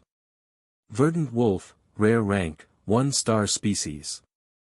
Redthorn Wolf, Rare Rank, 3 star species. Goblin. Goblin, Common Rank, 1 star monster. Hobgoblin, Common Rank, 3 star monster. Michael felt a familiar surge of power coursing through his body as he leveled up. Yet, his focus wasn't on that sensation. It finally arrived. There was a true sense of balance in everything. An advancement quest. The equivalent of a breakthrough obstacle for cultivators, but tailored for awakeners. At the maximum level of every rank, one could not progress further without completing an advancement quest. The difficulty varied wildly, depending on one's class and luck. However, completing the quest granted immense power, pushing one closer to becoming a higher being. Fortunately for Michael, he had been hit with an easy rank advancement quest. A task that might seem daunting to others but was manageable for him. Advancement quest, have 10 rank 1 undead, progress, 2 out of 10. This is great, Michael muttered. I was hoping I wouldn't get something that'd slow my leveling down for weeks, or worse, months. Thankfully, it's not that bad. The thought of being stuck at the same level for too long was frustrating for any awakener. Michael had read in forums that any experience points gained while at the max level of a rank were completely wasted. They wouldn't even accumulate. Right now, even if he wiped out every black ape in this crack, the effort would amount to nothing since the experience couldn't be used to level up. I already have 2 rank 1 undead thanks to my evolution points. It only takes 6 points per rank 1 undead, so at most, I'll be done with this in another 2 days. For any other Necromancer apprentice, this quest would have been extremely challenging. They'd have to make 10 of their undead reach rank 1. With each undead requiring an average of 2,000 experience points to level up, completing this task would demand significant effort and time. Still, it wasn't the worst kind of advancement quest he could have gotten. Something like, learn 10 necromancy spells, would have been much worse. Without a strong foundation in necromancy, largely due to the short time he had spent as an awakener, Michael knew he'd have no hope of completing such a task. If that had been the case, entering an awakener academy would be nothing more than a distant dream. It's also said that starting from the first advancement quest, subsequent ones might be follow-ups based on the description, Michael thought. Either way, this quest was perfect for him. It was like killing 2 birds with 1 stone, making it the best outcome he could have hoped for. For classes like Necromancer or Beast Tamer, it was commonly known that their minions shouldn't be more than 2 ranks above them. If they were, there was a significant risk of the creatures breaking free from their control, and in most cases, turning against their master. Even if Michael were to accumulate 125 evolution points, which he suspected was enough to evolve Lucky into an extraordinary rank undead, there was a high chance it might break through to rank 2 instead of stopping at peak of rank 1. That would be a problem. Michael didn't want to face a situation where the undead he had heavily invested in turned against him, nor did he want to risk going head-to-head with an extraordinary rank creature. Thanks to his advancement quest, though, he now had even more reason to focus on his other undead. There was something fascinating about advancement quests. They didn't just signify progress, they also presented opportunities. In a sense, an advancement quest was like laying a solid foundation. Every rank advancement boosted all stats by at least 29%, with the most important stats increasing by as much as 50%. The stronger your stats were before advancing, the more powerful you became afterward. Michael figured this was one of the reasons awakeners were encouraged to cultivate. Unfortunately, he didn't have the luxury of time. Still, there were ways to make a rank advancement more rewarding than usual. One direct method was to surpass the quest requirements, increasing its difficulty. Just because the reward for completing an advancement quest was rank advancement didn't mean there wasn't more to gain. Michael theorized that hidden and unique classes were likely so strong because their advancement quests, and the rewards from them, were on a completely different level. This also showed another reason why strength depended on the awakeners themselves. No one knew who was who. Anyway, Michael muttered, I'm still far from reaching 10 rank 1 undead.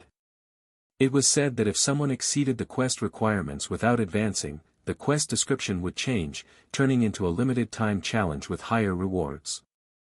Rank advancement not only brought an increase in power but also made the awakener gain new skills. So higher rewards than this had to be very good. Michael decided it was better to accumulate enough evolution points to complete his last 10 undead in one go after reaching the basic requirement. There were still many things to consider about his rank advancement, but for now, he had other priorities. You leveled up. Michael heard a voice beside him and turned to see Mira addressing him. Yes. I'm already at max level. So amazing, Lillian stammered shyly, awe evident in her tone. Does she always have to stammer? Michael wondered, briefly speculating whether Lillian was just chronically shy.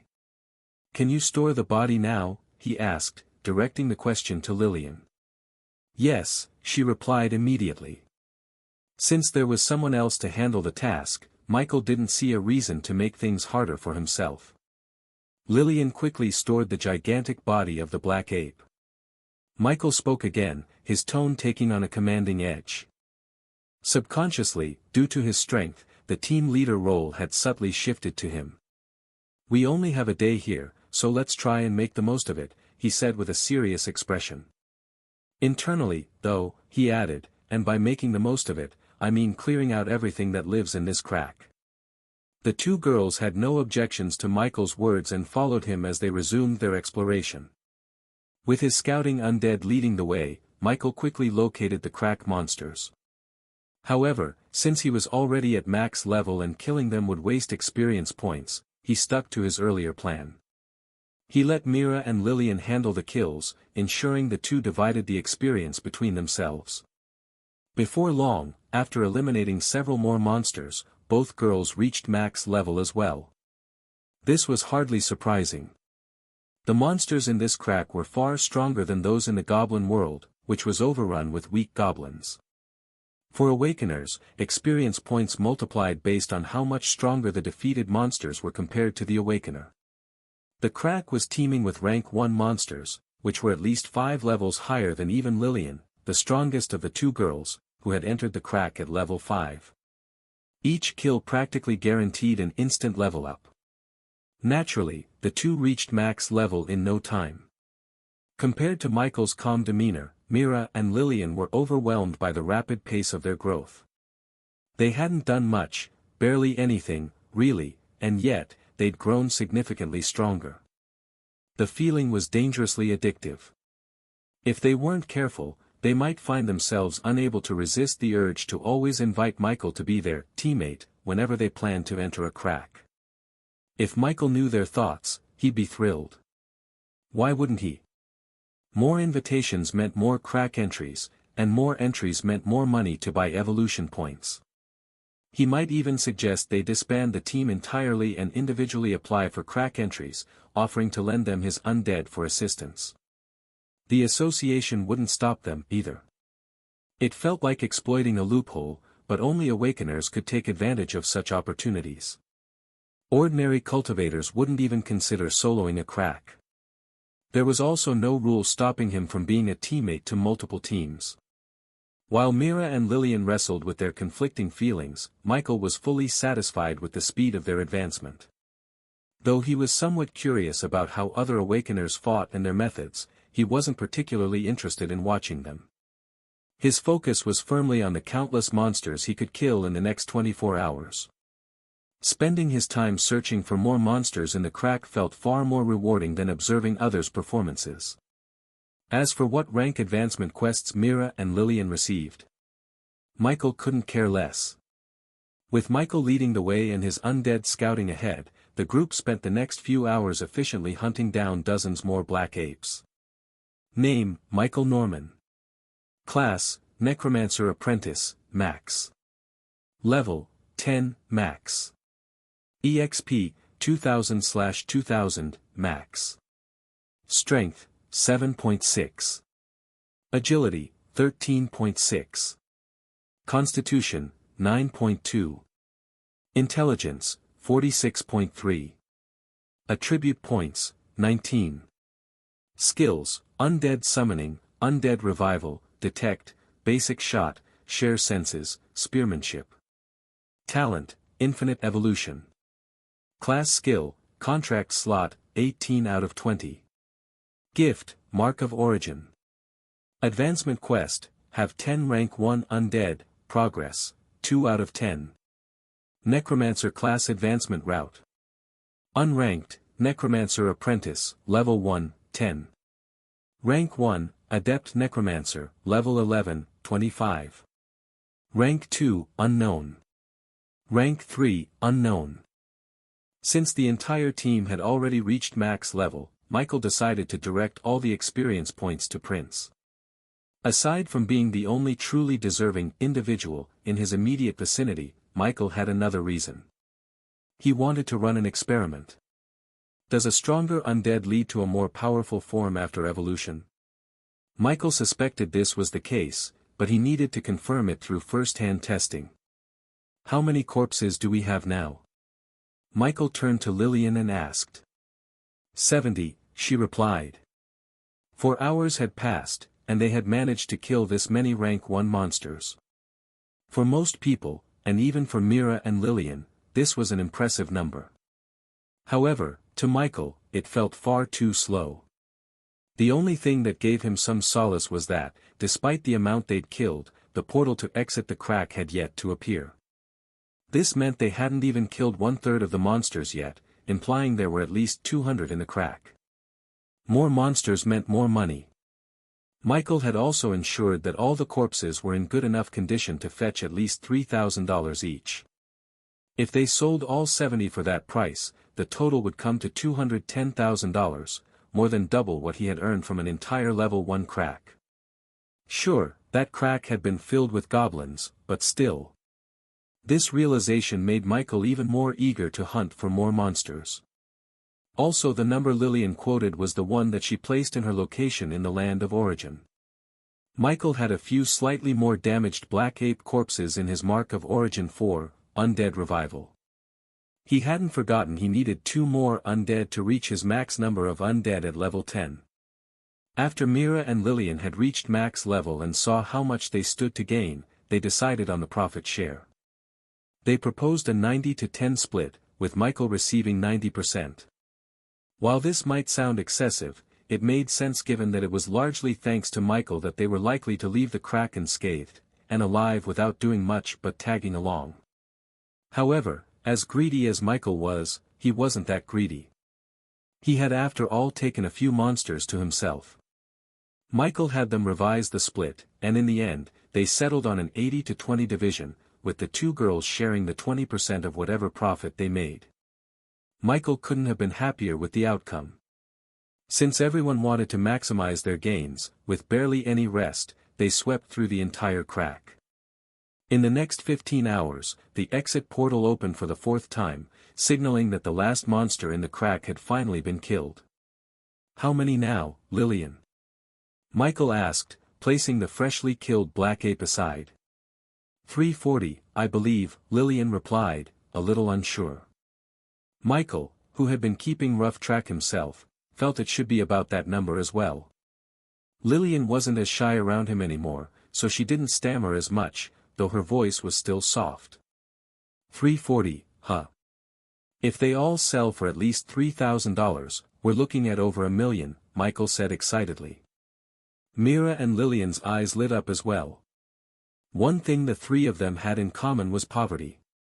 Though Mira and Lillian were only going to split 20% of the total income, if everything sold for at least $1 million, each would walk away with at least $100,000, and for barely doing anything. This was exactly the kind of life they dreamed of.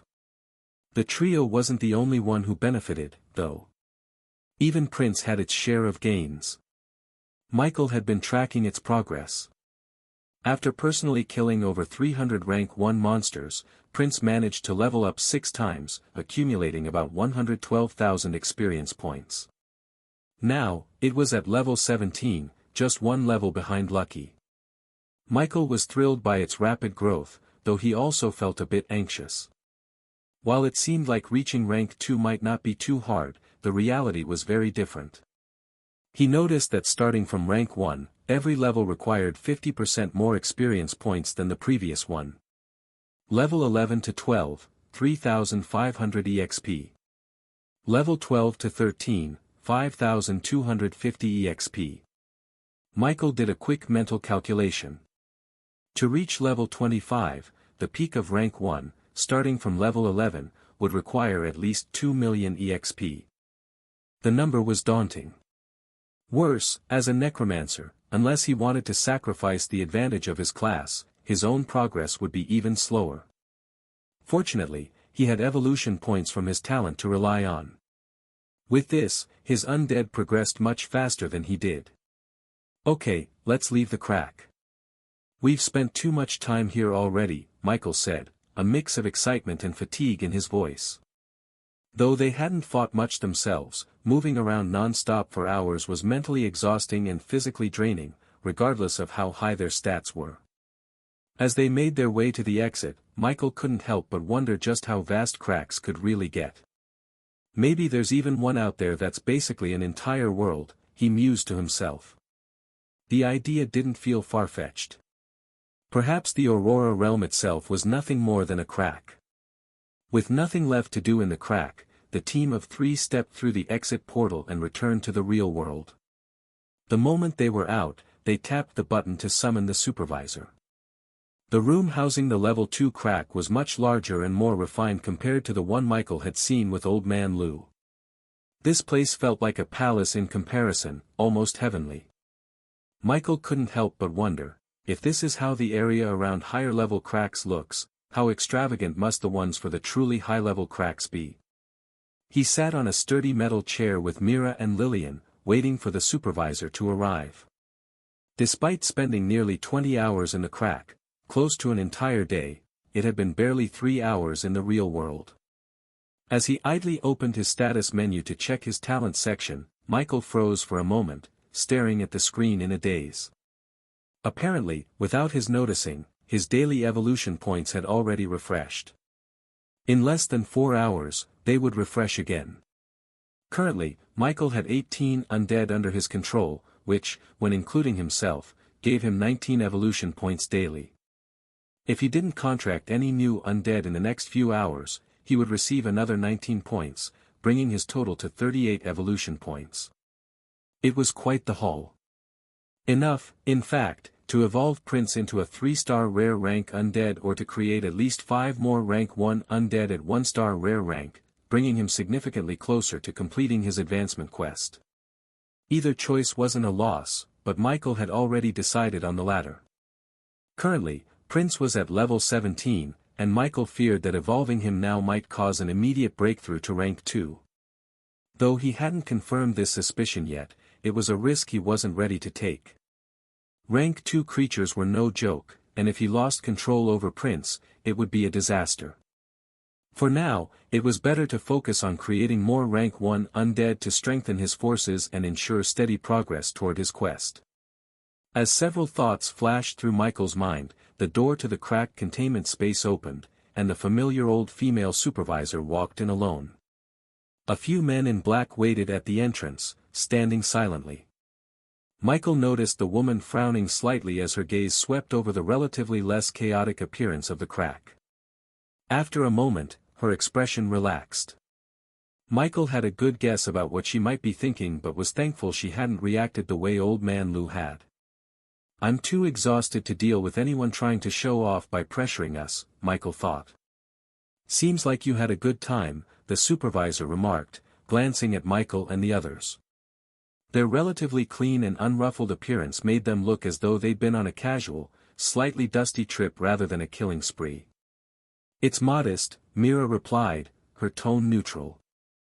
Then, as if on cue, she added, "You buy monster corpses here, right?" The old woman nodded, gesturing for them to follow as she began to lead the way. Signaling to the men at the entrance to secure the space containing the crack, she responded to Myra's question. "Yes, we do. We buy monster corpses or anything else of value that you may have brought out of the crack." "What are you looking to sell?" "Corpses of the black apes," Mira replied simply. "It must be a lot, isn't it?" "It is," Mira confirmed. The old supervisor chuckled softly at the response, seeming to be in good spirits. Michael, walking slightly behind, couldn't help but feel a sense of déjà vu. This interaction reminded him of how Brian and Old Man Lou had reacted to his crack exploits. Is there something about going on a killing spree that impresses these older supervisors? Michael wondered. Compared to the others, though, this woman hadn't mentioned anything about killing intent. Maybe she doesn't care, or maybe the team doesn't have much to begin with, he mused, considering that Prince had done most of the killing anyway. Michael soon dismissed these thoughts as the supervisor led them into an underground space. The cool, controlled atmosphere reminded Michael of the Supers Association branch. "All right, let's get to business," the woman said, turning to face them with a calm but expectant expression. Lillian's earlier count of the black ape corpses had been slightly off, but not by much. The accurate total came to 346, a number slightly higher than what he had brought back from the goblin world. However, there was a distinct difference between level 1 and level 2 cracks that worked in their favor. Level 1 cracks, like the goblin world, regenerated monsters much faster compared to higher level cracks such as the ape region. Michael had learned from the Super Association receptionist that cracks like the goblin world could be visited 3 to 4 times a day, depending on the day, with monsters respawning fairly quickly. In contrast, level 2 cracks like the ape region rarely allowed for more than 2 entries per day. These cracks took significantly longer to regenerate, and the association ensured they recovered to a sufficient degree to sustain exploration, but not enough to risk a crack break. The old supervisor handled the sale of the corpses, while Mira took charge of the negotiations. As Michael watched the two women haggle, he couldn't help but sweat. He hadn't realized how much room there was for negotiation, and Myra's skill left him impressed. Initially, the old supervisor had offered $3,800 per corpse, a flat rate regardless of condition or strength. But Mira disagreed, arguing that the excellent condition of the corpses should factor into the price.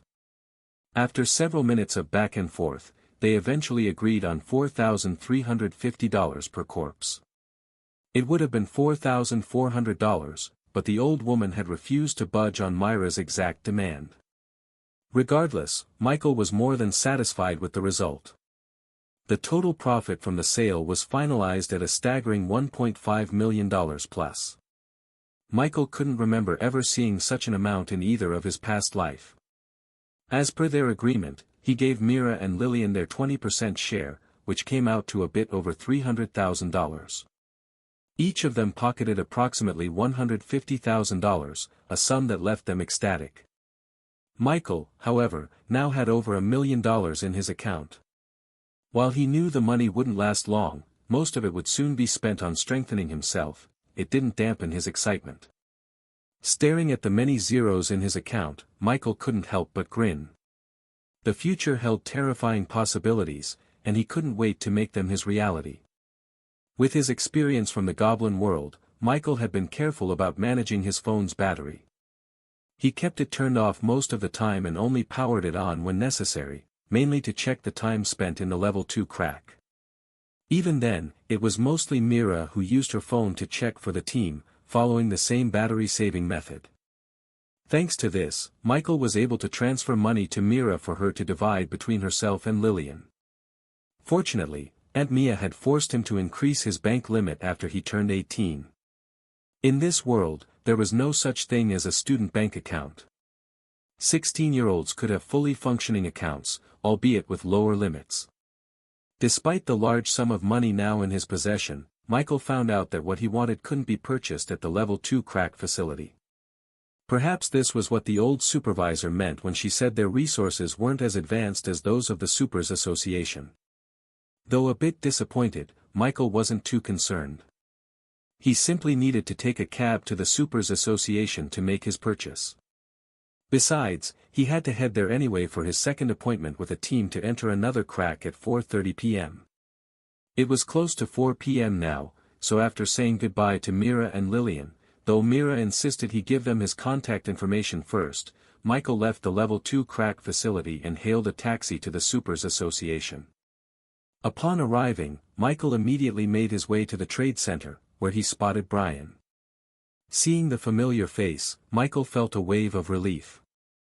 He wasn't sure he'd get the best out of his trade if someone else had been handling it. "Good evening, Teacher Brian," Michael greeted as he approached. As always, Brian gave only a curt nod in reply. "What do you need, boy?" Brian asked, his tone direct as usual. Familiar with Brian's no-nonsense demeanor, Michael quickly responded, "I want to buy some more source liquid." The moment Michael made his request, he noticed Brian's expression twist slightly, as if an unpleasant thought had crossed his mind. Michael wasn't wrong, Brian was recalling the hassle of fetching the liquid for him the previous day. "Is it a lot?" Brian asked suddenly, startling Michael, who had begun to worry that his purchase of high-quality source liquids might not go through. "Yes," Michael answered cautiously. "Great. Follow me, then, Brian said abruptly, leaving no room for Michael to refuse. If anything, it seemed as though Brian had already decided that even if Michael didn't need much, his response would have been the same. Once again, Michael was led to the familiar corridor lined with doors. This time, however, he wasn't taken to a cold room or basement but to a storage room filled with potion bottles and boxes. It didn't take long for Michael to understand what was happening. Despite Brian's cold demeanor, it seemed he was kinder than he appeared. It wasn't Brian's responsibility to cater to Michael's requests, nor did Michael have the power or authority to demand such things. Yet, knowing the specialty of Michael's abilities, Brian had gone out of his way to assist him again. Brian said little as usual and led Michael to a particular section of the storage room. This is where we keep our stock of source liquid. Pick what you need. I'll tally it up, and we'll settle at the counter. Be quick. I don't have much time. Yes, sir. Michael immediately got to work. He specifically requested access to the section with source liquids effective for rank 2 cultivators. Here, he occasionally spotted 3-star quality bottles. Excited, he began selecting his future evolution points, all while Brian stood by, observing and calculating the total as Michael added each bottle to his selection. It was just as Michael suspected, Brian was operating in line with his unspoken assumptions. This was because Brian had started to form a good impression of him and had speculated a few things about Michael based on what he had seen these past few days. After about 20 minutes, Michael had picked as much source liquid as his money allowed. When they returned to the trade center counter, he settled his bill of $1.2 million, acquiring 173-star common rank source liquids. Michael was thrilled with the purchase. These 170 source liquids would provide him with 170 evolution points. Combined with his previous points, he would soon have over 200 evolution points. The thought filled him with excitement. With this many points, he could not only complete his rank advancement quest but even exceed its requirements. Perhaps, at the end of it all, he might even have enough to evolve Lucky again. The future seemed full of possibilities. However, Michael couldn't help but worry about the future. Source liquid was vital to his progress, but with the large purchase he had just made, it wasn't feasible to return to the trade center for more anytime soon. Bothering Brian too much might also come to bite him in the ass in the future too. Still, he consoled himself. With over 200 evolution points at his disposal, it was more than enough to significantly boost his strength for now. Unfortunately, this wasn't the right moment to use the source liquids, he still had appointments to attend. After thanking Brian, who responded in his usual curt manner, Michael headed to meet the association receptionist he was familiar with. As he approached her counter, he noticed she was surrounded by a group of middle-aged men. Michael didn't initially intend to eavesdrop on their conversation, but after hearing a few words, he realized something. This group of middle-aged men were his teammates for the upcoming crack expedition. Talent, infinite evolution. Evolution points, 38. Evolvable. Lucky, Undead Redthorn Wolf level 18, insufficient evolution points, can be evolved. Prince, Undead Verdant Wolf level 17, sufficient evolution points, can be evolved. Undead Forest Wolf level 6, sufficient evolution points, can be evolved. Hobgoblin Goblin level 5, sufficient evolution points, can be evolved. Name, Michael Norman. Class, Necromancer Apprentice, Max. Level, 10, Max.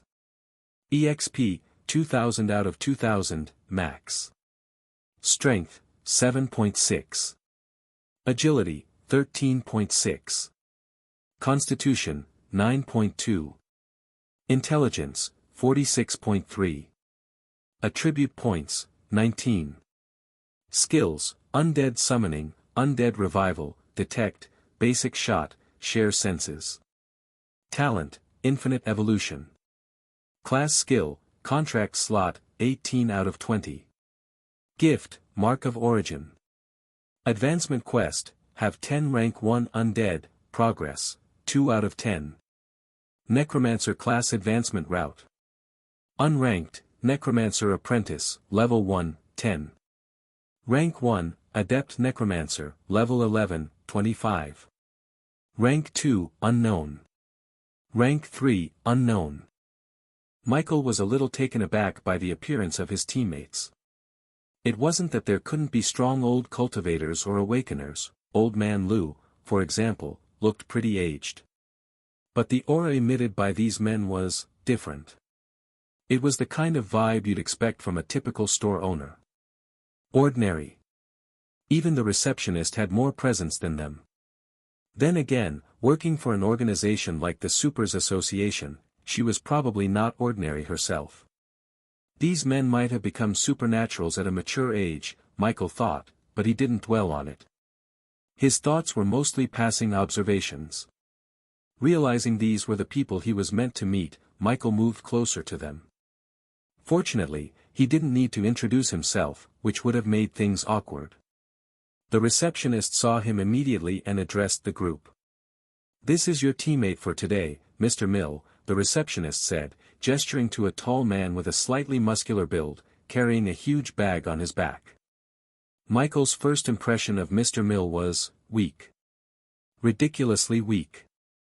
As Michael's stats had grown, so had his perception, and looking at Mr. Mill now, he felt that even his level 5 self could overpower the man. Of course, it was just a thought. Him.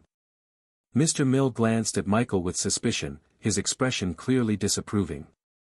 "Miss Grace, when you said you had a reliable teammate for us, I expected more. What do I need a new cultivator for? To die?" Even Michael, who was an experienced fighter, died. Michael's eye twitched. He wanted to retort but managed to hold himself back. It was obvious this man was referring to someone else who happened to share the same name as him, but it still made him feel uneasy. It felt like a bad omen. Still, from Mr. Mill's words, Michael learned the name of the receptionist, Grace. The one he always went to. She seemed quite popular. But what really caught his attention was the mention of death. Michael's expression darkened slightly. Someone had died. He'd always assumed such things were normal in this new reality. It was why he was cautious about hunting in the real world. But hearing it directly made his chest feel heavy. To be honest, as his powers grew, so did his confidence. Subconsciously, he'd started to dismiss the dangers of the cracks. Mr. Mill's words, however, served as a wake-up call. That didn't mean Michael planned to become cowardly or lose confidence in his powers. After all, what was the point of growing stronger if his mindset didn't improve? But just because he could level up like it was a game didn't mean this was one. This was the real world. And here, he could die for countless reasons. As for Mr. Mill's disdain, Michael didn't really care. With over 200 evolution points on him right now, losing out on the income from a level 1 crack, especially one he'd have to share with others, wasn't worth his time. The earnings he'd gotten from the level 2 crack in the Ape region had exceeded his expectations even before entering the crack. Of course, this was also thanks to Mira and Lillian. Even if he tried to take a similar approach with this team, the payout would likely be far lower. Worse, they might not be willing to share as Mira and Lillian had. That was understandable, given the smaller pot to split and the possible entitlement of people who might contribute nothing yet expect equal rewards. The thought immediately repulsed Michael.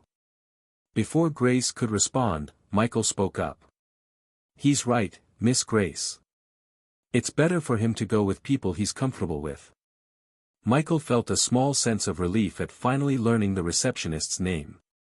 He'd never asked, nor had she offered it, as their conversations always went straight to business.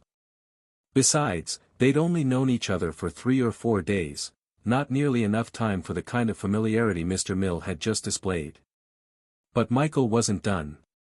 "Also, please cancel any schedule I have with a team tomorrow and apologize to them for me.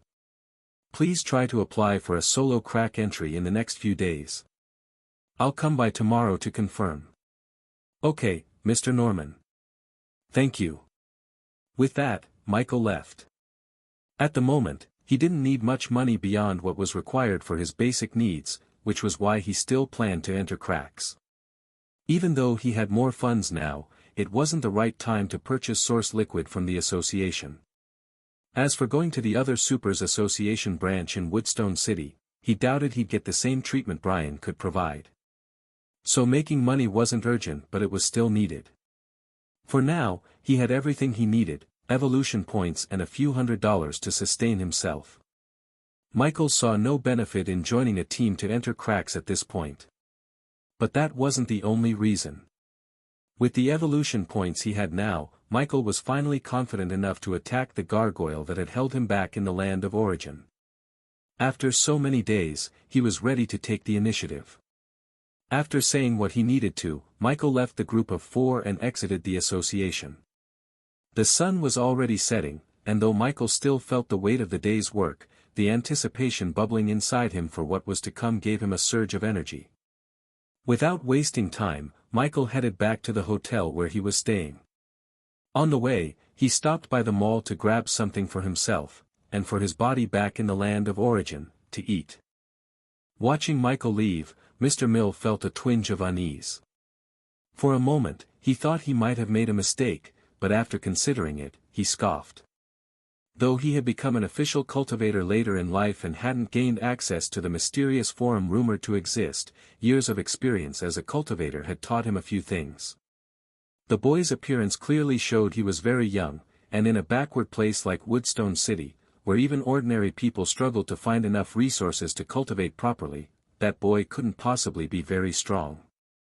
The fact that he was registered with the Supers Association only meant he had backing, likely from someone wealthy or influential. Without such support, a young cultivator wouldn't have been able to register so early. Sure, he might also be a genius, but so what? Anyone could be a genius with enough resources. What Mr. Mill needed wasn't some inexperienced prodigy. He needed a strong and reliable teammate. Entering cracks was highly profitable. 1 month's earnings from a crack could match years of income from a normal job. The temptation was hard to resist, even with the constant risk of death. Just last week, his good friend and teammate of 2 years had died in the goblin world. They had been ambushed by 2 groups of goblins while already engaged in a fight. Encounters like that were common, but this time they hadn't been lucky enough to escape unscathed. The goblins' cunning tactics and crude weaponry had sealed his friend's fate. It was a harsh reminder of the risks, but also of the kind of strength and experience Mr. Mill needed in a teammate, not some untested young cultivator. Mr. Mill was about to dismiss the matter concerning Michael entirely when something clicked, and he turned to his friend. "Leo, you have a child in school, right?" "Yeah," Leo replied cautiously. "When did they have their awakening ceremony?" The moment Mr. Mill saw the expression on Leo's face, he and the 2 other middle-aged men beside him immediately understood what had happened. The boy being an awakener hadn't even crossed Mr. Mill's mind. He'd only heard about the awakening ceremonies in passing over the last few days. Preoccupied with his own life and still grieving his friend's death, he hadn't paid much attention to the news. Now, it seemed to have come back to bite him. Still, Mr. Mill reconsidered. Even if he's an awakener and they're said to grow stronger quickly, how strong could he possibly be after just a few days? With this reasoning, Mr. Mill convinced himself he hadn't made a mistake. Judging by the expressions on the other men's faces, they seemed to share his thought process. All this happened under Grace's subtle observation, and she shook her head silently, guessing what was going through their minds. It wasn't entirely their fault. Their severe lack of information about awakeners played a major role. Though they called themselves cultivators, this group of men didn't even know the full ranks of the cultivation system. This ignorance was largely due to the Federation's deliberate manipulation of information. But lack of patience, poor judgment, and bad communication skills had cost them a potentially powerful ally. Just as Michael had suspected, the staff of the Supers Association weren't ordinary. Even as a receptionist, Grace herself was a mid-stage rank 3 cultivator. Yet, despite her power, she could no longer see through Michael as clearly as she had when he first came to register. Today, his aura felt even vaguer, more elusive. It was clear that he was growing stronger rapidly, and given what she knew about awakeners, she wouldn't have been surprised if he already had a deal with her. Well, at least from what his mana level suggested. And yet, this group of men had missed the chance to work with such a promising helper. Grace felt it was a pity and a waste. Still, as a professional, Grace didn't wear her thoughts and feelings on her sleeve, so the group of men didn't notice anything amiss. It didn't take long for Michael to return to his hotel room. Forcing down his excitement and anticipation, he headed straight to the bathroom to freshen up. Afterward, he changed into one of the new sets of clothes he had bought earlier that morning. They were meant for potential use after the dimensional crack, but he hadn't needed them after all. Once refreshed and dressed, Michael didn't immediately enter the land of origin. Instead, he brought out some bread and a drink he had purchased from the mall. Though he noticed his need for food had been gradually diminishing as his stats improved, Michael didn't want to forget the joy of tasting good food. Lately, his thoughts had been so preoccupied that he could see himself skipping meals entirely if he wasn't careful. Better to enjoy it now while he could. There was also the matter of his body in the land of origin, which was facing a similar situation. Aside from surviving on energy nutrition alone, Michael felt it was time to treat himself to something better tasting in that world too. He also considered the toll his taste buds would endure once he started consuming larger quantities of source liquid for his growth. I just hope I don't end up vomiting it out. That would really be a waste. As he ate, Michael called up his status in his mind to review his personal progress and talent. Name, Michael Norman. Class, Necromancer Apprentice, Max. Level, 10, Max. EXP, 2000 out of 2000, Max. Strength, 7.6. Agility, 13.6. Constitution, 9.2. Intelligence, 46.3. Attribute points, 19. Skills, Undead Summoning, Undead Revival, Detect, Basic Shot, Share Senses. Talent, Infinite Evolution. Class Skill, Contract Slot, 18 out of 20. Gift, Mark of Origin. Talent, Infinite Evolution. Evolution Points, 38. Evolvable. Lucky, Undead Redthorn Wolf Level 18, Insufficient Evolution Points, can be evolved. Prince, Undead Verdant Wolf Level 17, Sufficient Evolution Points, can be evolved. Undead Forest Wolf Level 6, Sufficient Evolution Points, can be evolved. Hobgoblin Goblin Level 5, Sufficient Evolution Points, can be evolved. Talent, Infinite Evolution. Evolution Points, 38. 38, Michael muttered, staring at the accumulated evolution points displayed in his status window. In about an hour, after enduring yet another torturous session of drug intake, the number would finally break into 3 digits. He wondered if anything significant would happen once it reached that milestone. So far, he hadn't felt anything as the numbers increased, but he remained hopeful. More changes to his talent, assuming they were positive, meant more power, and Michael was eager to see just how far he could go. Once he finished his meal, Michael cleaned up and prepared to lie down on the bed, ready to connect his consciousness to the land of origin. Just as he was about to do so, his phone vibrated, notifying him of a new message. Michael grabbed the phone and glanced at the screen. When he saw it was from his aunt, a bead of sweat rolled down his forehead. In his focus on today's events, he had completely forgotten about his family. What a bastard, Michael muttered, throwing a small jab at himself. Opening the message, he found it to be short, yet it managed to leave black lines on his forehead. Aunt Mia, have you forgotten about us? You don't want to come home again? You don't like it here, do you? It's okay if you don't. Please take care of yourself. What kind of thoughts has she been having? Michael sighed, feeling a pang of guilt. He quickly began typing a response, carefully crafting his words.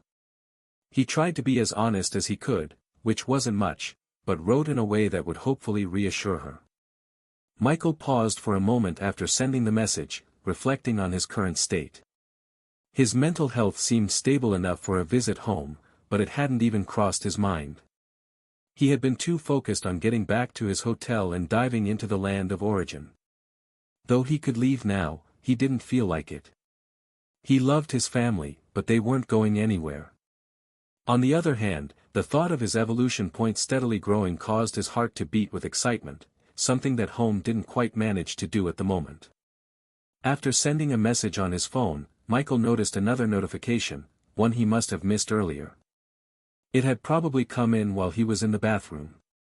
It was from an unknown number. "Hi, it's Mira. Reply when you see this." Michael's finger hovered over the screen for a moment before he locked the phone. "Well, I don't have to reply immediately."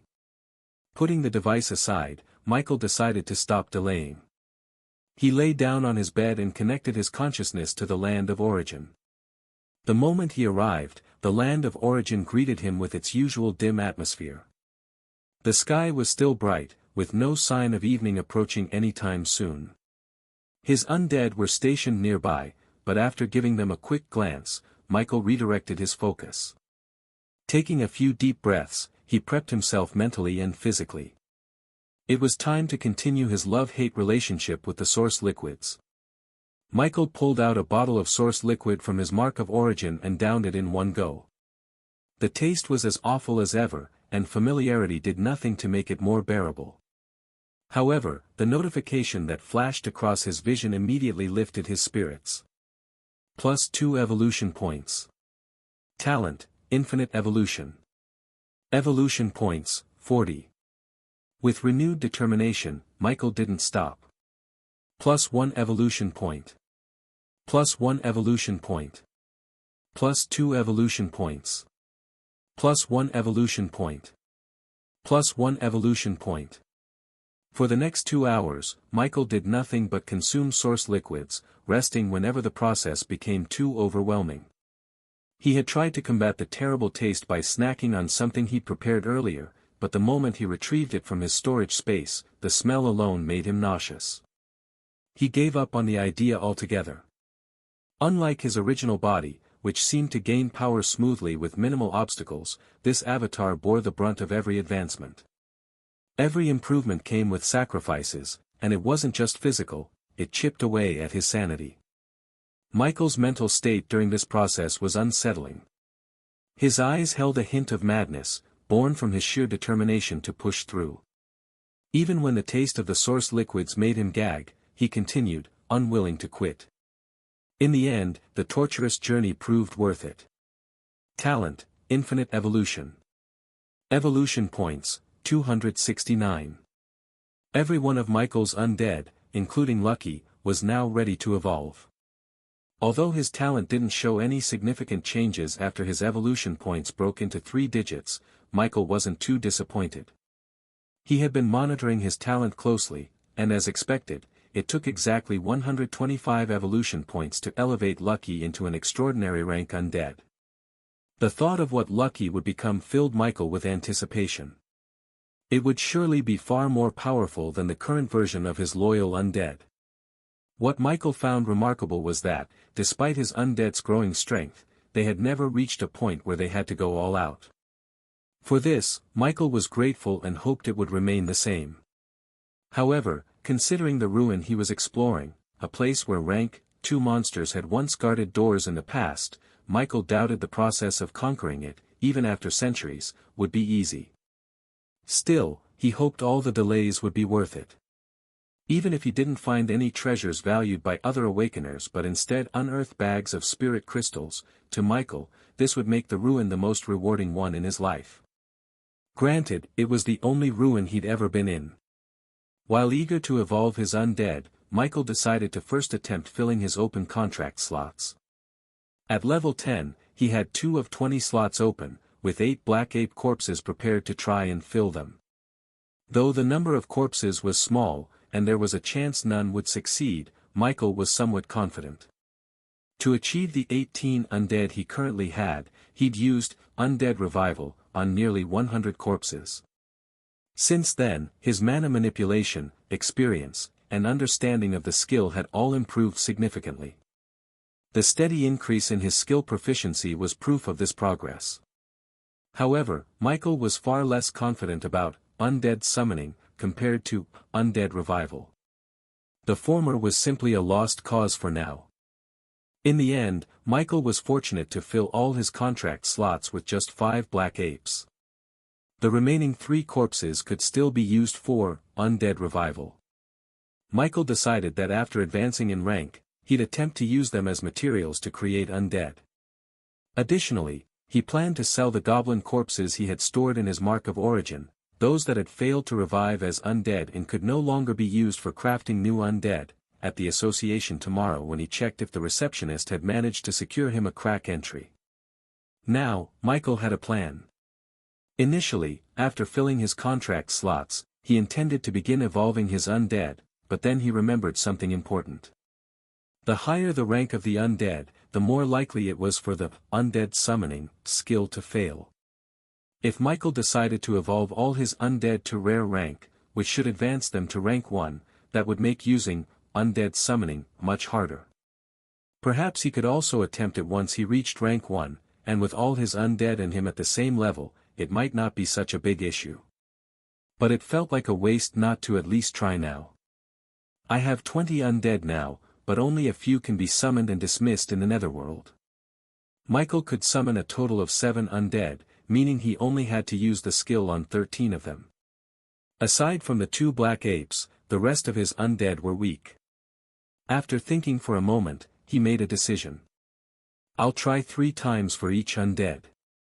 If I still can't succeed, I'll have to postpone it until after I advance. Anyway, I need to spend all my attribute points so my stats can be boosted when I rank up. Even the unimportant stats would receive at least a 29% boost, so the higher the stats before advancing, the stronger they would be afterward, with varying differences depending on the individual awakened. Holding on to attribute points wasn't a smart move in this system. With that in mind, Michael called out his status to begin distributing his points. Strength, 7.6. Agility, 13.6. Constitution, 9.2. Intelligence, 46.3. Attribute points, 19. Michael was now much stronger in many ways than when he first awakened, and he'd only continue to do so. Unlike when increasing the intelligence stat was nothing but a waste a few days ago, Michael felt no problem increasing them now, which could be seen by how far agility, his second most important stat, was far away from intelligence, unlike how the former stat looked like it would overtake the latter. 19 attribute points, how do I distribute this? Michael thought. Intelligence was surely going to receive the most hit, his other attributes shouldn't be too far behind lest he gets humbled by a physical class with one punch. After contemplating for a few seconds, Michael finally decided on the distribution. Strength, 10.6, plus 3. Agility, 15.6, plus 2. Constitution, 10.2, plus 1. Intelligence, 59.3, plus 13. Attribute points, 0. Michael's stats already looked impressive, and they would only improve after evolving his undead to rank 1.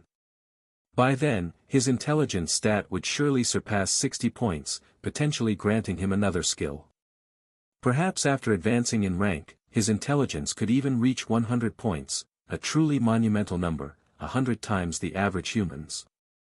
For now, Michael didn't have any offensive spells and only used his mana for a few things. However, once he did acquire such spells, his terrifying mana pool would begin to show its full potential. After distributing his attribute points, Michael prepared to start using undead summoning. Even though it was getting dark, he didn't plan to leave the land of origin just yet. He was prepared to stay a while longer and had come prepared with 3 large lamps purchased from the mall. Michael had stored them in his Mark of Origin in a discreet alley, to avoid any unnecessary attention at the hotel he was staying in. Michael placed the lamps around him, adjusting their brightness until the area was just bright enough to dissolve the surrounding darkness. Once the setup was complete, he began using his skill on his undead. 2 hours passed.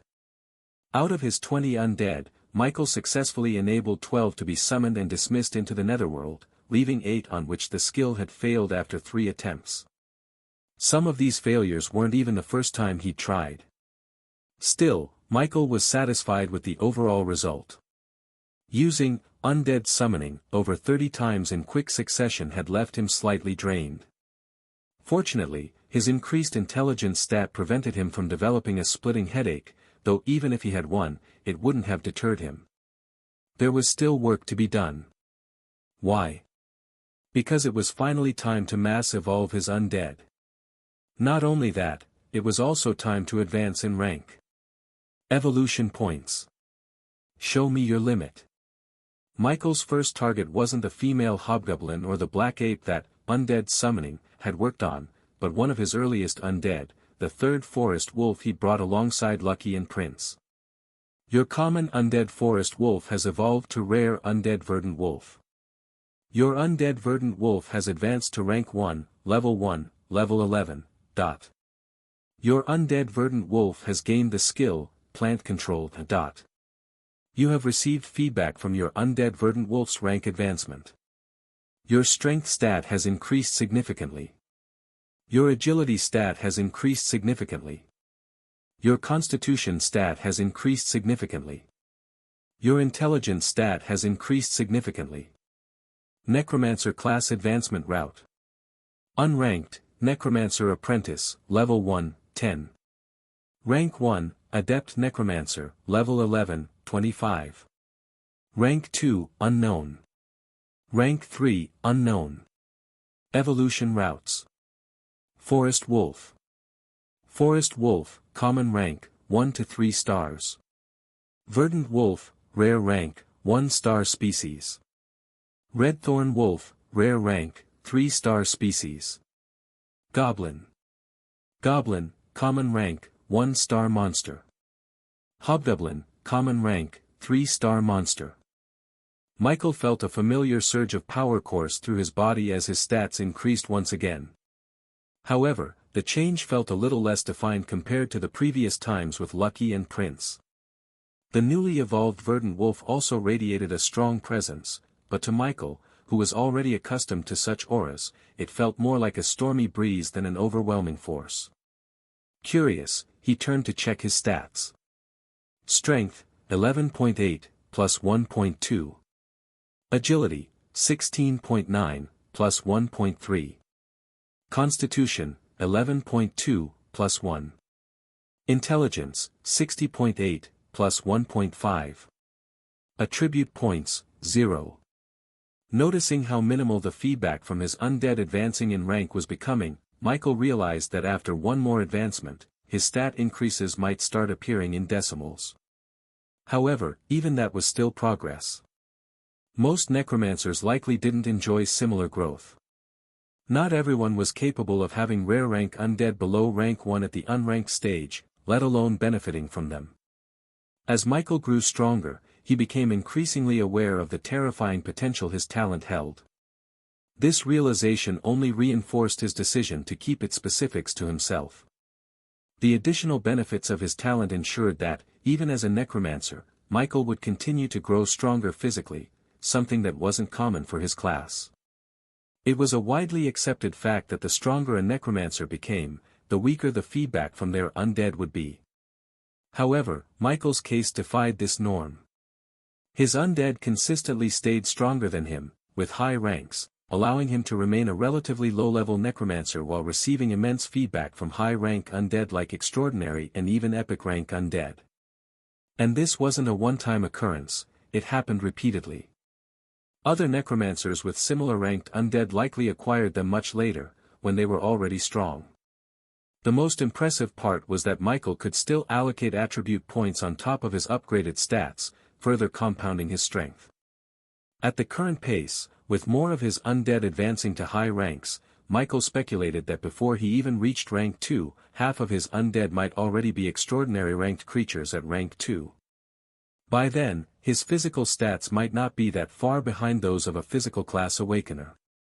If an undead became an extraordinary rank creature and advanced to rank 2, granting him at least 4 stat points overall, Michael calculated that even if the increases diminished with more undead evolving, the 10th undead might still provide slightly over 1 stat point. With 10 extraordinary rank 2 undead, Michael could gain at least 20 stat points. Adding that to his current stats that'll increase after advancing in rank, it was difficult to determine if Michael would fall short compared to general class physical-based classes.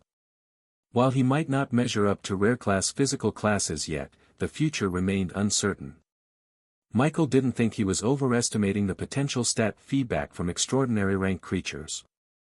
If a 1-star rare rank could provide such gains, it stood to reason that a 1-star extraordinary rank, a tier above, would yield even more. After waiting a few seconds following his latest stat increase, Michael realized there was no notification about gaining a new skill. Sighing in disappointment, he gave up the hope for now. Having accumulated 20 intelligence stat points 3 times, yet only gaining 1 skill across those 3 instances, Michael wasn't sure whether he was lucky or not. Advancement Quest, have 10 rank 1 undead, progress, 3 out of 10. A small smile crept onto Michael's face as he glanced at the quest's progress. He stretched lightly before turning his attention to his next target for evolution. A hobgoblin. To be honest, Michael was quite expectant about this undead. From the way they evolved and became more human-like, Michael had his suspicions, especially about Lily, his female hobgoblin undead. However, for now, she wasn't first in line. Since the newly evolved verdant wolf could be sent to the netherworld, Michael dismissed it and summoned Beginning, the first goblin he had ever evolved. Without wasting any time, Michael immediately chose to evolve it. This time, he felt a surge of excitement and anticipation. This was going to be his first goblin at rare rank. Undead Hobgoblin level 6. Rank, common. Evolved to rare for 5 evolution points. Yes. The familiar blinding light began to radiate from Beginning's body. Through the glow, Michael could vaguely make out Beginning's frame growing significantly larger, his silhouette expanding until he was taller than Michael and appeared far more muscular.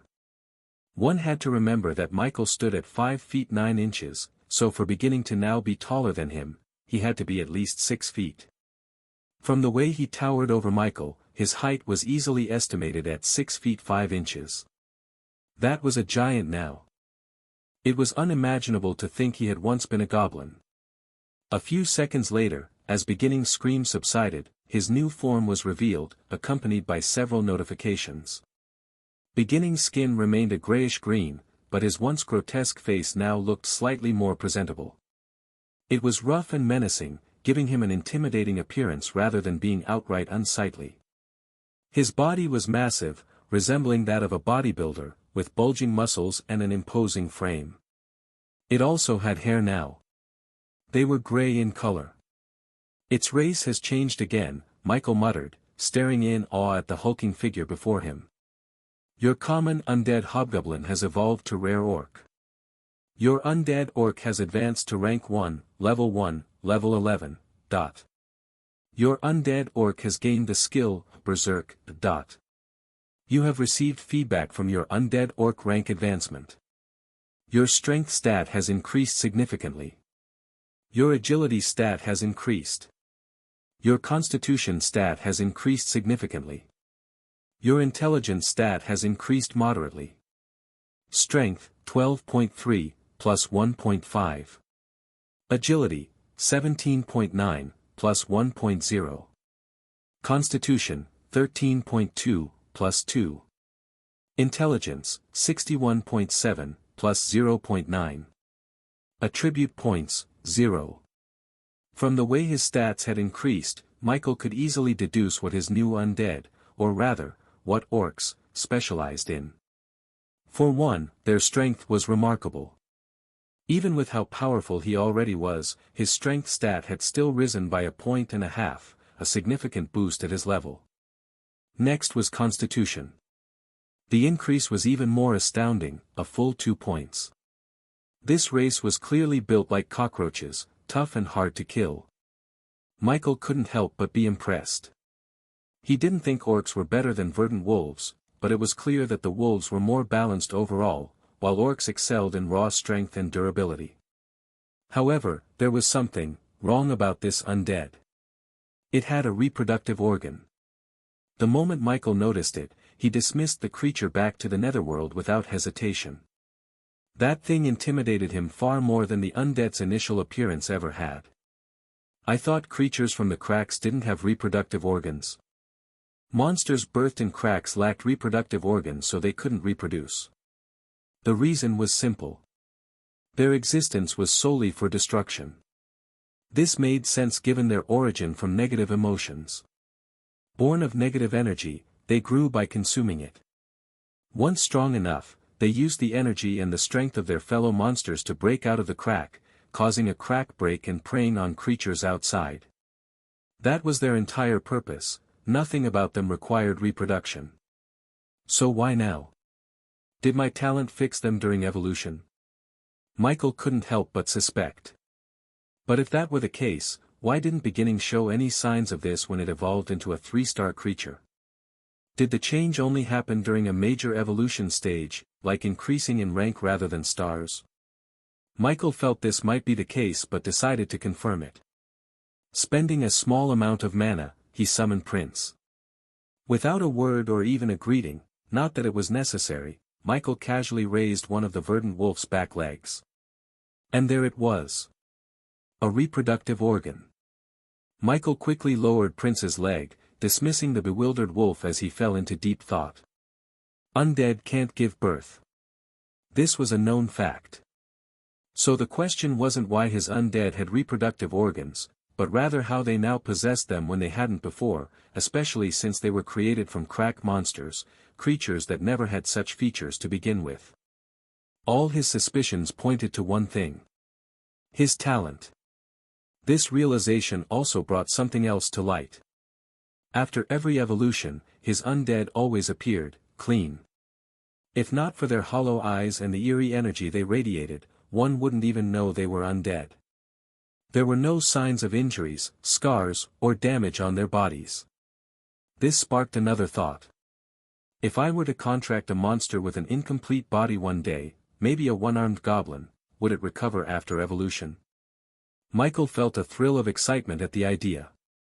Typically, to create an effective undead, the corpse needed to be relatively intact. A severely damaged corpse, such as one missing a leg or other critical parts, was often deemed useless or only partially useful by most necromancers.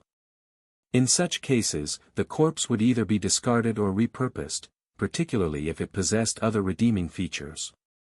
But if his talent truly perfected an undead's body during evolution, then even a dismembered head could potentially grow an entirely new body, provided he had enough evolution points. This thought sent a shiver through him. If this were true, his talent wasn't just extraordinary, it was revolutionary. Is this even a talent? Michael murmured, his excitement giving way to awe. There was no way for Michael to know for certain, as the forum denied him access to such advanced information.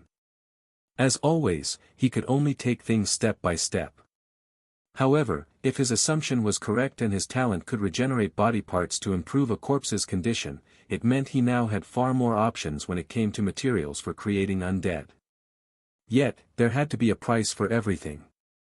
Perhaps the evolution points required would double, or there might be another cost he hadn't considered. As for testing this theory with one of his current unevolved undead, Michael wasn't desperate enough for an answer to take that risk just yet. He could always experiment after advancing further and gaining more contract slots. My talent is truly amazing. There's still so much to understand about it. Despite its usefulness, Michael hadn't lost sight of his main focus. From the start, he'd suspected that his talent might not be exclusively tied to undead. Surely, there had to be a way to use it on other things. His talent only became active after filling a contract slot, and the key to filling a slot was the connection of souls.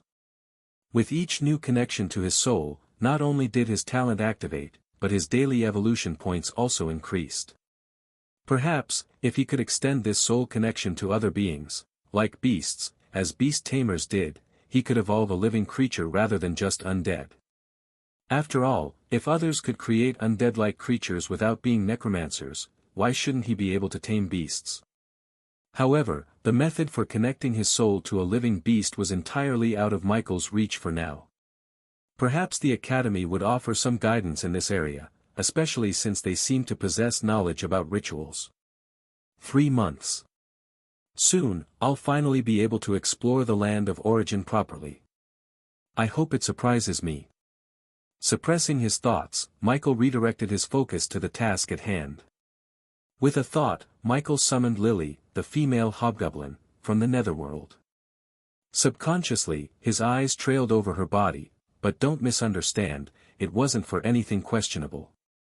Michael was purely observing her physical condition.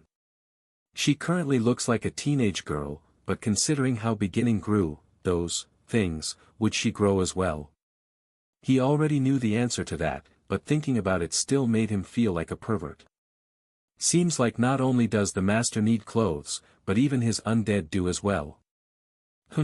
Considering beginning's body is so large, using his fists would be a waste. I'll probably need to get him a weapon, and clothes, most importantly. Michael sighed, trying to focus on practicalities instead of awkward thoughts. He planned it out in his head, though part of him wished he could just go blind for convenience's sake. Aside from the forest wolves, whose organs were neatly concealed underneath their bodies, his other undead were all humanoid. That fact was becoming increasingly troublesome. While feeling mildly disturbed by the situation, Michael resolved to evolve Lily. As he confirmed the evolution, he took a quick glance at his quest progress, trying to distract himself from his spiraling thoughts.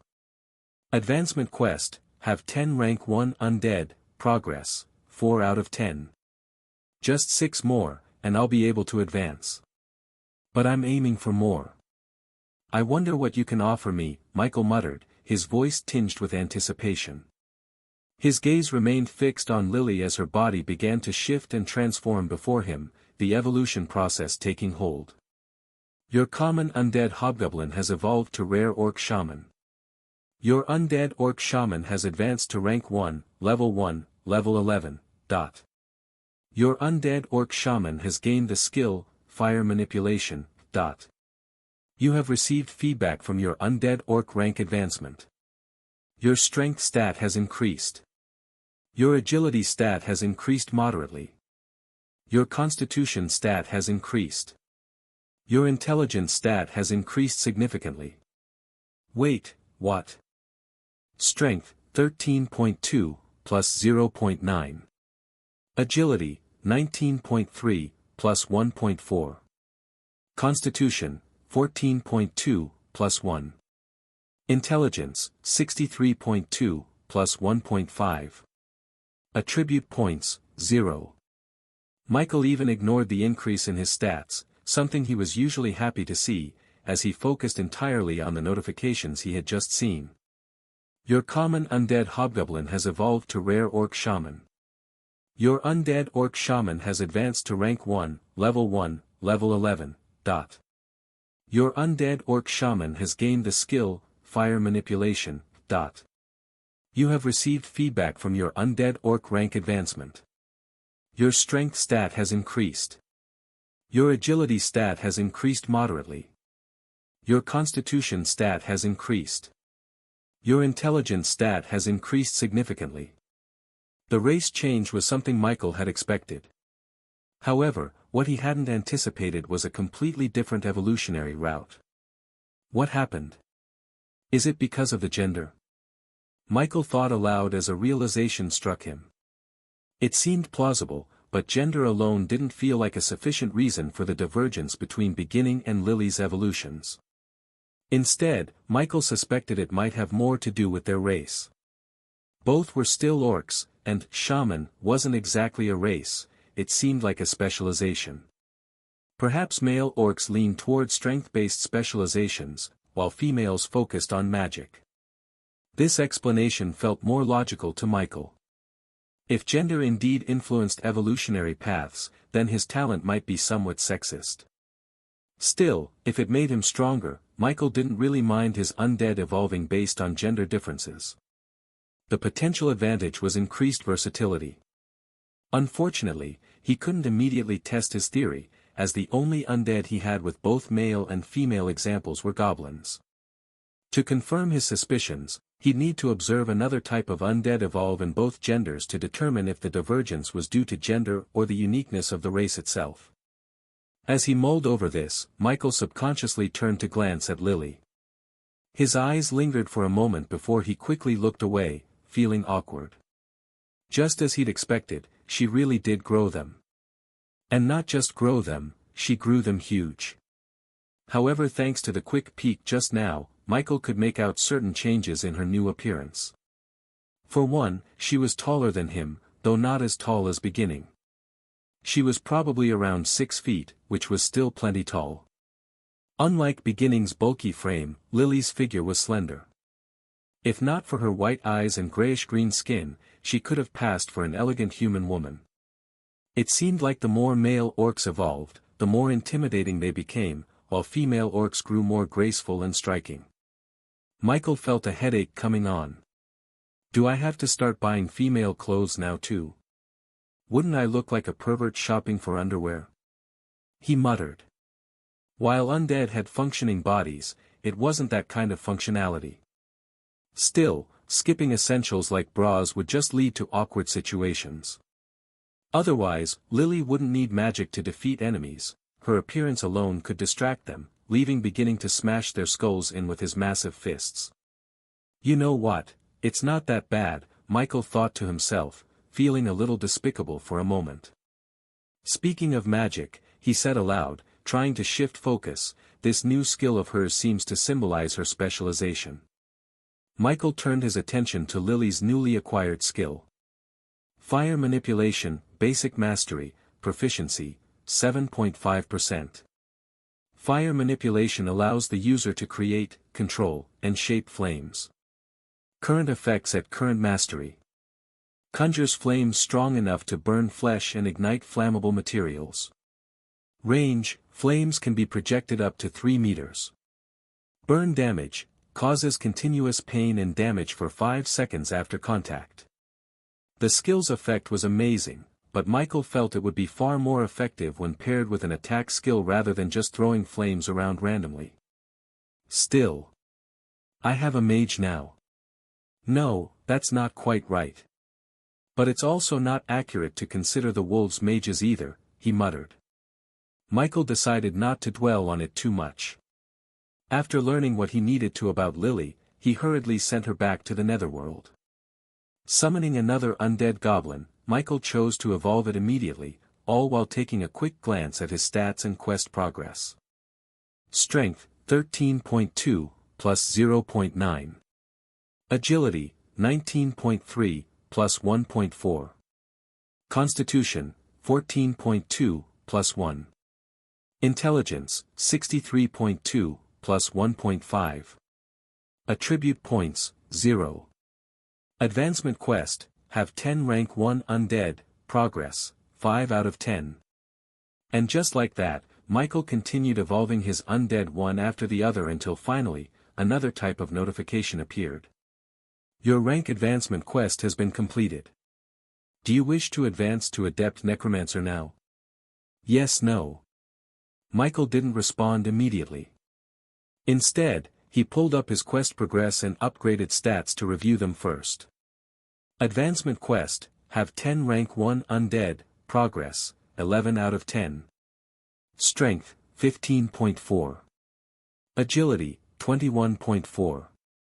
Constitution, 16.4. Intelligence, 65.4. Attribute points, 0. Recalling the posts he had read, Michael ignored the option to advance for now and summoned another goblin to evolve. After waiting a moment, another panel appeared before him once the goblin advanced. Advancement quest, have 10 rank 1 undead, progress, 11 out of 10. Special circumstances have been observed regarding your rank advancement quest. You have exceeded the limit. Creating a one-time limit break quest based on the conditions met. Quest generated. Advancement quest, have 20 rank 1 undead, progress, 11 out of 20. Time limit, 1 week. Reward, extra levels and other rewards depending on the overall situation surrounding the advanced undead. A wide smile spread across Michael's face, especially when he saw the reward section. The time limit was an afterthought. Why waste a week completing something he could handle right now? Without much thought, Michael continued evolving his undead. His evolution point steadily decreased, while the space around him gradually filled with powerful auras as his storage space reached its limit and could no longer hold any more undead. Evolution routes. Forest Wolf. Forest Wolf, common rank, 1 to 3 stars. Verdant Wolf, rare rank, 1-star species. Redthorn Wolf, rare rank, 3-star species. Goblin. Goblin, common rank, 1-star monster. Hobgoblin, common rank, 3-star monster.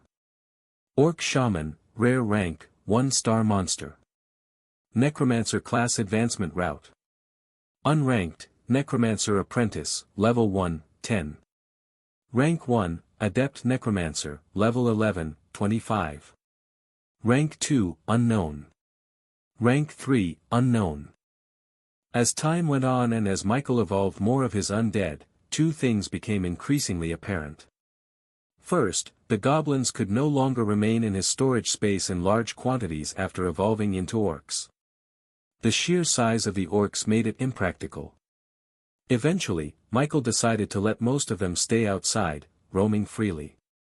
Only the orcs he could summon and dismiss into the netherworld stayed within the storage space. Second, Michael found himself surrounded by hulking men and women. Their body made it hard for him to meet their gazes.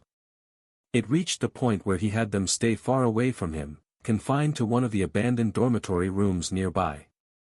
This arrangement highlighted a glaring issue: clothing. Michael added, "Get the orcs decent clothing," to his growing list of priorities.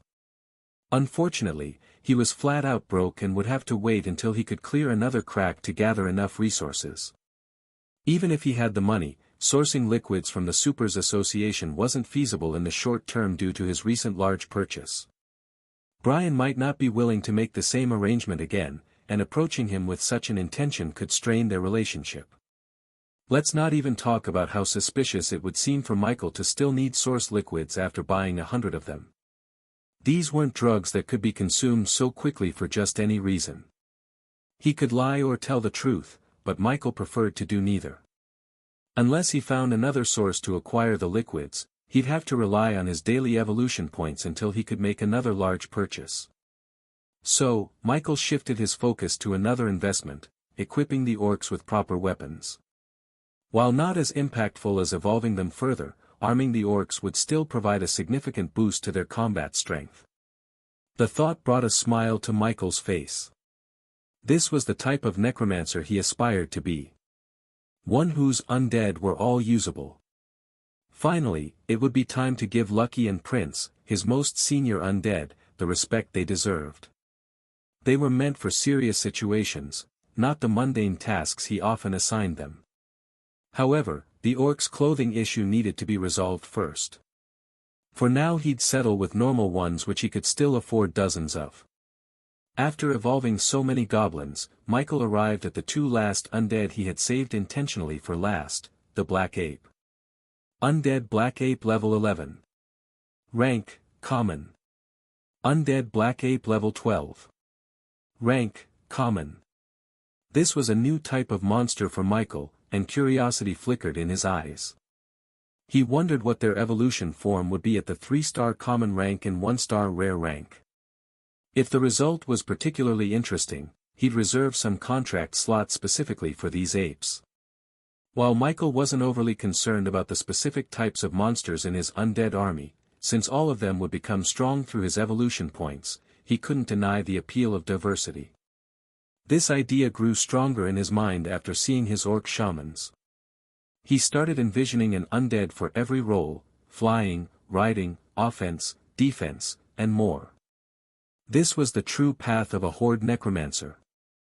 Jack of all trades, and, with his talent, master of all. As these thoughts swirled in his mind, Michael made his choice.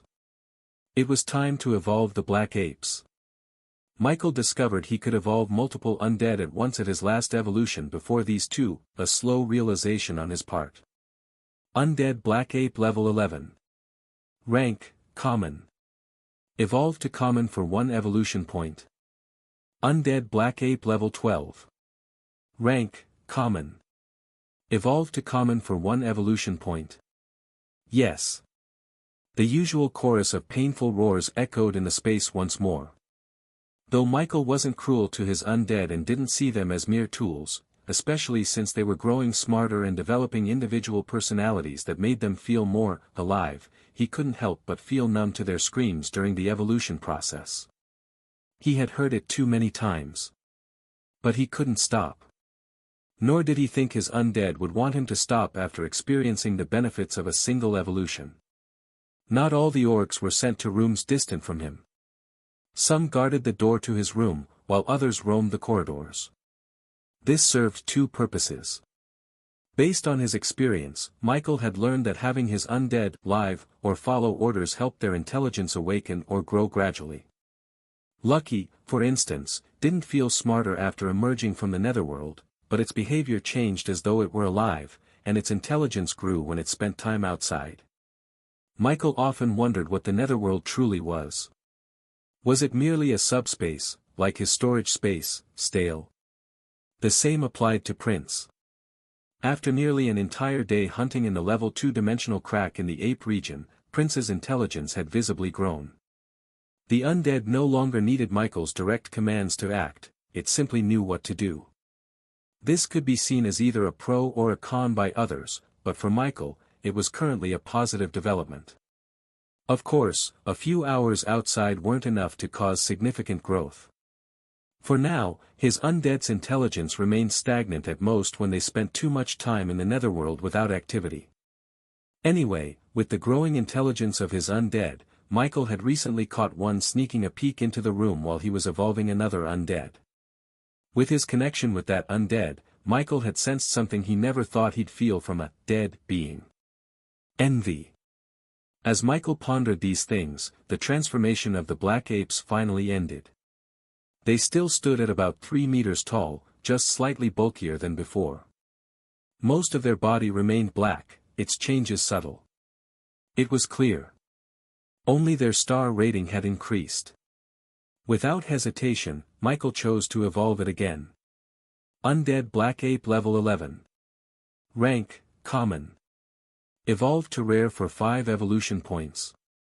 Undead Black Ape level 12. Rank, Common. Evolved to Rare for 5 evolution points. Yes.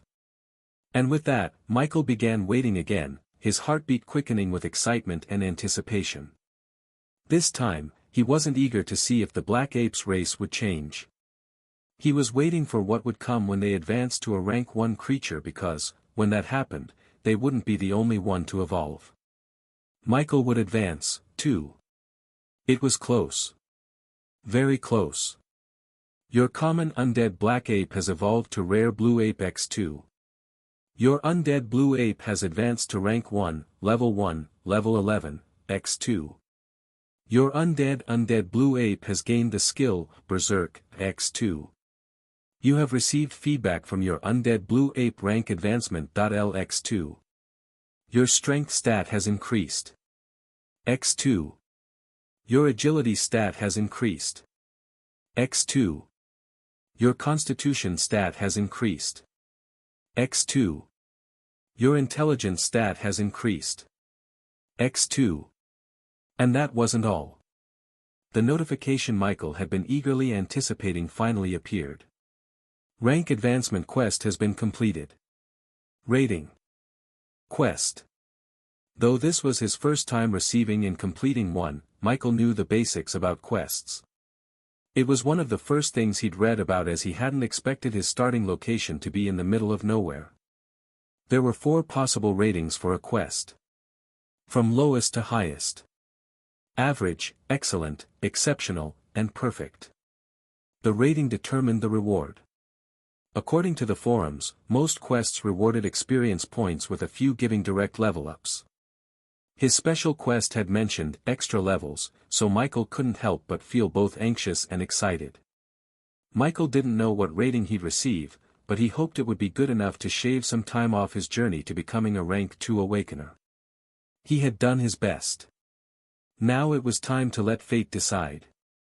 Thankfully, he didn't have to wait long. And the results? The results made Michael tremble with excitement. Rank Advancement Quest. Type, Special/Time Limited/Limit Break. Status, Completed. Rating, Perfect. It's perfect. It's perfect. Michael exclaimed, his voice trembling. The panels didn't stop there. Another one appeared, this time carrying a detailed summary of the quest. Summary. Average rating quest. Objective, have 20 rank 1 undead in a week, progress, 20 out of 20. Reward, 1 level up, plus 3 attribute point to all stats. Hidden, excellent rating quest. Objective, have 20 rank 1 undead in 5 days, progress, 20 out of 20. Hidden requirement, 10 3-star common rank 1 undead.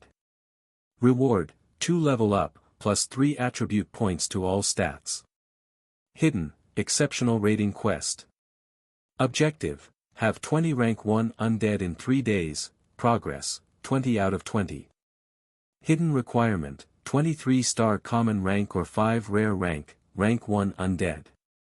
Reward, 4 level UPS, plus 5 attribute points to all stats, 1 random skill. Hidden, perfect rating quest. Objective, have 20 rank 1 undead in a day, progress, 20 out of 20. Hidden requirement, 10 rare rank 1 undead. Reward, 4 level UPS, plus 8 attribute points to all stats, 3 random skills.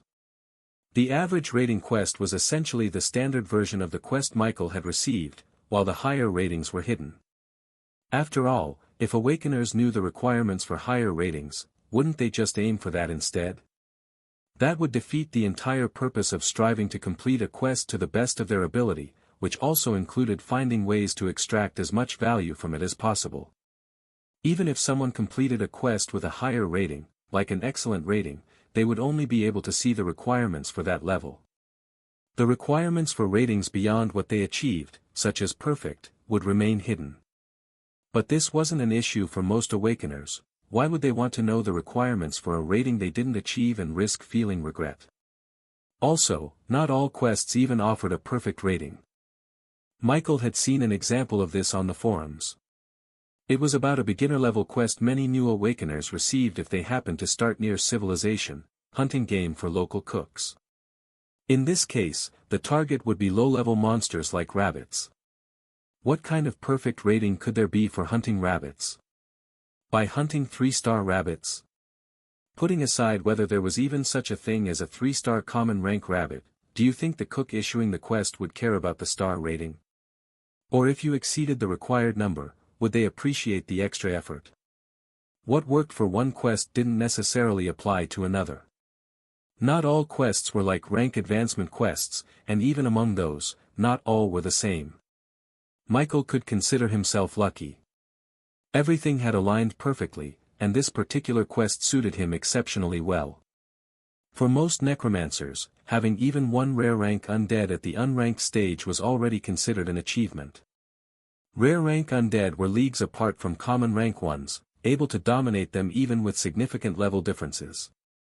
For example, if a beginner necromancer tried to use Undead Revival on a level 11 rare rank monster, assuming they even encountered one at that stage, it would be akin to using the same skill on a level 16 3-star common rank monster. And while some awakeners with combat-oriented abilities could match weaker common rank 1 monsters, a level 16 opponent was far too much for most. Even if another necromancer could fulfill all the conditions for a perfect rating before receiving their rank advancement quest, they might not get the same quest as Michael. This highlighted how unique and tailored a special rank advancement quest could be, and how perfectly it suited Michael's talent. At least he didn't have to scour for monsters to individually elevate his undead to rank 1, search for undead capable of advancing, a minimum of 2-star common rank or hunt for rare rank monsters to fulfill his quest.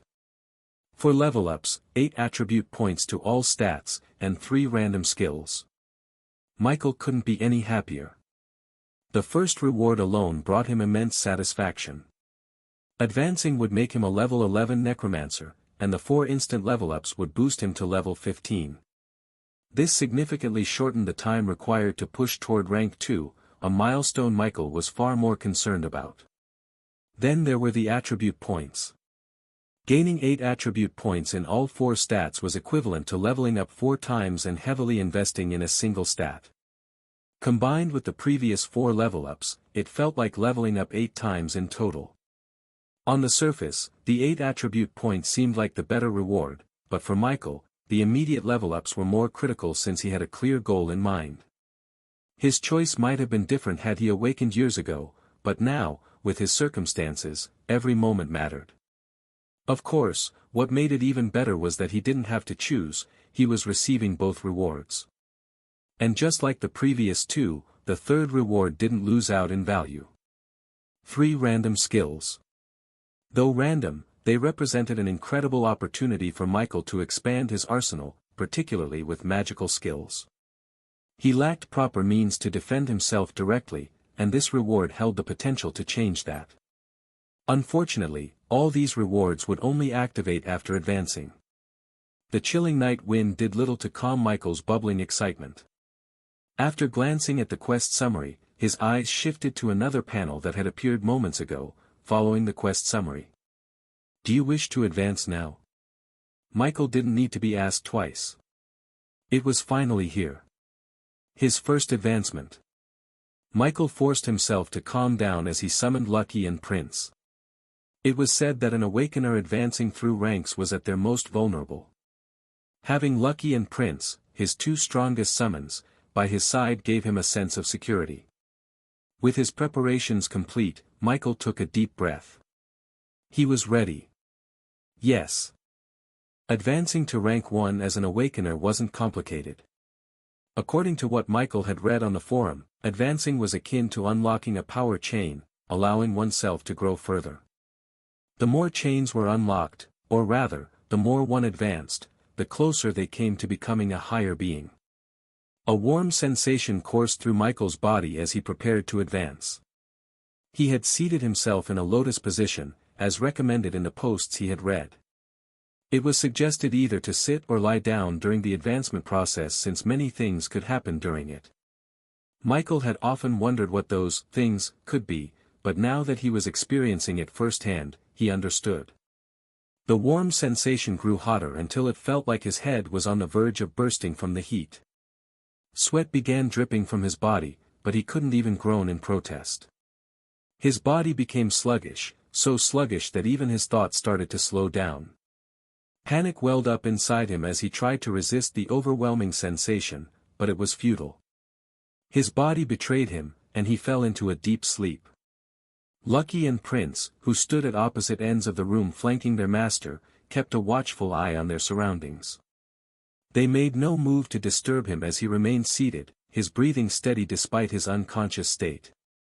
To them, there was nothing wrong with their master. If anything, their senses told them the opposite. Their master's aura was slowly growing stronger. Negative energy, the very essence that fueled their existence, seemed to gather around him in increasing amounts. The connection between master and summon deepened with every passing moment, becoming more tangible. To their simple minds, their master was perfectly fine. In fact, Prince's attention was more focused on the moss growing on the walls. Having watched his elder brother nibble at it several times before spitting it out, he assumed it must not taste very good despite its appealing appearance. Lucky, on the other hand, was seriously considering giving it another try. And so, the 2 undead stood in silence, contemplating moss and keeping their silent vigil while their master underwent his advancement. The hours passed quietly, with only the faint sound of Michael's rhythmic breathing to break the stillness. Ugh, what happened? Michael muttered as he stretched his body, feeling a strange but invigorating sensation. He felt different. Strength coursed through him, and his mind was unusually sharp, as if it were processing several thoughts simultaneously without effort. Yes, I finished my advancement quest N. His voice trailed off as he took in his surroundings. The room seemed brighter than before, the dim glow of dawn filtering through cracks and crevices. Startled, he stood up in a rush, only to launch himself upward with unexpected force, slamming his head into the ceiling above. Boom! A cloud of dust erupted from the impact, and Michael tumbled back down to the ground with a loud thud. The noise startled Lucky and Prince, who had been vigilantly guarding him. Both rushed to his side. Yes, I advanced. Michael exclaimed, finally piecing together the situation. His excitement was palpable, though he didn't dare move again, wary of his newfound strength. The earlier mishap had proven how much his physical capabilities had increased, and fortunately, his tougher body had prevented him from being injured and feeling. I didn't know advancing could cause unconsciousness. Judging by the brightness of the surroundings, it was already morning. Michael realized a significant amount of time must have passed since he fell unconscious. However, any concern he had was quickly replaced by excitement and anticipation. Sure, he had been strong before, but his strength had always been under control. This lack of coordination could only mean one thing, a significant leap in his physical power. Ignoring Lucky and Prince, who stood protectively by his side, Michael turned his attention to the glowing panel before him. The notifications he had missed. You have advanced to rank 1, level 11. Your class has advanced to Adept Necromancer. Your soul has grown stronger. You have gained 10 extra contract slots. You have gained the skill, Acid Shot. You have gained the skill, Bone Spear. Your stats have significantly increased from your advancement. Your strength stat has increased. Your agility stat has increased. Your constitution stat has increased. Your intelligence stat has increased. Hee, Michael couldn't help but laugh foolishly. Advancing through ranks was a good feeling. If only it could happen every day. I got 2 new skills plus 10 extra contract slots. These extra contract slots meant they were not included in the 2 he'd unlock every level, making them a great addition. The skills must have come from the increase in stats, while another likely came from his class advancement. He'd need to check which was at Intermediate Mastery, to confirm which was which. As for his stats, even without the panel telling him, Michael already knew. The dust clinging to his body was enough proof. However, though he was curious about how much his stats had increased, there were still more notifications to check, ones that excited Michael greatly. It was time for the special quest rewards. You have advanced to rank 1. Your reward is being distributed. Level up. You have leveled up to level 12. Level up. You have leveled up to level 13. Level up. You have leveled up to level 14. Level up. You have leveled up to level 15. All your stats have increased by 8 points. You have gained the skill, Slow Curse. You have gained the skill, Bone Armor. You have gained the skill, Corpse Explosion. Status updated. Name, Michael Norman. Class, Adept Necromancer. Level, 15. EXP, 0 out of 17,718. Strength, 30.42.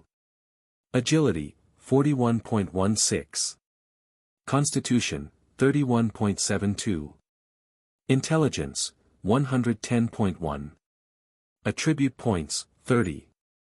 Skills, Undead Summoning, Undead Revival, Detect, Basic Shot, Share Senses, Spearmanship, Acid Shot, Bone Spear, Slow Curse, Bone Armor, Corpse Explosion.